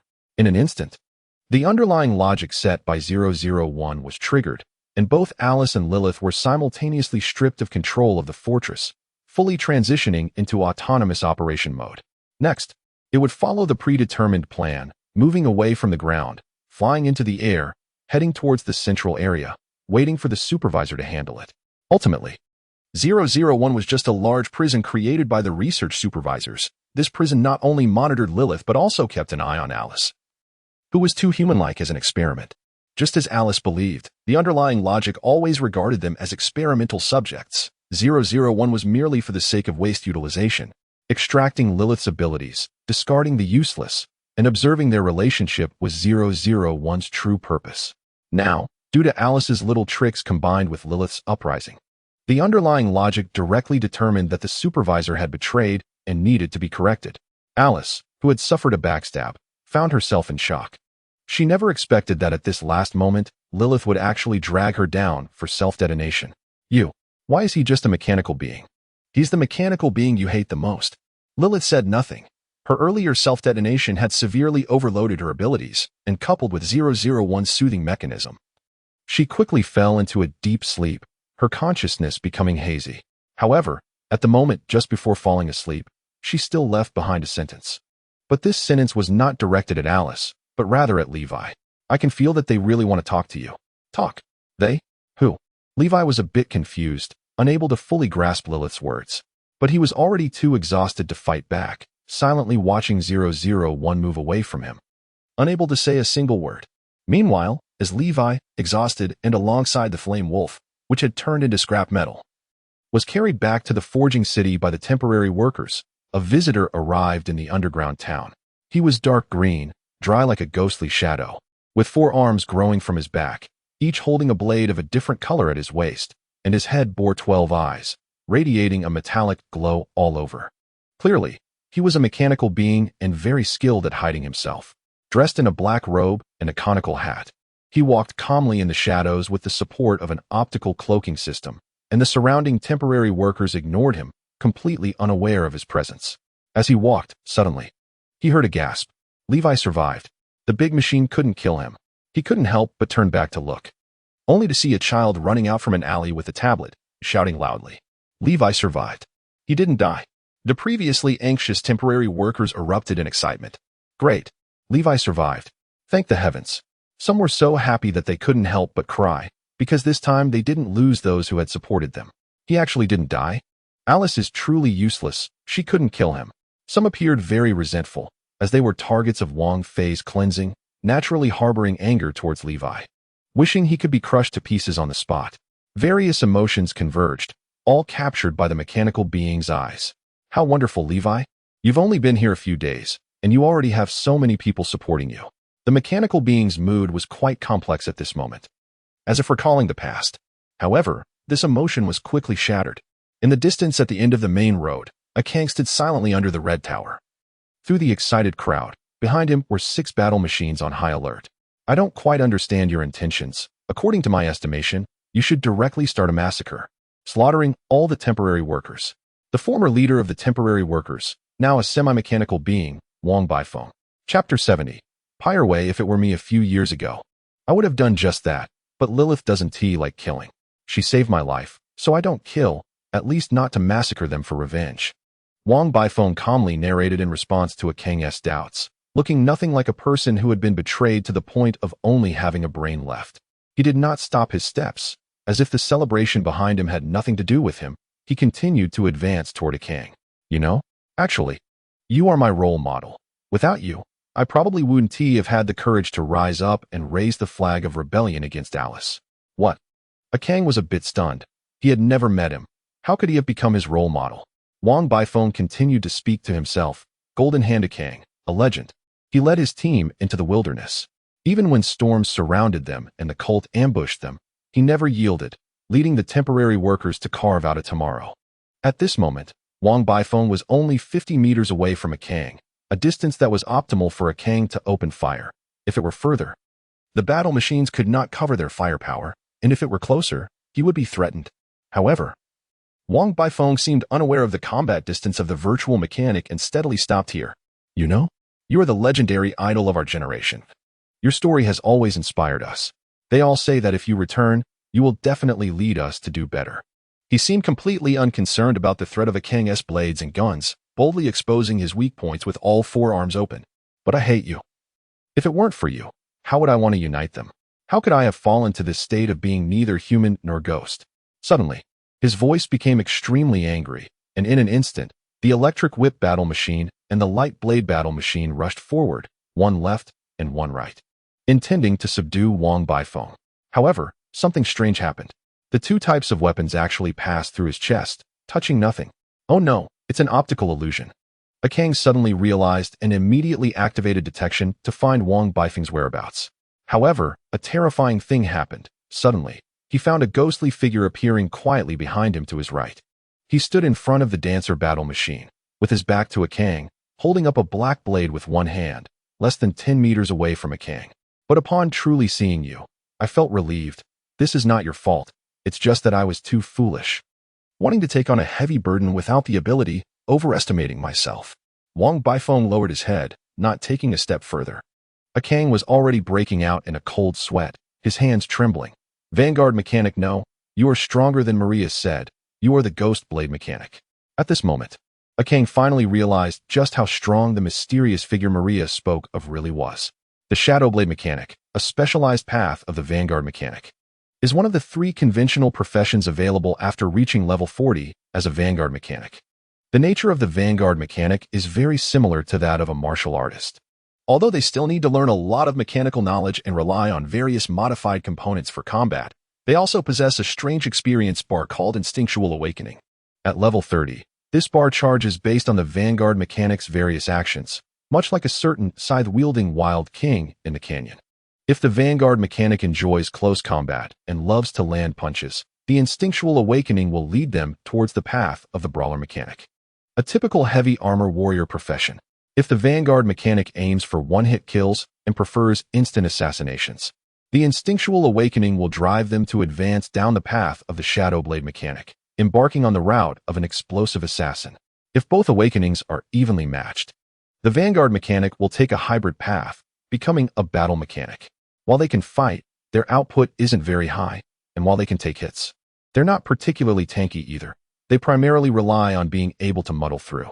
Therefore, around level 30, as they accumulate Instinctual Awakening, Vanguard Mechanics become very weak. Not to mention that they are countered by their nemesis, the Virtual Mechanic. Even their everyday rival, the Armed Mechanic, can easily bully them at this stage. However, everything will change after reaching level 40. Just like now, a Kang's life hangs by a thread. At this distance, whether it's a Brawler Mechanic or a Shadow Blade Mechanic, they can easily bypass his real-world black wall and take down this fragile character. Faced with such danger, he couldn't help but sigh that if only Li Wei were here. He would definitely want to have a close encounter with Wang Baifeng. What exactly do you want to do? With your stealth skills, you could easily bypass me and directly destroy Maria's mainframe. Despite facing such a dangerous situation, Akang remained composed, showing no fear. Who said I came because of Alice's orders? Wang Baifeng glanced at Akang, finally sheathing his black knife and stepping back a few paces to demonstrate his sincerity. So you're here for Lilith? Akang was somewhat unsure. Although he guessed there must be a conflict between Alice and Lilith that led Wang Fei to bet on that single possibility. He was also unclear about the extent of their conflict. I do want to help Lilith escape control, but it's impossible with just my strength. Wang Baifeng did not deny this conjecture and outright admitted it. I'm not afraid of you laughing at me. Even if Li Wei and I are willing to help you, I still think it would be very difficult. Seeing that the other party was not going to attack and was willing to talk, Akang boldly stepped out from the protection of the giant shield mech and openly conversed with him. The trick of the virtual ghost can only succeed once. Alice won't fall for this trap a second time. Moreover, based on my observations, none of us can conquer 001. That's why we need to talk, Wang Baifeng said casually, suddenly lifting his visor to reveal the original brain inside his iron head. You recognize this, right? The half-uploading technology of the Guardian?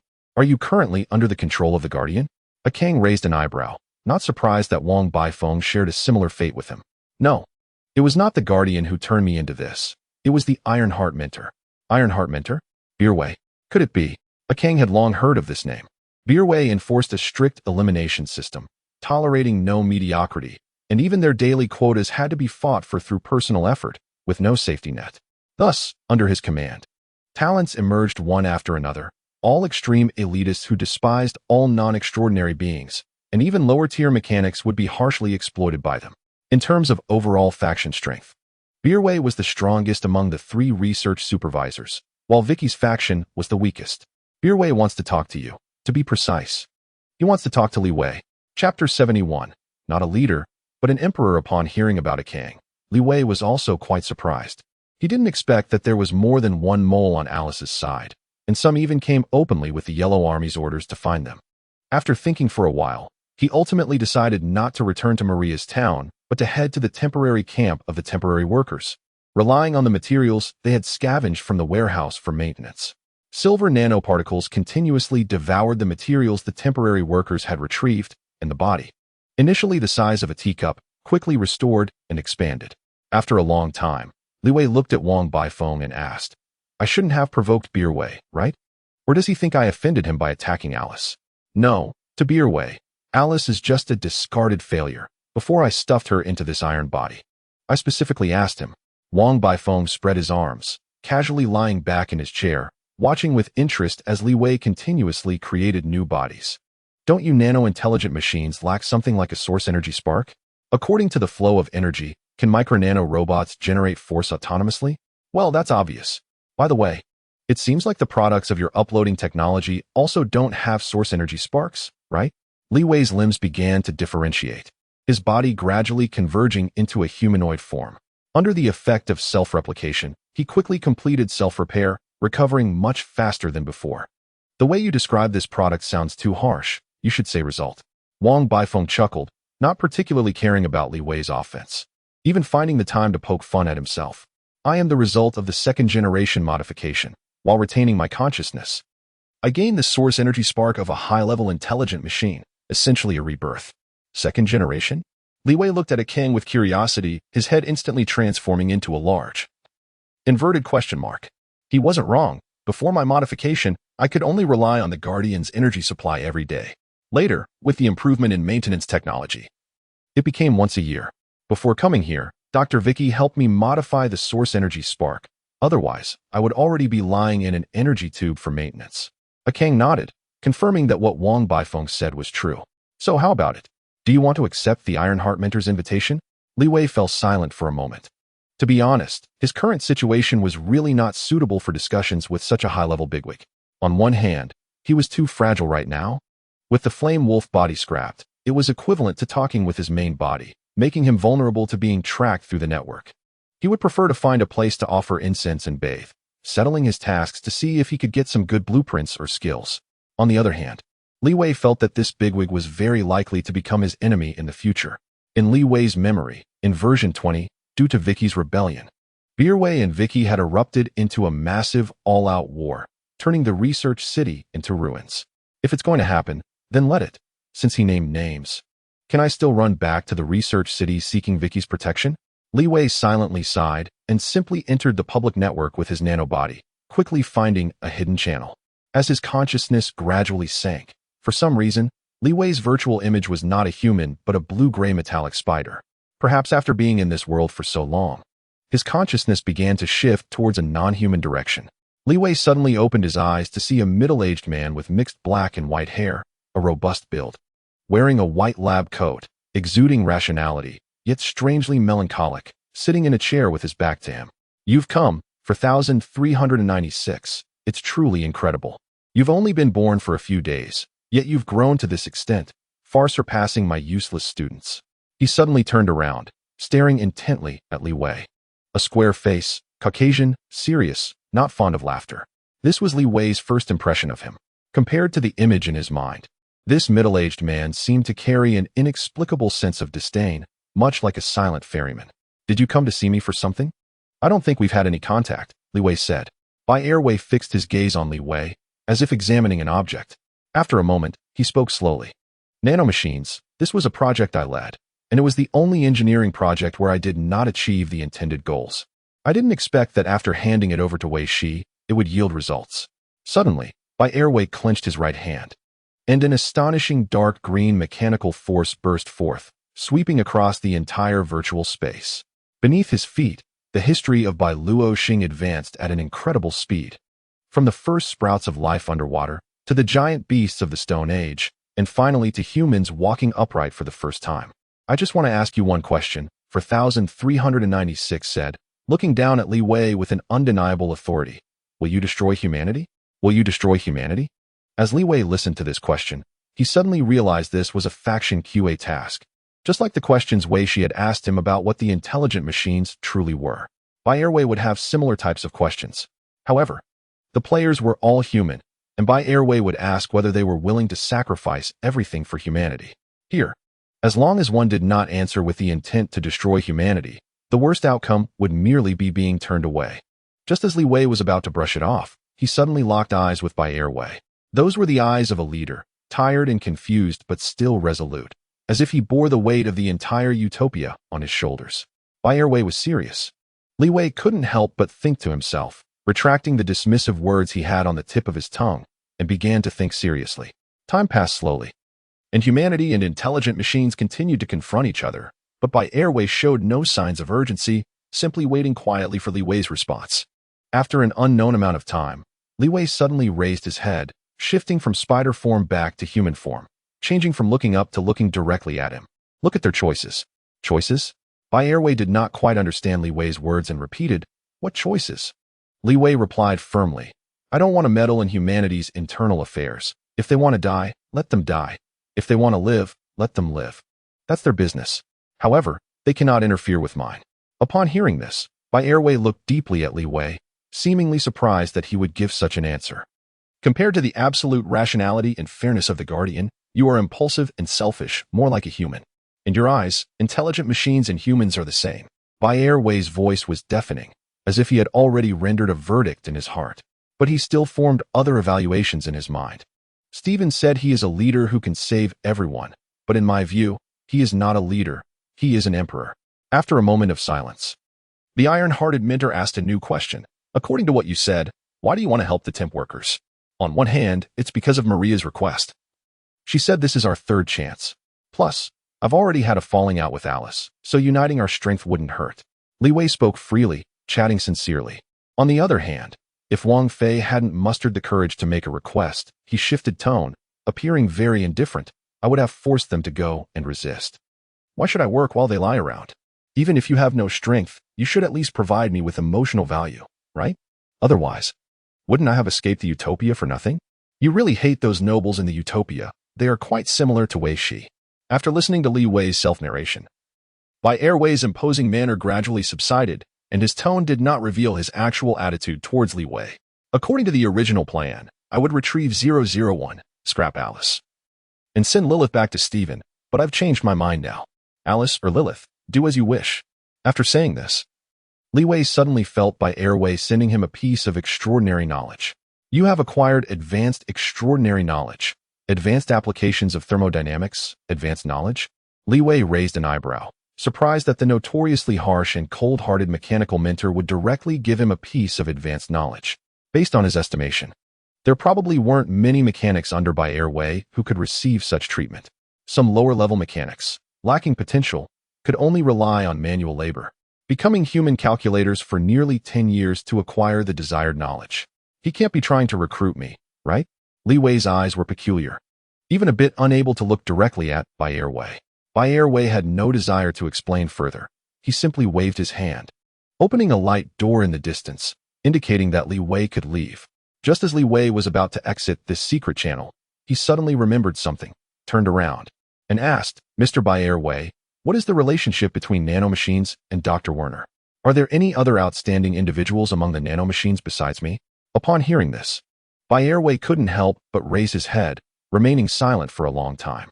Just when Li Wei thought he didn't want to answer, he finally responded. The nanotechnology project is part of the assimilation fighter program led by Werner. It was one of his backup plans, but it has already failed. Currently, most nanomachines exhibit very low intelligence, lacking even half the performance of conventional intelligent machines, and their cost-performance ratio is too low. You are the only exception. Li Wei did not say anything further, just quietly said thank you before turning to leave. In the vast virtual world, it seemed that only By Airway remained.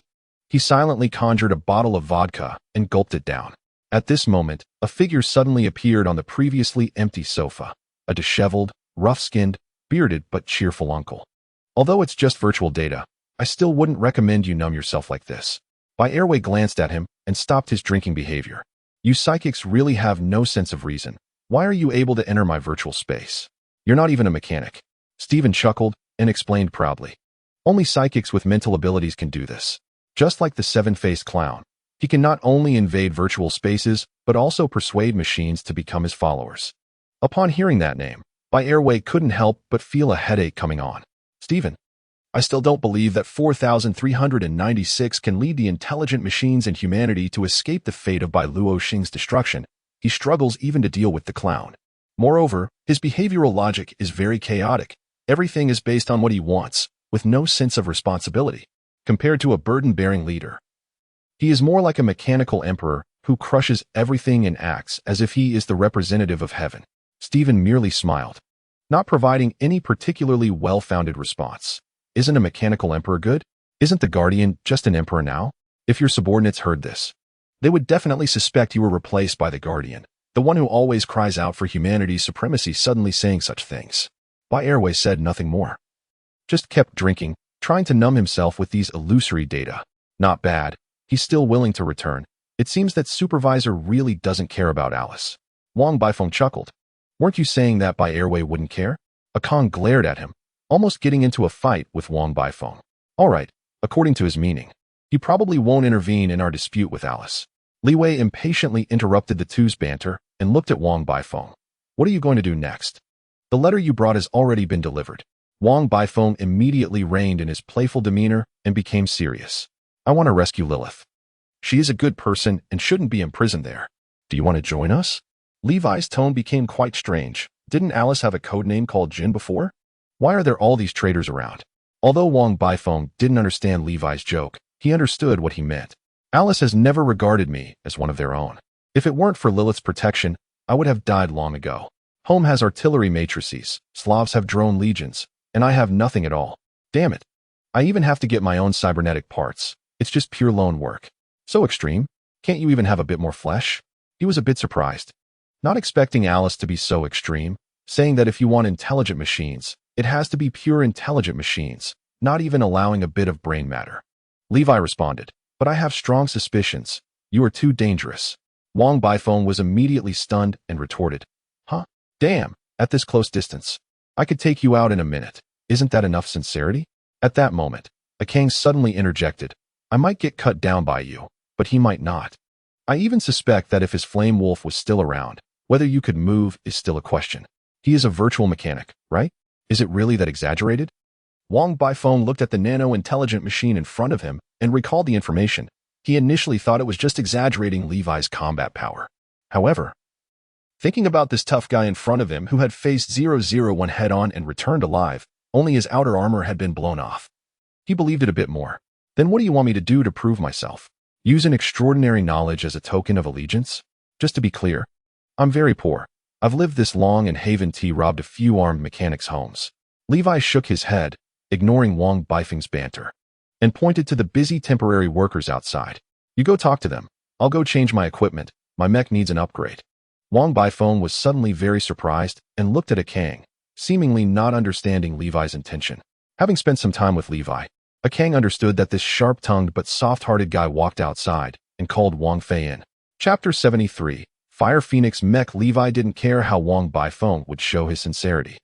He directly returned to the underground town along the newly opened underground passage by the temporary workers.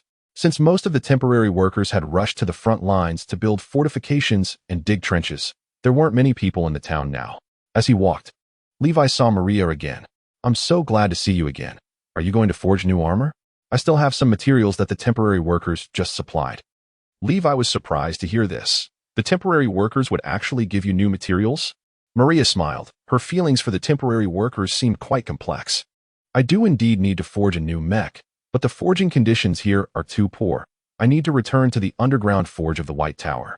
Maria didn't ask much and quickly helped Levi arrange the underground passage, loading all the materials onto a ball cart and transporting them to the underground forge of the White Tower. The ball cart slowly sealed, and the interior was plunged into darkness. It was only now that Levi could truly relax. In just one day, he had attacked home, faced 001, interacted with the supervisor, and even made a new friend. Everything happened too quickly, leaving him a bit exhausted. Levi didn't know if his luck was good or bad, although his plans always succeeded. They often encountered various messy twists and turns.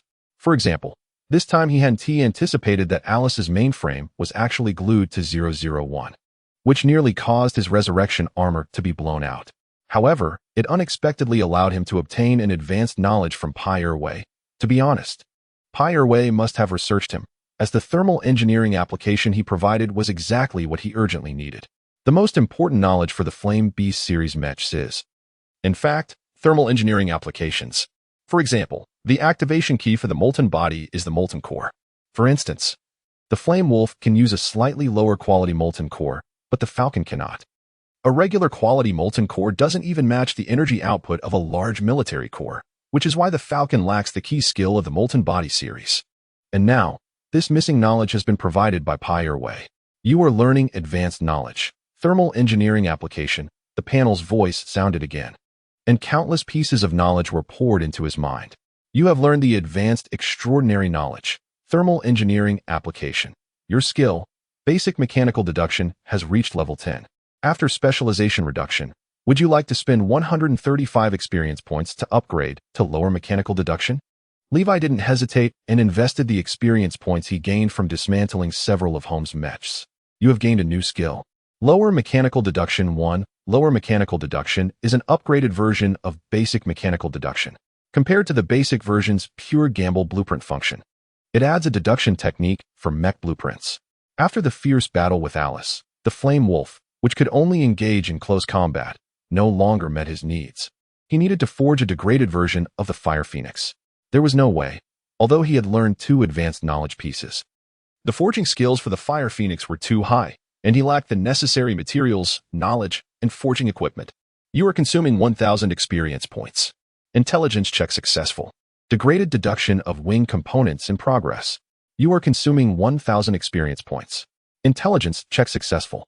Degraded deduction of optical perception in progress. You are consuming 1,000 experience points. Intelligence check successful. Degraded deduction of effective armor in progress. Degraded deduction consumes significantly less experience than optimized deduction and has a much higher success rate. Coupled with his high intelligence, he could basically deduce successfully for parts below excellent quality. However, a terrifying thing still happened. Among the 30 components Levi deduced, several components kept failing. He rubbed his eyes and looked at the success rate given by the panel. 98%. That's a success rate, not a failure rate. If we put it in gaming terms, this wave of draws could even yield 65, but it's just reverse manipulation. No worries, think positively. This is setting a solid foundation for the big payout. Thankfully, I didn't go directly to settle the task. I'm indeed very clever. At that moment, as if hearing Levi's thoughts, those components that had persistently failed to deduce finally provided relatively good degradation plans. In a vague sense, Levi seemed to hear the wails of the Fire Phoenix, as if it was desperately trying to persuade its master not to skimp on such matters. But what can be done? He was just a newbie and hadn't even hacked anyone's database. How could he afford it? Levi directly ignored this bizarre sense of déjà vu and quickly opened the task panel, taking advantage of this hot streak to settle the task. Task settlement in progress. Number of deaths, 0. Evaluation. Please choose your reward. 1 skill point 4. 260 experience points. 3 blank blueprints. Excellent. Huh? Did I actually get lucky? Blank blueprints? Levi was somewhat astonished, not expecting a Tier 1 task to yield blank blueprints, especially excellent ones. Blank blueprints are a unique special reward for mechanical and magical systems. Players can directly create the blueprints for the equipment components they want using blank blueprints. Excellent level blank blueprints are even rarer. In version 10, only wealthy players could afford such things to splurge on a set of luxury equipment. Generally speaking, these things could sell for quite a bit in real currency. Levi hadn't been this lucky to draw excellent blank blueprints in version 10 either. I knew it. This is setting a solid foundation for the big payout. Levi was overjoyed and immediately chose the blank blueprints as his reward without hesitation. What should I create? Armor, electronic brain, or internal power system? Levi wanted many things. Just as he was still pondering, he suddenly found himself looking at the design blueprint of the Fire Phoenix. The blazing molten core caught his eye. The molten core was also a part that Levi couldn't degrade after his previous death, despite having a 98 success rate. Failure always occurred. In fact, Levi was not satisfied with the degraded core because having it installed on the Fire Phoenix was like giving a bolt a Mabagwa's heart. It could work, but not very well. Levi sighed helplessly and ultimately decided to use the blank blueprint to create a new design for the molten core. Would you like to set the molten core as an improved component? Confirmed. Suddenly, Levi felt an influx of creative ideas in his mind. And the new version of the molten core even incorporated many unique concepts of nanomachines, named Nanofire. Compared to the original design, Nanofire surpassed the molten core in every aspect. And most crucially, the advanced knowledge required for forging was precisely the heavy machinery, advanced transformation, and thermal application that Levi was familiar with. Coincidence? Levi couldn't help but raise his head, staring at the Fire Phoenix's design blueprint, lost in thought. Chapter 74. The beauty of strength returning to the underground forge again. Compared to the previous gray and dilapidated state, the underground forge had been significantly repaired by Maria. Important machines, such as micromaterial injection molding machines and heavy machinery compressors, had their energy supply restored. However, many other machines still required Levi's own mechanical force to be activated. Silver-gray nanomachines disembarked from the ball cart, carrying several alloy boxes, crossed the familiar iron gate, and arrived at the control console. At this moment, Levi transformed back into the spider form he had when confronting Irway, using his 8 spider legs to guide mechanical force, manipulating the machines to throw materials into the furnace and send them into the compressor, beginning to make the Fire Phoenix according to the plan in his mind. Some components could be automatically produced by the machines as long as the material ratios and production processes were set correctly. But Nanofire was different. The fresh blueprint he had just obtained flashed in Levi's mind. Nanofire, quality, excellent, item description, an excellent level energy core, with output comparable to super heavy mechs. The manufacturing process is very complex. Theoretically, only an armed mechanic can complete it independently, but due to the new process used for this object, perhaps it can be completed independently by nano-intelligent machinery? Production requirements. 1. Intelligence greater than 400. If the producer is nano-intelligent machinery, the intelligence requirement is reduced by 50. 2. Requires extraordinary knowledge of advanced heavy machinery forging and advanced thermal utilization. 3. Production materials are. Levi looked at this blueprint that seemed tailor-made for him, feeling very complicated inside, unsure of what to say. Forget it. Some things are better left unexplored. Subconsciously, he had already vaguely realized that this was too coincidental, but some matters were best not to be directly pointed out. Levi focused his mind, and his right front spider leg suddenly broke off, falling into the liquid nitrogen below. Although Nanofire had fire in its name, The entire forging process did not require the furnace. On the contrary, it needed to be coupled at extremely low temperatures. Time passed quickly, and under Levi's conscious manipulation, various components of the Fire Phoenix were soon forged. Unlike the strong appearance of the Flame Wolf and its half-orc form, the Fire Phoenix appeared slender, with an overall image resembling a humanoid. Its angular armor, dark red appearance, and streamlined body all showcased that the Fire Phoenix was not a melee-type mech, but rather a mid-range aerial attack-type mech.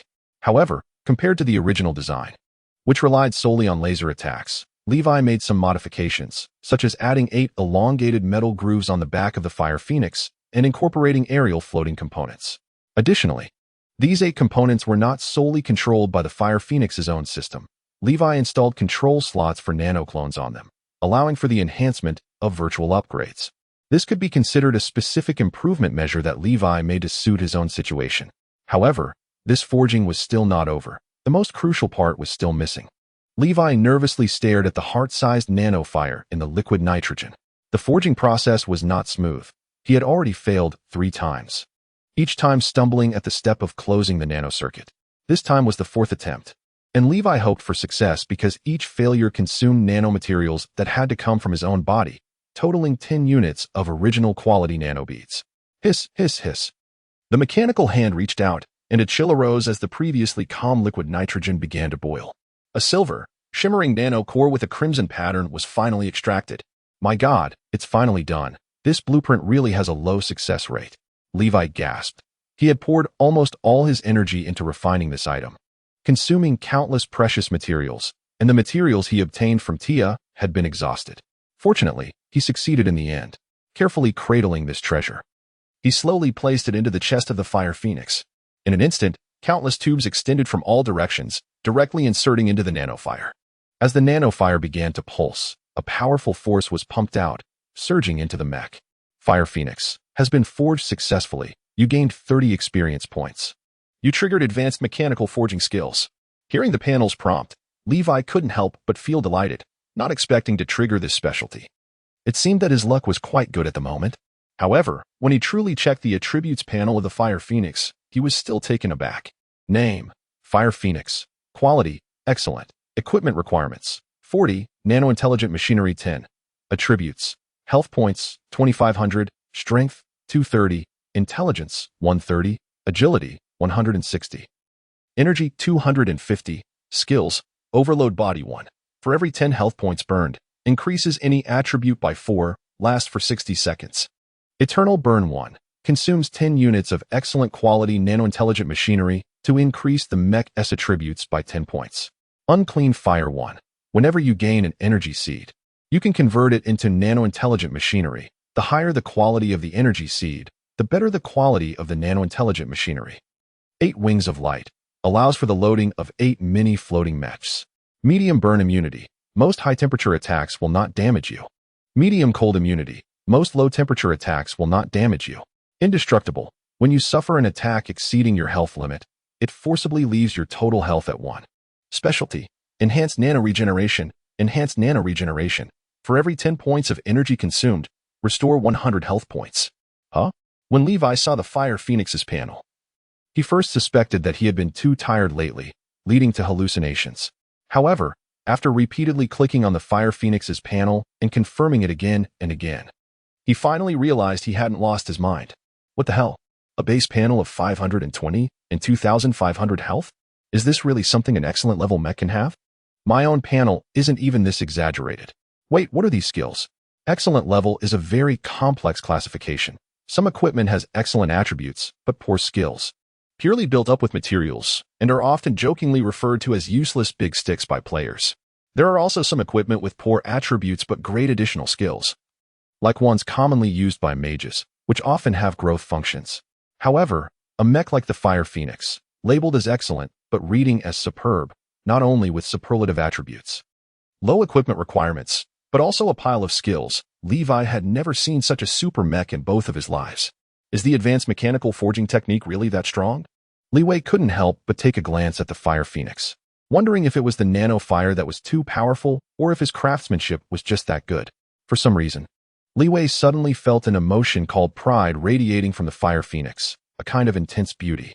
Once I wear the Fire Phoenix and enhance it with the Molten Body, I bet I could knock Alice's 001 out of the park with a single punch. Li Wei didn't dawdle and continued to look at the detailed attributes of the Fire Phoenix, but when he saw the skill panel, he realized what true power really was. Chapter 75. Mature mechs should learn to grow on their own Overlord body is probably an advanced evolution skill of the Molten Body, significantly stronger and with a longer duration. The 8 light wings were expected, nothing surprising there. But the other skills left Li Wei somewhat astonished. Medium cold immunity, medium burn immunity, and indestructible. These are relatively common, but very useful permanent skills. Especially the burn immunity, which is practically a targeted trump card against laser-type weapons. If the Flame Wolf had this skill, Li Wei estimated he wouldn't be harmed at all when facing the laser barrage of 001. It can be said that these 2 immunity skills were the timely rain Li Wei urgently needed. As for indestructible, it was a life-saving skill. As long as he still had a breath left, Li Wei could heal himself and counterattack using his specialties. Wow, I love you, Fire Phoenix. Li Wei couldn't help but laugh heartily, feeling more and more excited the more he looked at the Fire Phoenix, almost wanting to wear it immediately and take it for a spin. In his excitement, Li Wei forced himself to control his emotions and continued to check the skill details. This time, he immediately realized the true strength of the Fire Phoenix. It actually has growth potential. The unclean fire robs the energy sparks of intelligent machines and transforms them into nanoparticles. And the eternal flame can convert these nanoparticles into the mech strength. A cycling skill? Li Wei was stunned. He never expected the Fire Phoenix would have a cycling skill set.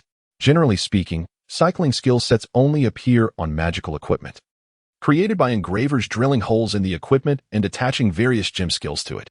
For example, after version 30, some people would go for necromancy and demon spells to inscribe on their equipment, allowing them to revive their opponents while attacking them and use their blood as offerings to summon demons. The strategy is to deal more damage the more you hit. Therefore, this kind of skill engraving business is one of the sources of huge profits for mages. However, even in the future version 30, there is no direct attribute enhancement like this. I managed to create something like this at level 10. Unfortunately, I can't kill martial artists to obtain nanoparticles. There are just too few mechanics on White Luo Star. Li Wei sighed helplessly, wishing the skill's effect range of the Fire Phoenix could be a bit larger. At this moment, in spider form, Li Wei transformed back into human form, although he had shrunk a bit from his original height of 1.8 meters. You are assimilating, Fire Phoenix. Assimilation in progress.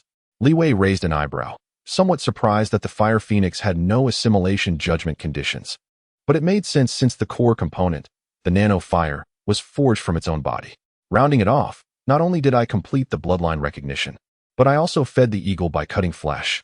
Assimilation completed, you have gained the specialty, Enhanced Nano Self-Healing. Specialty. Li Wei quickly checked the detailed information of the Fire Phoenix again and was surprised to find an additional specialty at the bottom of the mech's attributes. It's not unheard of for mechs to have specialties, but that's usually only possible when a mechanic continuously links their own specialty's degraded version onto the mech through mechanical power.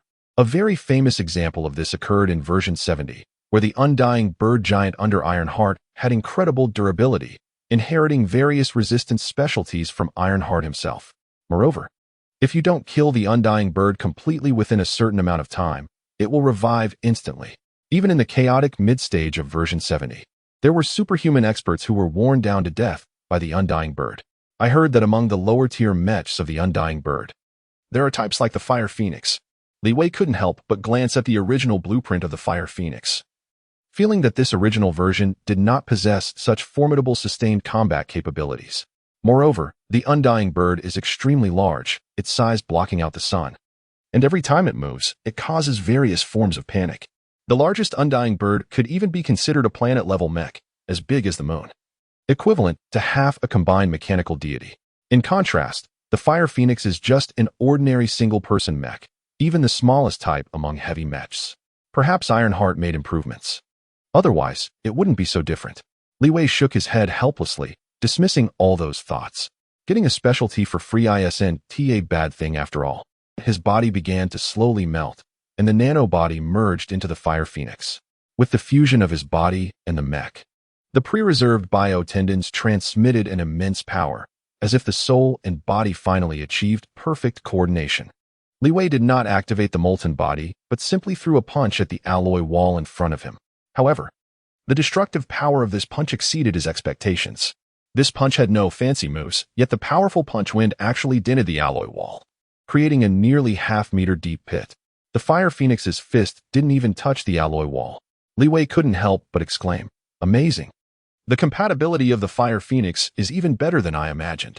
Shifting his gaze, he couldn't help but check his own panel. Name: Li Wei. Level: 30.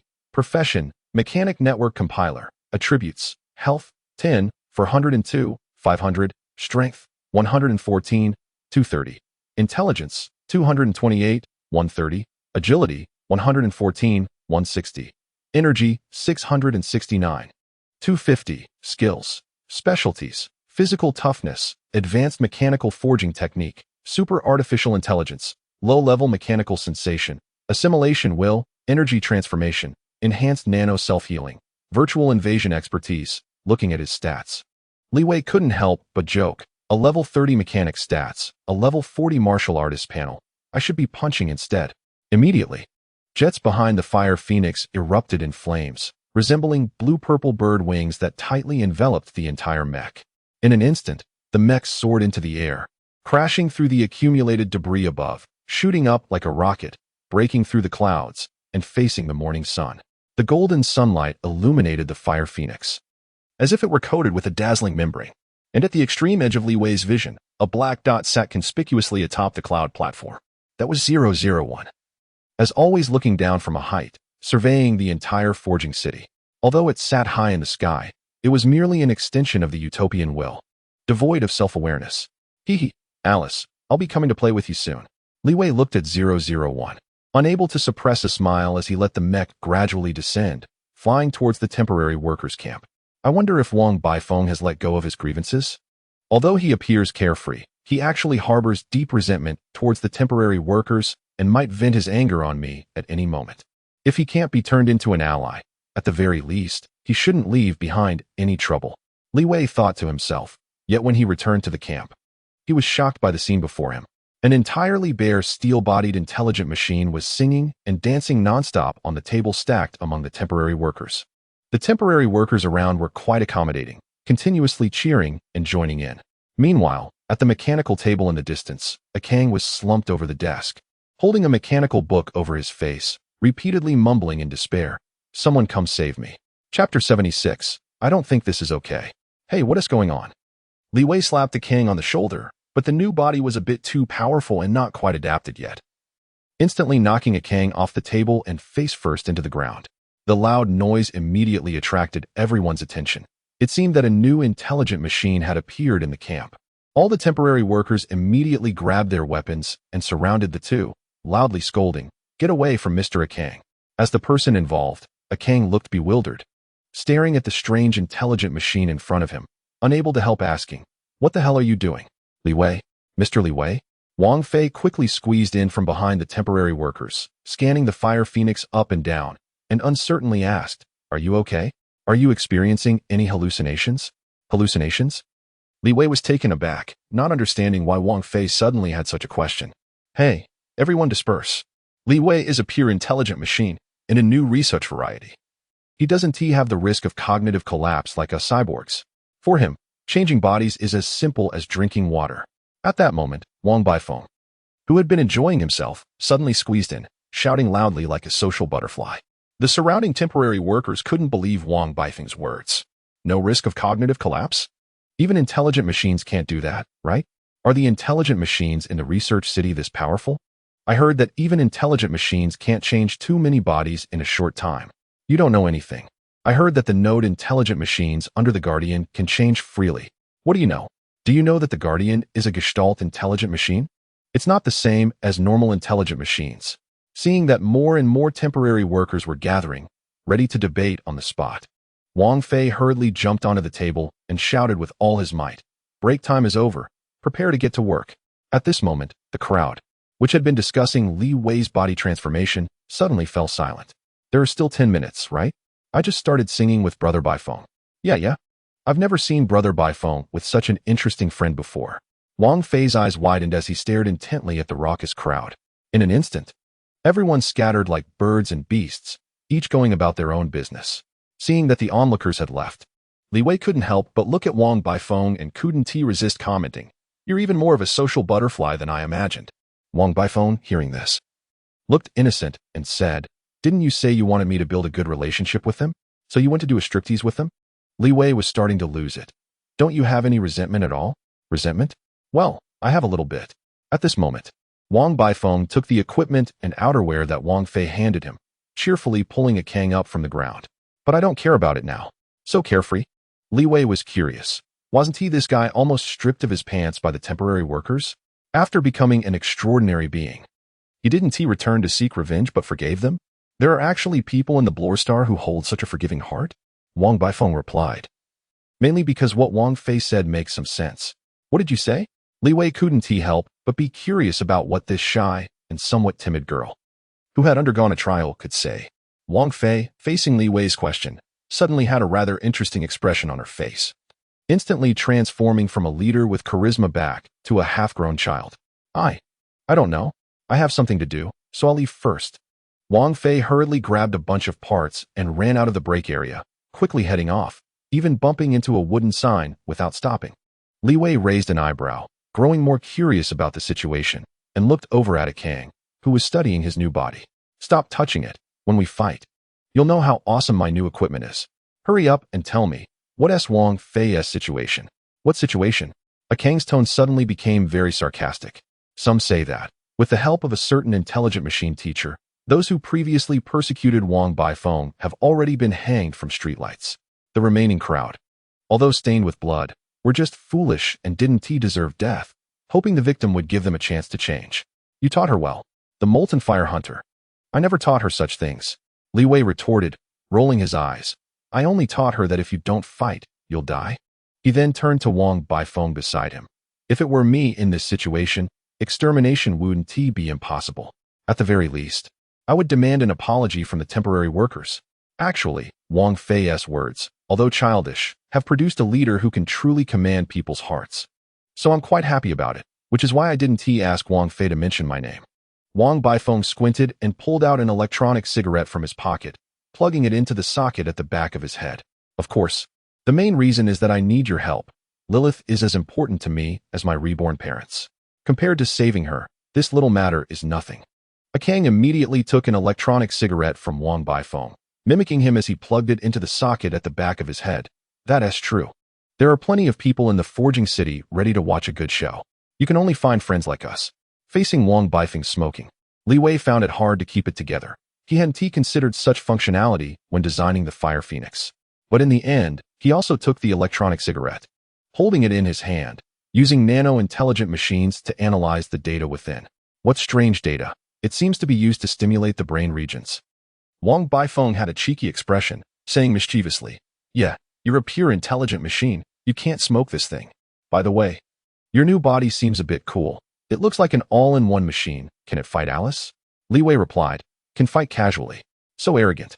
Upon hearing Li Wei's words, Wang Baifeng couldn't help but retort, If it weren't for Wang Fei coming to save you earlier, you would probably have been flattened by Alice. Li Wei, upon hearing this, suddenly remembered something and was about to see if he could trigger a challenge mission when Kang, who was idly smoking, immediately perked up. How about this? I'll be the witness, and you two can have a fight, betting on a piece of extraordinary knowledge. Li Wei raised an eyebrow, looking at Kang in confusion. Hey, wait, little brother, what's wrong with you? Why are you inviting me to fight first? I haven't even gotten that piece of extraordinary knowledge yet. Or are you upset because I tricked you out of 2 pieces of extraordinary knowledge before? Trying to drag someone down with you? Wang Baifeng looked at the two with a strange expression, a bad premonition rising in his heart. He had missed the moment when Li Wei slapped Kang off the table earlier. Plus, this Molten Fire Hunter was said to be not only a virtual mechanical master, but also proficient in hand-to-hand combat. And with this guy's newly changed equipment, how much stronger he had become was still unknown. I don't think this is okay. Chapter 77. The Vanguard mechanic is not to be messed with. Wow, you're still human? No, you're a Vanguard mechanic? Kang was immediately shocked. How could this guy not follow the usual script? You're a Vanguard mechanic. And you're afraid to engage in close combat with a virtual mechanic? He is still 1 tier lower than you. Can you tolerate that? Shouldn't you give him a good thrashing? I wasn't very sure before, but seeing your reaction, I'm definitely not going to fight him now. Wang Baifeng grinned. Have you been tricked by him before? Haven't you had a hard time with him?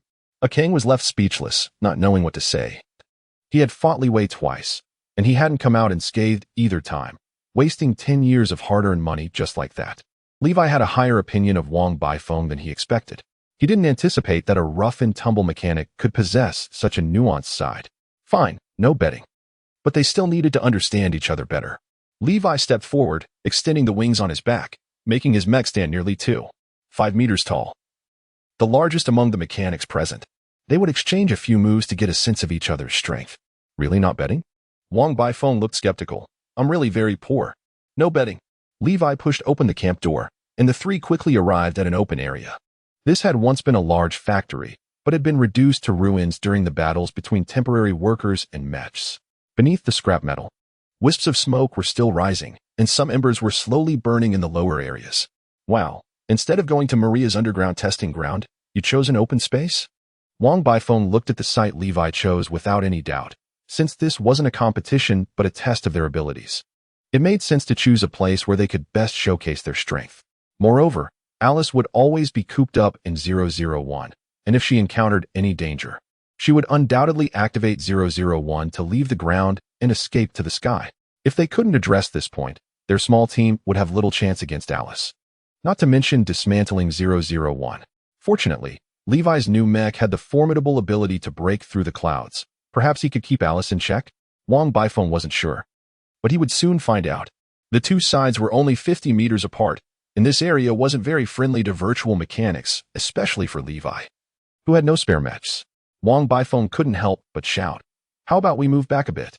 At this distance, I could reach you in 2 seconds. I would love for you to come at me." Levi stood in the middle of the open space, arms spread wide, not even carrying a blade. TSK so arrogant? Hearing Levi's words, even someone as good-natured as Wang Baifeng felt a bit angry. No matter how strong you are, I'm still a scout mechanic.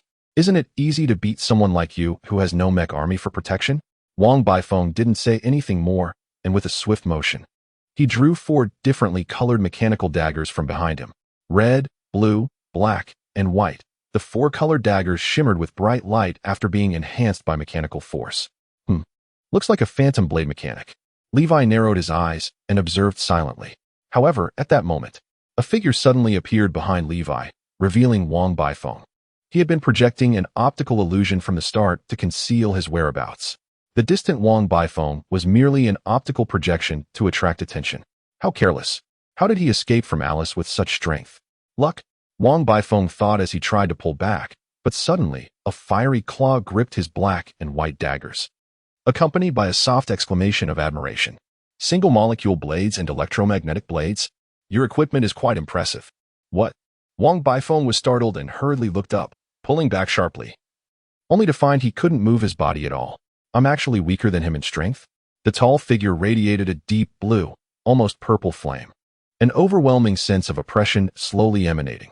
At the same time, Levi's combat panel was finally triggered, and he roughly obtained Wang Baifeng's panel information. Name, Wang Baifeng. Occupation, Phantom Blade Mechanic. Level, 45. Attributes, Health, 3100. Strength, 260. Intelligence, 210. Agility, 226. Energy, 1040. Skills, Optical Concealment 10, Breath Concealment 7, Stealth Stab 10. Melee Mastery 10. Specialties, Energy Modification Specialization, Mechanical Energy Enhancement, Emergency Energy Supplement. Wow, he really has all assassination skills maxed out? Looking at his panel, Levi was somewhat taken aback. Wang Baifeng's attributes were quite balanced. Unlike a Kang's extreme specialization, it was the ideal panel for a scout mechanic. But his skills and specialties were terrifying. Apart from energy enhancement, it was all about melee assassination skills, a pure self-destructive assassin. He didn't even have many universal skills like virtual resistance or mechanical forging. If he didn't take out the opposing mechanic immediately, he would be subjected to relentless virtual attacks until incapacitated. If Wang Baifeng's offensive capability was rated at 90, his defense was nearly 0, relying entirely on offense without retreat. No wonder he sought their help. It turned out he was tightly gripped by Alice. Sensing Levi's hesitation, Wang Baifeng decided to go all out. urgently disengaging the backs of his hands holding the black and white daggers. All his mechanical power surged, enhancing the blue low-temperature dagger and the red cutting dagger. In an instant, electric light flashed, and a massive amount of mechanical force erupted, triggering several skills and specialties. Wang Baifeng's figure moved with lightning speed, and the red and blue dual daggers struck towards Levi's arm. Sorry, the arrow is on the string, it must be shot. Wang Baifeng fixed his gaze on the close Levi. At this distance, even a martial artist would be unable to react or defend. He could almost foresee Levi's hands being severed due to his arrogance, ending this dull duel in disgrace. This is good. Perhaps next time, you'll take it more seriously? Scout mechanics are not to be trifled with, Wang Baifeng thought. However, the situation he envisioned was slightly off. The red and blue daggers struck Levi's arm armor but sparked nothing. The anticipated scene of a hot knife cutting through butter did not occur. What the hell? How can this be? Levi slowly spread his hands, grinning coldly. Before Wang Baifeng could react, Levi executed a bear hug, and in an instant, flames surged, and the two flew into the sky. Chapter 78. How about I help you cut it off? How can this be? Wang Baifeng was forcibly taken by Levi, rapidly ascending. The powerful wind pressure pressing against his body, rendering him completely immobile. But what shocked him the most was that his previously unstoppable sword strikes had no effect on Levi at all. At this moment, the two had already soared to a height of 100 meters. Levi then flicked his hand, intending to throw Wang Baifeng away and perform an aerial combo. Yet, even in such a dire situation, Wang Baifeng did not retreat. Instead, he clung tightly to the Fire Phoenix's right arm, refusing to let go. Wow, quite clever. Levi laughed loudly, appreciating Wang Baifeng's combat intuition. But before he could catch his breath, Levi's back suddenly shot out 8 floating machines with ghostly blue tails, all aiming at Wang Baifeng. What the hell? No. The next second, the 8 floating machines fired simultaneously, green lasers striking Wang Baifeng, tearing through his body and severely damaging his energy core, causing intense pain to erupt from his very soul. High above, the fierce wind howled. The Phantom Blade Scout finally let go, plummeting like an oil-green meteor. Just as he was about to crash to the ground, Levi dashed forward, grabbing his hands, flames surging, and the counterforce slowed their descent, preventing further injury. Mechanical power retracted, smoke dissipated, and Wang Baifeng lay on the ground, not even wanting to speak. How about it? You can't win. You haven't even used virtual intrusion yet. Wang Baifeng looked utterly disheartened. As a frontline mechanic, he had been defeated in close combat by a virtual mechanic, which was a great humiliation. Huh, you're quite honest. Get up. Let's go back to Maria, and I'll fix you up. Huh, I'm a mechanic. I can fix myself. Wang Baifeng was astonished, as if a muscle-bound man was told he had become weak and needed a minor surgery. You can't fix anything with your mechanical skills. You probably haven't maintained yourself at all and have relied entirely on automatic repairs. The brain's wiring uses the transmission channel of electromagnetic soldiers, while the spine uses the Type 3 skeleton of beast soldiers. The most ridiculous part is that your 4 hands actually have conflicting old and new models. They must have been dug up from underground. Li Wei couldn't help but shake his head. He had already understood Wang Baifeng's situation from their earlier encounter. This guy's forging skills were indeed lacking, and all his equipment had been obtained from looting others. The only decent material he had was his core power furnace, which was probably a friendly gift from Buyer Wei, seeing his tragic state. It had to be said, despite the serious module conflicts, Wang Baifeng still possessed this level of combat power, and his mind was still functioning normally, which was incredibly lucky. Huh. You figured out my forging techniques in such a short time? Wang Baifeng was dumbfounded. At that moment, he realized Li Wei's strength. In every aspect, he was superior. Even though the other party was just a newly minted virtual mechanic, Wang Baifeng felt he couldn't measure up in any way. Thinking of this, Wang Baifeng stopped being stubborn and, after a moment of contemplation, slowly said, I'll give you a piece of knowledge as a token of gratitude. Beside him, a king couldn't help but feel a bit favorable towards this social butterfly. Although he was always joking around and appeared unserious, he still had his own dignity. What is mine is mine. However, Wang Baifeng's goodwill was rejected by Li Wei. He picked Wang Baifeng up and casually asked Akang, how many credit points does an advanced knowledge require? Upon hearing this, Akang connected to the White Tower's internal network and replied after a moment. Basic knowledge costs 500,000, while advanced knowledge can only be exchanged through internal contributions. But Vichy specially opened a small door for you, 1 million per piece. Wow, is the White Tower this generous? Can I join you guys now? Wang Baifeng was immediately stunned. This was advanced knowledge. Even the cheapest martial arts advanced knowledge would fetch millions on the black market. How many people fought their lives for a piece of basic knowledge, let alone advanced knowledge? Especially in the mechanical field. If it fell into the black market, it would be worth starting a battle to annihilate a settlement. Is this the benefit of relying on a powerful force? Wang Baifeng felt a pang of envy as he recalled how, after being modified by Bai Wei, he worked day and night for meager pay to obtain 2 pieces of advanced knowledge. He didn't even dare to exchange for forging knowledge, fearing he would be swallowed up due to insufficient strength. After all, in Bai Wei's mechanical hands, it was survival of the fittest, the strong prevailed. Kang, feeling a bit helpless, said, "You're overthinking it. Although I haven't been here long, I reckon Li Wei is the only one in the White Tower with such treatment." At that moment, Wang Baifeng looked at Li Wei with a strange expression. Even a half-wild mechanic like him had heard of that leader's eccentric personality.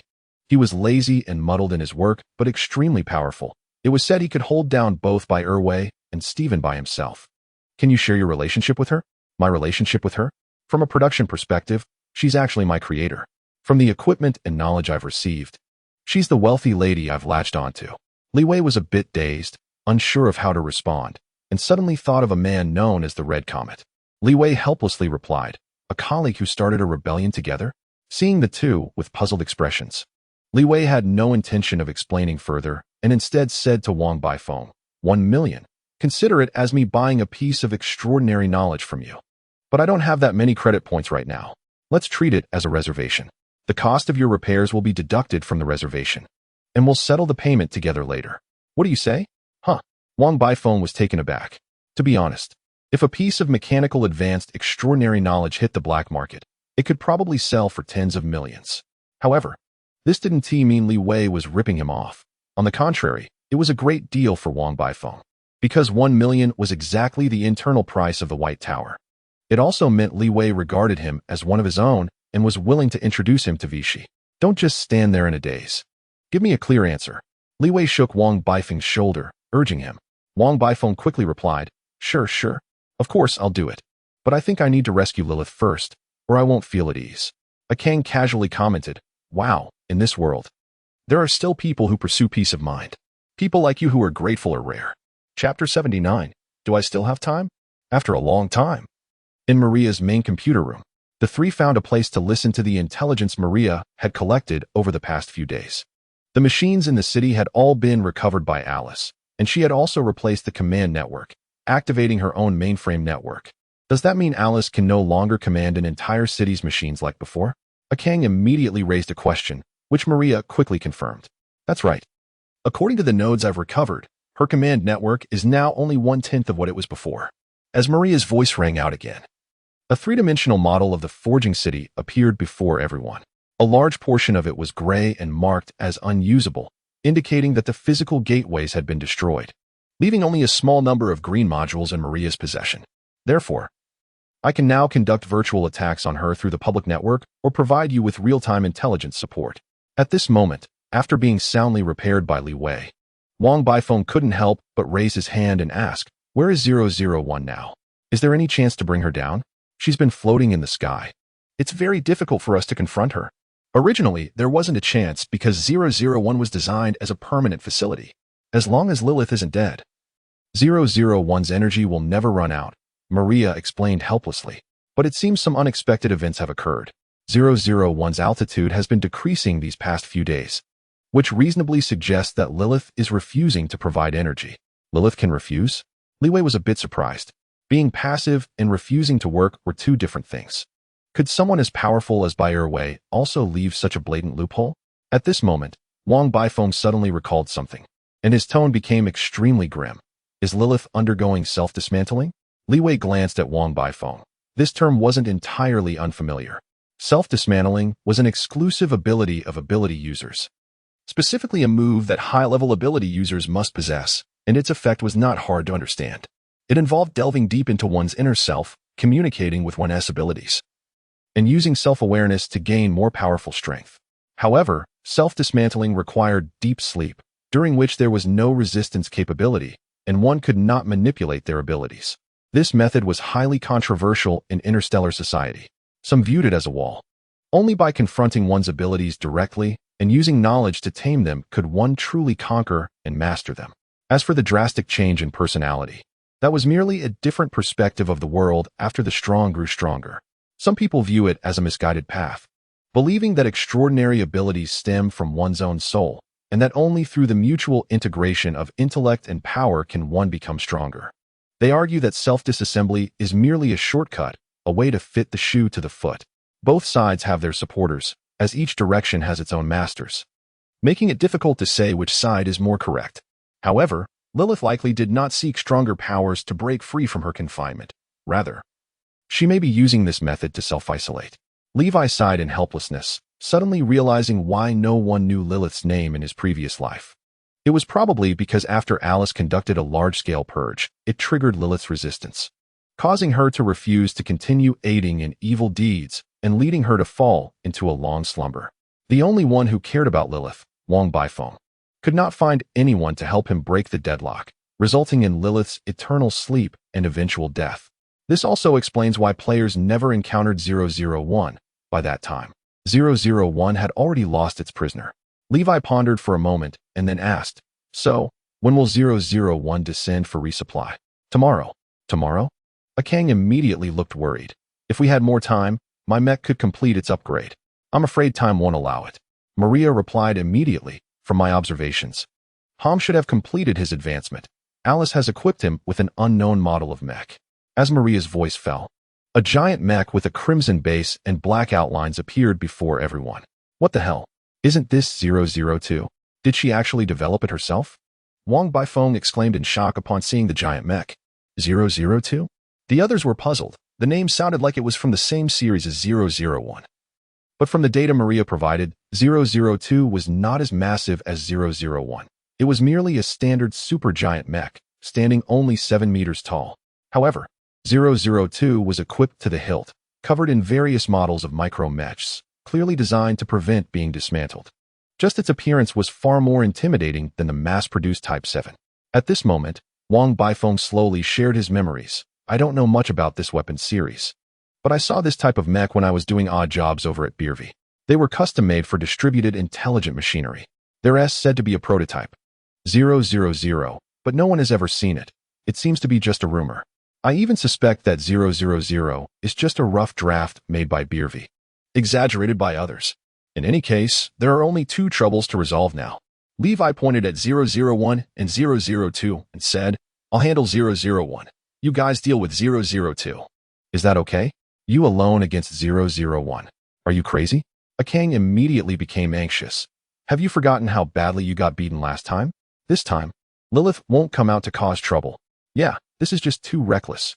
Wang Baifeng also put away his usual playful demeanor, becoming very serious. "Buddy, I'm still waiting for you to pull me into the White Tower. If you die, who will help me?" Levi felt like punching him for being so pushy, regretting not giving him more hits when he had the chance to take some of his gold. But he ultimately held back, just tapping the table and reiterating, "I have confidence." Wang Baifeng and Akang exchanged glances, looking extremely helpless. They didn't understand why Levi was in such a hurry, as if something was chasing him. After a moment, Wang Baifeng reached to his waist and handed his crimson cutting knife to Levi. "I remember you're using a sword. Take this for now. I still have 3 more. Levi raised an eyebrow. His previous weapon had long been buried underground, and he couldn't retrieve it. After forging the Fire Phoenix, he had 8 flying machines as weapons, so he didn't need close combat weapons anymore. But Levi did not refuse and accepted the weapon. The 3 discussed for a long time, and finally dispersed at 10 o'clock at night, leaving Levi alone in the large conference room, staring blankly at the ceiling. "What are you worried about?" Suddenly, Maria's virtual projection reappeared, sitting beside him. I'm worried I won't make it in time." Maria tilted her head curiously. Her gentle gaze is always fixed on Levi. "Not in time?" Levi did not respond, but he was secretly thinking, "If I solve Alice here, most of the problems in Forging City could be resolved, and there would be no subsequent main quest in Forging City. Similarly, if I arrive at the right place at the right time, wouldn't it prevent the destruction of Bailuoxing?" Levi tilted his head, unable to help looking toward the distant mirror, which reflected the Fire Phoenix, himself, and the nano-intelligent machinery. Chapter 80. Use the flame fist on him. Just a few hours later, at 4 in the morning, at the town's entrance, the three had gathered together. With the three of them combined weighing no more than 2 taels of meat, they naturally didn't need breakfast. After a simple equipment repair and ammunition resupply, they gathered in one place. Maria's voice echoed in the team channel. Alice is expected to arrive at the Gamma Energy well in the city in 4 hours. According to the pre-planned strategy, a king will receive my 40 computing power, and I will focus on protecting Levi's network defense. As soon as she finished speaking, a large number of messages popped up in front of a king, granting external network interface permissions. Temporary workers cannot participate in the battle. They would be a hindrance, Levi suddenly suggested. The other two did not oppose, as Levi was speaking the truth. Involving temporary workers in dealing with 001 and 002 would only add an extra burden. While the three were still timing things, a strong tremor suddenly came from above, causing the entire underground town to shake off a cloud of dust. Waking the temporary workers still in slumber, Wang Baifeng suddenly spoke up. It seems Lilith doesn't intend to sit still.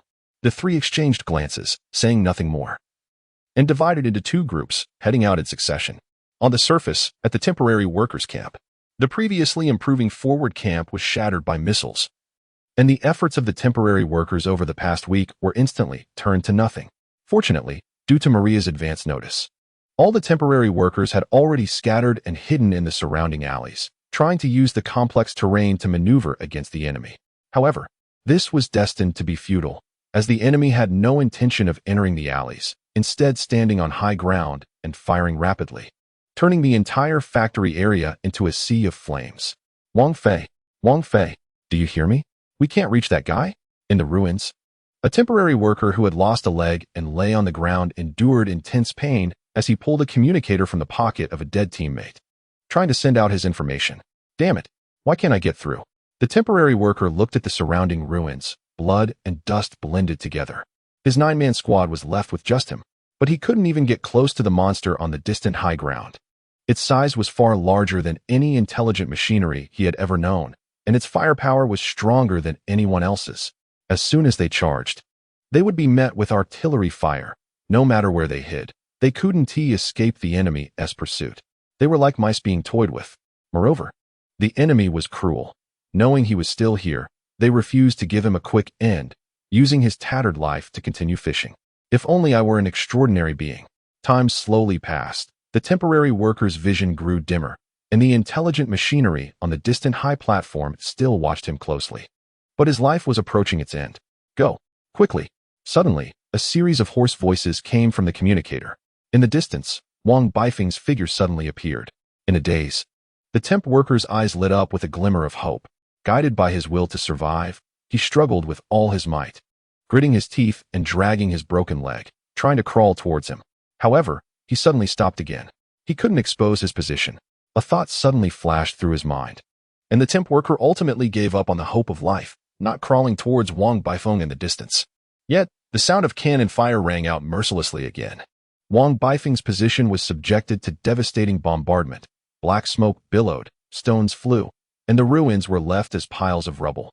That tall, slender figure disappeared without a trace. The temp worker cried out in despair. No. However, unexpectedly, a pair of rough hands lifted him up, hoisting him onto a shoulder, and they ran back with all their might. It was his comrade. He shouted into the communicator, Baifeng, a king, this is the last one. Good job. Good brother. Suddenly, a sharp roar sounded. High in the sky, a flash of fire suddenly appeared. A gigantic iron eagle emerged from the darkness, and 2 missiles trailing white smoke accurately hit the elevated platform of 002. However, a ring of energy shields lit up around 002, blocking all the sudden attacks. Buzz. 002 opened all its cannon ports, firing at the distant hunting eagle with full force. Countless bursts of fire suddenly ignited. An over 10 thick laser beam shot towards the eagle. But the eagle did not flee. Instead, relying on its powerful maneuverability, it twisted left and right.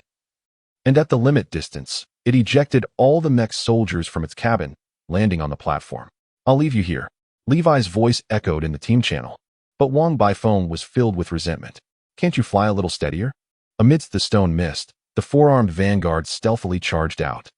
The olive-green machinery trailing a remnant shadow, rushing towards 002.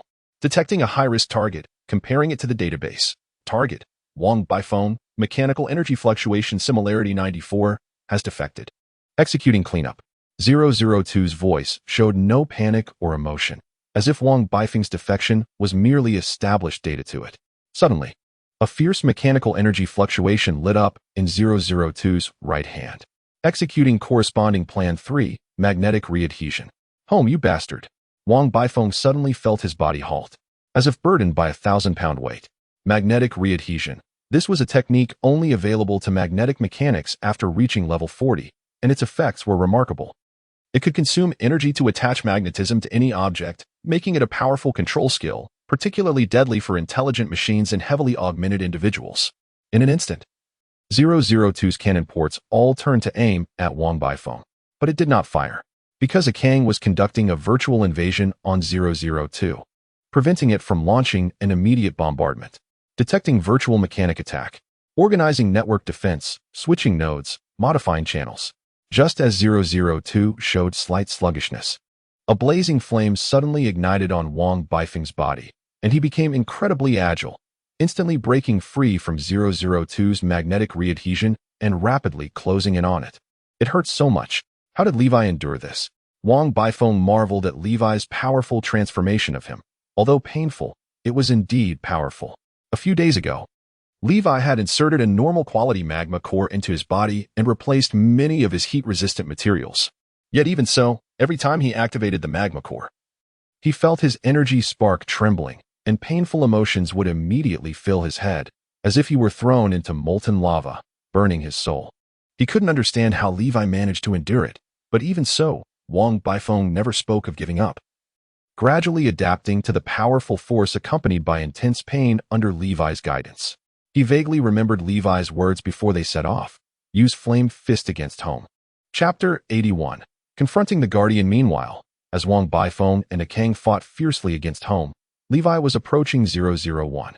Above the clouds, the distant sun still had not risen. At this moment, it was the darkest time.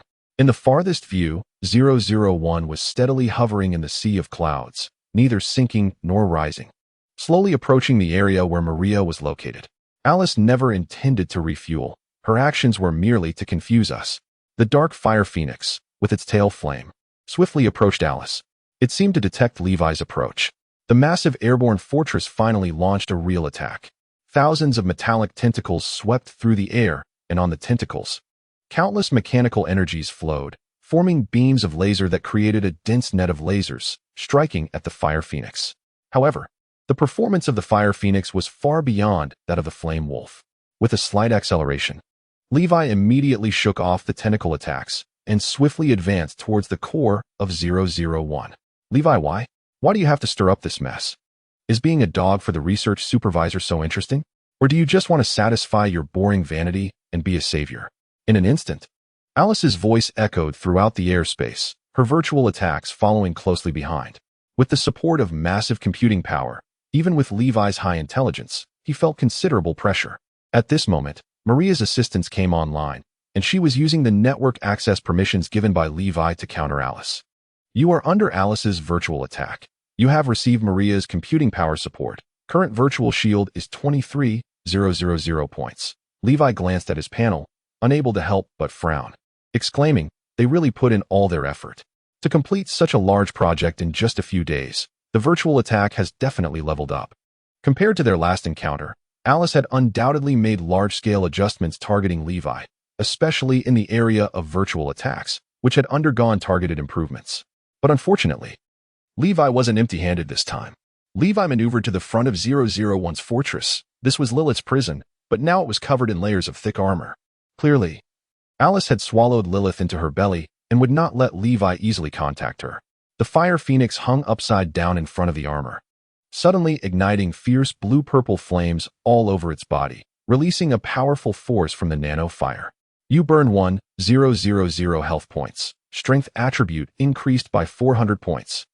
In an instant, above the sea of clouds, the blue-purple flames illuminated the entire night, and the ferocious fire dragon pierced through the armor, revealing the internal pipelines.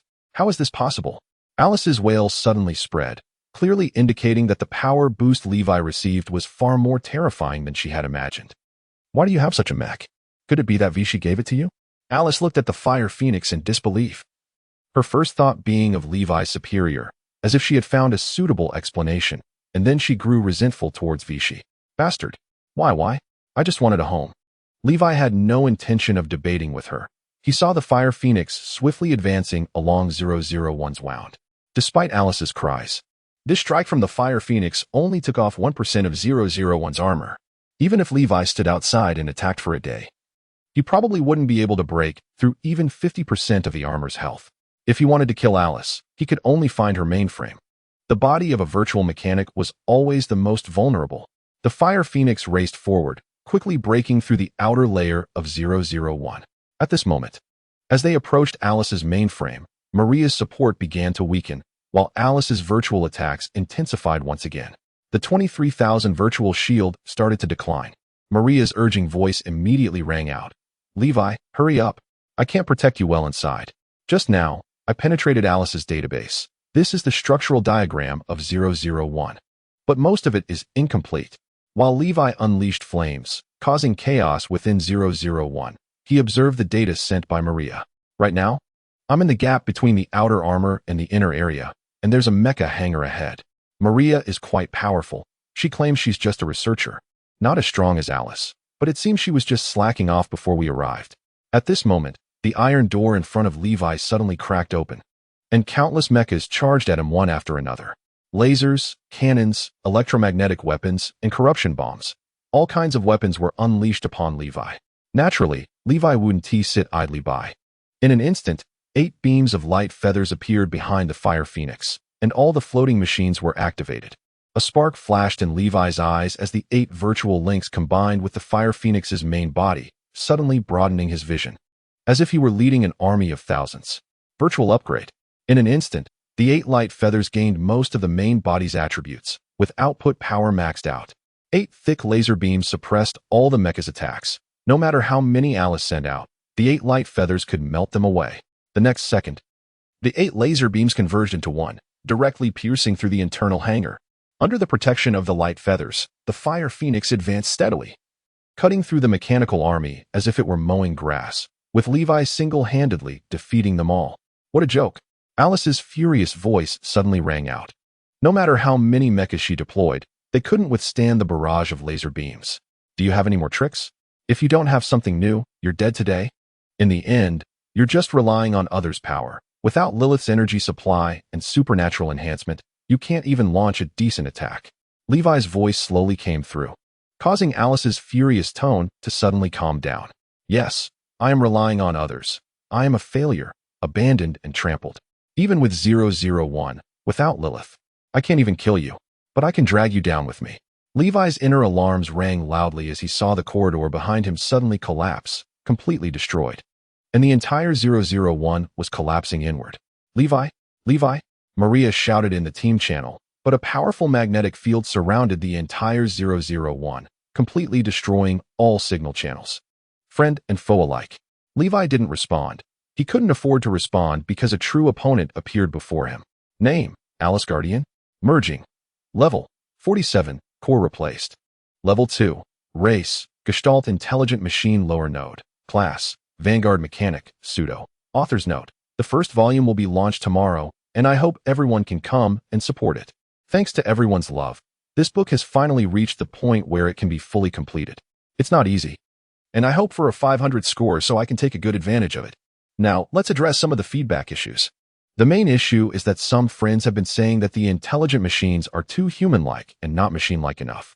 To be honest, this is probably due to my poor expectation management. As we all know, the overall framework of this book references super god mechanic. So the image of intelligent machines inevitably references the mechanical civilization in super god. However, the main issue lies in the setting. This book's intelligent machines are divided into 2 types. One type is Gestalt civilization intelligent machines, like the Guardian, which lack emotions and resemble traditional intelligent machines. The second type is the independent intelligent machines that have rich emotions and are very close to humans, mainly inspired by Scrooge. Unfortunately, my writing skills are insufficient to convey that feeling. Next is the issue of pain perception. Many friends have asked why intelligent machines can feel pain. This was initially addressed in chapter 30-something. as the intelligent machines on this planet are not born, but artificially endowed and gradually replaced. In other words, they truly have organic souls, my friends. Moreover, I will provide a detailed answer to this question at the end of version 10. Although I believe that friends who have read this far might have built up some resistance to my poison. Still, I think I should reflect on this and should have stated such issues in advance, at least in the first 10 chapters. My fault. I was too naive. Then there's the issue of numerical values and the protagonist's nano-intelligent machine identity. There isn't much to say about the numbers. Although I usually just skip over them when reading Super God, I often miss some details when writing. Looking back, Pai Pai's armor is indeed strong. It's impressive that it can be calculated so accurately. As for the nano-intelligent machine issue, I envisioned that the protagonist would gradually improve himself, ultimately reaching a level like Grey Wind, becoming a civilization by himself. He won't be too powerful right from the start. Otherwise, I would just be writing about Stellaris. In short, thank you for your patience in reading this far. If there are any major issues in the future, please point them out at the end of the chapter, and I will respond promptly. Thank you. By the way, after the launch, there will be daily updates of 10,000 words, 2 updates in the morning, 1 at noon, and 2 in the evening. Chapter 82, another possibility, Alice? No, Guardian? Levi felt a great threat and instinctively distanced himself from the figure in the distance. That figure was blood red, surrounded by blazing flames, with fiery wings and a long tail, massive yet slender, with a huge gem embedded in its chest, giving off a strange feeling of elegance and brutality. You have triggered the hidden level quest, Rebirth from the Ashes, quest narrative, entering the thatched cottage. Yunyang laid down his reluctance, and at Lianxin's invitation, the 6 of them sat around a table and began to eat breakfast. This kind of soul-level pain can only be easily dealt with once the spirit is elevated. During this not-so-long journey, Jiang Qingce's thoughts raced as he struggled to organize his words in his mind. But he couldn't come up with a good excuse to justify his behavior of straddling 2 boats. After several attempts to speak, he ultimately remained silent. Thinking of this, he couldn't help but smile bitterly, no longer having the thought of competing with Yifan. With this in mind, Guchen slapped himself hard and sat up, tightly holding his trembling body in his arms. This sort of could split mountains, yet it couldn't harm that one finger, as if that finger were indestructible, shaking him to his core. Just then, the eternally handsome Jiang Qingce suddenly appeared in front of Li Zhun and sat directly opposite him. Not only him, but also Ran Min beside him turned to quietly observe her. From this, it was evident that this area held some special aura that could interfere with all detection waves, making it impossible to understand more of the situation. The poison sandworms seemed not very threatening, but in reality, they were quite troublesome. Their main food was sand, making them exceptionally strong, far surpassing other beasts. And they were also a type of poisonous insect that spit sand with deadly toxins. Once infected, only spiritual medicine could cure it. Before he could call out, a cold hand suddenly covered his mouth from behind, and a strong smell of blood rushed to his head. Nian Shuxiao was wearing a light pink top and tight hot pants, with the sea breeze gently blowing her long hair.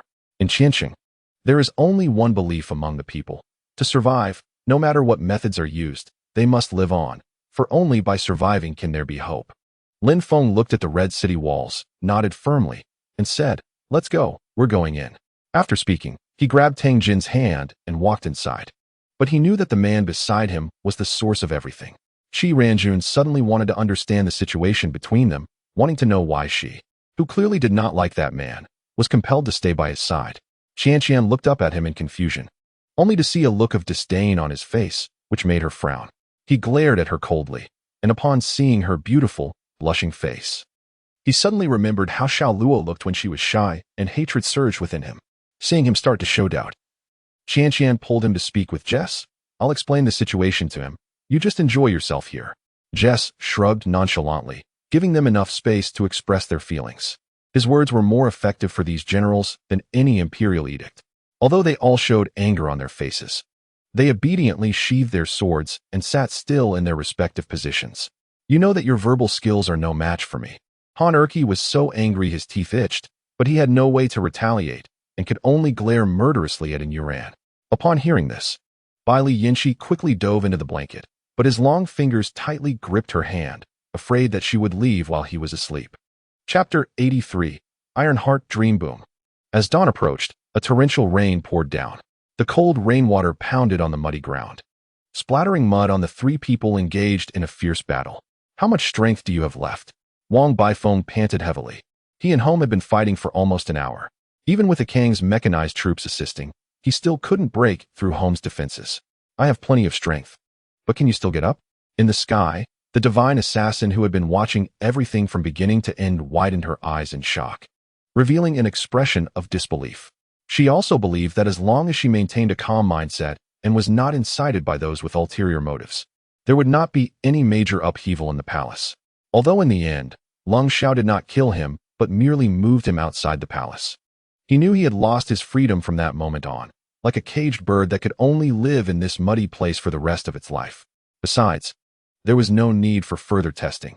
After just a few words, he was already panting heavily, even coughing up blood. It seemed that the two words great fortune had nothing to do with him. Aaron looked towards the courtyard door, and his simpler mind flashed through some terrifying scenarios. The Empress Dowager had used a knife to kill the deposed crown prince, and had repeatedly targeted Princess Fucking. Now that a gene had become the crown prince, with the celestial dog swallowing the sun as a pretext, it was evident that the Empress Dowager's next target was them. Two fierce generals charged in from different directions. Anyone witnessing such a scene would likely be terrified and weak in the knees, let alone face them directly. At this moment, Chuanxing was in a near-mad state. Anyway, he could no longer escape, so if he had to die, then let it be. Chen Zhan and the others would accompany him in death. He pondered for a moment and took out the Tianji mirror. Previously, in the world of the immortal sword, to avoid unnecessary trouble, she had retracted the mirror to its original form before the battle began, and it had been taken back into storage by Qin Changfeng. He truly did not know that Sandi would bring Yu Gunyang and the others along, and even let them reside in the palace. Was there something he was unaware of? No need. My actions are all for the public good, not to curry favor with your highness. Please do not worry. I cannot bear such a burden. I take my leave. After saying this, he turned and left the tent. Lung Qian's eyes narrowed as she looked at the man in front of her, seemingly trying to see through him. He was too different from the cold and ruthless person she knew, who would stop at nothing to achieve his goals. As an ancient demon tiger, I also inherit a trace of bloodline. My perception cannot be wrong. That seemingly harmless pet gives me a sense of crisis. Jin Tian's words were indeed correct. I don't mind. I believe that when Sister Xia sees you, she will be just as excited. After that, she talked about her past with her sisters. By then, I will end all this. You don't need to worry about it. It's fine. Being in a foreign land, what's there to be embarrassed about? Zhang Xiaofan waved his hand nonchalantly. In the endless eternal void, there are no beings with identical thoughts, memories, and souls. The same goes for the path of cultivation. Don't thank me. It was young master who instructed me to do this. If you want to thank someone, thank young master. Qianqian shrugged and stopped talking. It seemed that Aunt Xiao had been bought off, actually helping him to speak well of him. During this time, he felt very happy. Her not rejecting or resisting him was already a grace to him, so he hoped that in the future, they could be together without barriers. For now, all he could do was endure. His silent sigh made him feel as if he had aged several years. Second brother, you mustn't say that. Whether this works or not cannot be blamed on you, Ma Yong said with a smile to Dong Yi.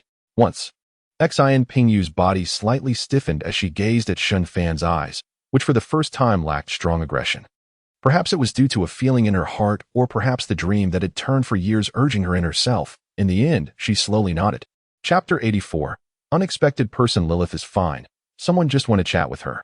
Li Wei hesitated for a moment and could only give this answer. Huh. Wang Baifeng was a bit confused but did not think Li Wei would lie to him. Meanwhile, Li Wei silently raised his head, looking at the sky. As the giant fortress was falling towards the city, he couldn't help but recall what had happened 10 minutes ago. 10 minutes ago. Was the young master confused by the victory at Chongping Mountain? Had the young master reached some beneficial secret agreement with Liao Daxian? Or had the young master received some latest news from the capital or the battlefield? Zheng Anmi knew nothing. At this time, although Zhu Rong was feeling restless due to being provoked by Jing Xiu, he did not forget to throw out the main point. Shi Jingjie finished speaking with a double entendre and then burst into laughter. The curtain had been raised. His war with Xiao Bohan was about to begin, and he no longer needed to hide. He believed that Xiao Bohan was thinking the same way. Yu Cheng was too close to the outer city of Night Spirit City. Therefore, after choosing Guangda, the location for the established town was selected near the edge of the forest. Wu Bin actually wanted to sandwich the mechanism city from both sides. But in fact, Even if he bought fruits now, he couldn't take them up. Where would there be a garbage collector who could skip work so easily? I asked about this too, but the waitress clearly had no understanding of it, Li Zhun said regretfully. According to what he knew at the time, he and Jian Yi should both belong to the seed level, and according to what he had heard, the treatment for seed-level individuals should be different from that of others. Zhu Pingjin smiled at his wife's resentful gaze, moved his lips, and called on Zheng Anmin to speak. Luo Yuhong's South City project was the thing she had invested the most energy in during this period. But because Zhu Pingjin did not take it seriously, her planning was not made public. The old nun was frail and weak, barely able to hear clearly. Luo Yuhong immediately designated Wu Suqi as the translator, loudly conveying the old nun's words. Thus, everyone who was far away could clearly hear the conversation between Miss Luo and Master Qinglian. You deserve it, damn you. Hong Bin pouted and playfully pushed Zhu Hui's hand. About a quarter of an hour later, the three siblings Gu Qingwan followed Qin Zhe to their destination, which was likely a classroom, with nearly 30 low tables inside. No chairs, just a cushion behind each low table. Ning Shuiyu came with the intention of enjoying the show, but left with a belly full of anger, her face dark all the way. When she arrived at Meiyuan, she exploded in a fit of rage. Luo Ho was the master of the North Palace, but he rarely came out of his territory, only participating in major events. Although the Hua family was very strict with Zirue on ordinary days, even scolding and hitting him when angry, they truly loved their child during critical moments. Mu Qingqing was like a fairy from a celestial realm, sometimes mischievous and cute, and other times serene and ethereal, making it impossible for people to take their eyes off her, as if missing even a moment would mean losing out on something wonderful. He looked at the people in front of him in confusion, unable to understand what they were laughing about. Was what he just said really that funny? Feng Yin pretended to glance at his grandson beside him. His intention for his grandson to replace Jing Tian was evident. Elder Wang felt relieved in his heart, but his hands didn't stop. He hurriedly took out a green porcelain bottle from his bosom, poured out a pill that exuded a rich medicinal fragrance, pried open Wang Ziheo's mouth, and forcefully fed it to him. When Nangong Lai came back to his senses, he found himself squatting in front of Ling Jiao, and he immediately broke out in a cold sweat, staring in shock at Ling Jiao. Huan Hua shivered. What would Chu Hui do if he knew Mother S orders? If Chu Yuan were really killed, what would Chu Hui do? Chapter 85 Unknown Strongest The Sad One. The Sad One of the Seven Faces group. Second only to the Sad Clown? Wang Baifeng immediately shouted, just as he was about to struggle to get up and ask Li Wei to take him to find Lilith. A feeling of emptiness surged from his soul, causing him to stagger and collapse to the ground, unable to rise again. After an hour of fierce battle, the molten core opened and closed repeatedly. Wang Baifeng's machine had already been completely drained. He did not have Li Wei. Next, Li Tianyi inspected the tasks assigned to other branches. Although they were barely managing, at least they were taking action. However, it was still evident that they were not putting their hearts into it, with some obvious mistakes left unnoticed. After a while, Su Jinghui did not make a sound, and Shui Xian did not dare to look up at her, feeling even more anxious, lying there motionless. Jiang Yisun looked at Yifeng and saw Yifeng nodding gently. Jiang Yisun changed the hand seal in her hand, and the spiritual energy in her eyes fell like raindrops. Chun Anren raised his head to look at Zhou Xinya, and could tell from her expression that she hadn't expected this either. There really was no way. He was well aware of the condition of these two emperors' souls, and they still had their own missions, so it was impossible for them to use their last bit of strength to help him with something so useless. Li Yin frowned slightly, clearly displeased by Miao Jiugao's sudden, overbearing behavior. Xiang'er received the order and soon returned, sneakily peeking outside before entering, confirming that no one was eavesdropping, and then rushed to Su Jingwei to talk about the bottle. Shinzigua hesitated a bit. After all, so many people had died or been injured in the collapse incident. And as the contractor of this project, he had to bear a huge responsibility, even risking imprisonment. The soldiers beside Lu Yuan pulled back their gun bolts, aiming their guns at the National Army soldiers behind the cover. How dare you speak to our commander like that? Do you want to die? Huang Haishan threatened fiercely, also drawing his gun. Currently, the fat man was completely unaware of what had happened last night, but he clearly knew what he had done. As for why he did it, Long Jinfei had his own ideas, using the fat man as an alibi to avoid suspicion from the likes of Bing Leirong and others. Otherwise, it would be hard to fool them, and this fat man had come at just the right time. They immediately reached a consensus to remain low-key for a while and wait for future developments in the court. At least one thing was certain now. The other party had the ability to infiltrate the secular world and even superpowers, and in an instant, Huazin felt surrounded by enemies. After sprinting 30 or 40 yards through the snow, it realized its master was lost and stopped. It kept tapping the ground with its front hooves, shaking its head, and softly whinnying, but it remained an animal, unable to save its master. The priest smiled bitterly. Who was the first to say that the Wolf King is Yi's leader? Lin was instantly speechless. In the city, there were cries, wails, and weeping, and blood nearly stained the streets. The remaining surviving refugees rose in revolt, desperately attacking the demon. A tall man standing behind Karen remained hostile upon seeing Long Jianfei. However, Long Jianfei ignored him. Perhaps he couldn't care less about him. For several days, Zhu Huang silently prayed for Jingda. At this point, it was all he could do. Occasionally, Xiao Zhu would let Zhu Huang see Jingda, but most of the time, Jingda was in a coma.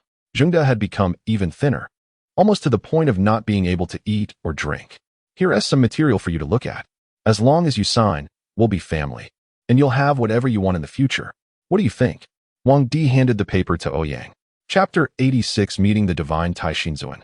The top in Interstellar, undoubtedly the number one in the mechanical system. How was such a powerful mechanic when he was weak?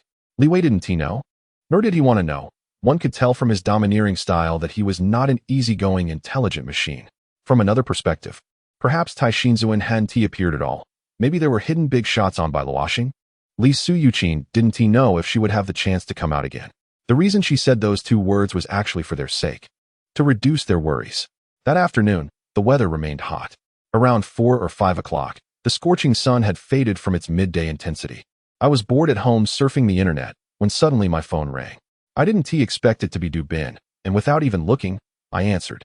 Looking at the skin almost scratched into a map, Li Mixin bit her lip harder, her nose becoming more sour, and tears surged uncontrollably. However, Yiling noticed that Yi Xingqian was not looking at her at all, and she became excited. He must have lost feelings for her. What about Lingnan? Xuelian also wanted to learn about the 3 famous places of exile, so she continued to ask. Yin Xingyi straightforwardly said yes, her gaze firm. She had said that others treated her well. Therefore, she was at a loss, not knowing how to help, which is why she thought of Suyuqing. Among them, the alchemist profession opened another arena, using potions to determine victory or defeat. In the entire battle arena, the weakest was probably the beast tamer. Pei Sun stood up, his gaze deeply fixed on Ji Shiyuan. Then let us do something that we've never been able to accomplish. The smile at the corner of his mouth was somewhat wicked, and as the moonlight faded, it couldn't hide the tenderness in his eyes. However, 1,000 years ago, he was preparing to break through to the Void stage.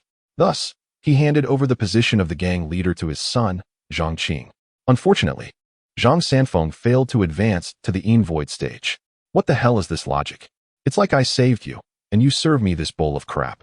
If I refuse to eat, you say I'm picky. In the past, when the 12 joined forces, even a late-stage celestial venerable would have to retreat when facing them, because these 12 were all early-stage celestial venerables. Moreover, they had been cultivating together all along. But just as they were about to exit, the 9-dragon seal suddenly trembled. In the next moment, it fell into Su Buffon's hands. At this moment, Su Buffon suddenly realized he had lost the protection of the 9 white dragons. Just then, his body plummeted straight down. Without stopping, Daobao Daoist waved his right hand horizontally, and 4 swords appeared out of thin air, radiating killing intent. Yuan Maching was thinking, if Tuoba Ju really had this intention, then when did he start plotting? I gritted my teeth and endured the pain while rubbing the swollen area. Then looked down at the weeds growing at my feet, telling myself that it was a lie to say I had no sense of defeat. However, it was clear that Zhou Rulin was not a self-aware person. She seemed completely oblivious to Shun Zhan's disgust and continued to talk about things that happened after they met, which, of course, were just her own feelings. Buddha shrugged. He actually wanted to ask Wang Yang. But to ensure everyone's safety and that Wang Yang's identity would not be leaked, they couldn't contact Wang Yang after returning. The lightly injured person. If luck was on their side, the master who set up the restriction was present, and the setter believed you, or the other party believed you had no malicious intent. In that case, the master of the restriction would close it. This way, there was a possibility that the person who triggered the restriction would not be harmed at all and might escape by luck. This time, the humiliation was felt deeply. A whole group blushed as they fled this place like the wind. Chapter 87 Nanometer Skill Tree God? What God? Li Wei pretended to be confused, acting as if he completely did not understand what Stephen was saying. Seeing this, Stephen's eyes became quite playful, but in the end, he said nothing. Li Wei slowly stood up, his tall figure blocking the sunlight, and he asked slowly, "So, Mr. Stephen, what are you here for? I originally had a lot to discuss with you, but your situation is not good, so you wouldn't know any killing techniques like stick-fighting martial arts." But he was unmatched in strength, and his physical coordination was extraordinarily strong. While hunting beasts in the mountains, he also summarized some experiences in killing. The bandits who attacked the camp were no harder to kill than wild animals. On the contrary, they were weaker. At the banquet, everyone clinked glasses and drank happily. Zhuma was especially full of admiration for Long Yi, frequently toasting him and praising him. How to say it? Even if she was a monster, she could still be considered a young lady. At least she had to maintain some modesty. However, that guy took it completely literally. She wouldn't be pretentious. With so many powerful figures around, if she didn't have something to protect her life, dying would just be 100 deaths. Who would still care whether you were someone's fiancée? Relying on Song Fei's support was natural. Suejuan's response was merely a harmless joke. But if you all had any negative emotions, I apologize. It was my failure to educate Suejuan properly. Yi had already appointed Scholar Sun to have the usage rights for the DGE, ready to modify good seeds at any time. The 5-element workshops were more numerous here, with each workshop having 3 workshops, and they were larger even though the number of craftsmen here was similar to that in Bibbo Valley. Golden Immortal Strong. How is that possible? How could this be? The leading cultivator, after the pressure from Bald Sheng and others erupted, was completely in despair. Halong, Yashin, Gina, and my deceased brothers. Unfortunately, I, Ibidal, am weak. And fate is playing tricks on me. Heaven does not stand on my side. For your revenge, I can only do this much. Then, after Alurix used the shadow flow sand to dry up the victim's body of moisture, he discarded the corpse in a humid aerobic environment. Those corpses would also rot. The same principle applies. If any desiccated corpse is found, it does not necessarily mean it is Alurix's work. That day, I gave her a gift. And when she was happy, she couldn't help but kiss me, and then you caught us, smiling bitterly at dawn. To appear more natural. Lando had no choice but to follow her random stories of running out of the palace multiple times. Aside from the dispute with Mu Shui and the final incident with Luo Yun, she almost said everything. Although they felt something was off. The 8 of them still exchanged glances, preparing to take action first. They were quite clever, knowing that the enemy would leave someone behind to cover their escape through the window. Moreover, judging by the situation, they were still sharpshooters with excellent marksmanship. The poison experts from the Orc Kingdom had studied this. To this day, the formula of the ancient race's lethal poison that was left behind has not been deciphered. The existence of Dao Ling made Lin Yu feel disheartened and indeed spoiled the mood. However, what he said made sense, although they had entered the Earthfire vein. They were still in a perilous area and had not completely escaped. Entering the stone door, the first thing that caught the eye was a vast open area. In front of the area, 9 tall statues were arranged in order. The material of the statues was very ordinary, gray and devoid of any color, seemingly ready to fall with a push, with no special features. Tong Yin looked at Ling Chun, took 2 steps back, then turned and ran away silently. Her steps slightly chaotic. This made Wang Meng feel that even if Lu Xiaomong did not come specifically to save her, having such a boyfriend would definitely be a happy thing in life. Chapter 88 This place is not suitable for staying long. At this moment, Wang Baifeng suddenly felt a surge of heat rolling and flowing within his body. They pulled and tugged, restoring the distorted mechanical joints within him and reconnecting many broken circuits. What the hell? What kind of ability is this? Wang Baifeng was instantly stunned. It was his first time experiencing such a miraculous power. I feel like I can do it again. So it turns out you are the one who can withstand the consumption of the molten core. Everyone showcased their skills.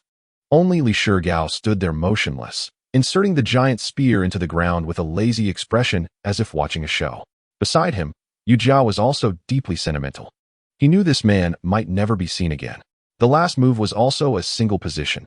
Hongfu had many choices, as his hero pool was too wide. However, if he was really going to fight Galio, he certainly couldn't use an assassin hero. This scene floated before her eyes. It is said that at the brink of death, a person's most unforgettable moments will flash before their eyes. However, What was more fatal was that the person's foot landed on the backside of Zhong Jinyun's right foot. This caused Zhong Jinyun to fall into a situation where he could neither advance nor retreat. Kong Xin blushed. He was indeed afraid that this person was a malevolent supernatural being left over from the primordial era. Now it seemed that the old Taoist was indeed not a bad person, but why did he fail in the contest of magic and sit here in despair? Who fought against the old Taoist and won? What kind of cultivation did that person have?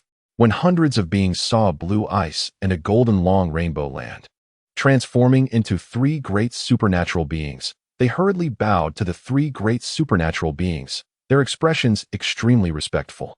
In an instant, the entire Jojo's secret realm was almost shrouded in dark clouds, with rolling flashes of lightning within the clouds, and the booming thunder sounded like the gods beating war drums. Never ceasing, Lin Xingho opened the basic soul repair system, preparing to repair Miao Lily's soul according to Uncle Sleazy's previous instructions, so she could upgrade and cultivate in the future. I looked up at him, my eyes shining, and said, "Class monitor, are you serious?" Zhang Linxiang nodded, looking as if he wouldn't lie to you. The game screen entered a scene where one could move freely. Chun Xingyang manipulated the keyboard, picked up a submachine gun, hesitated for a moment, then remembered which key was for loading bullets. Just as he was pinching his nose, feeling torn, suddenly a large intestine right next to Jiang Dong began to slowly squirm, as if something was crawling from the tail to the head inside the snake's intestine.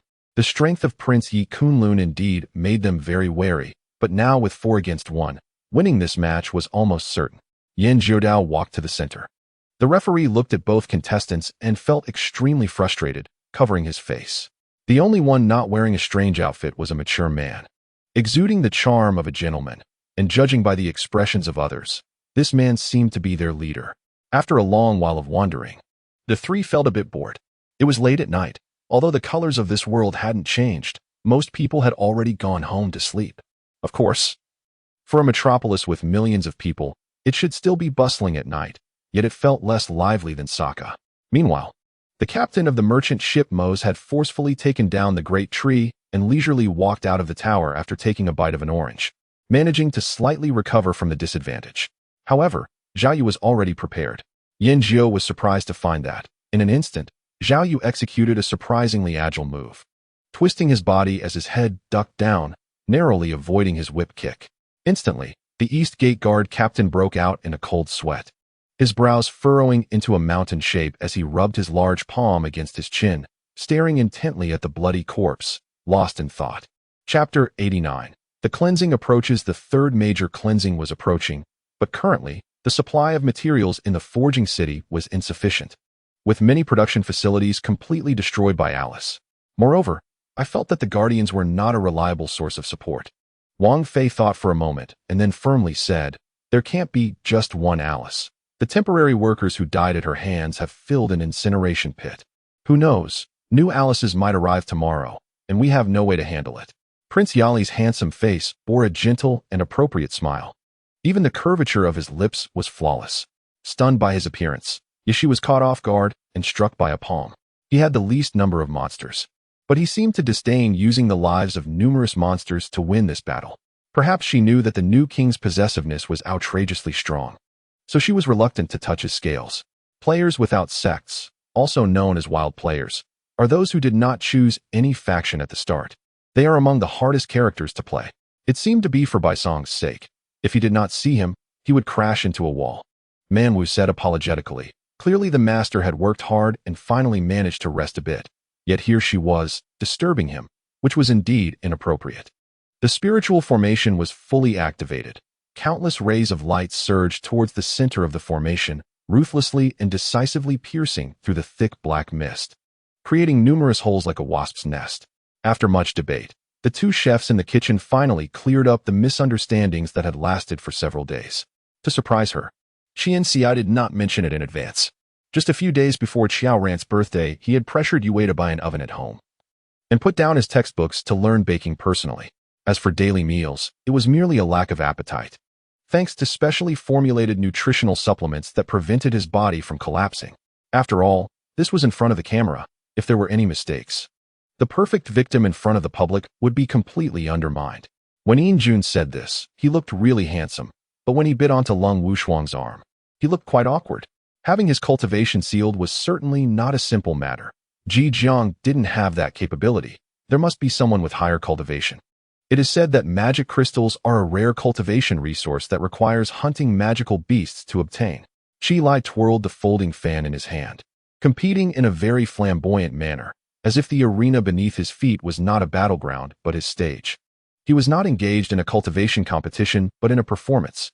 In the grievance well, more and more Manyu felt the suppression seal disappear, and they almost all burst forth. Looking at this is called makeup remover. You pour it into your hand. Chu Qiu grabbed in Qing Yan's hand and directly poured it into his palm. Then you can quote a price. This client was indeed quite frustrated, but there was no choice. After all, the Fu family had the technology.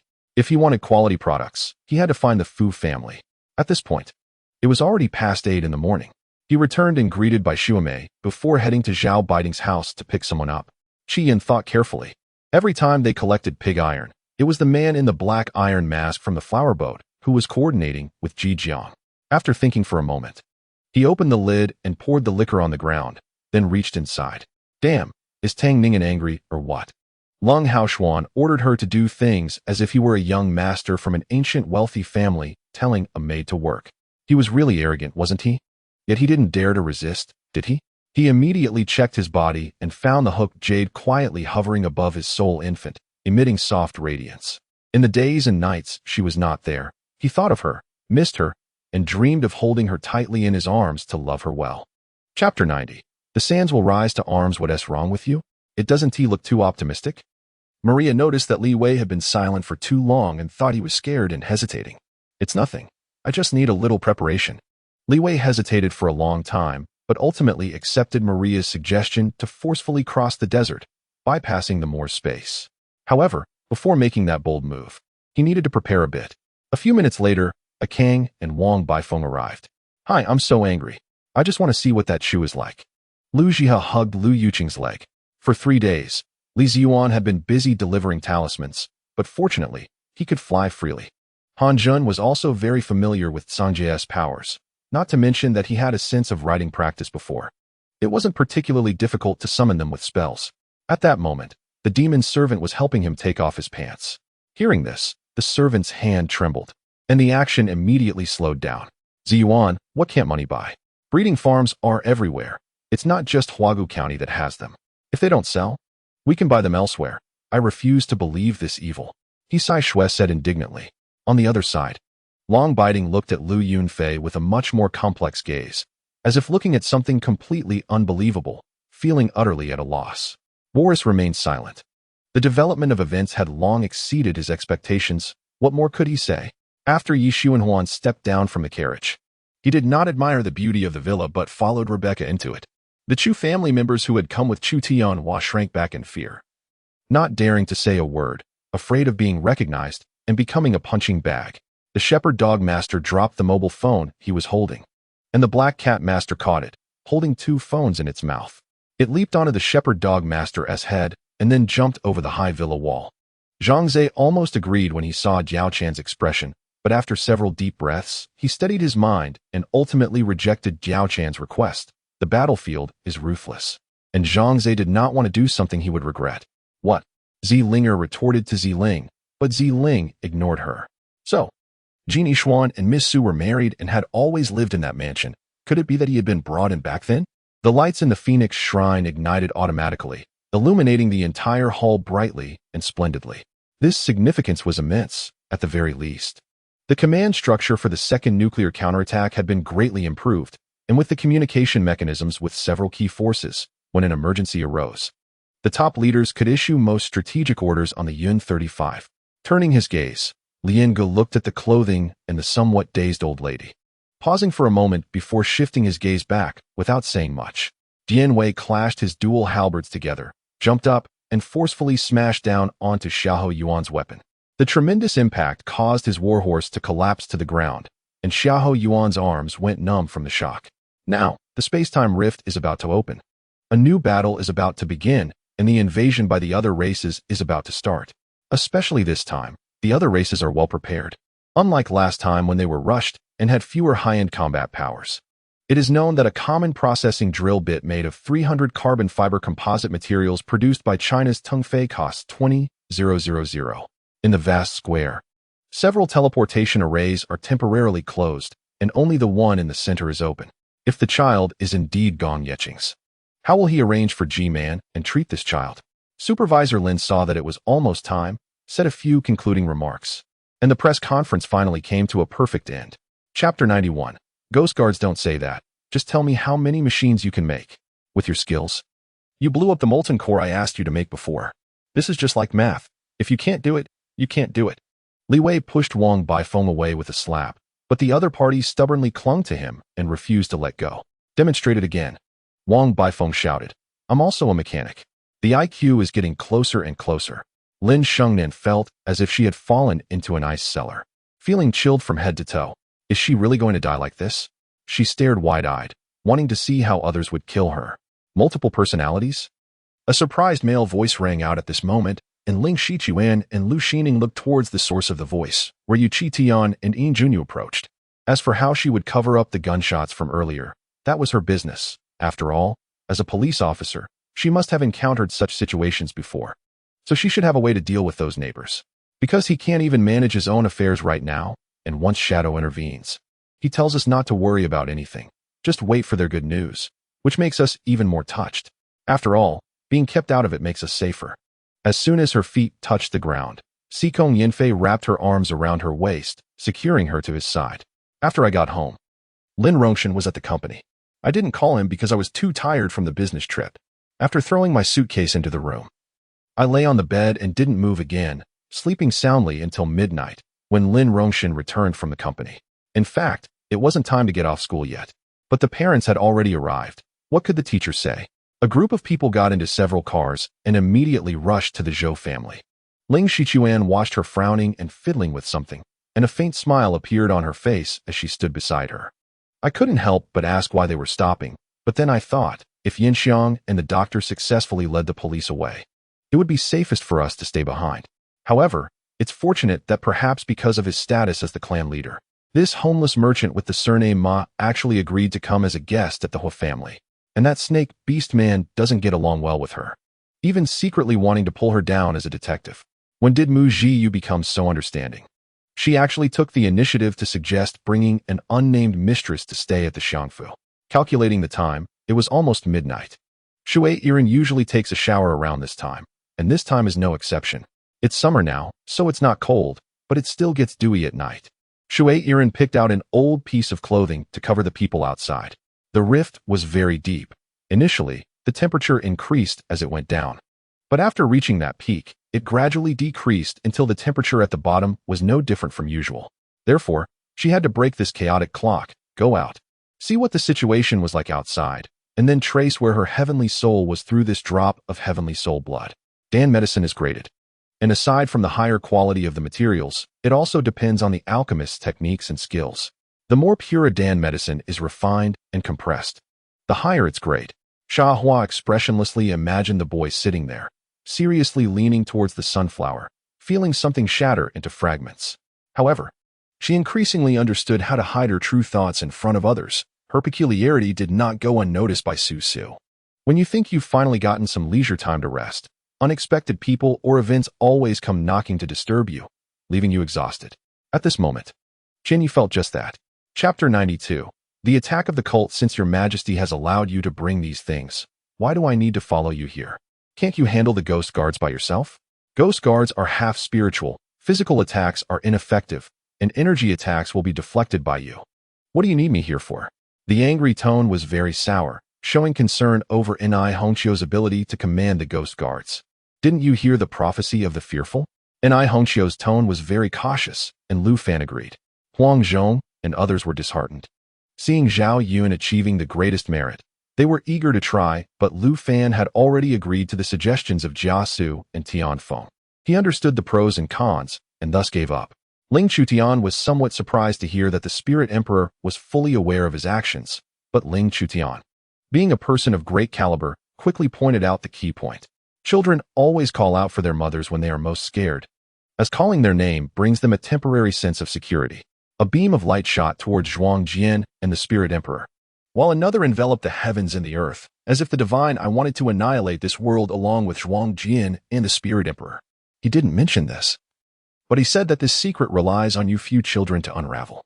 As for how to unravel it, your father said he didn't know. Only that this secret has been guarded by the Z family for generations, and no one knows it to this day. Han Tianchu said, while picking up tea to taste it. General Brett saw Marshal Feng Chongqing storm into Fufa City and immediately displayed his abilities, drawing his sword and charging at Feng Chongqing. The two began an intense battle upon meeting, fighting for over 100 rounds until Brett was ultimately killed by a sword strike from Marshal Feng Chongqing. Subsequently, the official army's momentum surged, advancing towards the city tower. The scene in the light mirror fell into the space where the 7 great power saints were located. The various race saints saw the rogue cultivators entering and wasted no time in quickly gathering in the 7 domains, as if it had all been planned. Whether people live or die has nothing to do with me. Besides, you were the one who shot him. He was a good dog, Guan Yinfei said as the two made their way to the waiting room. Pushing open the smooth bluestone door, bright sunlight poured into the dim room, illuminating it without dazzling. Just a warm morning light. Not far away, the bamboo forest bathed in golden light, the lush leaves gently swaying in the breeze, stretching and swaying in a peaceful manner. While Bu Pachangji was focused on dealing with Duga Shuqin, Lin Peng quietly appeared beside Fu Chang and Zhuang Jing. He pushed aside those who were immobilized by Duga Shuqin, helping the two of them towards the window at the end of the corridor. A shrill long howl forced Lioli back with a gust of wind, uprooting trees, and rocks and lake water flew through the air due to the collision. However, the water curtain cave, where the human pillar power was cultivated, remained intact. When I was 4 years old, I was amazed to discover that my father actually knew martial arts, and he would always practice in the yard at midnight while I secretly watched from the window. Eventually, I even started practicing along with him. Li Chuanxiao, after all, was quite old and deep-minded. Although he felt worried and anxious inside, he didn't say anything. No one can survive inside a missile. The few just now were sonic missiles, reaching speeds of around twice the speed of sound. And a single missile can turn a tank into wreckage, flatten a house to the ground, let alone what humans can withstand against this force. I thought you were going to drag each of them into the holy department, Elizabeth said disappointedly. Since there were no secrets involving the Grass Ninja Village, and the situation was stronger than humans, the Grass Ninja Man had nothing to hide. Chapter 93, The Mechanic's Kite Tactics. Damn it. The anger suddenly erupted, the strange tattoo on his right arm glowing with 1/4 of its power, immediately activating a clown's blessing, causing his already strong body to swell again, his thick hair standing on end. With a stomp, a powerful martial arts wave erupted, once again approaching Li Wei. But before he could fly halfway, he was intercepted by Wang Baifeng. The 4-colored sword blade blocked the anger's fist wind. With a tone of mockery, "You are a water element talent. Using the water element, handling traces will be twice as effective." Zhu Wei laughed. During this time, Hua Xinqing's body was touched by some hungry blood ghosts, and some of the blood in his body was drained, but after being severed by the ever-changing. That blood still lingered in this river area. What a ridiculous program. It's simply nonsense. The TV station leaders must have lost their minds to allow such a program to air. Lu Yiping angrily turned off the TV. These guys have a decent collection. And Feng Cheng began to search nearby. After all, these 3 guys' virtues clearly showed they were late returning to the cave, which was why they turned to stone under the sunlight. Following the direction the 3 giants were facing, Feng Cheng soon discovered a large cave. It was just luck that he broke through. Even if he was in the Meridian realm, he was the weakest. What is there to be arrogant about? Qin Xiaoban's face looked like a layer of frost could be scraped off. Clearly enraged by Hua Xinqing pouring his drink and saying those words about the ancient maple wine not being to his taste. Immediately, Rod and the others began to wander around in this world. Although he had a lot of food and water in his storage ring, they needed to use it sparingly. "So do you know which department that Bai Zhongshan is from?" the old policeman asked. Just then, Su Duan flipped Chun Jindong over and, without saying a word, swung his fist down towards Chun Jindong's head. The power of the ripples was enormous. Even a martial sovereign's body couldn't directly withstand it. And the man in black was immediately injured. Ding Yuanqing couldn't see the flash of the main cannon, but he could roughly guess that such a shock in brightness was not a good sign, especially since this loud sound was very close to him, indicating a huge wind direction. He hurriedly finished work, opened the door, and found that the girl who had been lazy in bed had already washed up, dressed beautifully, and even put on light makeup. If it weren't for her upbringing, Su Weiniang might have screamed out loud. She knew that Zhan Piaoning was not simple, but it was the first time she saw her looking so extraordinary. Su Ying's words changed the expressions of the three families. It seemed the Divine Beast team had already understood the situation here. Indeed, in Hangzhou, there was nothing that could be hidden from the four great Divine Beasts team. Lin Qingqing was a bit curious. Since even her brother had left the court, why hadn't Kuang Yin returned yet? Yao Ling entered the room holding a bowl of freshly made corn porridge, just in time to hear her mumbling this sentence. Ruan Xiao keenly sensed the temperature in the room drop several degrees. She nervously looked at Ji Rong, her fists tightly clenched on the table, even her nails digging into her flesh without her noticing. But she had advised him before, saying that there were not so many ifs in the world. Even without the broken temple and the Du family matter, Li Zhun or Zhao Kuangyin would always be a hurdle between the two. Taking a deep breath, Yang Zhao's mind moved, and the wings behind him suddenly spread open, stirring up endless winds, blowing away the petals that were about to fall, protecting the three. Saying this, the guy gently stomped his foot on the ground, and at that moment, the ground beneath him cracked under his gentle stomp. The Bill family has 2 restaurants, one of which can accommodate over 100 people dining at the same time. He will single-handedly fight against the Immortal and the Battle Emperor. However, he doesn't need to worry that the Immortal will ally with the Battle Emperor. Even if they become puppets, their independent consciousness has not disappeared. Taking a day off. Qiming Festival for Ancestor Worship. The gastroenteritis is just getting better, and after being pulled back to see the ancestors, I estimate that there won't be any updates today. It's a bit hard to hold on. Taking a day off. Qiming Festival for Ancestor Worship. Chapter 94. Killing the anger. You're just a mechanic, and you don't even have a machine soldier by your side, yet you dare to be so arrogant? The anger felt furious. The martial arts wave surged again. His muscles defined, blood vessels and totem tattoos coalescing into bizarre images. His blood flame also transformed from a single turtle image to a giant lizard image. The second blessing? Li Wei glanced at the panel without revealing any emotion. Name: anger. Watching Xin Yun step by step approach him, Chang Gong unconsciously took a step back, his gaze fluctuating, feeling an inexplicable fear from this seemingly unremarkable man. Meanwhile, Zhan Feng held his breath and quietly listened to Hong Yu recounting past events. In Hong Yu's sorrowful narration, Zhan Feng finally compensated for the vague memories of his mother over the years. He still has me in his heart. He still has me in his heart. Hearing Song Paiyu mention the mirror, scenes from the past floated in Zhou Yanran's mind, and tears gradually moistened her eyes, dripping down from Baijia's delicate cheek to the ground. After pondering for a moment, Zhan Feng couldn't help but shake his head secretly, clasping his hands together, his dreamy gaze suddenly turning unusually serious. Feng Yi's knife was silent, as if a black iron kitchen knife cutting through tofu. The white snake cage had no power to stop his slash. The black blade light pierced through the white snake cage, and dozens of white snakes that made up the cage were severed, turning into white light and returning to Chang Yunlong's side. Of more than 7 million people, fewer than 500,000 are still alive now. In this unprecedented plague, one by one, the Japanese have fallen, not dying at the hands of the Ming's weapons, but under the plague created by their former leader. I saw the normal person thrusting a spear at me, not caring about the silkworm baby on the ground. I pushed Warner aside, instantly transforming my body into amber glass, the trident appearing in my hand, not even giving me a chance to show off. As I saw the gunpoint approaching in an instant, I had no choice but to thrust the trident straight. As for King Li Yi of Korea, Prince Shigubalo of Kampa, and King Weisel of Lansong, they had all left the capital. As kings of their respective countries, they certainly could not stay in the capital forever. So as the envoys from other countries left, these people also departed. She brought Shun Lianer to a secluded place in the garden, and only then, under the moonlight and the palace's lights, did she take a proper look at Shun Lianer, the culprit in her eyes who caused her brother to separate from Shun Lianqing. Of course, such an identity is easy to handle but cannot withstand scrutiny. After all, it could be found out with just a slight investigation. However, Tony didn't care about any of this. Then, Li Xiaoao pressed Lin Yuru against the trees she used to tie up people, intending to bind her there. But at this moment, Lin Yuru had already started cursing.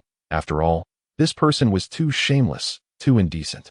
Winning made her even more unconvinced. If Hao Ming's memory hadn't been poisoned, this actor should be Shi Shitsai, a young talent recommended by Cao Cao's first dog-headed military advisor, Sun Yu. Mo Xia wanted to cover his nose. In front of him, the fist light flickered, his cheeks, forehead, jaw, eye sockets, and that unreliable nose bridge were all receiving punches. Thud thud thud. Unknowingly, he had been hit by how many punches? The two helpers indeed felt a bit embarrassed after so many years. They didn't expect that this fourth aunt's uncle, Yang, would still be so good to them as always. Qin Xiang naturally guessed that he took leave to deliberately avoid her. However, he wanted to hear what Xin Lianqing thought about Li Ji's intention to join the battle.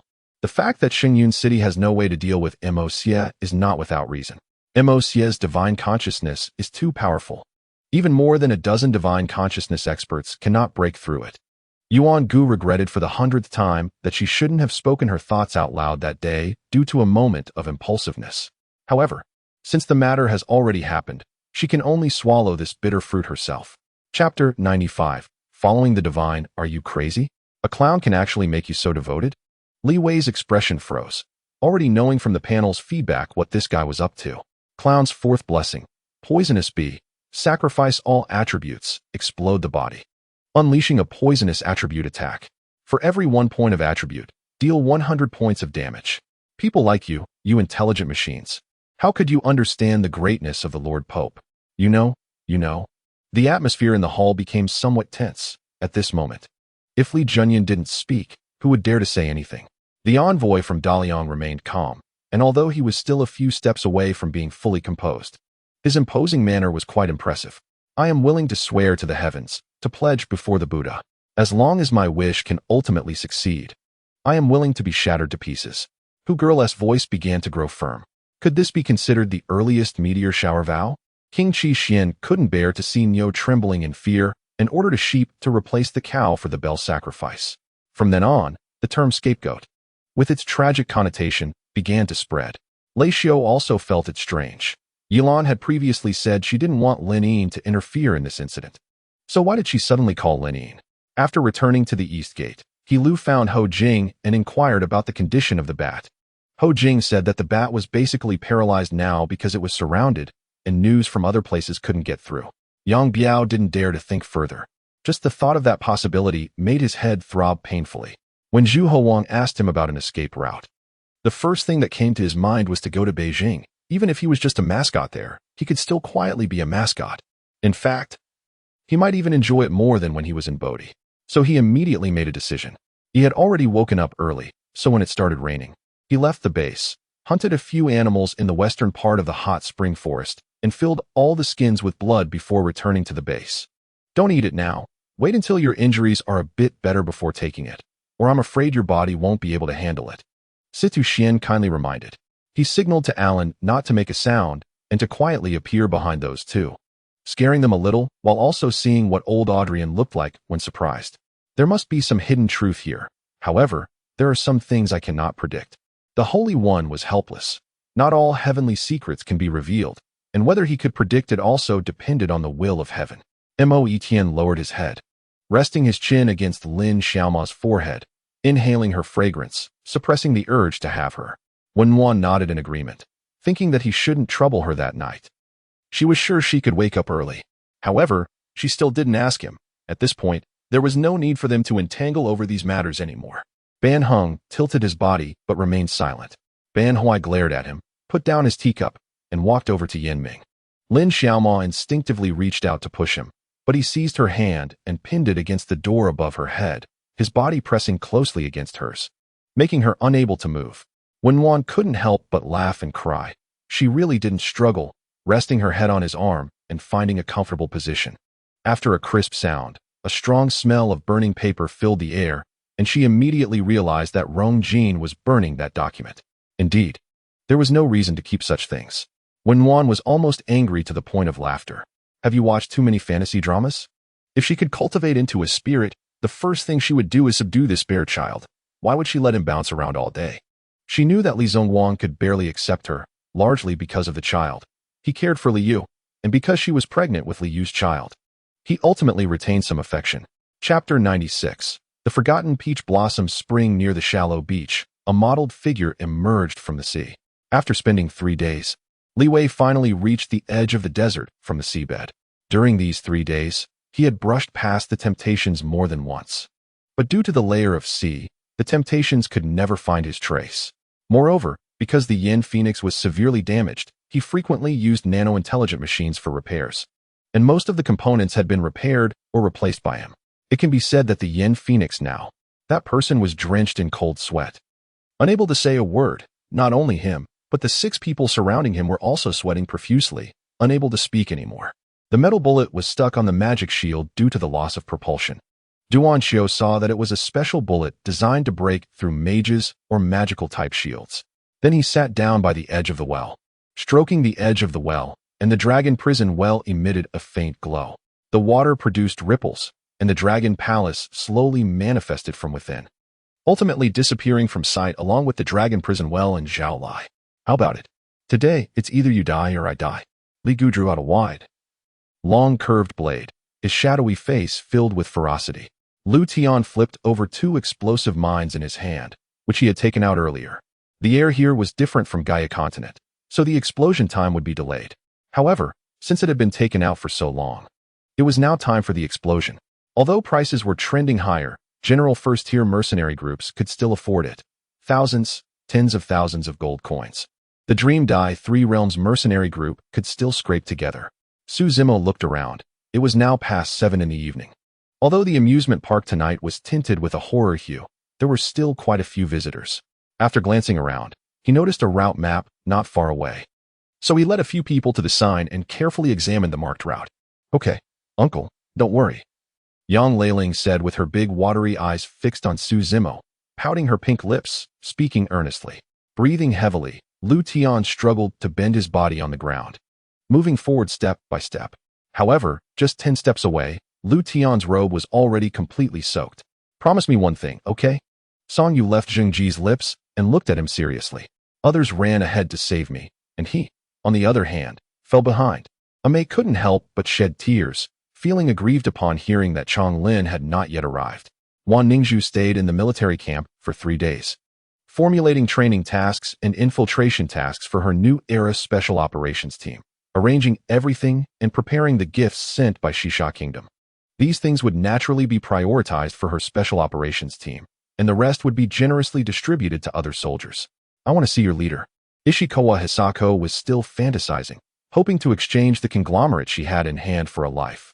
Han Jingxian ran with all her might. The sounds in her world suddenly disappeared, and she couldn't even hear the surrounding horns. The silent world made Han Jingxian feel fear and helplessness. Ziyin, you can walk now. Ouyang Qing just realized that Ziyin had walked in by herself earlier. Regarding these matters, Ziyun had also brushed them aside and now focused on taking care of her health. No matter what she had to do, her body was the foundation. And Ziyun dared not be careless at all. Unfortunately, the person she encountered was Shang Wanfeng, a 1,000-year-old demon who had crossed over. She viewed fame and beauty with indifference, valuing a sincere heart, as the indifferent betrayal of her modern boyfriend had made her see through everything. In the previous life, Liang Yuanxin was conferred the title of Crown Prince, but Zhonglan stubbornly believed that the final heir to the throne would be Liang Yuanka. They even convinced themselves to leverage the entire power of the Luo family to assist Liang Yuanka, but what did they ultimately gain? Betrayal by Liang Yuanka and his mother, leading to the destruction of their family? Chapter 97. Intelligent machines also have hearts. Night soon fell. With Wapa's help, Li Wei found the workshop here. Although Wanhai village was mostly deserted, Wapa had been overseeing the work here, continuously bringing back various scrap materials from outside to forge small mechanical fish. So the mechanical workshop had not been abandoned. Wow, a mechanic, you can change bodies too? That's amazing. Wapa's display screen suddenly showed an exciting expression as he looked at a mass of nanomachines. A refreshing breeze swept through the forest. Wildflowers by the roadside swayed in the wind, occasionally shaking off a couple of crystal droplets, which was quite delightful. However, this approach had a hidden danger, which was that after these two killed Zhong Songyuan, they would definitely be pursued by Wang Ziyuo. Gusu wanted to say that when I was pulling you to run earlier, you didn't shake off my hand, and now you're shy? Once the chaotic light of the blue lotus appeared, next came the red lotus's flame of karma, the golden lotus's light of merit, and the white lotus's light of purification.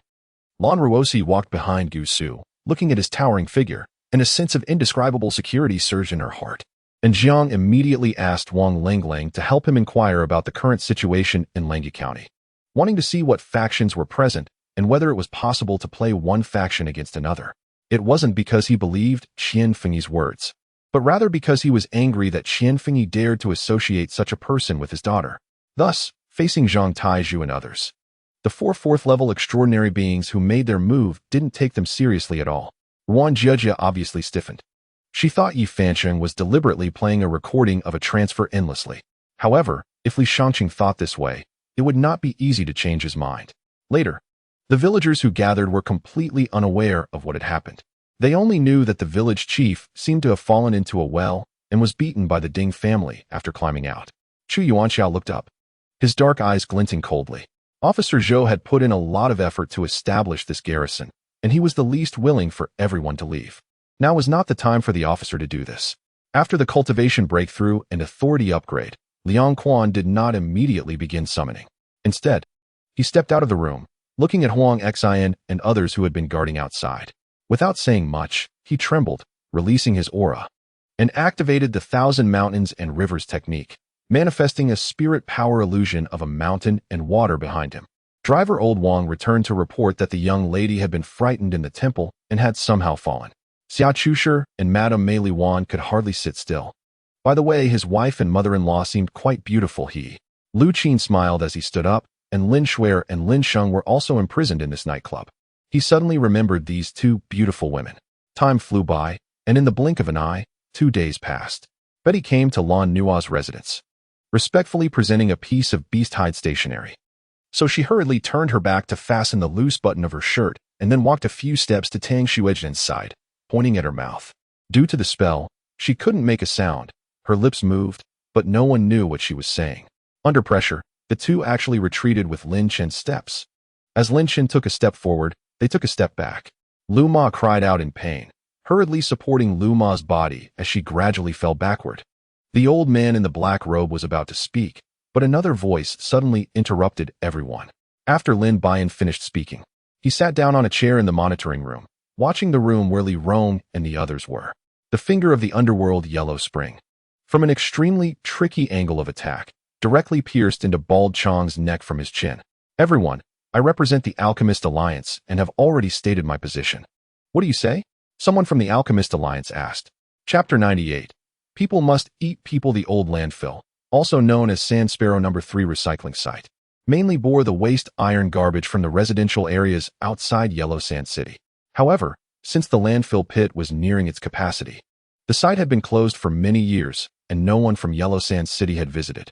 Damaged tools, retired robots, and scrap materials with surface recycling value had been collected by the sand people, while deeper waste recycling was too dangerous, with risks of falling in. At this time, Sweet Girl was still in a panic, completely unaware of the person struggling beneath her. He directly used his ultimate move to escape.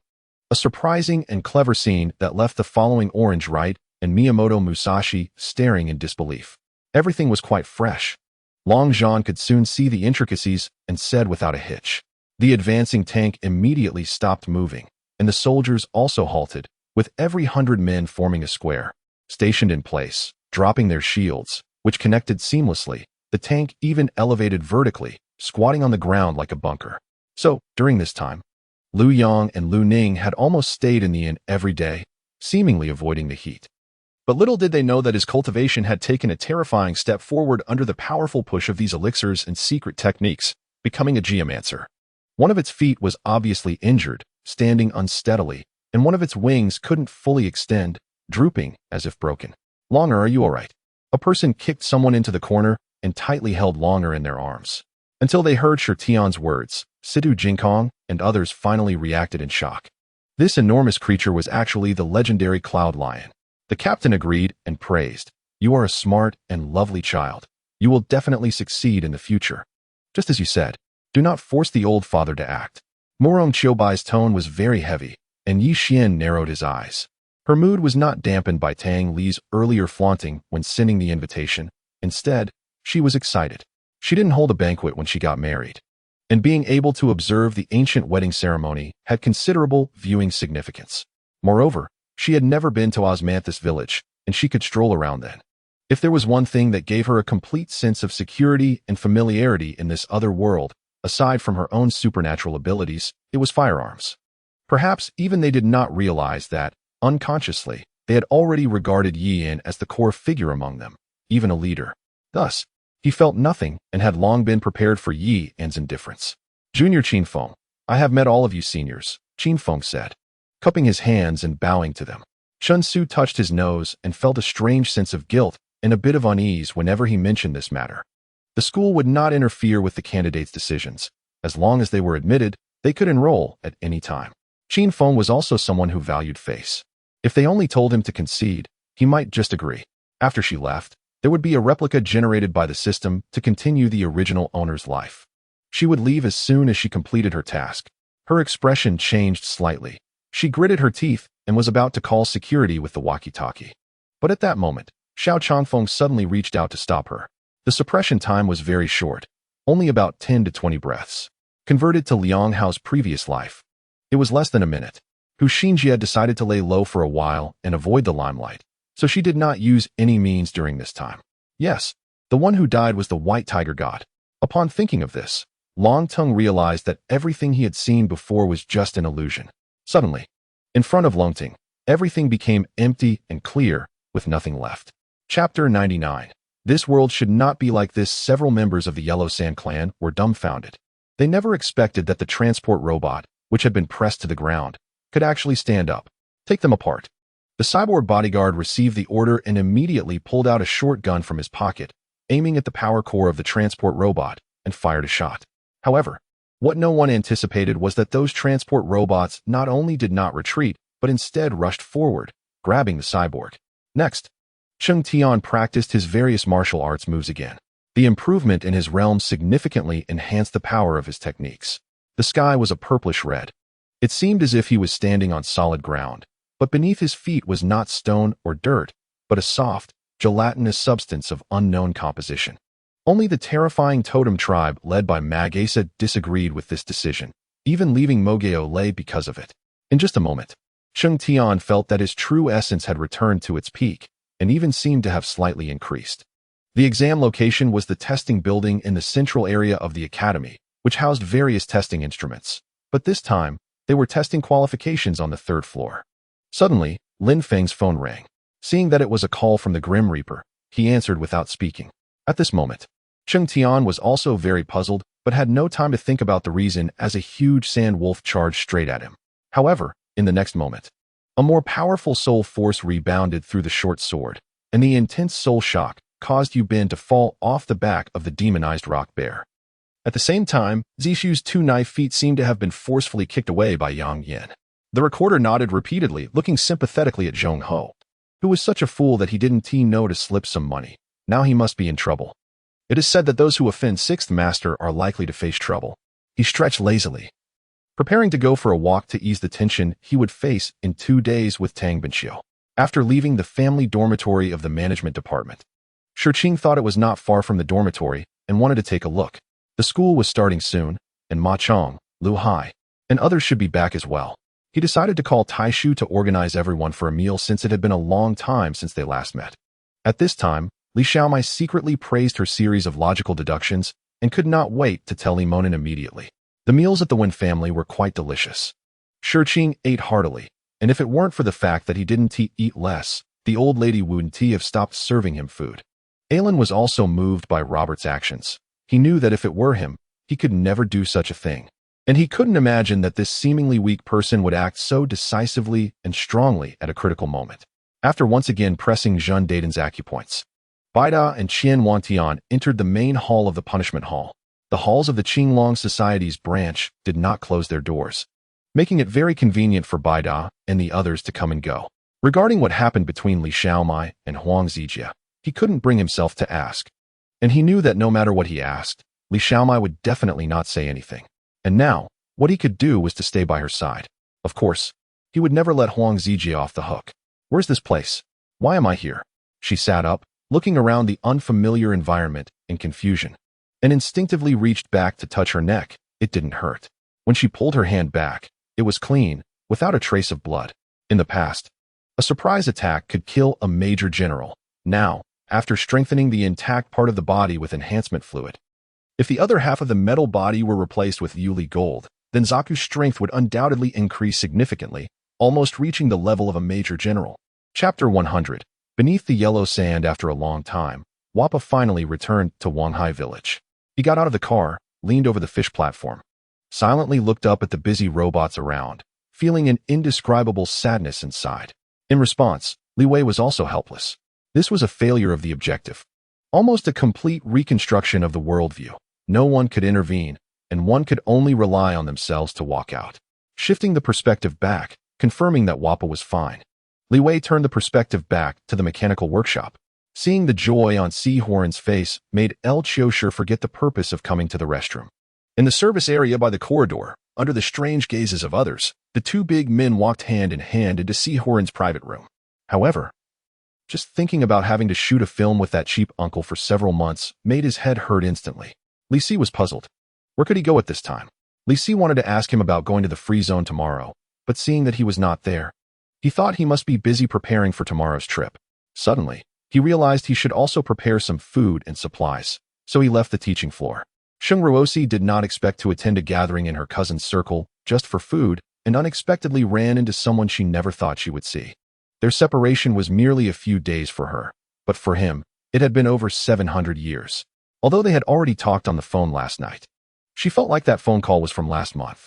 Gu Chun leaned on the white long wool carpet, his long legs slightly bent, still sitting gracefully on the ground, completely unconcerned about a certain part of him being prominently raised. Even though she thought this way, she still felt a bit reluctant to sever their connection. So she couldn't help but ask, when I return to France, if I see the madam in them, would it be all right to write and let you know? Listening to the seemingly nonsensical conversation between the father and son, and Xiao Xiao was completely bewildered. So what if you can see through it? What will you use to break my dark serpent chaotic dance? Camus said with his hands behind his back, disdainfully. Therefore, when the two arrived at old Master Shin's room, what they saw was this scene. Chi Wan kneeling on the ground. Not far from him lay old Master Shun, who had died tragically in a pool of blood. And the most eye-catching thing was the dagger that held many meanings. Excitedly, he said, "Let my mechanical dog out. Let my iron dog bite them all to death." Everyone was astonished by his youth, surprised by his purple-patterned tripod, and amazed that he could master the fire control technique of San Yin Jiao Tai. Some things, although Yu Dingjinren was unwilling to do, doing it occasionally was particularly effective. Early the next morning, the city that had been silent all night began to bustle again. The hot weather did not dampen people's enthusiasm for shopping and having fun. "General, you can't do that. If you shoot arrows, our own people will be killed." The deputy general blocked the commander responsible for the interception, his eyes filled with fear. The people of Chang'an City were also ignited, as the direction of the country's future would appear in the meeting, and everyone was looking forward to it. Discovering Yang Jiao's whereabouts was not difficult. Similarly, eliminating a few mountain spirits, wild monsters, and local rascals before Yang Jiao's subordinates would be an easy task for Yang Jian. Bao sharpens with a knife. Those who use knives cultivate fierce knife skills, and the knife opens and closes with great force, so most mercenary groups use knives. Paha. Upon hearing this, Chi Wan became even more anxious and couldn't help but burst into laughter. However, for such a special occasion, there should still be some randomly added recording devices, right? You win. Lead the way. Zhou Pinghao could no longer bear the coquettish Dong Jia and helplessly put on an eye mask. Another car, also flipped upside down, landed not far from Zhang Yu and the others, and a big black rat crawled out from inside, angrily running towards Zhang Yu. Chapter 101. We are all kindred spirits. The two members of the Yellow Sand clan had different purposes, so their directions of advance were also different. One going down, the other going out. The new building area is divided into two levels. The upper level is naturally where the Laugher and his lackey, Huang Sha, live together. Below the new building area is the den of the intelligent machines. Li Wei went down, and the lights upstairs gradually dimmed, replaced by dirty and murky air. After a long time, Li Tengyin looked at the dejected faces of the two and stopped his actions. It seemed they wouldn't learn. What's there to apologize for? I've been married to Zhou Beishan for 2 years, and he doesn't even recognize me. You're just his assistant. Isn't it normal that you don't know me? Jiang Wan felt there was no need for the other party to apologize. Su Shijia had finished drawing blood, and the nurse kindly prepared brown sugar water for him to regain his energy. Her reminder suddenly struck Su Chujian. Next Friday is indeed her birthday. Mu, concerned about Lu Zixuan, came without saying a word to take care of her daily life. Removing the sofa cover and cleaning the range hood, mumbling that she was the old nanny of the Lu family. He Fengyan softened his expression and tone, deeply empathizing with Lin Wannin's feelings. From a different perspective, his work nature was similarly complex when working in the same office area as Wu Xiang. All the way, Luo Cheng remained silent, glancing occasionally at the urn in Qin Xiaowei's hand. In a state of weightlessness, Mu Yun's originally curled legs dropped. Stepping on the top of the heavy hammer, his body propelled by immense force, tilting in the air, just avoiding the dagger aimed at his neck. "Was it you who saved me?" Bai Li Chongfeng's cold voice was somewhat restrained, but it couldn't be gentle. It merely reduced the sharpness slightly. Indeed. What Li Yunmu did just now was report to An, informing her that his substitute identity had already been discovered by LV Dingting. And it was highly likely that LV Zhen also knew. This was the last sentence Bai Li Chongfeng said to He Huan, which pierced into his heart like a knife. No one knew that his heart had already melted into blood. The so-called intention is also a projection of the soul. Being ruined by Qin Ying's sword is equivalent to the soul suffering trauma, which greatly affects cultivation and may make it difficult to advance in the future. The road ahead is long, but fortunately their hearts are together. As long as they don't give up, they can eventually tread through thorns and promise themselves a future that belongs to them. Seeing Lu Tingting sway as if drunk and unable to stand, Xie Tianlei took the opportunity to hold her in his arms. It was probably the medicine that had fully taken effect. Lu Tingting initially struggled a few times, but soon allowed Xie Tianlei's actions. The cavalry even knew that the two unicorns were not running randomly. The long horn on the evil unicorn's head emitted white electricity, clearing out nearby higher-level beings. However, looking at the stout, big-eared person with a mouth full of yellow teeth in front of her, she really found it hard to accept.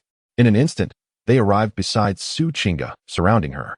Shou Qin's stern face revealed a hint of joy as he put the Haotian mirror back in his pocket and pointed southwest. The map bought in the town of Shuhai at the foot of the mountain was incredibly fake. Following the map led to utter confusion, and they were completely lost. Along the way, they didn't see Ulan and the other two companions, so they simply discarded the map and searched by feel. With heavy snow blocking the mountains, they couldn't find anything to eat and were starving. It was Jun Feng who told him he was a celestial being, a divine official of the heavenly court, and couldn't intervene in human wars. So he listened as the praises from human believers gradually turned into complaints, and his heart felt like it was being cut by knives. It was unnecessary to worry about this in the city. Were they just out of money to spend? Lao Xian clearly thought this matter was trivial, and didn't he realize it was related to Lao Gao. Chapter 102. Encounter of the Fearful. In the production area, there is both the strictest supervision and the most difficult corner to observe. Li Wei simply raised his hand and instantly modified the underlying logic of the sex doll, but did not proceed with assimilation. The production area is not connected to the external network. Relying solely on the nanomachines in this body may not cover all intelligent machines, leading to errors and revealing flaws. Li Wei silently watched the sex doll twitch continuously. After a long time, she knelt on the ground, silent. Xue Dinghong and others slowly approached. They had also heard the conversation between the two just now. The victory on this side of Shuiying number 7 was already unhurried. Shui Mountain No. 2 discovered they were not eliminated, and they wiped away their tears, feeling joyful. In the picture, Wang Ping'an acted like lightning, sending one spiritual herb after another into the alchemy furnace. Along with this, the link to the external video announcement on the official website of the Imperial Capital University was pushed to a terrifyingly hot level. Fangyi didn't care. When at the border, aside from his own students, who didn't dislike him. However, even so, when the old senior Gong mentioned this evaluation, everyone couldn't help but gasp. Seeing Fang Yi not take it seriously, Director Lu stopped talking and called the plainclothes police to leave, but Tang Yin did not hurry to follow. Wind surged, and starlight flickered underfoot. With 7 consecutive steps, Meng Yan's palm wind directly missed. In the eyes of the crowd, from the moment Meng Yan attacked to Feng Tian dodging, it was almost instantaneous, with no time to think in between. Due to attending 2 spring festival galas, both in live broadcast format, Zhou Yinian couldn't return home to reunite with relatives on New Year's Eve and the first day of the new year. Cui Mingho was very clear that this temporary 5th Army was just formed from 2.5 mechanical divisions of the entire army. For a 5th stage spirit master, Chen Xin spared no effort to please him. More importantly, He trusted Nangongyu. In that situation just now, Nangongyu kept his promise and did not take away his card. If there are still more than 50 contestants, another elimination round will be held. If there are fewer than 50, the eliminated contestants can choose 2 from those qualified for advancement as opponents, and winning will also grant them advancement qualifications. Some leaders who came to watch also unconsciously joined in the cheering. Arrogant. This was the thought in everyone's heart at that moment. Nevertheless, the previously surging aura had subsided. It seemed that the reputation of the Yi family had the same shock value among the demon clan. After all, a centipede dies but never stiffens. And the Yi family was once the master of the mountains in the capital. He then lowered his head again. The cultivation world is extremely ruthless. In such circumstances, it's hard to find anyone willing to help. After experiencing the time spent with Kong Xiangming, the subsequent ambush by the Zongxi, and with Yu Mengxi's subtle influence nearby, Yu Hui had a very poor impression of the Time and Space Hall. Anything related to the Time and Space Hall felt like a conspiracy to him. Ruo Yao seemed to place herself outside of it. You are part of the family. You have shared all the joys and sorrows together. Why leave all the credit to me and Rian? Cheng Yinzhong joked. Noticing someone approaching, Kong Xiangming did not open his eyes. These days, it wasn't that no one had passed by here or pointed curiously. Anyway, they weren't the targets. So there was no need to bother opening his eyes to take a look. After this selection, it didn't seem as regrettable as just now. Under Su Mu's signal, the 2 swallowed a recovery elixir, concealed their presence, and fled toward the direction of the battle. Although Su Mu was powerful, when devouring the 3 corpse lotus seeds to refine his body, even an ordinary flying sword could hardly cause much harm to him. However, Su Mu was not foolish enough to tell these people everything. Chapter 103, Thousand-Faced Dreamer. How did she find me? I shouldn't have exposed any flaws. Just as Li Wei quickly reviewed where he went wrong, the fearful spoke first. She still wore that incredibly serene, cold, and abstinent expression and slowly said, Meltfire Hunter. There's no need to doubt yourself. Your disguise and concealment are indeed unparalleled, unmatched by anyone. I can find you. Only, the gods want me to find you. As the words fell, countless sources in the air were quickly lit up, forming terrifying wind blades. Aren't you having fun too? Teresa rolled over, her white belly facing the ceiling. The classical martial arts competition is, after all, a formal contest, not those illegal duel arenas. And the use of concealed weapons is strictly prohibited by the rules. It is said that Teresa has reached the final stage. Milim has been without fruit tea for many days, and without it, she is once again setting her sights on Zekian and Yapido, who are returning to the Trant territory to collect honey. You know, although Si Qing'er and the others promised Sweet Date that they would follow her various ideas to deal with the royal family, their indulgent eating habits were all chosen for outdoor dining. The various leaders did not whisper to each other, directly leaving the auditorium, getting into their cars, and departing from the 126th Brigade. Just after getting out of the car, Jia Rong heard the guard shout from afar, his brow twitching. Who the hell comes to your Ningwa mansion to cry injustice? Am I that kind of person? Chen Yu then happily got out of bed, put on his clothes, and went to the next room where Li Shu was. The princess of Gaoyang was still sitting at the head of the bed, but she was constantly twisting her body, clearly already impatient from sitting. Following the phone call from Li Shanda, he contacted Li Zhonghua, who immediately chose to believe him after he explained the situation. Li Zhonghua clearly remembered that Li Shanda had mentioned such an experience to him before. Dan Hong was sitting on the ground holding her sister's urn. These past few days, she has been very dependent on the 2 men in front of her, Li Zhonghua and Li Shanda. She has a special feeling for Li Shanda. At this moment, she looked up at Li Shanda, momentarily lost in thought. When she arrived at the department store to look for Zixua, she found no one around, having searched all the counters and restrooms upstairs and downstairs without a trace. All night, Chu Xiao tossed and turned unable to sleep. And the piano piece she liked to hear from next door did not play. Strangely enough, she had always had trouble sleeping. Only when she heard Xiao Yinchuan play that piece could she sleep peacefully. People like Si Sheng, who have a bad temper, act on impulse, and are unreasonable, always find themselves at a loss when encountering someone with strong methods who is very logical. So, when Gao Chao followed Yang Shi's instructions and considered each action carefully, the situation improved dramatically. Grandma Liang's expression clearly turned sad again as she spoke, filled with resentment and helplessness. Xiang Lingzhu secretly cursed, but had already sensed the strong and fierce demonic energy wrapped in that cry. Only those with powerful cultivation, solid souls, could fearlessly remain in the world after death. She should not have been chased, but had run off to a remote place herself, and when she reached the riverbank, exhausted and hungry, she stumbled and collapsed, crawling towards the riverbank while still conscious, before fainting there. Next to her stood a young man, probably in his 20s, likely a college student, with a decent appearance, but his demeanor was somewhat off, timid and avoiding eye contact. The villager let out a half scream, his head rolling off his shoulder, and the headless corpse swayed a few times before falling into a pool of blood. Tonight is over. Caught by the boss working overtime.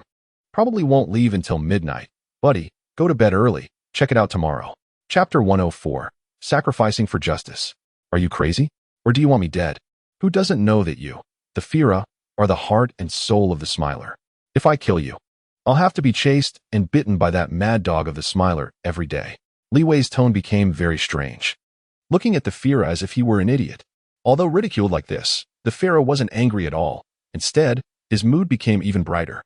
You don't deny that you have the ability to kill me. Look. The soaring righteous energy suddenly fell back, surging into Gu Hai's body, making him feel a chaotic aura rushing into his mind. On the way, Xiang Yu asked me for a long time about that medicine. He was very anxious and seemed to have many concerns. His time was becoming more and more urgent, and the medicine could only restore past life memories. Whether Zhang Bing was Yuji was still undetermined. Even if she was, thousands of years have passed. What if her past life was a man? Song Huizong calculated. So you are the Eight-Nation Alliance? He counted Feng La and Liashan as two forces. He knew very well that Shoui, this young lord, usually appeared gentle and humble, not competing with others, but inside he was just as proud as other direct descendants of major immortal families. However, this pride was very restrained and would not be aggressive. Treasure-hunting cultivators have a keener sense of smell for treasures than beasts smelling blood. As long as they are given a hint, they can almost turn the entire sea of blood upside down to find the treasure. Yufeng also secretly cursed, immediately saying that, in their perception, they discovered that countless powerful beings were gathering in the vicinity, each formidable beyond measure. I remembered that his ID was also faked by me. Carrying a fake ID to apply for a real driver's license, he was probably the only one in the country. He had previously split and condensed 4 powerful strands of divine consciousness, which were stored in the 4 golden Dan-level puppets: Iron Armored Guard, Copper Armored Guard, Silver Armored Guard, and Gold Armored Guard, giving these 4 puppets a very high degree of autonomy. Go to that burnout open space. Wu Ziyuan saw that the fire had burned out a clearing and hurriedly pulled Yuing and Fu Xian towards the now blackened ground. A muffled sound exploded, and in the next moment, countless light spots turned to dust and dissipated into the void. Wei Pianzhang hurriedly left the tent, leading the city guards, kneeling on one knee by the roadside, opening the city gates for passage. After dealing with Ning Xiaoming, Chang Shenghua found her fully charged phone and continued playing games there. However, this puzzle game solution was turning into data, being transmitted out through a seemingly signal-less phone. Not far away, suddenly a burst of light emerged, followed by the sound of true energy exploding. Not sharing Lin Weiyin's family's experience in resisting the Abyss's invasion was also due to Nangong Rong's selfishness. After all, if the invasion could keep the Empire busy for a while, things would be much easier for Delanper. The sandalwood in the room slowly burned out, and Emochenzi, after a long period of contemplation, spoke again. Besides Nangong Rong, there were also Charlotte, Lin Weiyin, and Nakiri's accompanying him, allowing the princess to create an opportunity for the two to be alone under the guise of continuing examinations, then do something strange, after which she could justifiably eliminate the other. These soldiers are not afraid of dying, but rather afraid of dying for nothing. While they could fight to the death with the enemy here, if something happened to the general, they would never feel at peace even in death. Now it's good. Ma Chao actually took the initiative to retreat, and these personal guards saw a glimmer of hope. 3-sword energy sliced through the air behind Lu Hao, and with a flash, Lu Hao darted toward Wang Tingwei. Chapter 105. The Gift of the Gods. What on earth is this? How can a yellow sand city be so full of hidden talents? At this moment, Li Wei suddenly felt an immense burden, as if he were sinking in mud. The panel was also continuously beeping, with rows of prompts refreshing wildly. The 1,000 Manifestations Enigma is casting true knowledge on you. Mystery Retrospection, Intelligence Determination and Progress. Due to your identity as an intelligent machine, your mental structure is far more solid than that of biological beings. The determination is naturally difficult. Of course, Whether it is a soul contract or not, demons will comply. It can be considered a kind of obsessive-compulsive disorder of their race. It's hard to say. The thing he mentioned about the yellow stage advance defeating the black stage might actually not be bragging. As soon as he finished speaking, the surrounding space changed. Apart from Locke in a white coat, the surrounding goblins, and a few stone men, everything else disappeared, just like before. And they arrived at the independent space used for experiments. Lin Wei could easily feel that although the current magic flame had strong lethality, it seemed somewhat powerless against the erosion of the stone pillar. It seemed there was an indescribable, invisible force blocking the erosion of the stone pillar material. Just as he was about to contemplate and make significant progress, the door of the room was knocked on, and a knocking sound came from outside. Lin Yu did not speak throughout. First, he had caused heavy losses in the underworld this time and did not know how to start. Secondly, Lord Ming first dealt with Adusha and then called Xueli to take her out, clearly wanting to have a private chat with him. Although he did not know what Lord Ming would say, Lin Yu did not rush to ask. From what you said, you are the young master of this business, and it is perfectly normal for you to instruct us to do things, so how can we talk about helping? The leading worker quickly replied. However, if pests appeared in the vegetable field, that would be different. It concerned the harvest of the entire year, and no one could afford to ignore it. Therefore, Tiger Boy played with the vegetables, but when he suddenly saw a lot of pests causing trouble in the vegetable field, he immediately rushed over to warn Yi Yan's family. As soon as the phone was connected, the panicked voice of the CEO, surnamed Zhao, came through the receiver, and Lei Wenda was shocked. The anxiety he had just suppressed instantly expanded like a balloon in his heart. Although with Yushuan's help, they still did not know how to deal with the enemy. Their methods were constantly innovating, and the number of strange heroes and righteous men was also continuously increasing. Besides Li Mozhan and her unborn child, she also wanted to deal with the pregnant Lin Su together. After being imprisoned in the secret room for an unknown number of days and nights, my body was weak, and they locked me in a large room. Although I had left the dark and sunless secret room, I had entered another cage.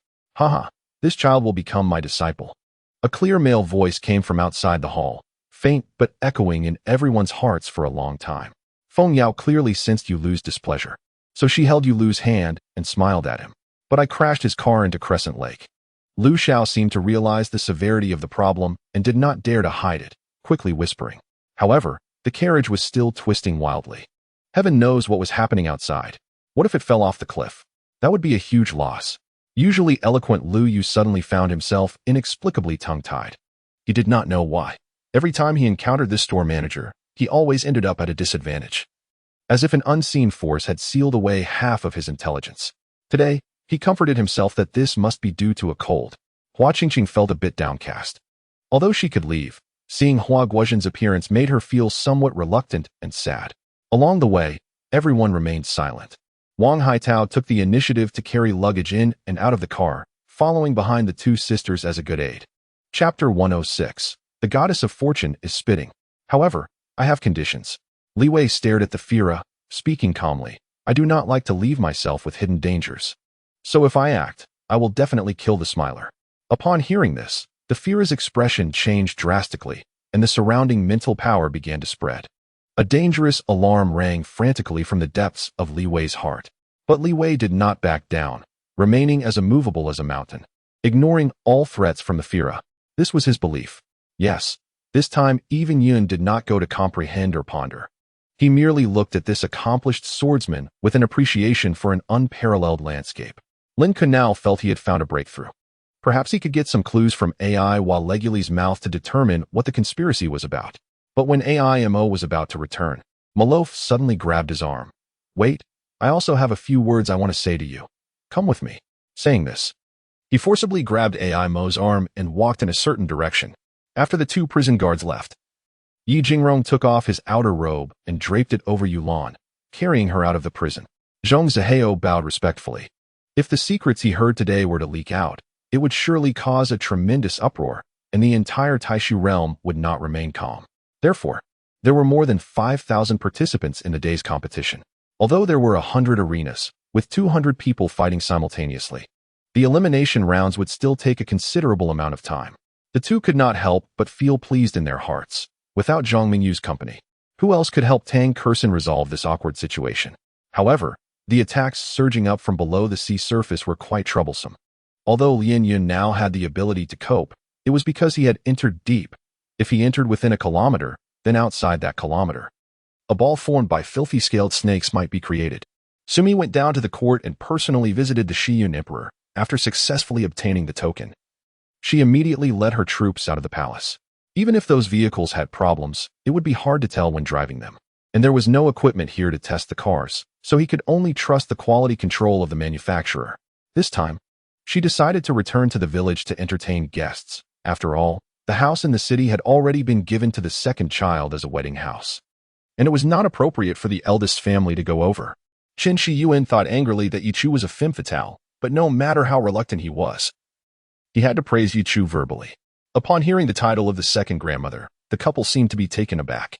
After thinking for a while, they realized the kinship between Xue Tao's family and their own. According to seniority, Xue Tao should call Zhao's second grandmother. After drying for 2 more days, before it could dry thoroughly, Xue Tinky made someone burn the Kong for him. Sure enough, after the Kong was burned, the room immediately became warm. But the newly repaired Kong needed to be dried before it could be used, so it was empty for another 2 days. Yichu and Fu Tiantian chatted as they walked, when suddenly a voice came from behind, calling her. Senior sister is overthinking. I just want to see if Yuan Ling Junior sister is really slandered, Qin Jiao said sincerely. He knew that someone would definitely come to take the blame this time. He had begged the emperor for a long time to ensure Li Yuan Ling would not be pushed off the execution platform. After all, there had been a previous rule that anyone who touched the spirit pearl would definitely be pushed off the execution platform. Yichu got off the car and entered the tea house, led by a waiter, and sat down at one of the tables. Perhaps it was a bit early, as there were only a few people in Hengxing Tea House, and many seats were still empty. A malevolent aura emanated from beneath him, being drawn into the magic array that spun around. 2 arms stretched out from the magic array, grabbing Chu Nanxing, but the arms were about to pull him away. Second cousin was deeply impressed. He was indeed a remarkable man who could command with ease on the podium. His psychological quality was exceptionally strong. Those stubborn old men who were deceived into buying health products were just like this. They could easily boast that they had eaten more salt than you have eaten rice.